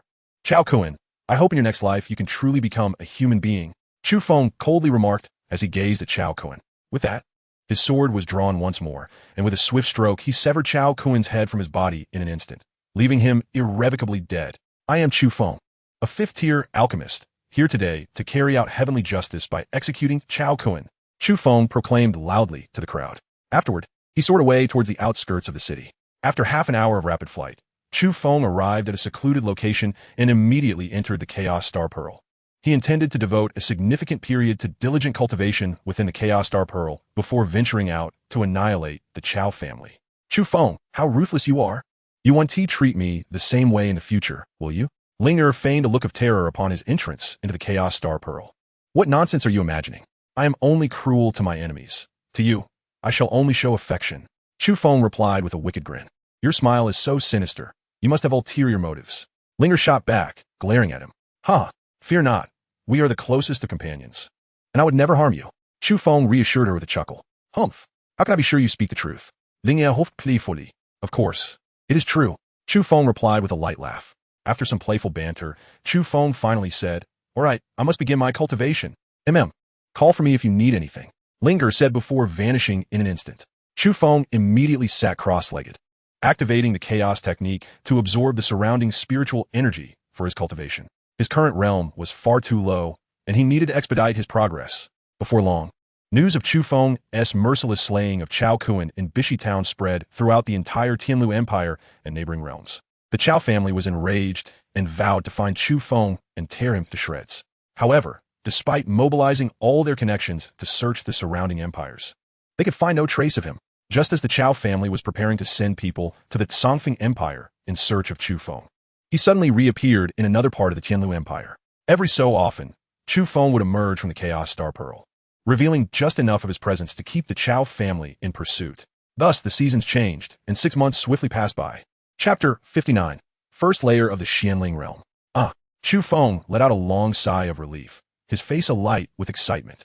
After more than a month, he had finally broken through the barrier of the true spirit realm and ascended to the first layer of the Xianling realm. In the past 6 months, he had spent the first 4.5 months reaching the 9th layer of the true spirit realm, and it took him an additional 1.5 months to break through to the peak. Upon transcending the true spirit realm, both his spiritual veins and Qi expanded significantly, greatly enhancing his power.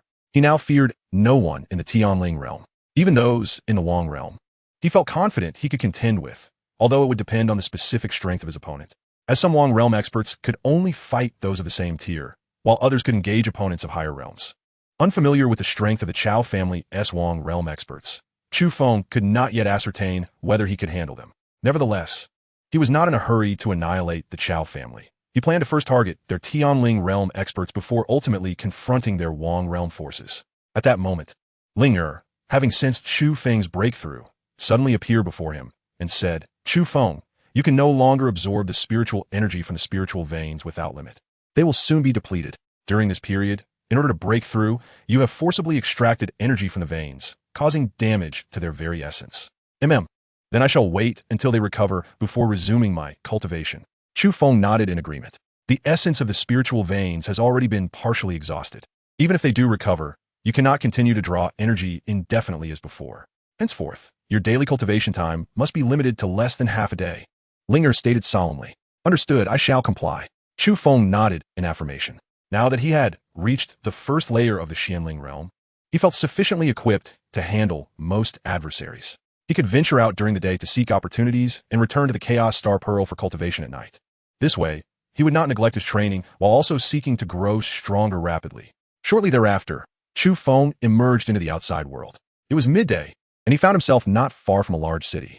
Without any concealment, he made his way directly towards the grand city ahead.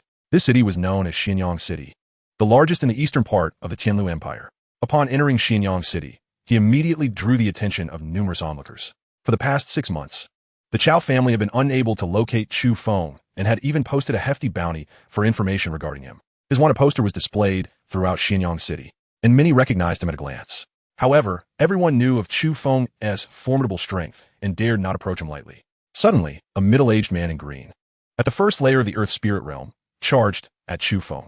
Clang! The sound of a sword being drawn echoed, and a flash of sword light appeared.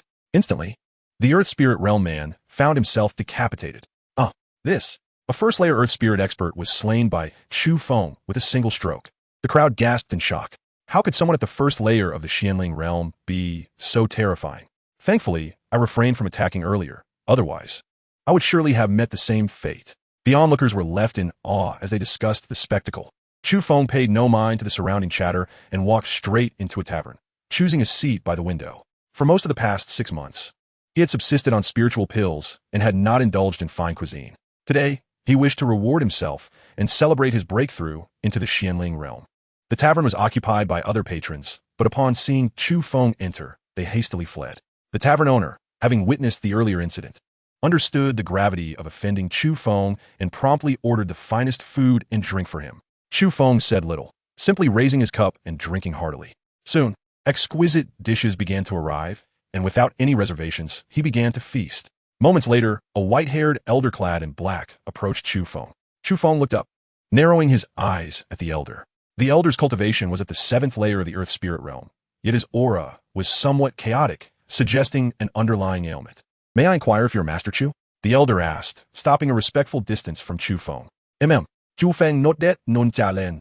I am Lin Tai, the sect master of Ling Xian sect. In my youth, I fell victim to a chilling poison, which I've been unable to eradicate, hindering my ability to break through. Might I request your assistance in concocting a yin-yang pill? I have already prepared the necessary materials. If you agree to assist, I am willing to offer anything you require. The elder gazed earnestly at Chu Feng. The yin-yang pill is a 5th-tier elixir. Its crafting is rather complex. Lin Tai had long sought someone to aid him in its preparation. Upon seeing Chu Feng today, he was filled with excitement and approached him with his request. Very well. However, I require you to kill a direct descendant of the Chao family in exchange for my help in crafting the yin-yang pill. Chu Feng ziplit guli. Might Master Chu consider an alternative condition? My Lingxian sect is merely a small sect, and we cannot afford to offend the Chao family. Killing one of their disciples would bring ruin upon the entire sect. Lin Tai pleaded, his expression fraught with concern. Then I am afraid I cannot assist you. Chu Feng stated flatly, returning to his drink. Master Chu, I implore you to assist me this once. Lin Tai bowed deeply, reiterating his request. Chu Feng cast a dispassionate glance at Lin Tai and said, You may leave now. Lin Tai opened his mouth to protest, but seeing Chu Feng's gaze shift towards the street, he could only let out a resigned sigh before turning and departing slowly. Lin Tai had contemplated capturing Chu Feng, threatening him to assist in the refinement of the yin-yang pill, and subsequently handing him over to the Chao family for a substantial reward. However, he lacked the confidence that he could successfully capture Chu Feng, and the repercussions of failure would be unfathomable. Thus, Lin Tai reluctantly departed. Chu Feng leisurely spent an hour in the tavern before rising to settle his bill and exit. After leaving the tavern, he chose not to linger in Xianyang City and made his way directly outside the city, intent on confronting the Chao family to resolve their enmity. As he stepped through the city gates, a chilling aura approached. A fearsome figure clad in green robes soared toward him, a heavenly spirit realm expert. Upon spotting the old man flying in from a distance, Chu Feng narrowed his eyes, a glimmer of cold light flashing within. The elder was at the 2nd level of the heavenly spirit realm, his aura unmasked and his intentions evidently hostile. Chu Feng, you shall perish, the elder bellowed, unleashing a palm strike toward him from afar. Instantly, a colossal palm imprint materialized in the air, hurtling toward Chu Feng with ferocious intensity. Chapter 60, A Frightening Retreat. The newcomer was Chao Xiao, the 3rd elder of the Chao family. He had been nearby when he learned of Chu Feng's presence in Xianyang City and rushed over at full speed to intercept him.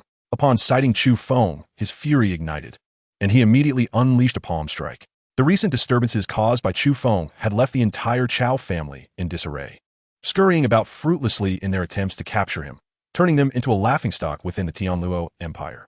Now that they had finally located Chu Feng, Chao Xiao was driven to annihilate him in rage. Chu Feng, recognizing the peril, did not attempt to confront the attack head-on. Instead, he executed the shadow step, swiftly evading to the side. The immense palm struck the ground before the city gate, creating a massive crater, while some unfortunate bystanders were obliterated in the process. Nearby, many others suffered injuries, and the scene erupted into chaos with screams echoing. Witnessing the sudden eruption of violence, the onlookers fled in terror. To avoid implicating innocent lives, Chu Feng hastily distanced himself from the city gate, dashing toward the outskirts. Chu Feng, today you shall not escape. Chao Xiao sneered, believing Chu Feng to be retreating, and charged after him with murderous intent. Who is that, so brazenly committing murder at the city gates? The fleeing crowd turned their heads in alarm. That is Chao Xiao, the 3rd elder of the Chao family. I've seen him once before. They say he kills without hesitation, mercilessly. He has come to capture Chu Feng. With Chao Xiao at the 2nd level of the heavenly spirit realm, it seems Chu Feng is doomed. It was rumored that Chu Feng was a 5th-tier alchemist. What a pity. The only 5th-tier alchemist in the Eastern Desolation continent was about to be slaughtered by the Chao family. The spectators exchanged anxious whispers as they observed the confrontation. Lin Tai, who had previously sought Chu Feng's assistance with alchemy, watched from a distance, his expression fraught with conflict and regret. He wrestled with the decision of whether to aid Chu Feng. Assisting him would undoubtedly invite vengeance from the Chao family.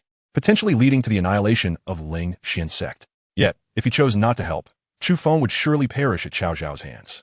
Should Chu Feng be killed, Lin Tai would have no hope of finding anyone to alleviate the chilling poison within him, forever trapped beneath the constraints of his own cultivation.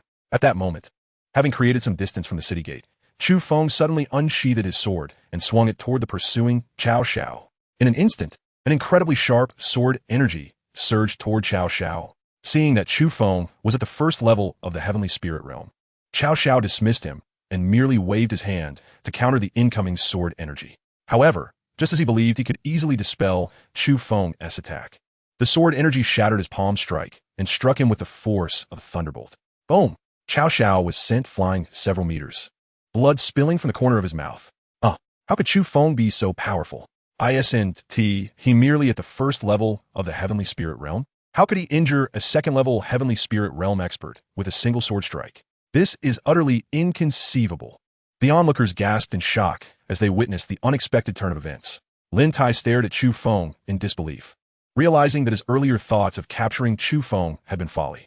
Had he acted on them, he would have met a grim fate long ago. How is this possible?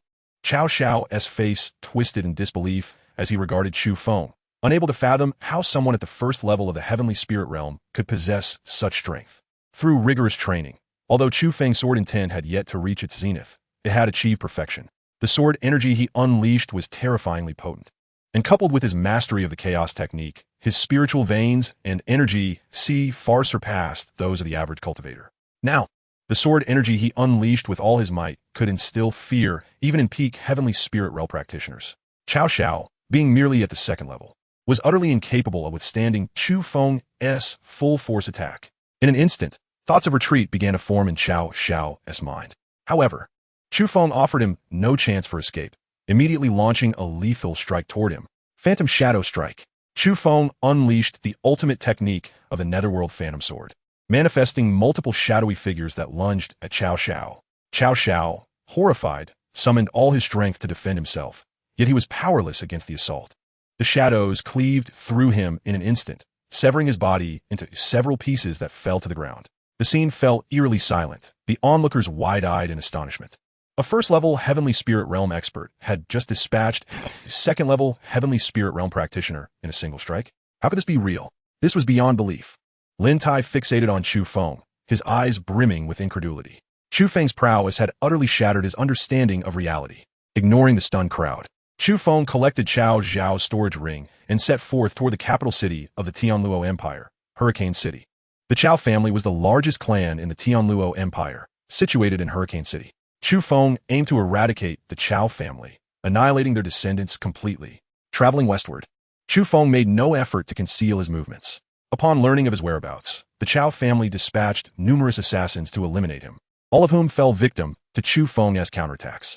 Notably, a guest elder of the Cao family, at the 8th level of the Heavenly Spirit Realm, was slain by Chu Feng, sending shockwaves through the Cao family and causing them to hesitate in sending more assassins after him. 5 days later, Chu Feng arrived at Hurricane City. Upon inquiring about the location of the Cao family's estate from passersby, he made his way directly there. Initially, Chu Feng had intended to systematically eliminate all those below the Heavenly Spirit Realm within the Cao family before confronting their peak experts. However, he deemed this approach too cumbersome and beneath him, opting instead for a direct confrontation with the Cao family to settle the score once and for all. Soon, Chu Feng arrived at the entrance of the Cao family estate. The grand entrance loomed before him, guarded by 6 armored sentinels. Above the gate, a massive plaque bore the golden characters, Cao family. Through the gates, glimpses of the opulent interior could be seen, with luxurious pavilions that resembled celestial abodes. Approaching the entrance boldly, the guards called out to inquire about his identity. Without a word, Chu Feng drew his sword and swiftly dispatched all 6 guards, advancing into the Cao family estate. Once inside, he spared no one but the women and children, striking down anyone he encountered. Instantly, chaos erupted within the Cao family. Chu Feng, how dare you come to my Cao family to commit murder? Suddenly, a voice imbued with terrifying authority echoed through the air. Chu Feng turned to see the source of the voice and, upon recognizing the figure, was seized by shock and fled in haste. Chapter 61. The Eastern Desolation Secret Realm. The first individual that Chu Feng beheld was a young man clad in purple, possessing the strength of a second-level king realm. Though youthful in appearance, The fact that he had ascended to such a formidable level at this tender age indicated that he was indeed an extraordinary prodigy. Had it not been for the white-clad youth beside him, Chu Feng would not have contemplated fleeing. The true source of his trepidation lay in the presence of a breathtakingly beautiful woman garbed in white, whose skin was fair as snow. This elegant lady possessed a tall and graceful figure, her eyes twinkling like stars, captivating and profound. Merely standing there, she emanated an aura of unparalleled nobility, rendering onlookers utterly spellbound. Flanking the white-clad woman were two middle-aged women exuding an overwhelming presence, one at the 6th level and the other at the 8th level of the King Realm. It was these two formidable women that propelled Chu Feng to hastily retreat. He harbored doubts about contending with the 2nd-level purple-clad youth, and the addition of two more adversaries at the 6th and 8th levels left him with no choice but to flee immediately. Hadn't he heard that the Chao family only had one 2nd-level King Realm member? Why then did two more formidable foes appear today? And who was that enchanting woman? Was she the beloved of the purple-clad youth? As he fled, Chu Feng pondered these questions. At that moment, the young man in purple suddenly drew forth a magnificent purple bow, channeling his spiritual energy to form a terrifying spiritual arrow. He exclaimed, releasing the arrow with a flick of his wrist, sending it hurtling towards Chu Feng with unparalleled might. Chu Feng sensed the overwhelming power of the arrow from a distance. It would be nearly impossible for him to withstand such an attack, and even if he could, he would likely sustain grave injuries. Moreover, it had the ability to lock onto him. With a swift change of direction, Chu Feng attempted to escape in another direction, but the arrow immediately adjusted its trajectory to pursue him relentlessly. How dare a mere 1st-level Xianling realm cultivator act so brazenly in my Chao family's domain? He's courting death. The purple-clad youth, Chao Jian, sneered coldly as he beheld the arrow closing in on Chu Feng. Chao Jian, the strongest of the Chao family, had painstakingly invited the white-clad woman to visit. He never anticipated that Chu Feng would so foolishly seek trouble. Earlier, he had boasted to the white-clad woman of the Chao family's supremacy in the eastern wilderness, asserting that no one dared to provoke them. Yet here was Chu Feng, a mere 1st-level Xianling cultivator, audaciously challenging the Chao family, which was a slap in Chao Jian's face and a humiliation before the white-clad woman. In that moment, Chao Jian's desire to annihilate Chu Feng grew intense, prompting him to unleash his most powerful arrow technique, the soul-chasing arrow. A moment later, realizing he could not evade the soul-chasing arrow, Chu Feng hastily took refuge within the Chaos Star Pearl. Where has he gone? Gao Ziang, anticipating Chu Feng's body to be obliterated by the arrow, was infuriated to find him suddenly vanished. Without a target, the soul-chasing arrow veered off course and struck the ground, creating a massive crater and injuring several unfortunate bystanders nearby. This person is rather intriguing, the white-clad woman remarked with a faint smile upon witnessing Chu Feng's escape. Miss, it's as if he vanished into thin air. The 8th-level middle-aged woman said respectfully to the white-clad woman. Indeed, it is quite peculiar, certainly not the effect of a teleportation talisman. The white-clad woman replied with a slight nod. Within the confines of the Chaos Star Pearl, Chu Feng took a moment to calm his thoughts before entering a meditative state to cultivate. From the earlier encounter with Chao Jian, he realized that with his current strength, he was no match for him, especially with two additional powerful adversaries at the 6th and 8th levels of the King Realm. All he could do was continue to cultivate, enhance his strength, and seek a chance to eradicate the Chao family. Half a day later, Chu Feng ceased his cultivation. Following Ling Er's advice to absorb spiritual energy from the spiritual veins only for a maximum of half a day, he decided to heed her counsel. By now, the outside world had descended into the depths of night. In the stillness of the night, venturing out would only heighten the risk of exposure. Thus, Chu Feng resolved to rest within the Chaos Star Pearl until dawn. When the sun rose, he noticed pedestrians beginning to stir outside. After ensuring that no danger lurked, he utilized the disguise technique to alter his appearance before stepping back into the world. Upon exiting, Chu Feng feigned the demeanor of a passerby, gradually distancing himself from the Chao family. Initially, he had hoped to annihilate the Chao family in one fell swoop during his visit to Hurricane City. Little did he know that the Chao family was not so easily vanquished. Now he could only bide his time, retreat from Hurricane City, and wait until he had grown stronger before returning to eliminate the Chao family. Shortly thereafter, Chu Feng arrived at the city gate and noticed a tavern, making his way inside to procure some food before departing Hurricane City. The tavern was already bustling with patrons, some preparing to venture out to hunt beasts for spirit stones, while others had only just returned to the city after spending the night outdoors. Having successfully disguised himself, Chu Feng felt no fear of revealing his identity as he found a seat by the window, ordered some food and drink, and awaited his meal. The Eastern Wilderness Secret Realm opens in just 10 days. I wonder if our sect will manage to secure a spot this time. One patron lamented. Alas, our sect is too weak. It's unlikely we'll obtain a position. Another replied. Indeed, the spots in the Secret Realm are always seized by those large powers. We smaller sects hardly stand a chance. They continued their conversation, expressing their disappointment at the prospect of missing out on the treasures and spiritual herbs within the Eastern Wilderness Secret Realm. While waiting for his meal, Chu Feng overheard the discussion at the neighboring table. The Eastern Wilderness Secret Realm? He mused, recalling fragments of memory related to it. The Eastern Wilderness Secret Realm was a vast and mysterious realm rumored to be filled with innumerable treasures and legacies. However, opportunity came with peril, as the secret realm harbored countless dangers, and entering it could mean certain death. If he could gain entry into the Eastern Wilderness Secret Realm, his strength would undoubtedly see a significant enhancement. Chu Feng contemplated how he might secure a spot in the Eastern Wilderness Secret Realm. The slots were determined by the Eastern Wilderness Grand Competition, which coincided with the opening of the Secret Realm and occurred once every 10 years. The Grand Competition was a contest among disciples from various powerful factions across the Eastern Wilderness, divided into 4 realm categories: Xianling, Dylan, Tianling, and King Realm.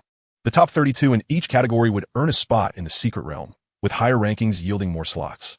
The higher the realm, the more spots available, with the King Realm having the most and the Xianling Realm the least. Moreover, participation in the Eastern Wilderness Grand Competition was restricted to factions or families that had established a presence in the Eastern Wilderness for many years and possessed a certain degree of renown. It seems I must temporarily align myself with a faction. Chu Feng mused inwardly. Just then, a few individuals entered the tavern, one of whom was Lin Tai, whom Chu Feng had encountered in Xianyang City.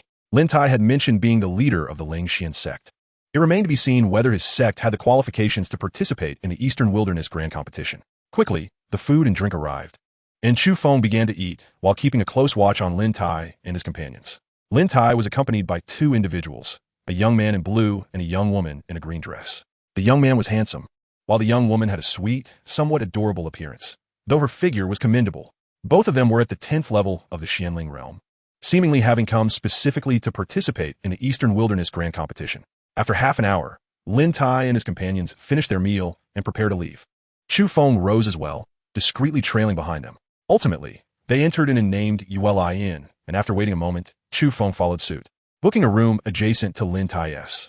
After eavesdropping, Chu Feng confirmed that Lin Tai was indeed accompanied by 2 sect disciples to participate in the Eastern Wilderness Grand Competition. Realizing that Lin Tai's sect had the opportunity to compete, Chu Feng promptly decided to leverage this connection to secure a slot for the Eastern Wilderness Secret Realm. Previously, Lin Tai had mentioned needing a yin-yang pill, and Chu Feng could offer his alchemical skills in exchange for the opportunity to participate in the grand competition, thereby obtaining entry into the Eastern Wilderness Secret Realm. Shortly thereafter, 2 of Lin Tai's disciples seemed to be heading out to purchase something, and, after reporting to Lin Tai, departed from the inn. Chu Feng immediately approached Lin Tai's room and knocked on the door. After a brief moment, Lin Tai opened the door. Seeing the unfamiliar Chu Feng, Lin Tai inquired with curiosity, "Young brother, what do you wish to discuss?" "I wish to engage in a transaction with the sect leader." Chu Feng replied with a gentle smile. "What sort of transaction?" Lin Tai asked, his brow furrowing as he regarded Chu Feng, whose cultivation was merely at the first realm of the Xianling stage, wondering what he could possibly offer. "Let us discuss it inside," Chu Feng said, stepping into Lin Tai's room without waiting for a response. Lin Tai, though displeased, was still eager to hear what transaction Chu Feng had in mind. After a moment, Lin Tai closed the door and turned to Chu Feng, saying, "Speak." With a faint smile, Chu Feng dispelled his disguise, revealing his true appearance. Lin Tai was momentarily stunned upon seeing Chu Feng's real visage. "I desire a quota for the Eastern Wilderness Secret Realm, and in return, you seek the yin-yang pill. Let us trade," Chu Feng stated directly. "My sect lacks the means to secure a quota for the Eastern Wilderness Secret Realm," Lin Tai admitted, a hint of embarrassment crossing his face. "Fear not. I can secure the first place in the Eastern Wilderness competition for your sect. I only require 1 quota for the Eastern Wilderness Secret Realm. Any surplus will belong to your sect," Chu Feng assured him with a calm smile. "Excellent," Lin Tai exclaimed excitedly at this prospect. After all, Chu Feng was capable of defeating even those at the second realm of the Tianling stage. If he could represent their sect in the Eastern Wilderness competition, victory was all but guaranteed. The thought of Chu Feng assisting him in concocting the yin-yang pill and securing a quota for the Eastern Wilderness Secret Realm filled Lin Tai with exuberance. Suddenly, he seemed to recall something and expressed a hint of concern. You won't be recognized by the Chao clan after your disguise, will you? Not at all. My disguise is impenetrable. Chu Feng zieplit gone feet in. His skills in disguise were unparalleled, and it was inconceivable that anyone in the wasteland could see through them. That is splendid news. Lin Tai responded, brimming with excitement. Provide me with the materials for the yin-yang pill, and I will have the pills ready for you by tomorrow. Seeing Lin Tai agree, Chu Feng indicated his willingness to assist him in pill concoction first. Thank you, Master Chu, Lin Tai said gratefully, retrieving several materials for the yin-yang pill from his storage ring and handing them to Chu Feng. Chu Feng accepted the materials and placed them into his storage ring, saying, I am now using the name Chen Feng. Does your sect have any elders? During this period, I shall pose as a disciple of your sect's elder. Chu Feng preferred to interact with Lin Tai on equal footing rather than bowing to him as a superior. I have a Shu named Li Quan, who has been out on a journey for many years. You can temporarily impersonate his disciple. Lin Tai me use it dogfatfole. Agreed. Chu Feng nodded in affirmation. Moments later, Lin Tai began to describe some of Li Quan's personality traits to prevent Chu Feng's identity from being revealed. Chu Feng also inquired about the rules of the Eastern Wilderness competition and the details of the Eastern Wilderness secret realm. Before long, a knock came at the door, accompanied by a bright, melodious voice. Master, we have returned. My disciples are back. Lin Tai immediately turned to Chu Feng. Upon seeing this, Chu Feng quickly donned his disguise once more. Lin Tai, seeing Chu Feng had transformed, walked over to open the door. When the door swung open, it revealed the young man in blue and the young woman in green whom Chu Feng had encountered at the tavern. Master, we have brought back the Chi-Yin grass you requested. The young woman in green offered, holding out a large handful of Chi-Yin grass to Lin Tai. The consumption of Chi-Yin grass could slightly suppress the cold poison within Lin Tai, and it was precisely for this purpose that he had sent the two to procure it. Lin Tai nodded slightly as he accepted the Chi-Yin grass. Suddenly, the young woman in green noticed Chu Feng in the room and curiously asked, Master, who is he? He is your Shu, Chen Feng, Lin Tai promptly introduced. Shu? Both the young man in blue and the young woman in green were taken aback by this revelation. Yes, Shidi Chun is the esteemed disciple of your grandmaster, Li Quan. Lin Tai Claudieth. Turning to Chu Feng, Lin Tai continued, Shidi Chun, allow me to introduce you.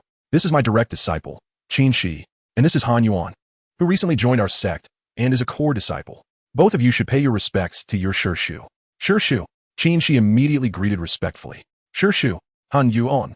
Seeing that Chu Feng appeared younger than himself and was merely at the first realm of the Xianling stage, hesitated before reluctantly addressing Chu Feng as Shu. Chu Feng nodded in acknowledgement. Turning back to Lin Tai, Chu Feng stated, Brother Lin, I shall take my leave now. With their agreement settled, he wished to return to his room to meditate, not wishing to prolong the interaction with Lin Tai and the others. Understood. Lin Tai promptly offered to accompany Chu Feng. He followed him out of the room, only returning once he saw Chu Feng enter the adjacent room.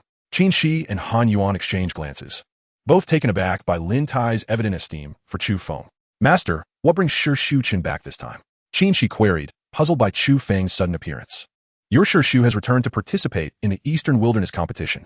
Lin Tai replied with a light smile. Remembering that Chu Feng could assist their Lingxian sect in acquiring a quota for the Eastern Wilderness secret realm, Lin Tai's joy was palpable. Master, don't we only have 2 quotas for the competition? Qin Shi exclaimed in surprise.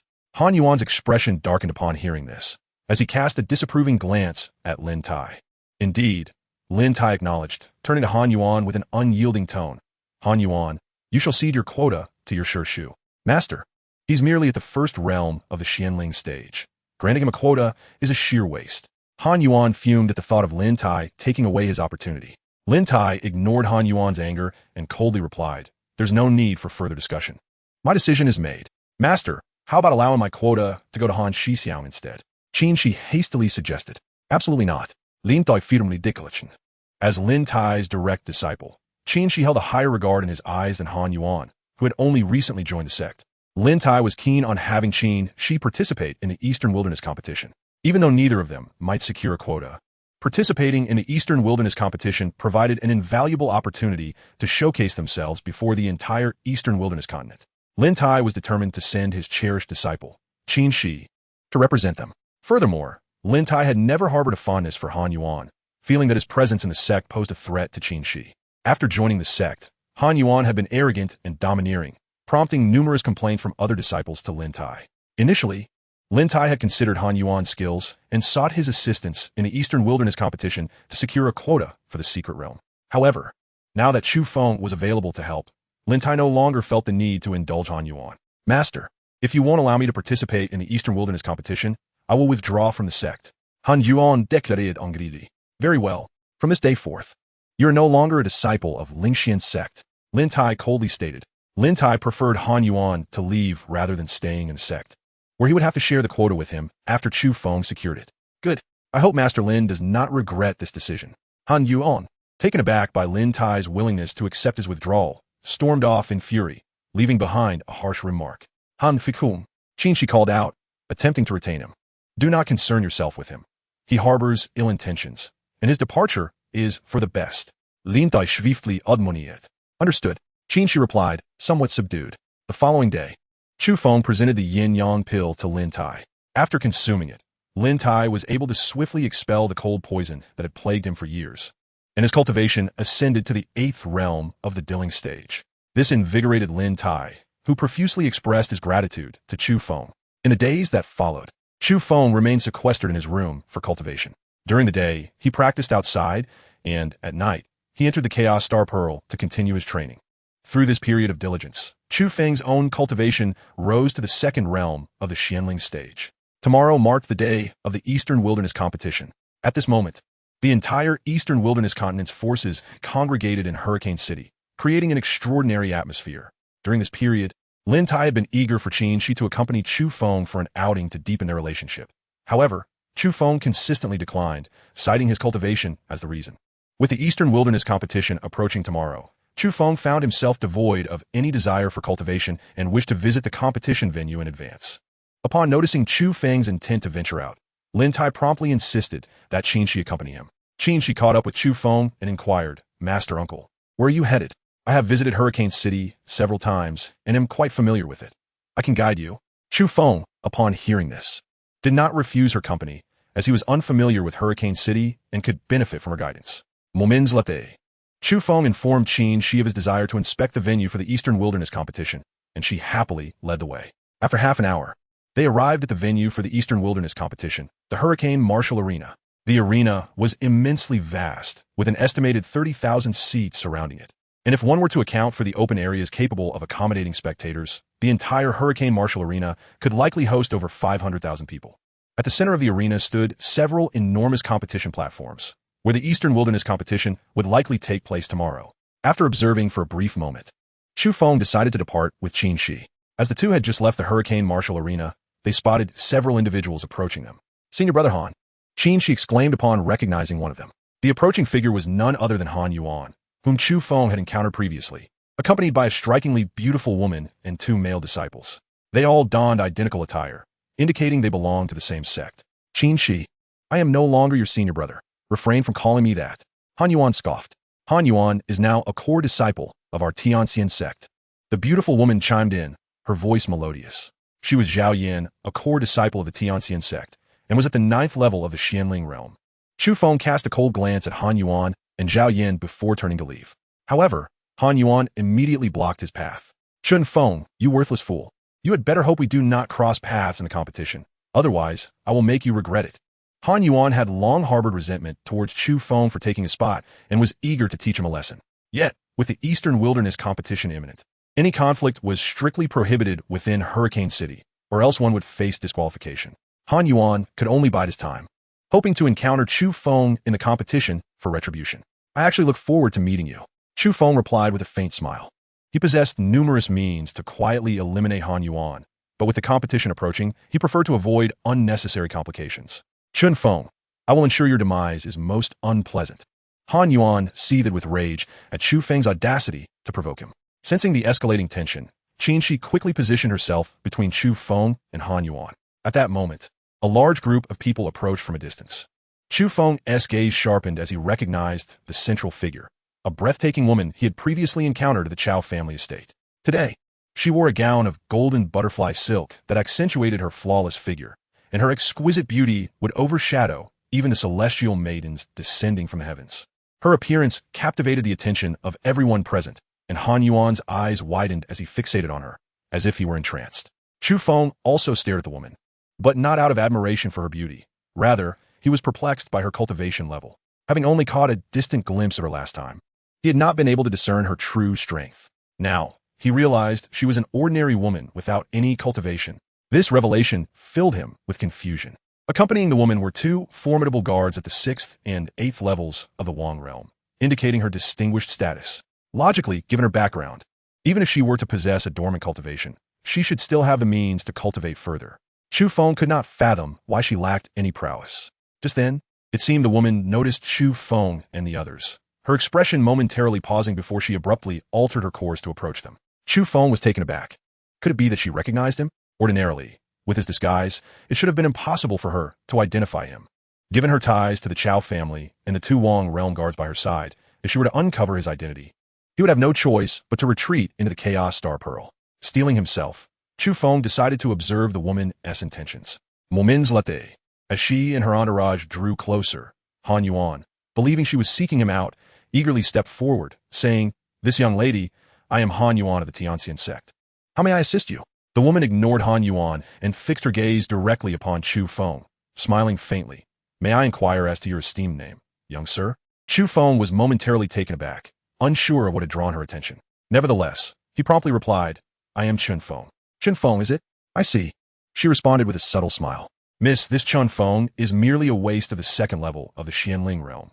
Should you require assistance, feel free to seek me out." Han Yuan interjected, inserting himself between Chu Feng and the woman with a sycophantic grin.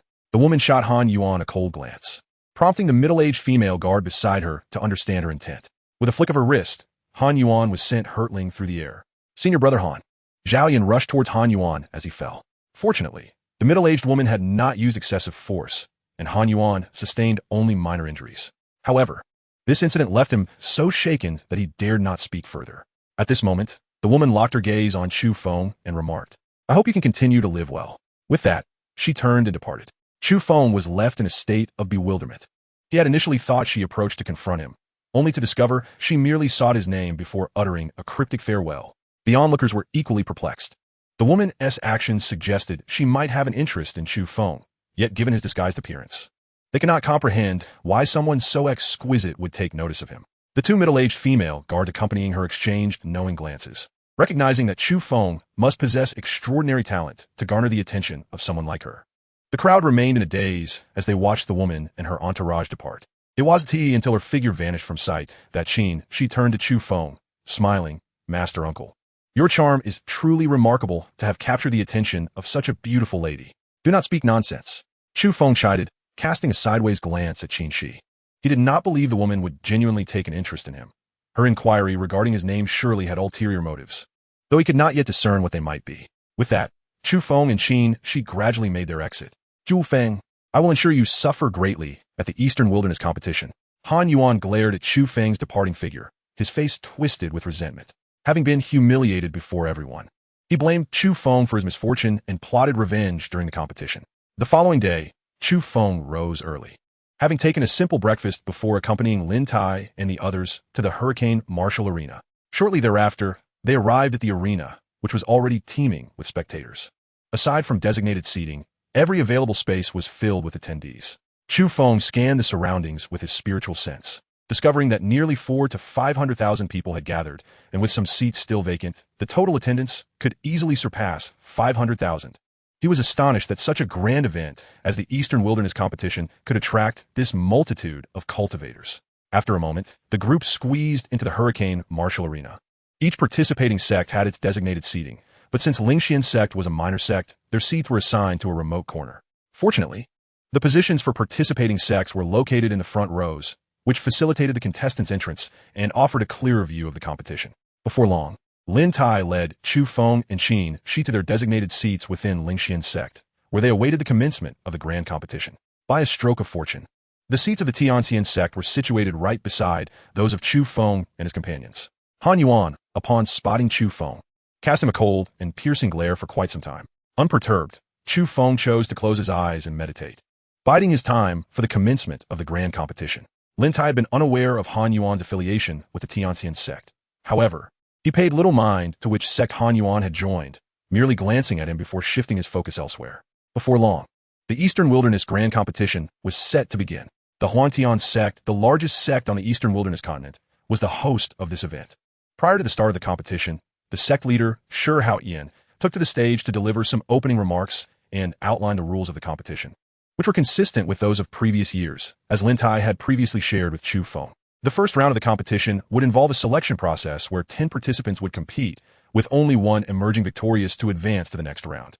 The second round would similarly follow a 10 versus 1 format, as the sheer number of competitors necessitated such measures to swiftly determine the final rankings.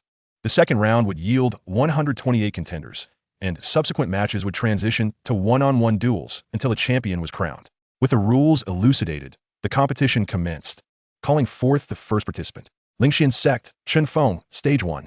To everyone's astonishment, luck seemed to smile upon Chu Feng as he was the first to be summoned. Momentarily taken aback, he quickly regained composure and ascended the stage with a measured gait.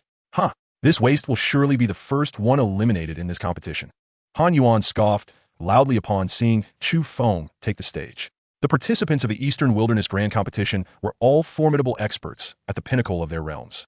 With most competitors in the Xianling stage being at the 9th level, Han Yuan was convinced that Chu Feng, at the 2nd level, would undoubtedly be the first to be knocked off the stage, thus becoming the initial casualty of this year's competition. In an instant, Chu Feng stood upon the stage, and the spectators were left in stunned disbelief and derisive laughter upon recognizing his mere 2nd-level Xianling stage. A mere 2nd-level Xianling dares to compete? Is he merely here to fill numbers? He will undoubtedly be the first to be sent tumbling off the stage. If there were a last place, it would certainly belong to him. The Lingxian sect was ridiculed for lacking even a 9th-level disciple, sending forth a 2nd-level disciple to compete. Amidst the cacophony of derision, Chu Feng remained unfazed. He had witnessed far grander spectacles in his past life, rendering this scene trivial in comparison. Let them laugh for now. When he ultimately claimed the title of champion in the Xianling stage, the number of dropped jaws would be beyond reckoning. Meanwhile, Lin Tai maintained his composure amidst the surrounding chatter. He was well aware of Chu Feng's capabilities and anticipated the moment when the crowd would be astonished to learn of Chu Feng's victory. Qin Shi, upon hearing the disparagement directed at the Lingxian sect, felt a wave of embarrassment wash over her, her head bowed low. Han Yuan, observing her discomfort, erupted into gleeful laughter, feeling vindicated that the Lingxian sect was receiving scorn for denying him a spot in the competition. Soon after, the other 9 contestants were summoned to the stage, all of whom were at the 9th level of the Xianling stage, leaving only Chu Feng at the 2nd level. The judge of Stage 1, seeing all participants in place, promptly declared the match to begin. No sooner had the words left his mouth than the competitors began launching assaults at one another. Surprisingly, as the lowest-ranked contestant, no one chose to attack Chu Feng. With a resounding crash, one competitor was swiftly sent flying off the stage by the combined efforts of 2 others. I thought Chu Feng would be the first to fall, yet it appears no one is targeting him, remarked a spectator. A 2nd-level Xianling is hardly a threat. If I were up there, I would surely target the others first. Eliminating the rest and leaving a 2nd-level Xianling would be a piece of cake. As the crowd continued their speculation, Chu Feng observed the chaos without engaging, choosing instead to observe from the sidelines. Among the remaining competitors, a robust man exhibited remarkable prowess, withstanding the onslaught of his rivals and sending them flying off the stage with ease. Before long, only the burly man and Chu Feng remained on the stage. The burly man, witnessing his peers being dispatched, let out a thunderous laugh. After a moment, he turned his attention to Chu Feng, adopting an air of superiority, and declared, "Kid, I'm feeling generous today. Why don't you jump off the stage yourself?" In response, Chu Feng let out a cold chuckle and instantly closed the distance, sending the burly man hurtling off the stage with a single kick. How is this possible? The burly man crashed heavily to the ground, utterly bewildered. The spectators watching the match were left in a state of shock, some even rubbing their eyes in disbelief, unable to fathom how Chu Feng had managed to send a 9th-level Xianling flying off the stage with such ease. Chu Feng has been hiding his talents. Others murmured, What hidden talents? The burly man had exhausted his energy dealing with the others, leaving him vulnerable to a sneak attack. The crowd gasped in astonishment. Out of 9 9th-level Xianling contestants, it was the 2nd-level Xianling who ultimately triumphed. The sheer luck of Chu Feng was astonishing. As Chu Feng made his way back to his seat, he disregarded the surrounding chatter. "Uncle Master, your luck is truly remarkable," Qin Shi exclaimed joyfully upon his return, congratulating him. Initially, she had thought Chu Feng was merely making an appearance, never expecting him to advance to the 2nd round. Indeed, Chu Feng replied with a faint smile, choosing not to elaborate further. Lin Tai, however, was not the least bit surprised by Chu Feng's advancement. He had been confident that Chu Feng would secure first place, making his progression entirely expected. Beside them, Han Yuan glared at Chu Feng with resentment, having previously predicted that Chu Feng would be the first to be eliminated.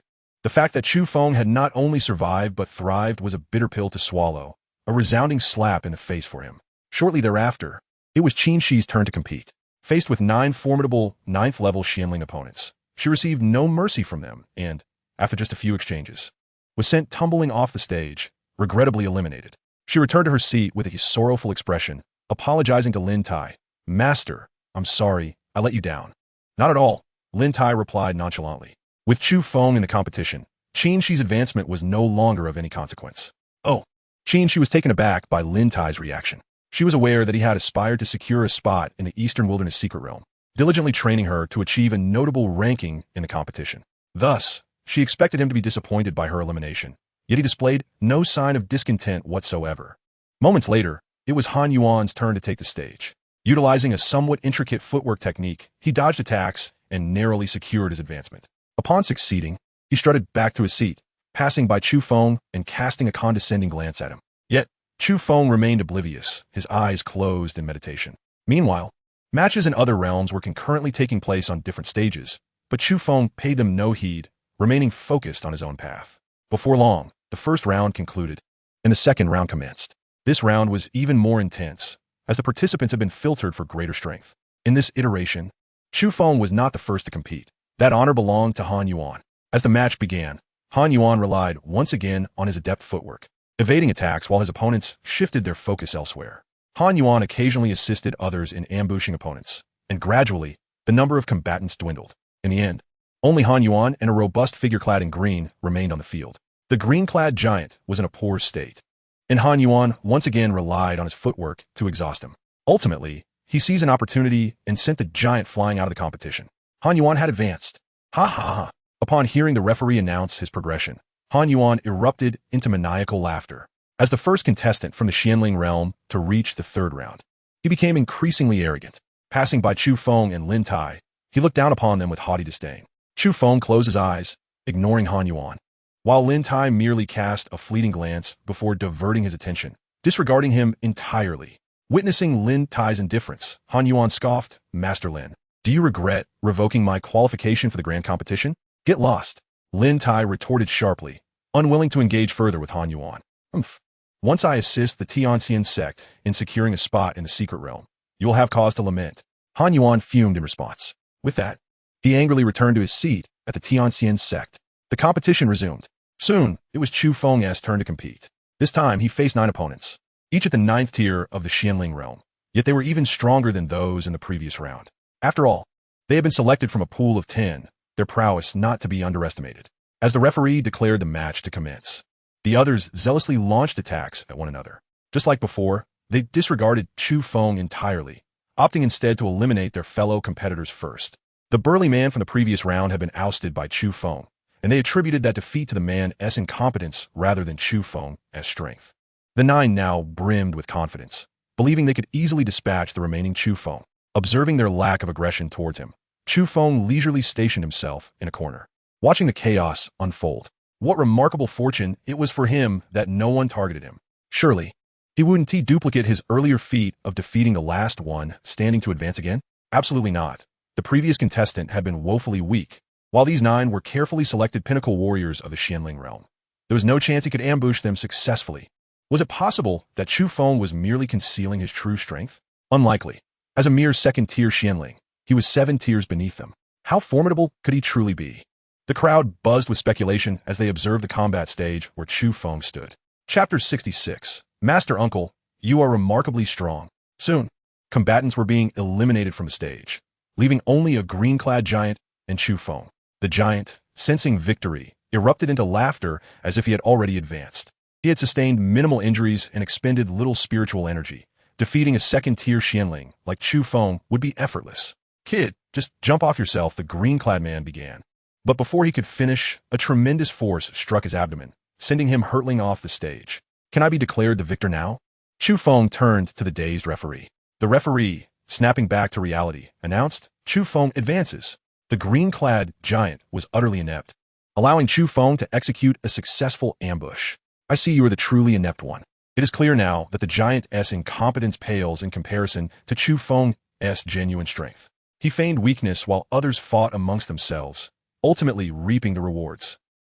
Chu Feng is exceedingly cunning.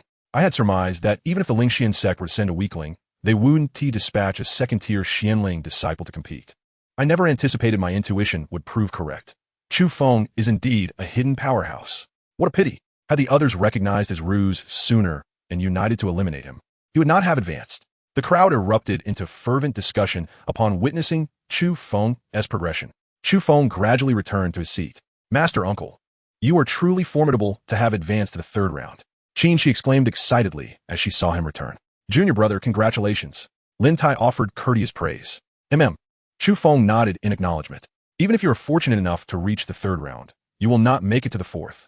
Han Yuan, not far off, glared at Chu Feng with evident discontent, still unconvinced of Chu Feng's strength. Chu Feng ignored him, continuing his meditative practice. You scoundrel. When we meet in the third round, I will ensure you are left searching for your teeth. Han Yuan seethed upon realizing Chu Feng was disregarding him, brimming with anger to confront him. The competition continued in full swing. Soon, the second round concluded, and the third round commenced. The third round would consist of one-on-one matches. The 128 contestants who advanced would be divided into 64 pairs, with the victors entering the top 64. Moments latte. The referee began calling the first group of contestants to the stage. Lingxian sect, Chu Feng, stage 1. Upon hearing his name, Chu Feng slowly rose and walked towards the combat platform. Tianxian sect, Han Yuan, stage 1. Seeing that his opponent was Chu Feng, Han Yuan immediately sprang to his feet, laughing maniacally. Ha ha. Chu Feng, this time, I shall beat you to a pulp. Before long, Chu Feng and Han Yuan ascended to platform 1. Chu Feng, I'm offering you a chance. If you kneel and beg for mercy now, I shall go easy on you, Han Yuan declared, looking down upon Chu Feng with disdain. Chu Feng shot him a cold glance, thinking Han Yuan was courting his own demise, and that was of no concern to him. The Eastern Wilderness Grand Tournament prohibits killing, but allows for debilitating attacks. Chu Feng had already devised his plan to deal with Han Yuan, now merely awaiting the referee's signal to commence. Han Yuan, perceiving Chu Feng's indifference, snarled, Chu Feng, I'm giving you an opportunity. If you fail to appreciate it, don't blame me for being ruthless. As the competition began, the referee's words had barely left his mouth when Chu Feng swiftly teleported in front of Han Yuan. Demon slaying palm.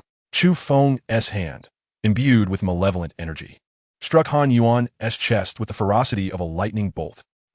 Han Yuan immediately spewed blood, propelled like a cannonball, and soared dozens of meters away before crashing heavily off the stage. An eerie silence enveloped the arena. The spectators gaped at Chu Feng, astonished that he had defeated Han Yuan with a single strike. They had known he was concealing his strength, but none anticipated he would be this formidable.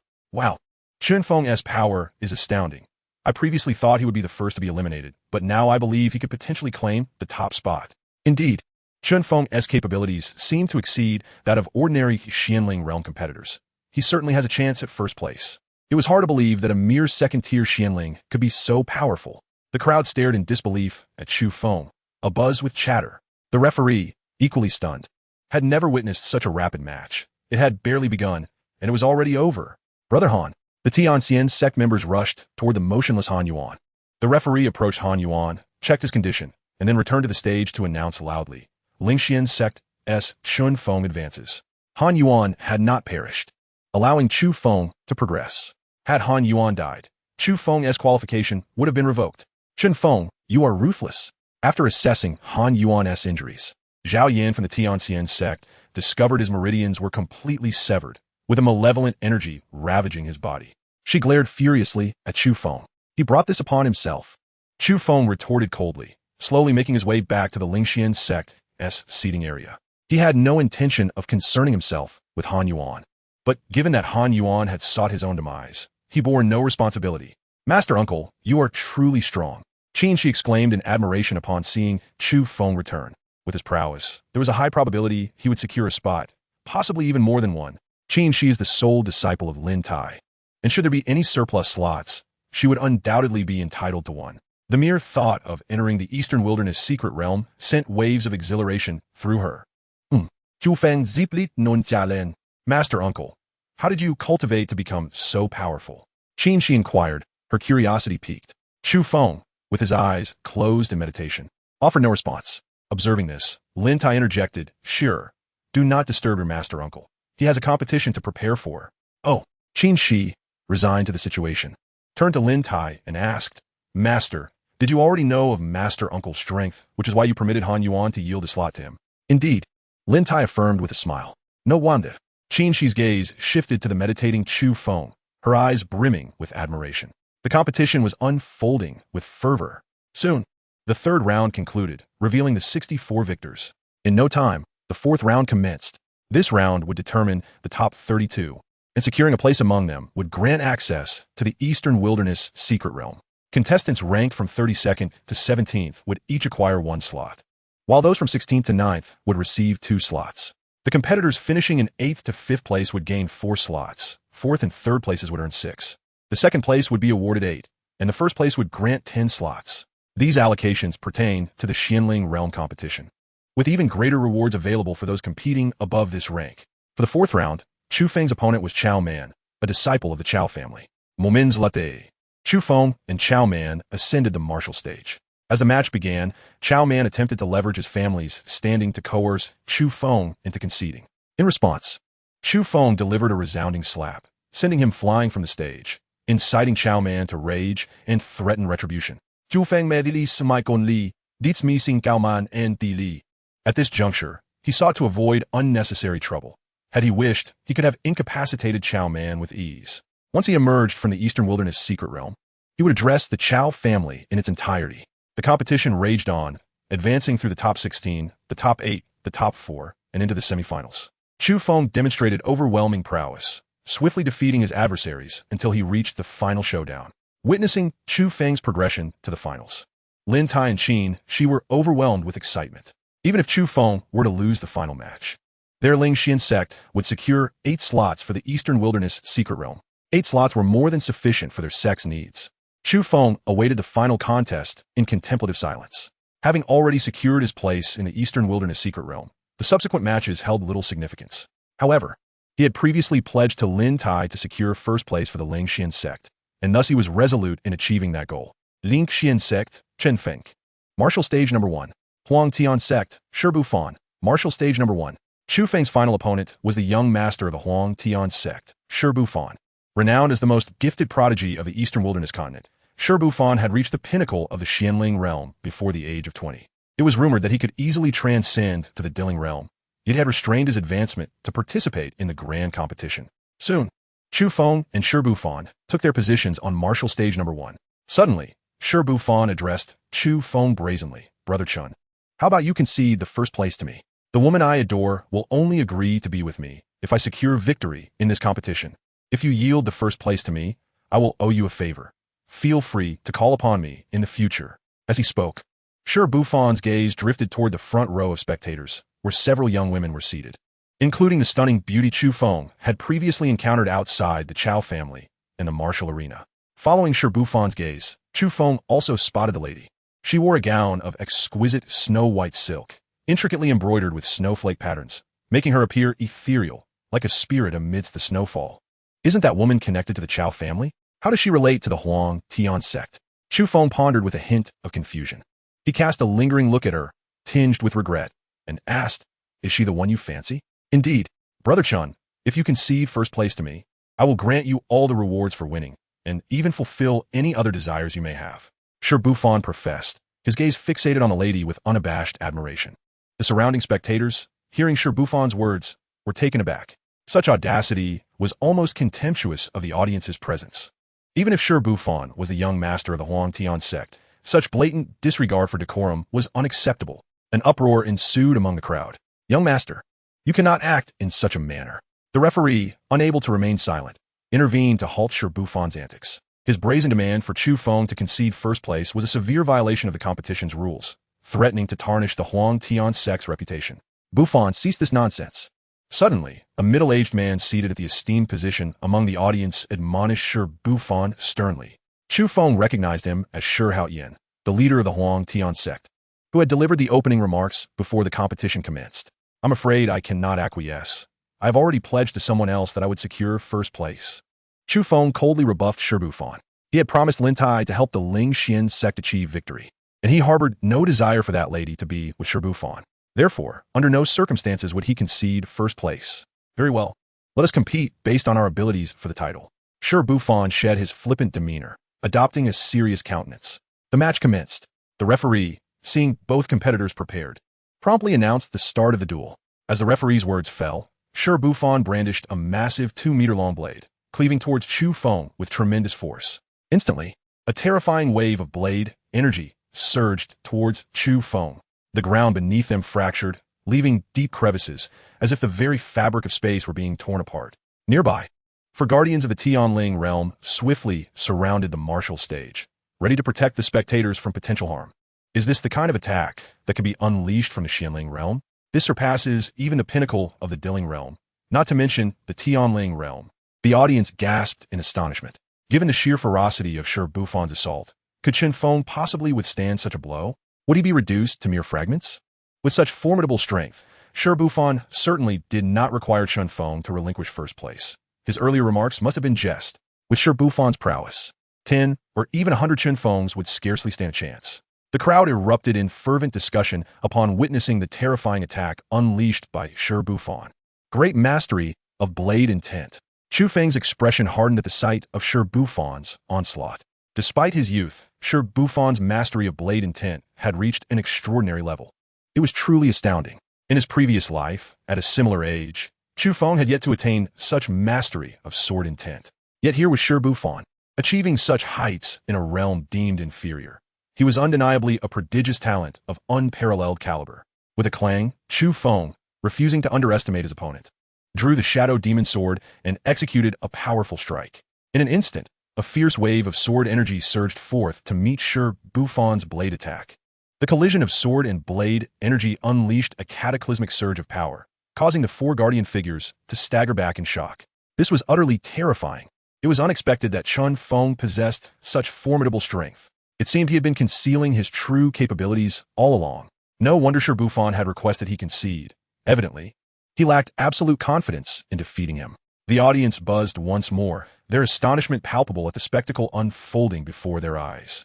My dear lady, your discerning eye is truly remarkable. You recognize this individual's extraordinary nature even during our last encounter. At that moment, in the front row of the audience, a middle-aged woman beside Wang Jingba observed Chu Feng's prowess and could not help but compliment the lady. His abilities must extend far beyond what we have witnessed. The lady responded with an enigmatic smile, seemingly possessing a unique ability to discern Chu Feng's true strength. Chapter 68. The Champion. Chu Feng and Shi Bufan engaged in a relentless exchange of strikes. In mere moments, the arena was reduced to rubble by their fierce confrontation. Chu Feng refrained from exerting his full power, opting instead to engage Shi Bufan using only his masterful sword intent. Shi Bufan, indeed, displayed remarkable talent, wielding his 2-meter blade with unparalleled finesse. His attacks and defenses approached perfection. However, Shi Bufan's footwork paled in comparison to Chu Feng's, preventing him from mounting an effective offensive. Utilizing the sacred level shadow step, Chu Feng deftly evaded Shi Bufan's onslaught while counterattacking with precision. Gradually, Shi Bufan struggled to keep pace with Chu Feng's rhythm, finding himself increasingly vulnerable to Chu Feng's retaliatory strikes. Within a quarter of an hour, Shi Bufan bore numerous injuries. This was still a testament to Chu Feng's restraint. Had he unleashed his full might, Shi Bufan would likely be gravely wounded by now. I concede. Realizing he was no match for Chu Feng and acknowledging the mercy shown to him, Shi Bufan promptly admitted defeat. Chu Feng is victorious, claiming the title of first in the Xianling realm. The referee, upon witnessing Shi Bufan's concession, immediately declared Chu Feng the winner. After announcing Chu Feng's victory, the referee hastened to Shi Bufan's side to assess his injuries. Young master, are you all right? I'm well, Shi Bufan replied, turning to Chu Feng. Thank you, Brother Chun, for your mercy. Today I have lost. Let us duel again in the future. Shi Bufan yearned to grow stronger and seek a rematch with Chu Feng. Of course. Chu Feng nodded in acknowledgement. Shi Bufan's innate talent was exceptional. As long as he did not falter, his future accomplishments would undoubtedly be remarkable. Such individuals, provided they are not adversaries, are worth nurturing, as they could serve as stalwarts for humanity in the battle against foreign threats. Thank you, Brother Chun.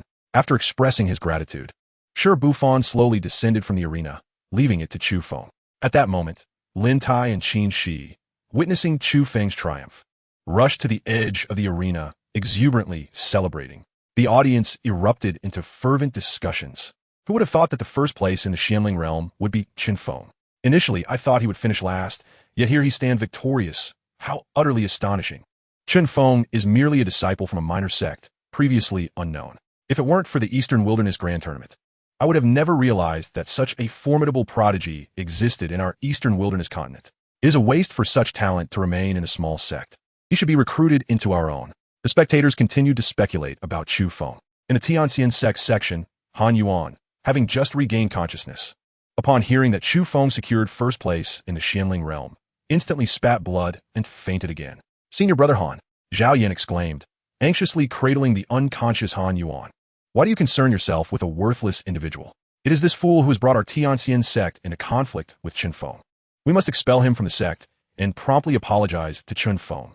Meanwhile, the other three divisions had also determined their champions.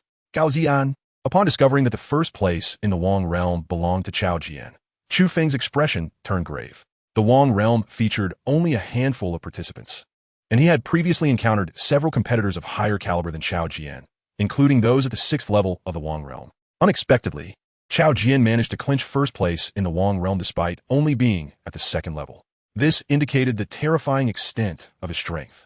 Once all competitions concluded, the sect master of the Huangtian sect, Shi Haoyan, ascended the stage to distribute jade tokens granting access to the Eastern Wilderness Secret Realm to the qualifying participants. Only those in possession of these tokens could enter the Eastern Wilderness Secret Realm.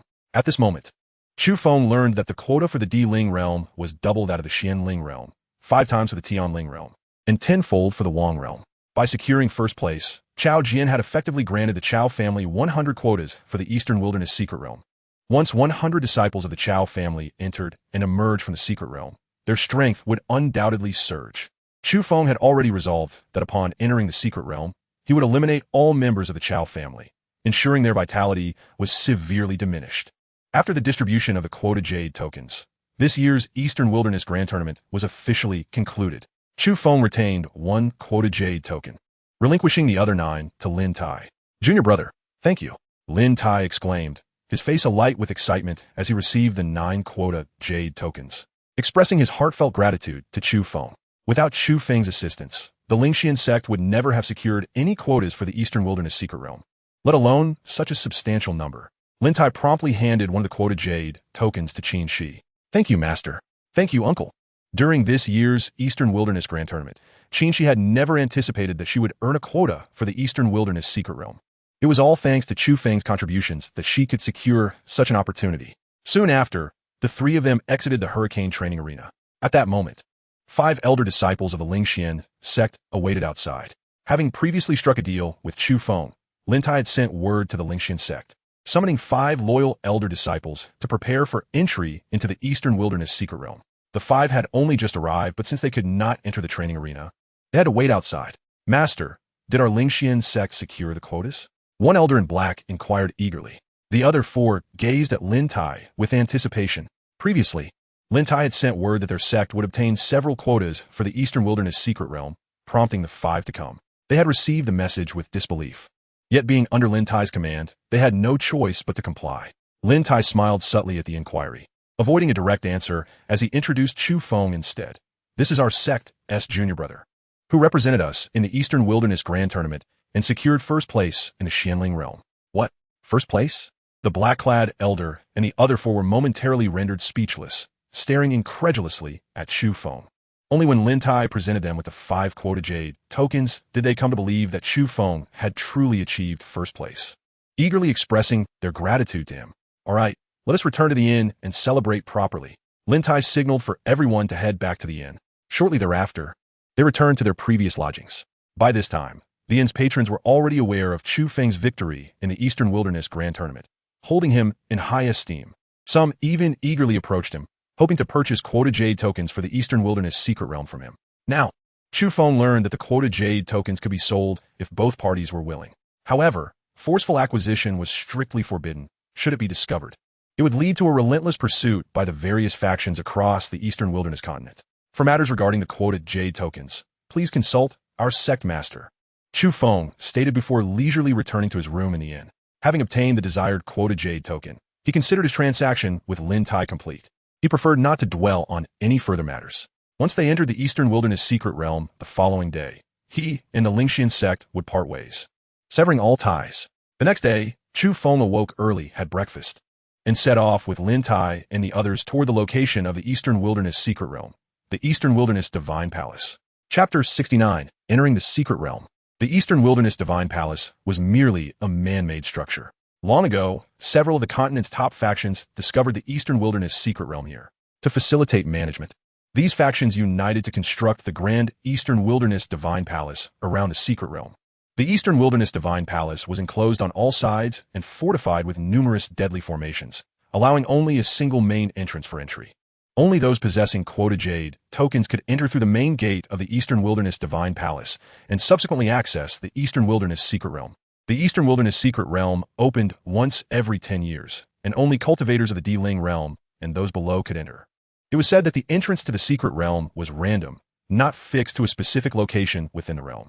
The Secret Realm lasts for 6 months. Within this period, one must exit or risk being trapped forever. Shortly thereafter, Chu Feng accompanied Lin Tai and others to the front of the Eastern Wilderness Temple.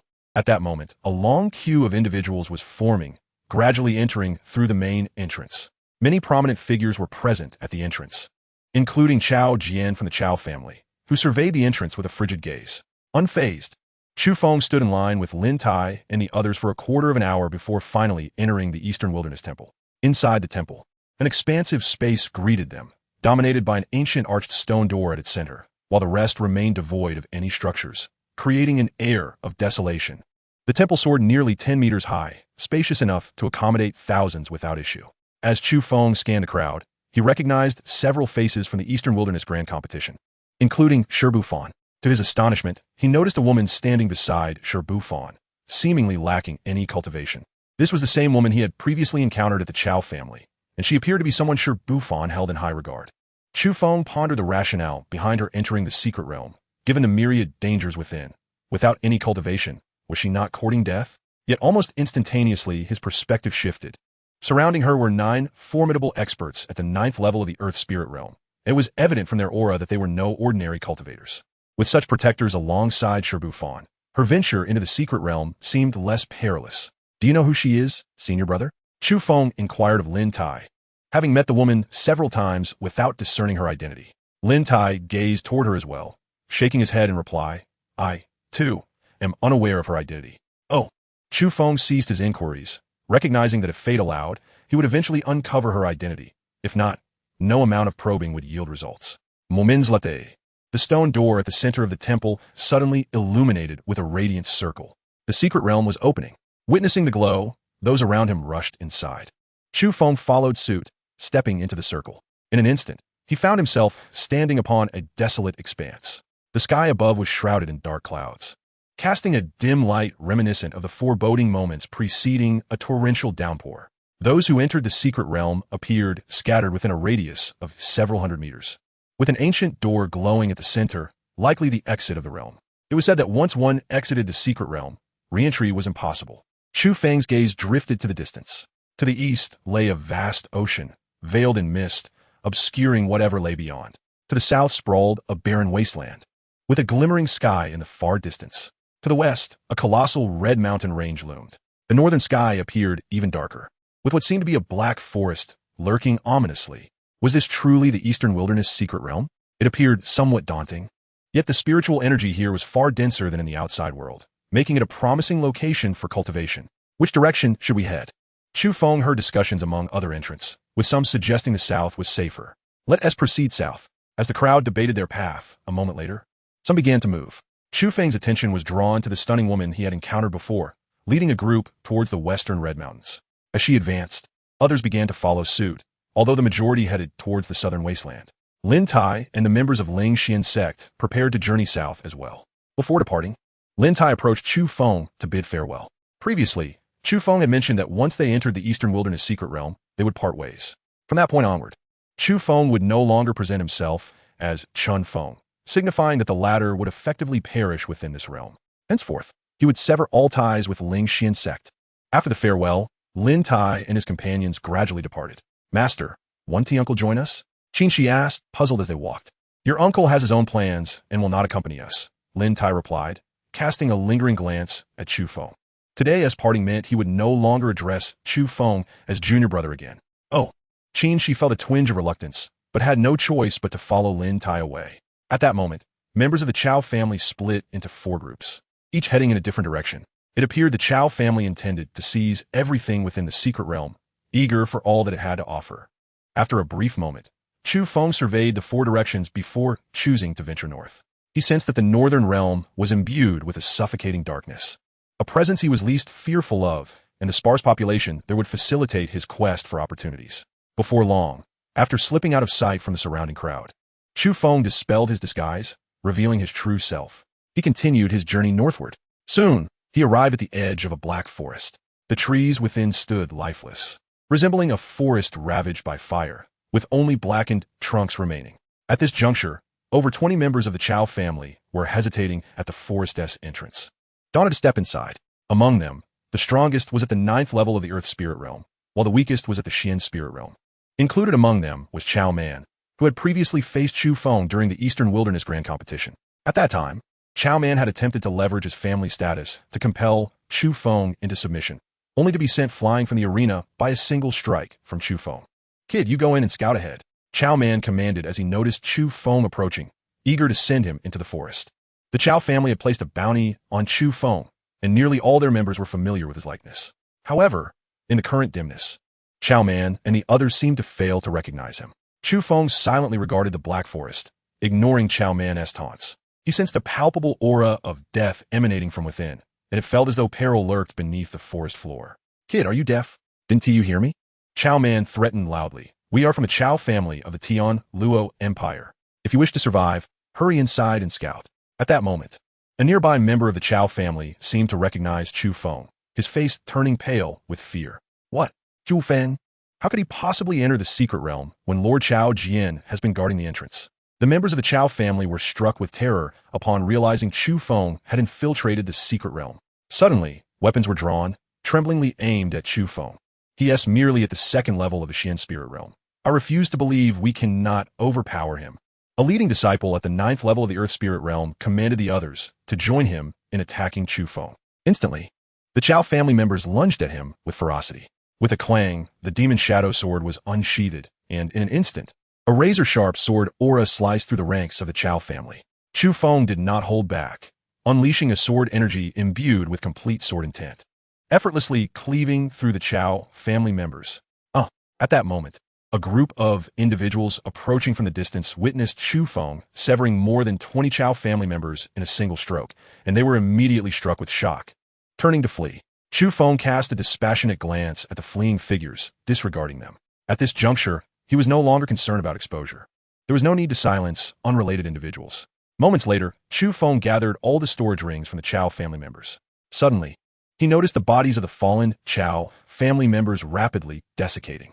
Within mere moments, they transformed into mummified corpses, their lifeblood seemingly siphoned away by some unseen force. Chu Feng's gaze sharpened as he peered into the depths of the forest, where a towering, ominous shadow loomed, suggestive of a terrifying beast. However, the area ahead was shrouded in dark clouds, preventing Chu Feng from discerning the nature of the shadow. After a moment's contemplation, he stepped into the black forest. Danger and opportunity coexisted. If peril lay ahead, it was likely untraveled by others, and the fortunes within surely remained. In his quest for rapid advancement, Chu Feng recognized that risk was a requisite. The moment he entered the black forest, he felt a suffocating aura of death enveloping him. This deathly energy acted like a poison, relentlessly assaulting the body and depleting one's vitality, rendering it impossible for ordinary cultivators to linger here.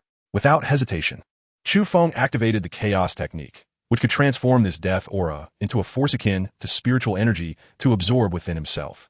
As he wielded the Chaos technique, Chu Feng thrived in the black forest, fearlessly pressing forward. Gradually, he ventured deeper into the woods when, suddenly, the ground quaked violently. In an instant, withered beasts emerged from the earth. The undead beasts. Chu Feng instantly discerned their true nature. Upon their demise, these creatures had been infused with death energy. granting them a chance of resurrection as mindless, slaughter-driven undead beasts. These undead beasts would attack anyone in sight, and upon spotting Chu Feng, they lunged at him with ferocity. Drawing his demon shadow sword, Chu Feng unleashed several waves of sword energy toward the oncoming undead beasts. Their realms were merely at the profound spirit level, incapable of resisting his sword energy, and they were swiftly obliterated, permanently vanquished. Within the remains of the undead beasts lay a chance to yield death pearls, which contained rich death energy and could be utilized in the crafting of certain elixirs. Chu Feng could absorb the death energy for cultivation, and he could also utilize the death pearls for his growth. Moments later, he traversed the corpses of the undead beasts, collecting the death pearls he encountered and stowing them within his storage ring. Regrettably, he only found 3 death pearls. Despite slaying dozens of the undead beasts, he had acquired only 3. The death pearls, imbued with concentrated death energy, could significantly elevate his realm if he possessed a substantial quantity. Chu Feng continued deeper into the Black Forest, encountering numerous undead beasts along the way, all of which he dispatched. Within half an hour, he had amassed 30 death pearls. Not bad. Even if the Black Forest harbors no other opportunities, acquiring these death pearls is fortune enough. Chu Feng rejoiced with laughter. Soon after, he arrived at an even denser grove. The trees in this grove differed from those he had seen earlier. They appeared alive, their branches adorned with dark leaves. Chu Feng refrained from recklessly entering and instead drew his sword, unleashing a wave of sword energy. The energy sliced through a small cluster of trees, severing them in half. Instantaneously, a strange black ichor oozed from the severed trunks, and a bizarre cry echoed from the depths of the grove. The wail, filled with agony, suggested that Chu Feng's actions had wounded whatever resided within. Suddenly, the ground beneath Chu Feng erupted with a series of spikes, thrusting toward him. Anticipating this, he swiftly evaded. However, as soon as he landed, the ground again erupted with spikes aimed directly at him. This time, as he leaped into the air, he drew his sword and unleashed several waves of sword energy downward. The energy pierced the ground, causing a torrent of black ichor to erupt, while another eerie cry resounded from the depths of the forest. At this moment, Chu Feng discerned that the spikes resembled the sharp roots of trees. There must be a tree demon lurking deep within the forest, though its realm remained a mystery. Continuously wielding the demon shadow sword, he dispatched the leafy trees surrounding him. These trees were likely the demon's branches, and severing them would surely inflict harm upon the tree demon. Indeed, with every tree he felled, the forest echoed with increasingly anguished cries. Suddenly, all the black leaves from the trees ahead detached from their branches and hurtled toward Chu Feng like a storm of dark arrows. Recognizing the imminent danger, he quickly swung the demon shadow sword, conjuring a protective barrier of sword light around himself. The oncoming black leaves disintegrated upon contact with the barrier, turning to dust. After a moment, as the barrage of leaves ceased, Chu Feng pressed onward, continuing to sever the trees in his path. Abruptly, a multitude of massive branches plummeted from the sky like a meteor shower, crashing down with terrifying force. This time, Chu Feng did not attempt to withstand the onslaught. Instead, he employed the shadow step technique, deftly evading the colossal branches. Boom, boom, boom. The massive branches created craters upon impact, the tremendous force sending dust and debris flying. At this point, Chu Feng had discerned that the enormous shadow ahead was an immense tree, a towering tree demon.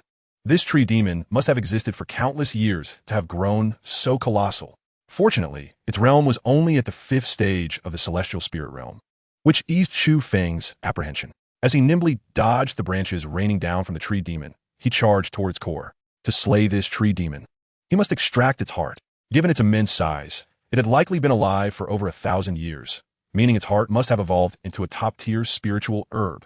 If he could extract its heart and absorb the energy within, Chu Feng's realm would experience a substantial elevation. Chapter 71, Sang Li Er. Boom! As Chu Feng approached the tree demon's core, the sky suddenly descended with a colossal hand, leaving him no room to evade. This enormous hand, composed of a massive branch and leaves of the tree demon, descended with overwhelming force upon Chu Feng.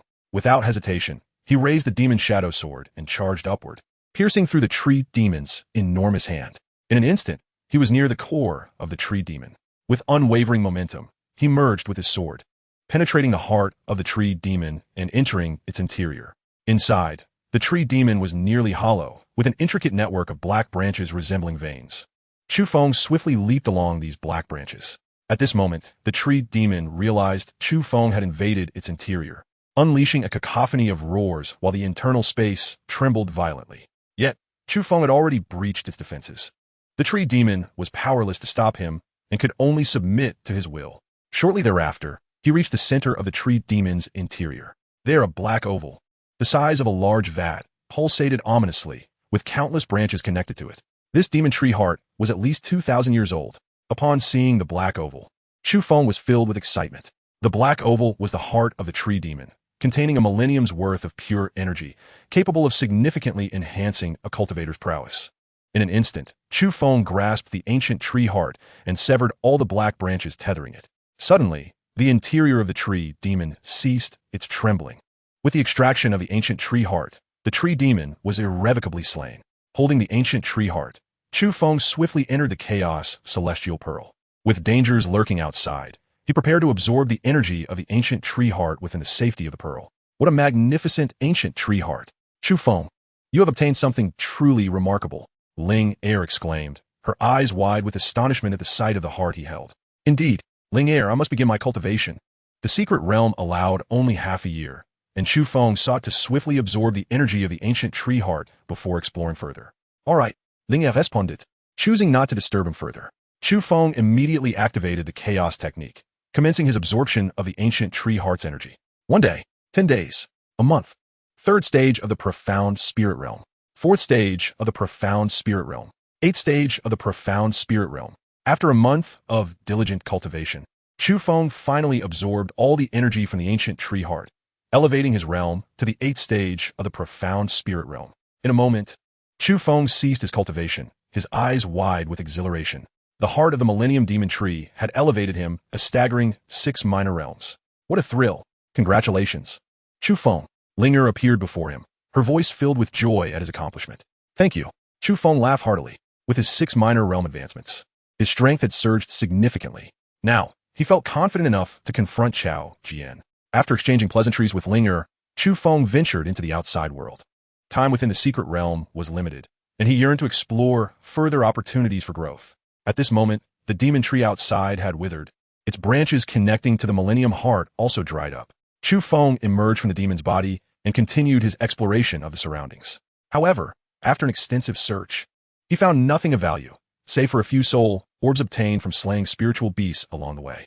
Thus, Chu Feng resolved to return to the entrance of the secret realm and seek fortune in other directions. Before long, he returned to the entrance of the secret realm. Contemplating the 3 remaining directions, after a brief moment of reflection, he set his sights on the western Crimson Mountains. The unassuming woman he had encountered several times before had initially led the group toward the west, though he was uncertain if she still lingered there.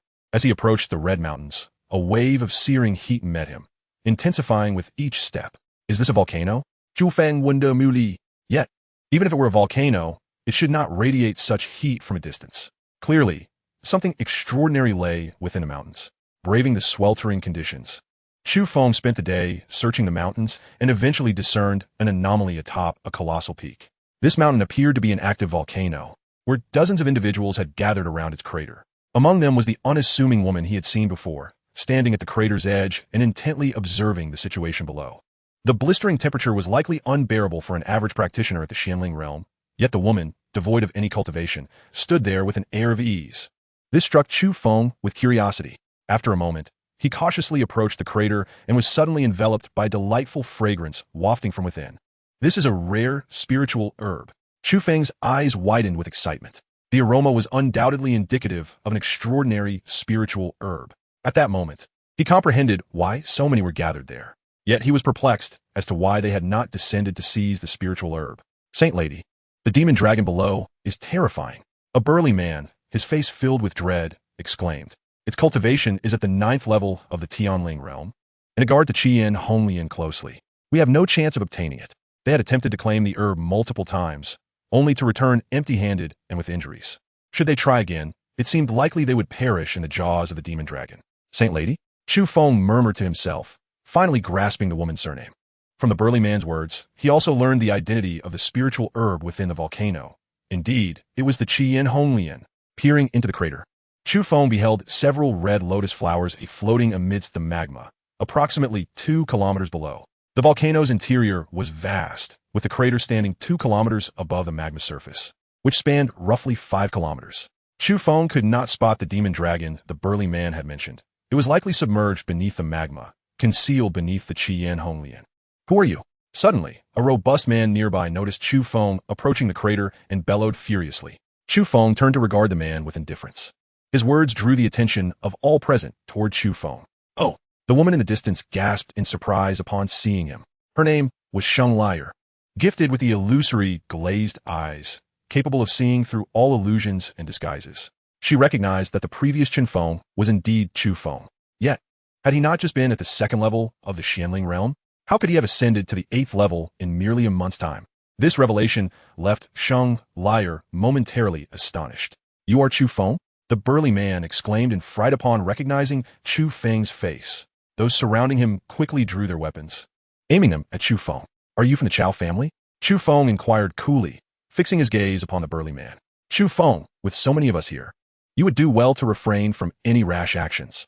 The burly man threatened, aware that Chu Feng had the capability to slay powerful enemies of the Tianling realm. He relied on sheer numbers to intimidate Chu Feng into inaction. Those who are not from the Chao family, step aside. Chu Feng's eyes swept over Sheng Liar, curious to see her choice. Sheng Liar, having previously allied with Chao Jian, had a close relationship with the Chao family. Chu Feng wondered whether she would side with them against him.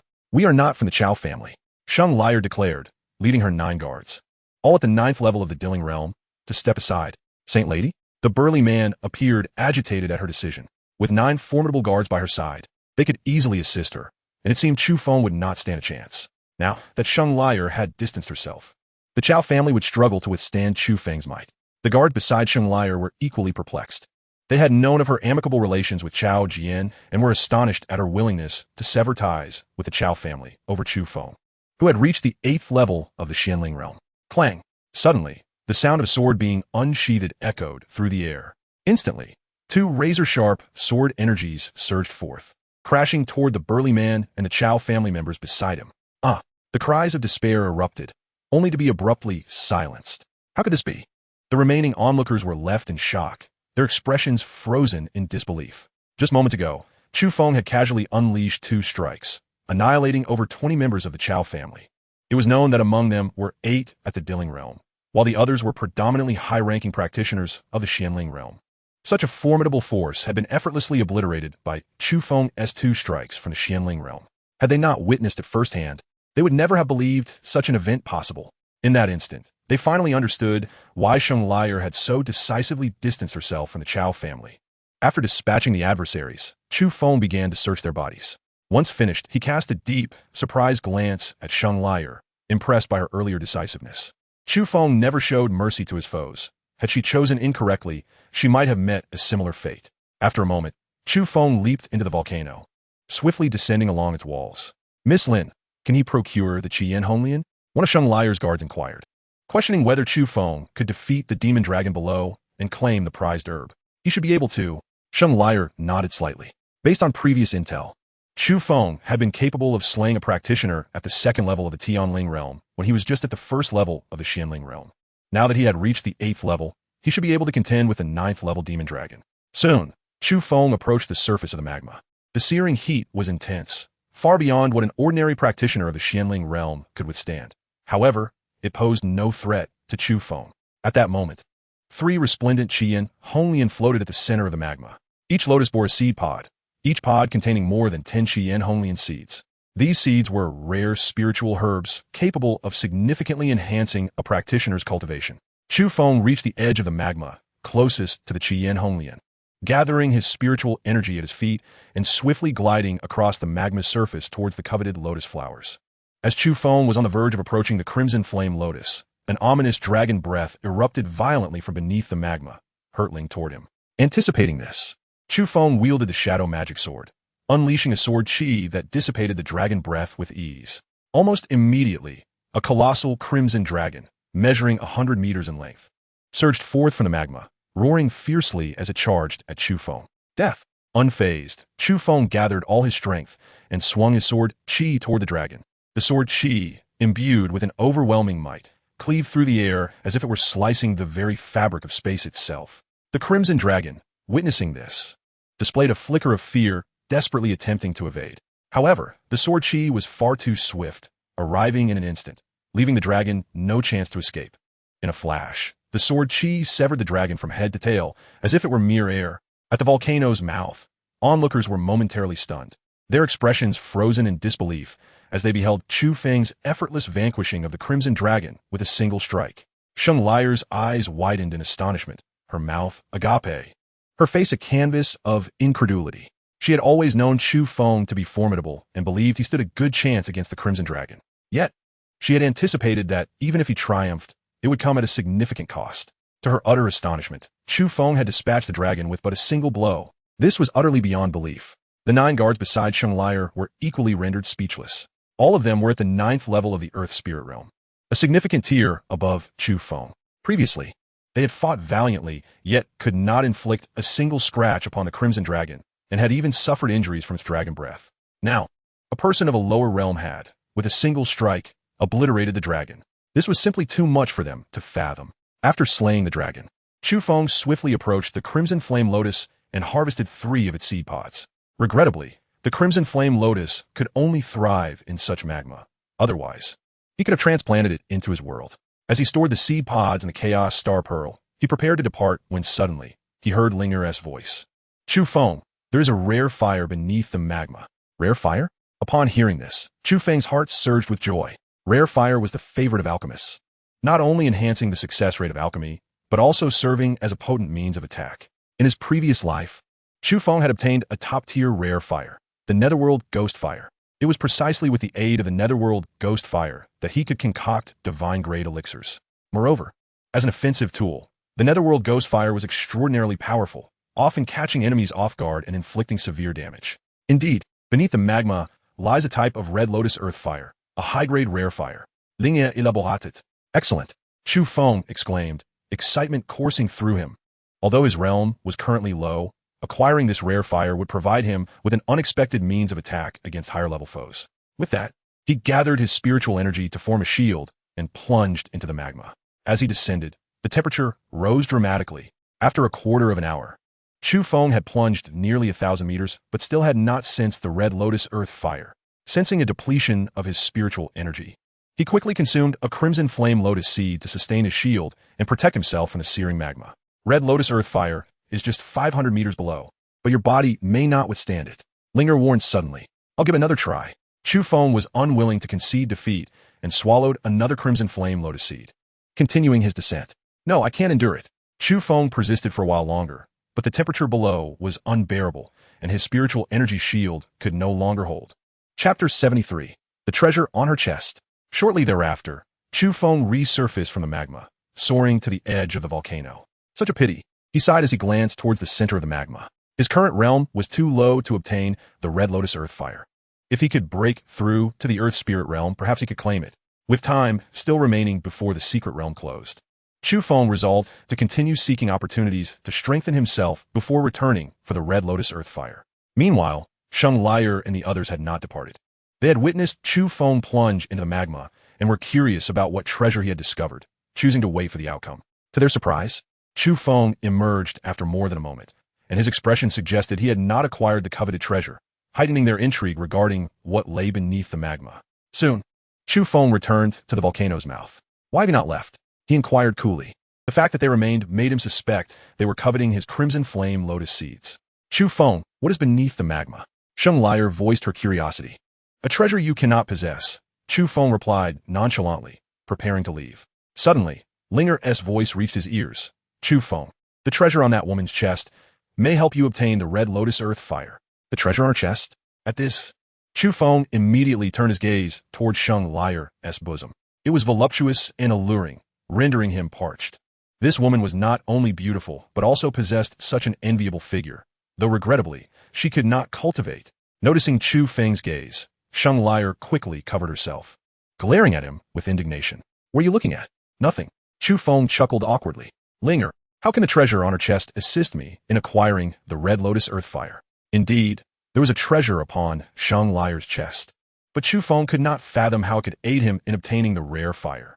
The jade pendant on her chest is a rare treasure that can isolate the Earth Fire.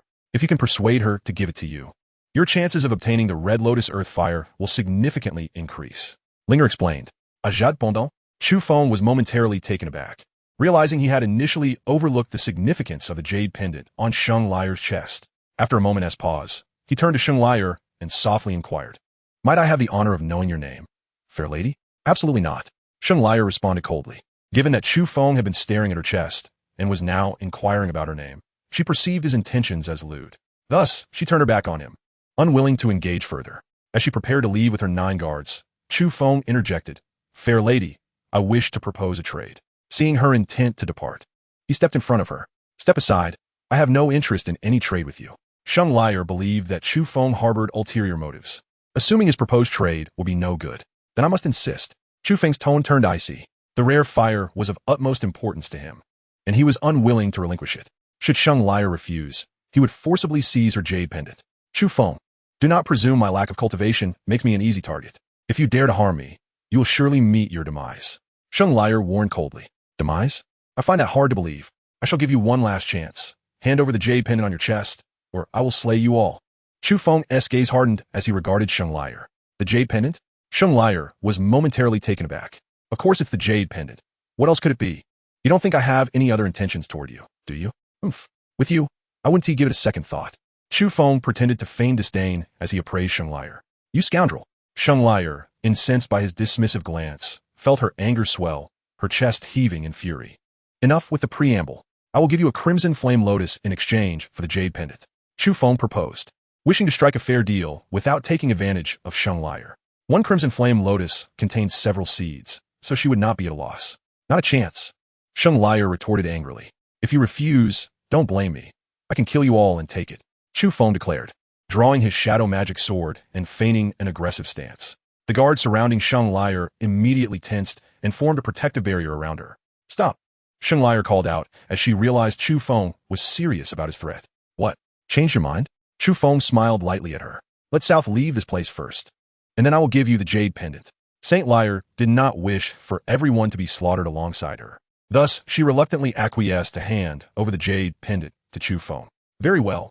Chu Feng was also aware that without the jade pendant, Saint Liar would not withstand the oppressive heat here, and he promptly agreed to conduct the exchange outside. Soon after, Chu Feng, Saint Liar, and the others ventured to a place farther from the volcano.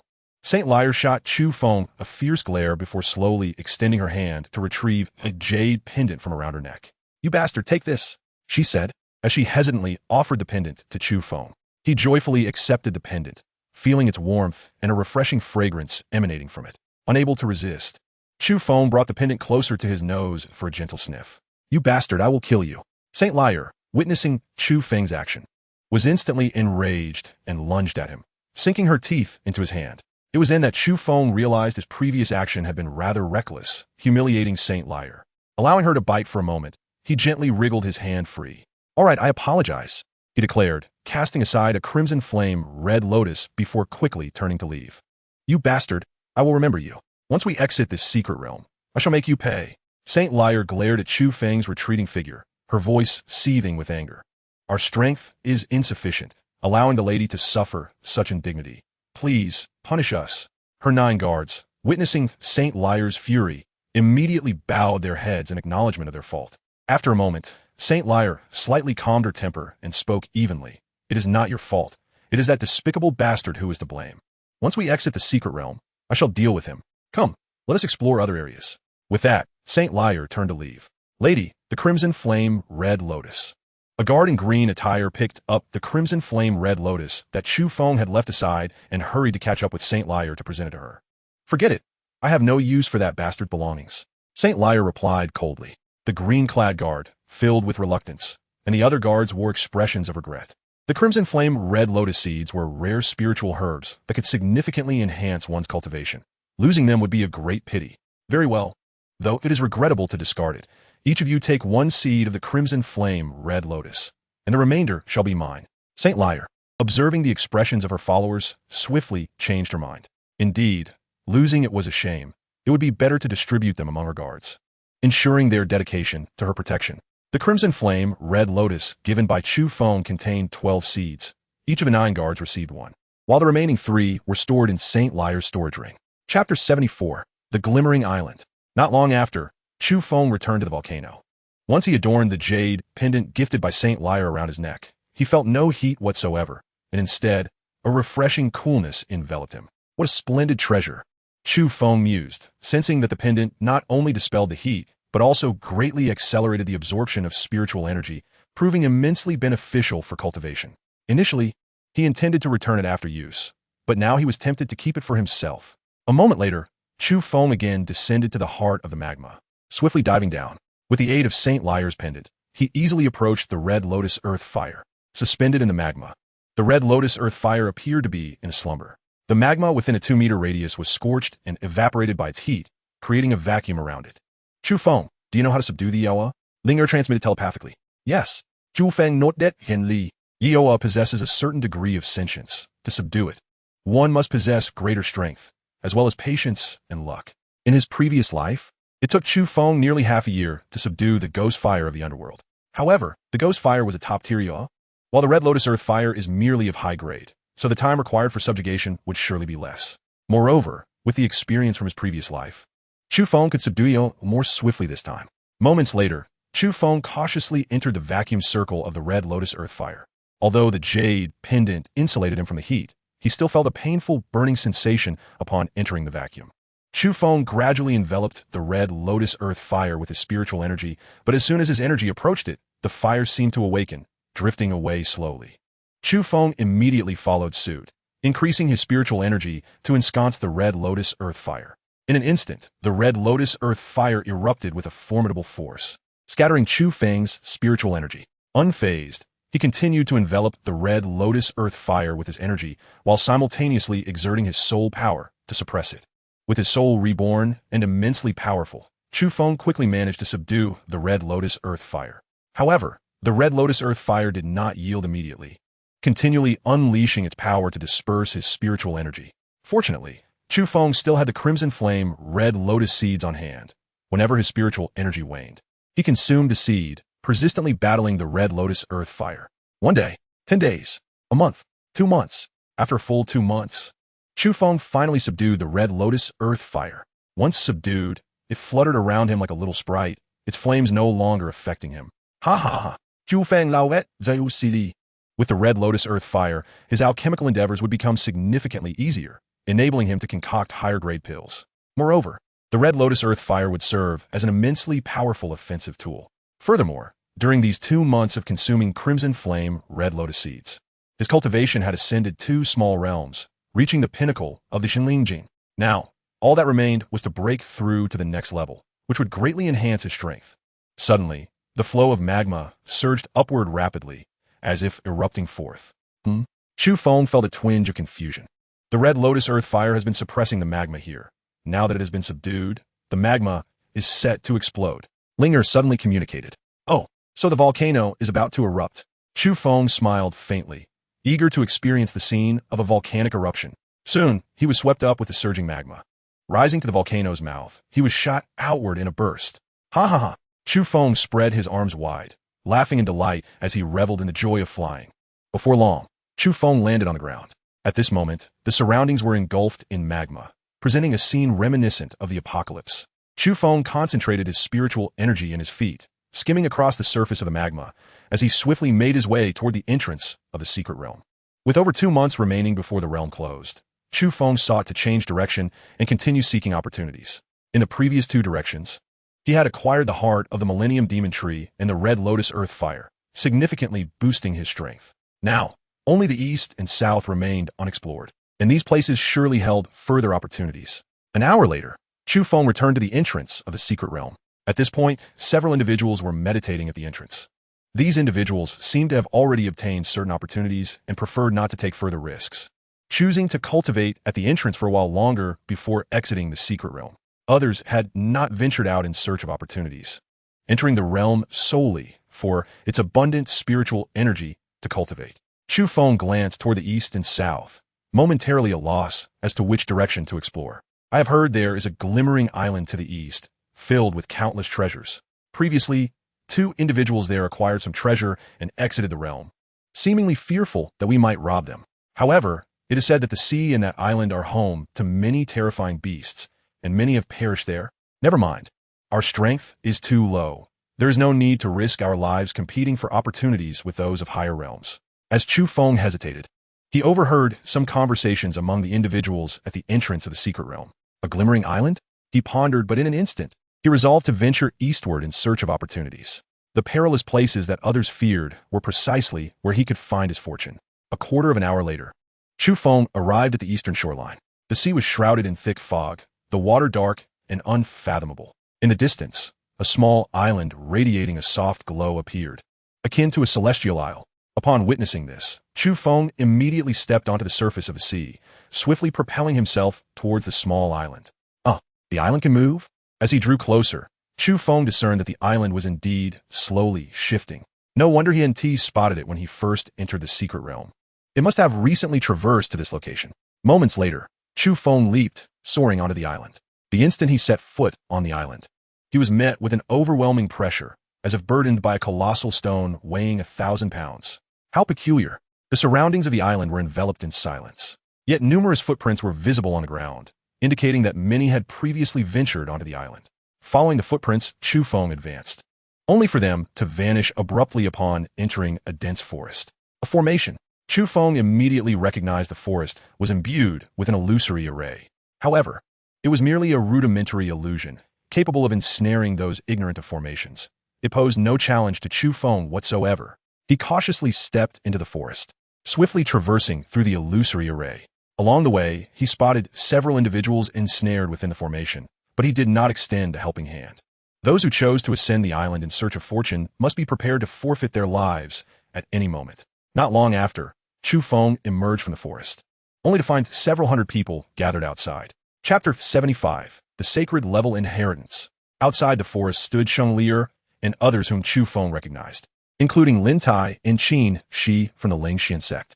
Before them loomed a colossal heavenly stairway, reaching high into the clouds. At that moment, many had already ascended the staircase, laboriously making their way upward. Chu Feng furrowed his brow as he regarded the stairway, sensing something uncanny about it.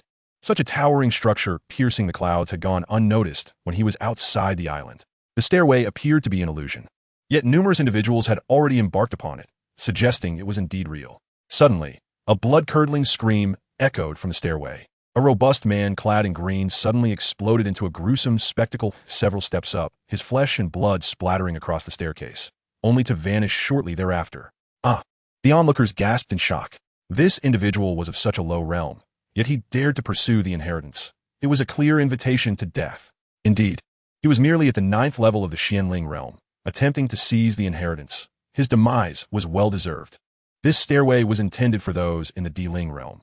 Ascending it as a Xianling was tantamount to courting death. Following the outcry, the crowd began to murmur in hushed tones. At that moment, Chu Feng noticed a massive stone tablet before the stairway, inscribed with bold characters. Those who ascend the stairway may obtain the inheritance of this sacred being. Sacred level inheritance? In his past life, Chu Feng was a peak Emperor Realm powerhouse and held little interest in a sacred inheritance. However, such inheritances typically contained a wealth of cultivation resources, which Chu Feng sought to acquire in order to swiftly elevate his strength. Moments later, he navigated through the throng of observers and commenced his ascent up the stairway. 9th level of the Xianling realm? Here was another foolhardy soul. The man who had just perished was at the 9th level of the Xianling realm, having only climbed a few dozen steps before meeting his demise. How many steps could this person possibly ascend? I wager he shall meet the same fate as the previous man, exploding after a mere few dozen steps. I hope he recognizes the futility and withdraws before sacrificing himself in vain. The spectators began to gossip amongst themselves upon witnessing Chu Feng's ascent, seemingly skeptical of his ability to scale many steps. Chu Feng. At that moment, Sheng Lier, not far off, glared at Chu Feng with gritted teeth. Ignoring the chatter surrounding him, Chu Feng stepped onto the stairway and hastened upwards. The stairway emanated a formidable pressure, accompanied by illusory attacks on his soul. Yet, these posed no threat to Chu Feng. His strength far surpassed that of an average Diling realm practitioner. His soul, inherited from his previous life, was exceptionally potent. The soul-based illusory attacks were easily dispelled by his consciousness. How is he climbing so rapidly? To the onlookers, Chu Feng appeared to ascend the steps as if walking normally, without any pause, his feet continuously propelling him upward. Could it be that he possesses some treasure protecting him from the stairway's influence? Unlikely, for the stairway not only exerts immense physical pressure, but also assaults the soul. Even with a protective item, one cannot shield against the spiritual attacks. How then can he ascend with such speed? Yet he looks strikingly familiar. He seems to be that fifth-grade alchemist sought by the Chao family, Chu Feng. Chu Feng, who would have thought his alchemical prowess matched his formidable strength. As the crowd observed Chu Feng ascend the stairway, discussions erupted around him. Master, that person's silhouette resembles my uncle. Not far from the stairway, Qin Shi, gazing at Chu Feng's back, felt a sense of familiarity and turned to Lin Tai. Nonsense. That individual is at the 9th level of the Xianling realm. Your uncle is merely at the 2nd level of the Xianling realm. He cannot be your uncle. Lin Tai, taken aback by Chu Feng's realm and climbing speed, was astonished, yet since Chu Feng was an enemy of the Chao family, they from Lingxian sect could not afford to provoke the Chao family, and had to distance themselves from Chu Feng. Witnessing Chu Feng's rapid ascent, Sheng Lier couldn't help but gape, exclaiming, "This little rascal, while detestable, cannot be denied his remarkable strength." Chu Feng continued to surpass the individuals ahead of him. At that moment, the highest on the stairway was Chao Tian, having reached the 886th step. The entire stairway comprised 1,000 steps, and Chao Tian led the second-place contender by nearly 50 steps, already envisioning himself claiming the inheritance at the summit. Suddenly, Chao Tian noticed a figure swiftly approaching him, and he turned in disbelief. How could he be moving so quickly? Upon seeing Chu Feng ascending with such ease, Chao Tian was struck with horror. He had expended numerous elixirs and treasures, enduring immense hardship to reach the 886th step. Yet here was Chu Feng, casually closing the gap. Fearing that the inheritance would fall into Chu Feng's hands, Chao Tian furiously threatened, "You brat, the inheritance belongs to the Chao family. If you dare to seize it, you shall meet your end." The Chao family? Hearing this, Chu Feng let out a cold laugh, brandishing his demon shadow sword. In an instant, a sharp sword aura sliced through Chao Tian's body, cleaving him in twain. Chu Feng actually annihilated Chao Tian in an instant. Chao Tian was the second-ranked contestant in the Diling realm of the Eastern Wilderness Tournament. Who would have imagined he could be slain by Chu Feng with a single strike? This is astonishing. A Xianling realm practitioner slaying a peak Diling realm opponent. Had I not witnessed it with my own eyes, I would never have believed it. The crowd, witnessing Chu Feng's swift execution of Chao Tian, erupted in astonished discussion. This little rascal is truly ruthless. Previously, on the volcano, Sheng Lier had seen Chu Feng slay a 9th-level celestial spirit realm beast with a single sword strike. Now, as she observed Chu Feng dispatching Chao Tian, she was no longer surprised, merely bemused by his brutality. However, given that Chu Feng and the Chao family were enemies, showing mercy to foes was tantamount to cruelty to oneself. Thus, Chu Feng's decisive action against Chao Tian was entirely justified. After eliminating Chao Tian, Chu Feng continued his rapid ascent. The higher he climbed, the more intense the pressure and soul attacks became, yet all remained within his capacity to endure. Before long, he reached the 1,000th step. The moment he set foot on the 1,000th step, he instantly felt as though he had entered another realm. This space was shrouded in swirling black mist, an inky void where nothing was visible. Suddenly, within the black mist, a strange shadow coalesced. Fated one, congratulations on receiving my sacred inheritance, the shadow proclaimed with a smile. Who are you? Chu Feng inquired calmly. He could discern that the shadow was a soul entity, and this space was specifically designed to house such souls, though he was uncertain of its origin. I am the soul, celestial sage from ancient times, who specifically left this inheritance here for the fated. The shadow replied with a grin. Soul, celestial sage? Chu Feng scoffed internally and continued, might I inquire if, aside from the inheritance, you have any cultivation resources to offer? My inheritance is the finest in existence. Once you accept it, you shall never lack cultivation resources. The soul, celestial sage, boasted. And what if there are no resources? I refuse to accept the inheritance. With that, Chu Feng turned to leave. Chapter 76, The Abyss. The Soul Heaven Saint was taken aback by Chu Feng's declaration. He had not anticipated that Chu Feng would outright reject his inheritance. Young brother, let me tell you, should you accept my inheritance, you could ascend to the pinnacle of all realms, becoming the foremost figure across the universe. The Soul Heaven Saint continued to persuade him. No need for further discussion. Without cultivation resources, the inheritance is of no value to me. Chu Feng replied, his demeanor unwavering. There are indeed cultivation resources available, provided you accept this saint's inheritance. The Soul Heaven Saint suddenly changed his tune. First, present the cultivation resources to me, and then I shall contemplate accepting your inheritance. Upon hearing that there were resources, Chu Feng's heart leapt with joy. The Soul Heaven Saint was shrouded in mystery, and the nature of his inheritance did not appear promising. Chu Feng was solely interested in the cultivation resources, not the inheritance itself. Very well, I can provide it to you first, the Soul Heaven Saint declared. As a jade vial slowly emerged from the black mist, drifting toward Chu Feng promptly reached out to grasp the vial, giving it a shake, and felt that it contained at most a single drop of liquid. Turning to the Soul Heaven Saint, he inquired, "Is this all?" "This is Chaos Divine Liquid. Although it amounts to merely a drop, it is the finest divine elixir in the world," the Soul Heaven Saint explained. "Chaos Divine Liquid?" Chu Feng exclaimed with delight, opening the jade vial to inhale its fragrance. He swiftly stowed the vial within the Chaos Stellar Pearl. Indeed, the Chaos Divine Liquid was renowned as the finest elixir, something he had heard of in his previous life but had never witnessed firsthand. The aroma emanating from the vial had been intoxicating, leading Chu Feng to believe it undoubtedly contained a divine remedy. "The divine remedy is in your possession. Now, commence accepting my inheritance," the Soul Heaven Saint urged. Seeing Chu Feng secure the vial, "Are there no other cultivation resources?" "This is insufficient," Chu Feng replied with a faint smile. "There are none left. It has been far too long since my demise, and only this drop of Chaos Divine Liquid has endured. All other resources have perished." The Soul Heaven Saint lamented. "What a pity," Chu Feng expressed with slight regret. He had hoped to acquire more cultivation resources from the Soul Heaven Saint, only to discover that he possessed nothing but a single drop of Chaos Divine Liquid. Nonetheless, obtaining this precious elixir made the encounter worthwhile. "Let us begin. I shall now impart the inheritance to you. Release your soul sea, allowing my soul to enter. Only then can the inheritance be bestowed." The Soul Heaven Saint smiled broadly. "You do not intend to seize my body, do you?" Chu Feng replied with a faint smile. "An inheritance does not require the soul of the inheritor to be accessed through the soul sea," Chu Feng thought, having dabbled in the means of soul possession in his past life. The Soul Heaven Saint's request to open his soul sea and allow his soul to enter was evidently a ploy to usurp Chu Feng's body. How could that be possible? The Soul Heaven Saint, caught off guard by Chu Feng's words, was momentarily stunned, puzzled as to how Chu Feng had discerned his intentions. "Do not bother to deny it. I am well versed in such techniques." Chu Feng ziplit gan li. Since you've seen through my ruse, I shall no longer feign innocence. Indeed, I do wish to possess your body. Be wise and open your soul sea, or I shall forcibly extract your soul, subjecting you to eternal torment with soul flames until you wish for death. The Soul Heaven Saint grinned wickedly. You, a mere wretched saint, think to seize my body? That is tantamount to courting death. Chu Feng gop gun li. With that, Chu Feng raised his hand, unleashing the red lotus earth fire.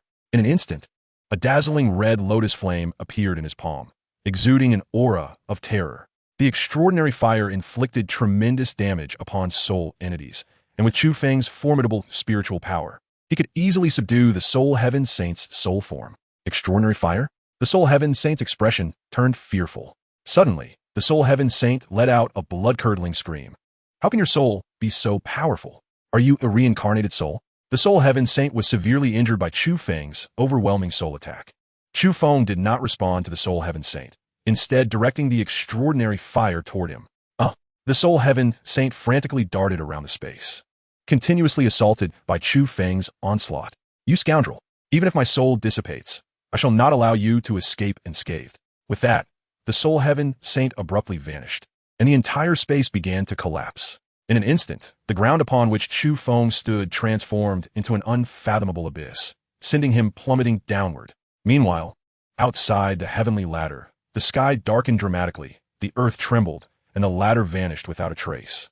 The once stalwart heavenly ladder morphed into a vast chasm, and all those upon it fell into the depths. The abyss seemed to open like a colossal maw, generating a powerful suction that drew in nearby individuals. "Run!"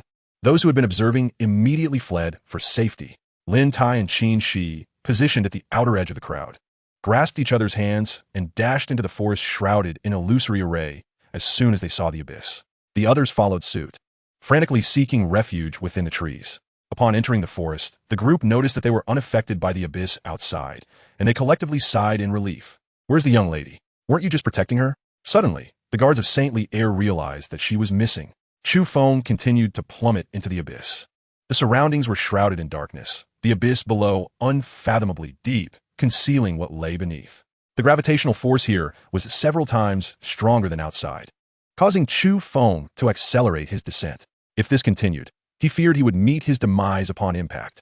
At one point, Chu Feng sought refuge within the Chaos Stellar Pearl for a time. Upon emerging, he found himself still falling into the abyss. However, the rate of descent had reset to 0, which greatly relieved him, eliminating the concern of a fatal landing. Thus, he fell steadily for approximately 20,000 meters before finally glimpsing the abyss's floor.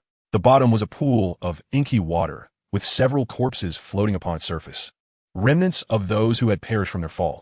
Having spent a moment within the Chaos Stellar Pearl, Chu Feng realized these bodies had fallen long before him. As he neared the bottom, Chu Feng quickly re-entered the Chaos Stellar Pearl, only to emerge shortly after, gently landing upon the surface of the black water. The black water held a corrosive potency, with some corpses already disfigured beyond recognition. These bodies belonged to the cultivators who had previously ascended the heavenly ladder in pursuit of the inheritance, only to meet their end here. The depths of the abyss were thick with demonic energy. Those who fell, even if they survived the impact, would likely perish swiftly thereafter. Chu Feng surveyed his surroundings, seeking a path to escape. All around him was darkness, visibility nearly non-existent, with only the black water in sight, devoid of any shore. There is still life. Suddenly, Chu Feng spotted a white figure in the distance, striving to swim away. Chapter 77. The Eternal Celestial Spirit Body. The white figure struggling in the distance was none other than Saintly Air. Amidst the chaos, she had been swept into the abyss. Fortunately, she possessed a unique treasure, which ultimately allowed her to descend safely into the depths. The murky abyss was filled with foul odors and numerous corpses of those who had fallen to their demise. In such an environment, even with her extensive knowledge, Saintly Air's heart was overwhelmed with fear. Especially with the boundless black water, she could see no hope of escape, forcing herself to press onward despite her terror. Ha ha ha! Suddenly, an eerie laugh sent chills through Saintly Air's very soul. Having previously scouted the area and discovered the corpses, she had thought herself alone. She could hardly anticipate such a sinister interruption. In this dark and terrifying environment, the sudden fright nearly caused her to faint. After a moment, she steeled her nerves and turned to face the source of the voice. Upon recognizing the figure, her fury surged, and she felt an overwhelming urge to leap forth and exact vengeance. Chu Feng, you scoundrel! You wretched bastard! Saint Liar scolded Chu Feng incessantly, unleashing her pent-up fury and fear. Despite Chu Feng's roguish demeanor, his presence in such a grim environment instantly alleviated Saint Liar's trepidation. How is it you haven't perished despite lacking cultivation? Chu Feng queried, gazing at her in bewilderment. If you haven't died, how could I? Saint Liar retorted coldly. It appears you possess quite an array of treasures. Though Saint Liar refrained from elaborating, Chu Feng surmised that she must be relying on some artifact for her survival.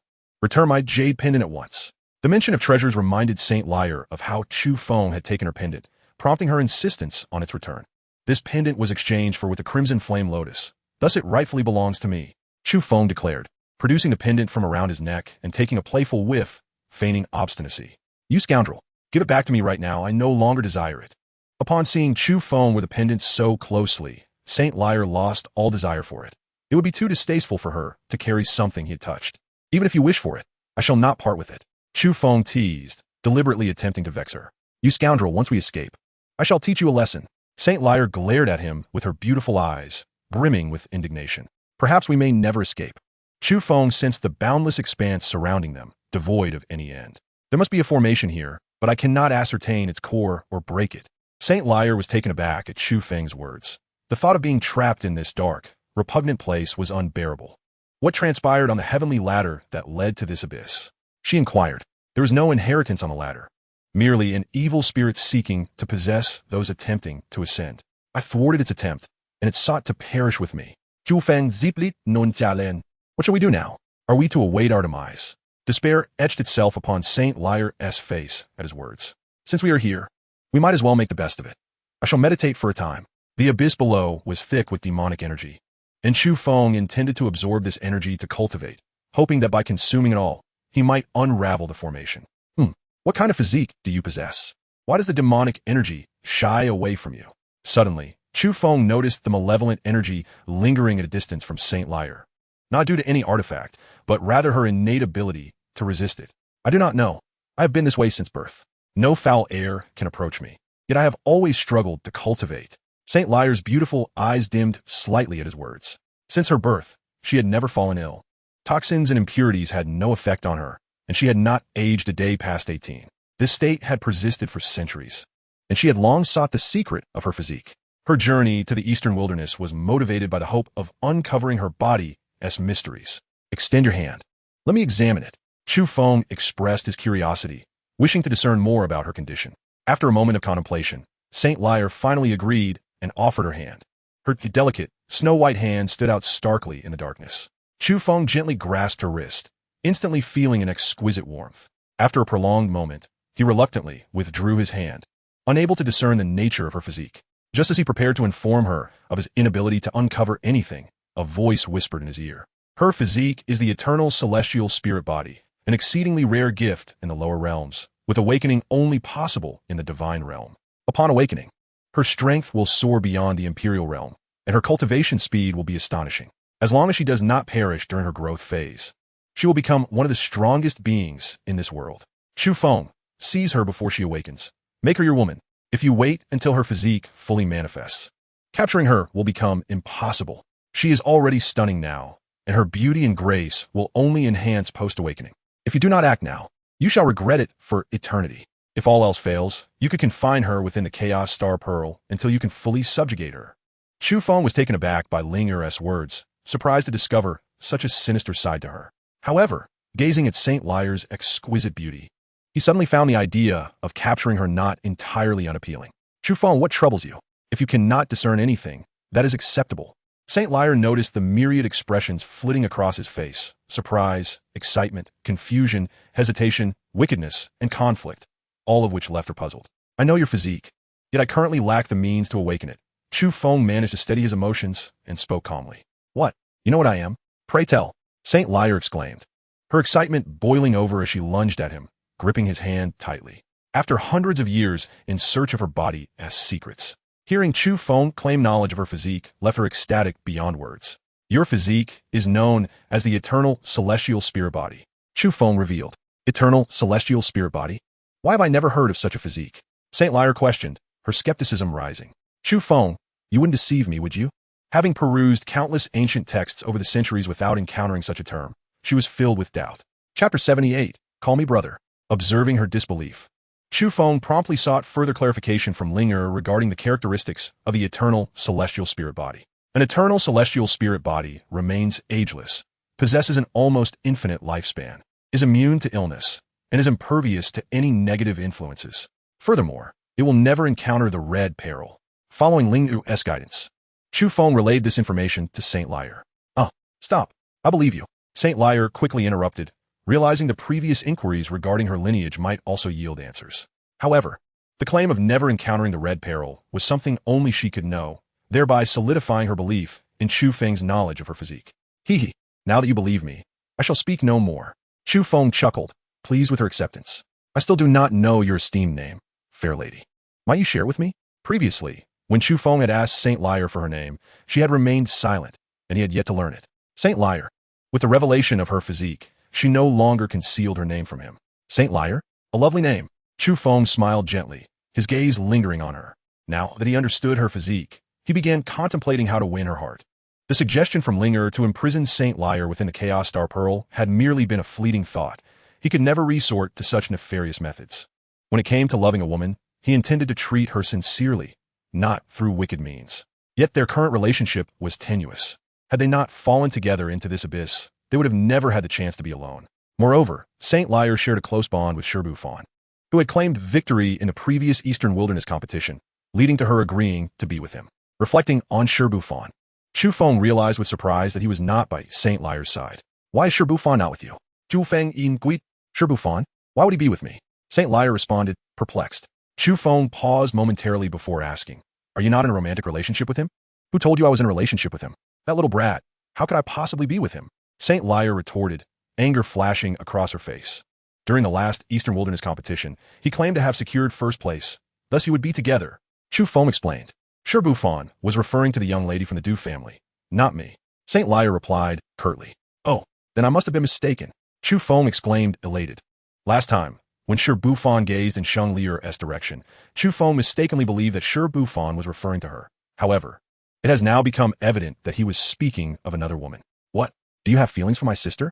Sheng Lier, witnessing her denial of any relationship with Shi Bufan, observed Chu Feng's face light up with joy, instantly grasping his intentions. Sister? Chu Feng was taken aback upon hearing this. Sister? I have lived for several centuries. I could very well be your great-aunt. Sheng Lier teased. Huh, you are overthinking it. Before me, you are merely a little sister. Lier, my dear sister. Chu Feng Zito, so mewat no. In his previous life, having lived for thousands of years, Sheng Lier was to him simply a little sister. I cannot be bothered to converse with you. My sister would never be interested in a little brat like you, so spare yourself the delusions. Sheng Lier snorted dismissively. If that is the case, I shall take my leave. You can remain here by yourself. Chu Feng declared, turning to depart. If you possess the ability, then leave. Sheng Lier scoffed, dismissing the notion that Chu Feng could venture far. Upon hearing this, Chu Feng immediately soared into the distance, and once out of Sheng Lier's sight, he swiftly entered the Chaos Star Pearl. Linger, keep an eye on her. Ensure she does not encounter any trouble. Chu Feng Institute, Chu Feng, why don't you just bring her in here? This is the perfect opportunity. Ling suggested. No need. She is merely a woman, and I can handle it. Chu Feng waved his hand dismissively. Afterward, he removed his garments and leaped into a nearby stream, enjoying a refreshing bath. Once he had finished bathing, Chu Feng approached Linger and inquired, What is the status of that woman, Sheng Lier? She's still waiting in place, occasionally calling for you. She seems somewhat frightened. Linger replied, Hee, as long as she is afraid, she will be easier to manage. I will go out and check. Chu Feng chuckled softly. Moments later, he returned to the abyss, stealthily approaching Sheng Lier. Chu Feng, you scoundrel, come out at once. Sheng Lier shouted loudly. In this dark and terrifying environment, being alone was utterly frightening. She could only occasionally call out to Chu Feng to bolster her courage. Lier, why are you calling for your brother? Chu Feng suddenly appeared before Sheng Lier, his expression teasing. Scoundrel, who is your sister? I am your great-aunt. Sheng Lier exclaimed angrily upon seeing Chu Feng. All right then. It seems you do not wish for my return. I shall take my leave. Chu Feng stated, once again turning to depart. Scoundrel, what exactly do you want? Sheng Lier shouted, halting him in his tracks. Nothing much, just that you should call me brother. Chu Feng turned to look at Sheng Lier, a playful grin on his face. In your dreams, I will not call you that. Sheng Lier retorted angrily. If you want to call me, then I shall leave.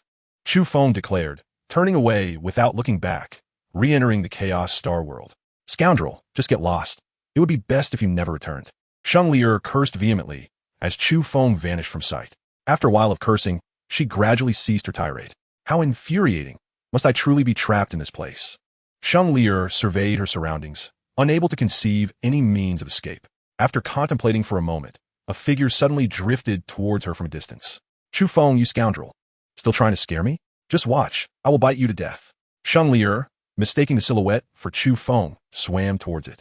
However, upon closer inspection, she discovered it was a disfigured corpse with a gaping hole where the heart should be, as if something had devoured it. Sheng Lier screamed in terror and quickly swam away in the opposite direction. Chu Feng, you scoundrel, come out quickly. I agree to call you brother. She shouted as she swam. Feeling something rush towards her, she began to scream desperately. Meanwhile, in the Chaos Star World, Chu Feng was resting when he suddenly heard Linger's voice. That woman is in trouble. You must hurry to save her. At once. Chu Feng rushed outside to the real world. Chapter 79, The Abyssal Black Serpent. Chu Feng swiftly flew towards Sheng Lier's location. Moments later, he finally spotted her. A black serpent was coiling around Sheng Lier. The serpent was not large, about the size of an arm, but it stretched nearly 200 meters in length. Sheng Lier appeared to possess a protective talisman, as the black serpent had not harmed her. Nevertheless, her face was filled with terror, and she was screaming, evidently terrified of the snake. Second realm of the king's stage. Chu Feng noted the serpent's level, his gaze sharpening slightly. However, he felt no fear, directly unleashing a sword aura at the serpent's lower body. Boom! The sword aura struck the lower half of the black serpent at lightning speed, causing a wound but failing to sever it, resulting in a stream of black blood. After being injured, the black serpent emitted a horrifying roar, releasing Sheng Lier and lunging towards Chu Feng. Chu Feng declared as he saw the abyssal black serpent release Sheng Lier, channeling all his strength to unleash another sword aura. The sword aura pierced the void, striking the serpent's head and creating a massive gash. The black serpent crashed heavily into the water, Realizing it was no match for Chu Feng, it quickly dove to escape. Chu Feng, witnessing this, immediately sent forth 2 sword auras into the water, rapidly diving in pursuit. After approximately a quarter of an hour, he emerged from the water. Chu Feng, Sheng Li exclaimed. Seeing him, and excitedly swam towards him. Moments later, she threw herself into Chu Feng's embrace, holding him tightly. Earlier, as Chu Feng had been submerged for so long, Sheng Li feared the worst. Being terrified of snakes, she had imagined Chu Feng being killed by the black serpent, and the thought of the serpent coming back to consume her sent her into a panic. Now, seeing Chu Feng emerge unscathed, she was overwhelmed with joy and instinctively embraced him. It's all right now, Chu Feng reassured her, wrapping his arms around Sheng Li. At that moment, she was drenched. Having spent so long in the water, her figure now fully revealed to Chu Feng's eyes. Moreover, Chu Feng himself was also wet, and as they held each other, it felt as though their skin were intimately intertwined, bringing him a sense of secret delight. After some time, Sheng Li noticed something pressing against her from below, prompting her to struggle free from his embrace. Chu Feng, you lecher! Sheng Li scolded angrily upon witnessing his embarrassing condition. She had willingly thrown herself into his arms, and after embracing him for so long, she had even been inadvertently brushed against. This realization filled her with a sudden mix of indignation and shame. You cannot blame me. You are simply too enchanting. Chu Feng chuckled, admiring Sheng Li's flawless figure. Upon catching sight of Chu Feng's lecherous gaze, Sheng Li promptly submerged herself, hiding her body beneath the water. Scoundrel, lecher! Sheng Li said, gloating furiously at Chu Feng. After a while, she managed to compose herself and asked, Is that black serpent dead? Indeed. Chu Feng nodded. Wonderful. Sheng Li sighed in relief upon hearing this. Have you thought it over? Will you call me brother? Or shall I leave again? Chu Feng threatened playfully once more. You scoundrel! Sheng Li gritted her teeth, glaring menacingly at Chu Feng. There may be other black serpents around. If another appears, I might not come to your rescue. Chu Feng continued his playful threat. There are more black serpents? Sheng Li exclaimed in alarm. Of course. This place is vast. There are bound to be others. Chu Feng zipped. Hearing this, Sheng Li fell into silence. If you do not call me, I will leave. Chu Feng turned once more. Do not go. Sheng Li quickly called out to him, saying, I will call you brother. She hesitated, feeling a bit shy to utter the words. Call me Feng Ge. Chu Feng smiled. Do not push your luck. Sheng Li shot him a fierce look. You do not call me brother Feng. How am I to know you are addressing me? Chu Feng replied with a faint smile. Brother Feng. Sheng Li whispered softly. Too quiet. I can't hear you. Chu Feng continued to yist. Upon hearing this, Sheng Li suddenly shouted in anger. Brother Feng. Brother Feng. Did you hear that? All right, I heard you. Sister Liar's voice is delightful. Once we get out, I'll take you to buy some sweets.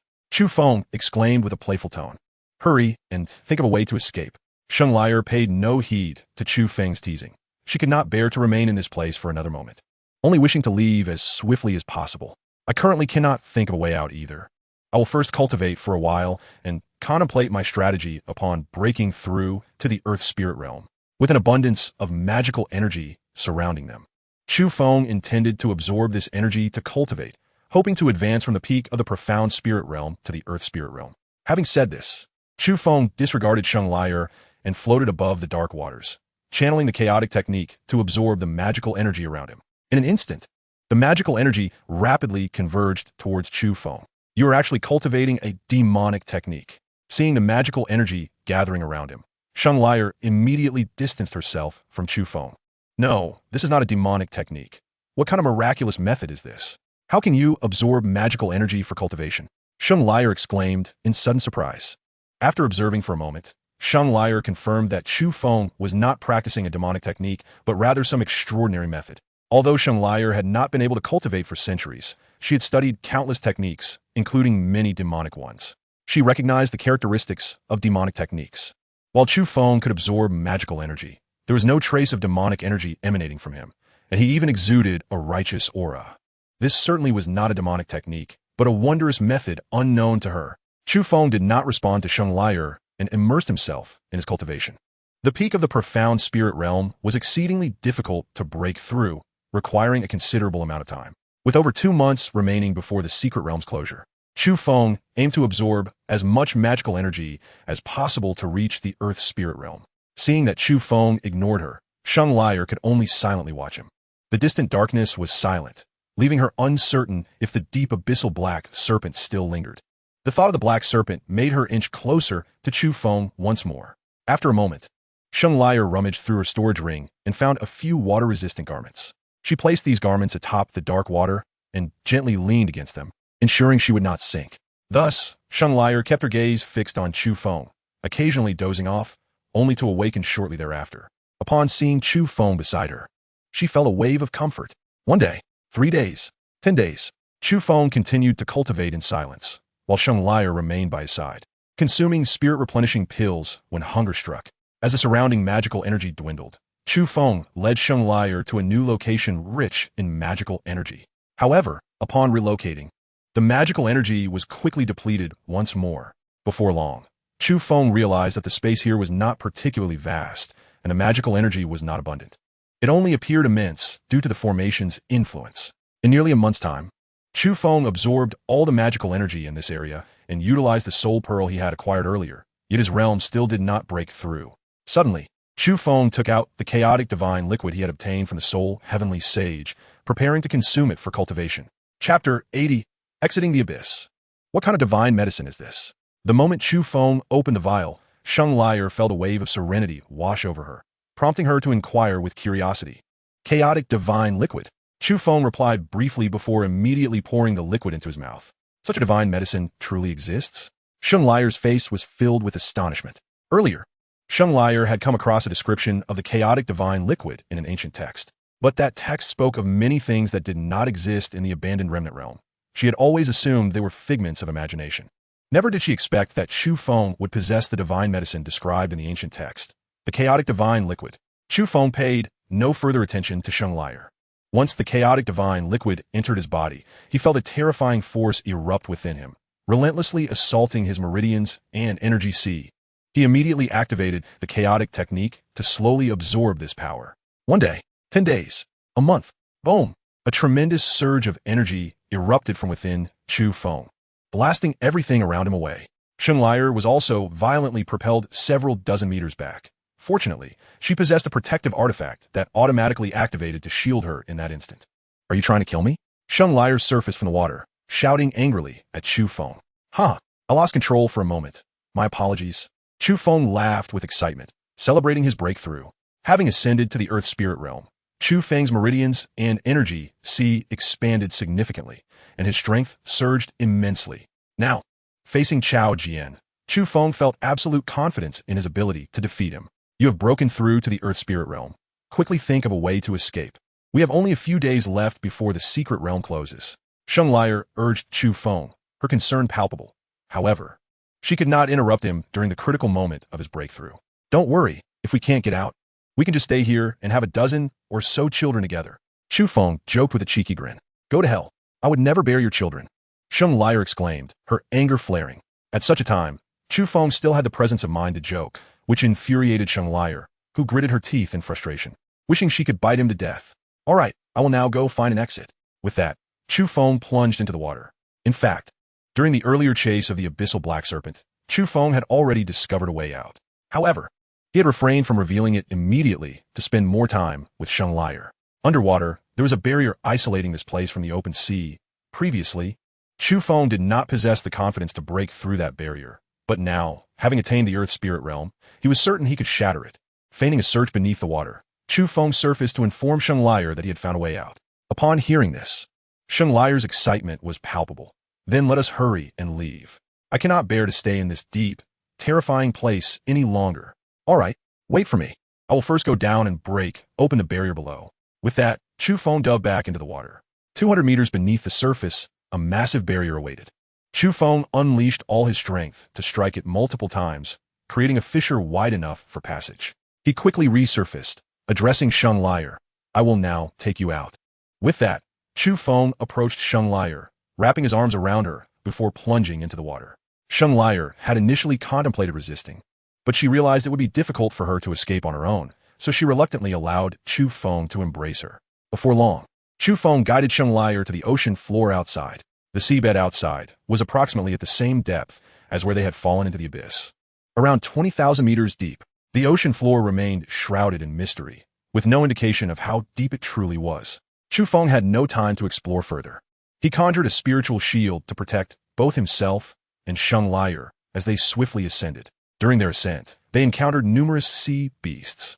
However, these creatures were of low cultivation, all below the Earth's spirit realm, and fled at the mere approach of Chu Feng's aura. "This seabed is quite beautiful," Sheng Liar exclaimed.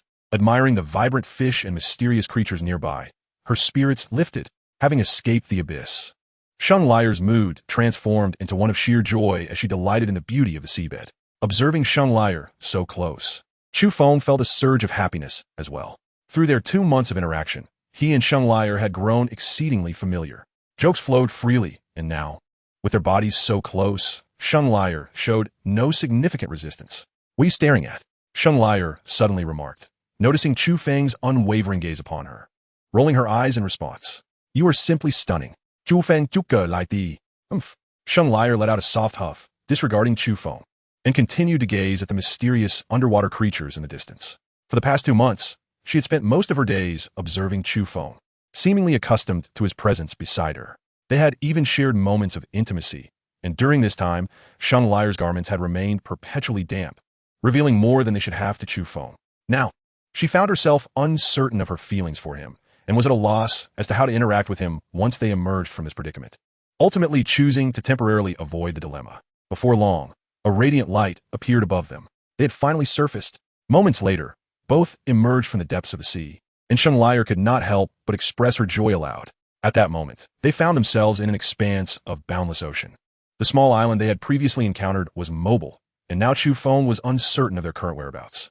However, the sea lay to the east of the secret realm's entrance, and they would certainly need to head westward to return. With an arm wrapped around Sheng Liar's slender waist, Chu Feng swiftly propelled them across the water's surface towards the west. The speed was exhilarating, and Sheng Liar could only cling tightly to him. Through their time together, she seemed to have grown comfortable with their closeness, casually embracing him. After an hour, they finally spotted the shore. Chu Feng leaped onto the land, gently placing Sheng Liar down. They were finally safe. Sheng Liar felt a wave of relief and delight wash over her. Having not set foot on solid ground for over 2 months, she finally felt at peace. "Let's find the exit of the secret realm," Sheng Liar exclaimed cheerfully, looking at Chu Feng. Indeed, Chu Feng nodded promptly, once again wrapping his arm around her waist as they soared into the distance. "Wait!" Sheng Liar suddenly noticed a crystal-clear pool of water nearby, and called to Chu Feng to halt. After being submerged in the foul waters of the abyss for so long, she felt as if she had become utterly unclean. Although she had rinsed herself briefly in the sea, the saltiness left her feeling sticky. The sight of the pristine freshwater pool made her yearn for a thorough cleansing. Upon hearing her request, Chu Feng quickly descended to the edge of the pool. "Chu Feng, please guard the area for me while I wash up. You mustn't peek," Sheng Liar commanded, her beautiful eyes narrowing at him. "Rest assured, I would never dare to steal a glance," Chu Feng assured her. With that, he flew to a distance, standing watch for her. Once Chu Feng was out of sight, Sheng Liar slowly entered the pool, shedding her garments and quickly washing away the stickiness that clung to her. She was unconcerned about any potential mischief from Chu Feng. After all, if he had intended to act upon her during their prolonged time in the abyss, he would have done so long ago. Before long, Sheng Liar emerged from the water, adorned in an elegant moonlight gown. "Chu Feng," she called out as soon as she was dressed. Moments later, he appeared before her. "You didn't peek, did you?" she asked, her eyes sparkling with mischief. "Not at all. If I wished to look, I would do so openly," Chu Feng replied with a faint smile. He held no desire to indulge in such clandestine antics. If he were to gaze upon her, he would do so with complete transparency. "You wishful thinker, who would grant you such a privilege?" Sheng Liar shot him a sidelong glance. Chu Feng smiled slightly at her retort. While it was inappropriate to gaze upon her now, who could say what the future held? Perhaps one day, she would willingly allow him to behold her. Noticing Chu Feng's silence, Sheng Liar continued, "Help me dry my hair." "Of course." Chu Feng stipet golo, gathering her tresses and using his spiritual energy to gently dry them. Fresh from her bath, Sheng Liar emitted a captivating fragrance that caused Chu Feng to inhale deeply, savoring the delightful scent. Dressed in her moonlight gown, she exuded an air of nobility, complementing her exquisite beauty and figure, leaving Chu Feng utterly enchanted. However, given their current relationship, he could only suppress his desires for the time being. Sheng Liar's future potential was limitless, and Chu Feng yearned to win her heart, ensuring she belonged wholly to him. All done. After a short while, Chu Feng had dried her hair. "Thank you." Sheng Liar gracefully arranged her hair into a lovely style. "Let's go." With her hairstyle perfected, she smiled at Chu Feng. Indeed, Chu Feng once again wrapped his arm around her waist, and they soared into the distance together. What is your connection with the Chao family? Chu Feng inquired, remembering he needed to settle his grievances with them upon their return and wishing to clarify Sheng Liar's relationship with the Chao family. She had previously appeared in their midst, indicating some degree of association, though he was uncertain of its depth. The Chao family? I have no connection with them at all. Chao Jian was a student of Tai Academy, while I am an elder there, having provided him guidance in the past, Sheng Liar replied nonchalantly. That's a relief. Chu Feng felt a wave of ease wash over him. He had previously worried that Sheng Liar might have a profound connection to the Chao family, which could create a rift between them if he were to annihilate them. Now that he knew she had no ties, he felt reassured. You're still an elder of Tai Academy? Chu Feng asked, surprise evident on his face. Tai Academy was one of the most formidable powers in the Central Continent, and indeed, across the entire wasteland. It was said that there existed a path to rapid advancement within its walls, drawing countless prodigies eager to gain entry. However, the Academy's admission criteria were exceedingly stringent, only accepting the most exceptional talents and gifted cultivators. Chu Feng had not anticipated that Sheng Liar, who possessed no cultivation, could hold the position of elder within Tai Academy. Of course, though I cannot cultivate, I have immersed myself in countless texts for centuries, mastering various theories of cultivation, and possess knowledge that surpasses many who are of higher realms, Sheng Liar proclaimed with pride. Chu Feng nodded slightly. With her centuries of knowledge, it was indeed fitting for her to be an elder at Tai Academy. By the way, I still know very little about your background, he remarked, suddenly aware of his ignorance regarding her origins. I am the young lady of the Sheng family in the Central Continent, or rather, I am now considered the ancestor of the Sheng family. Sheng Liar paused briefly, casting a glance at Chu Feng. Noticing his lack of reaction, she continued. My family is one of the top-tier families in the Central Continent.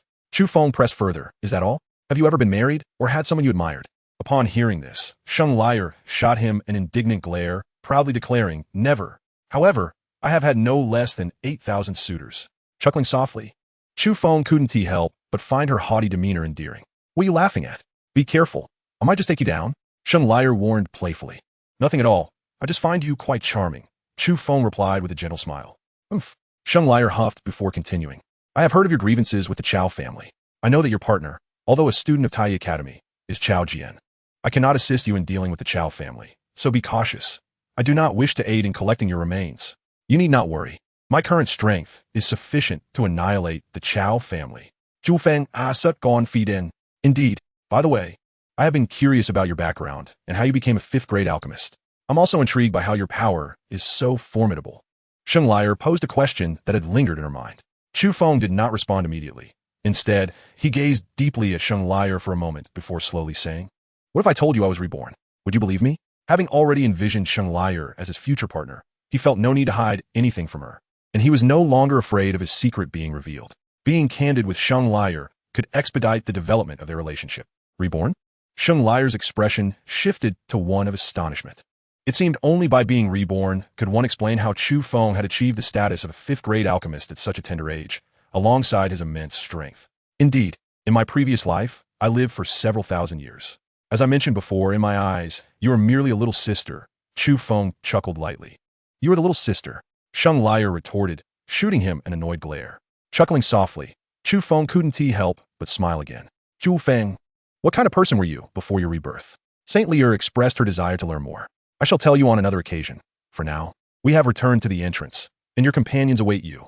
From a distance, Chu Feng spotted the entrance to the secret realm, where several of Saint Liar's guards were also stationed. Oh, Saint Liar revealed a hint of regret upon hearing this. Miss, you are alive. How wonderful. At that moment, at the entrance of the secret realm, the 9 guards of Saint Liar, upon seeing Chu Feng approaching with her, immediately surged forward in excitement. Their duty was to ensure Saint Liar's safety, and should any harm befall her, they would bear the burden of blame, potentially facing death as retribution. Now, witnessing her safe return, they were overwhelmed with joy.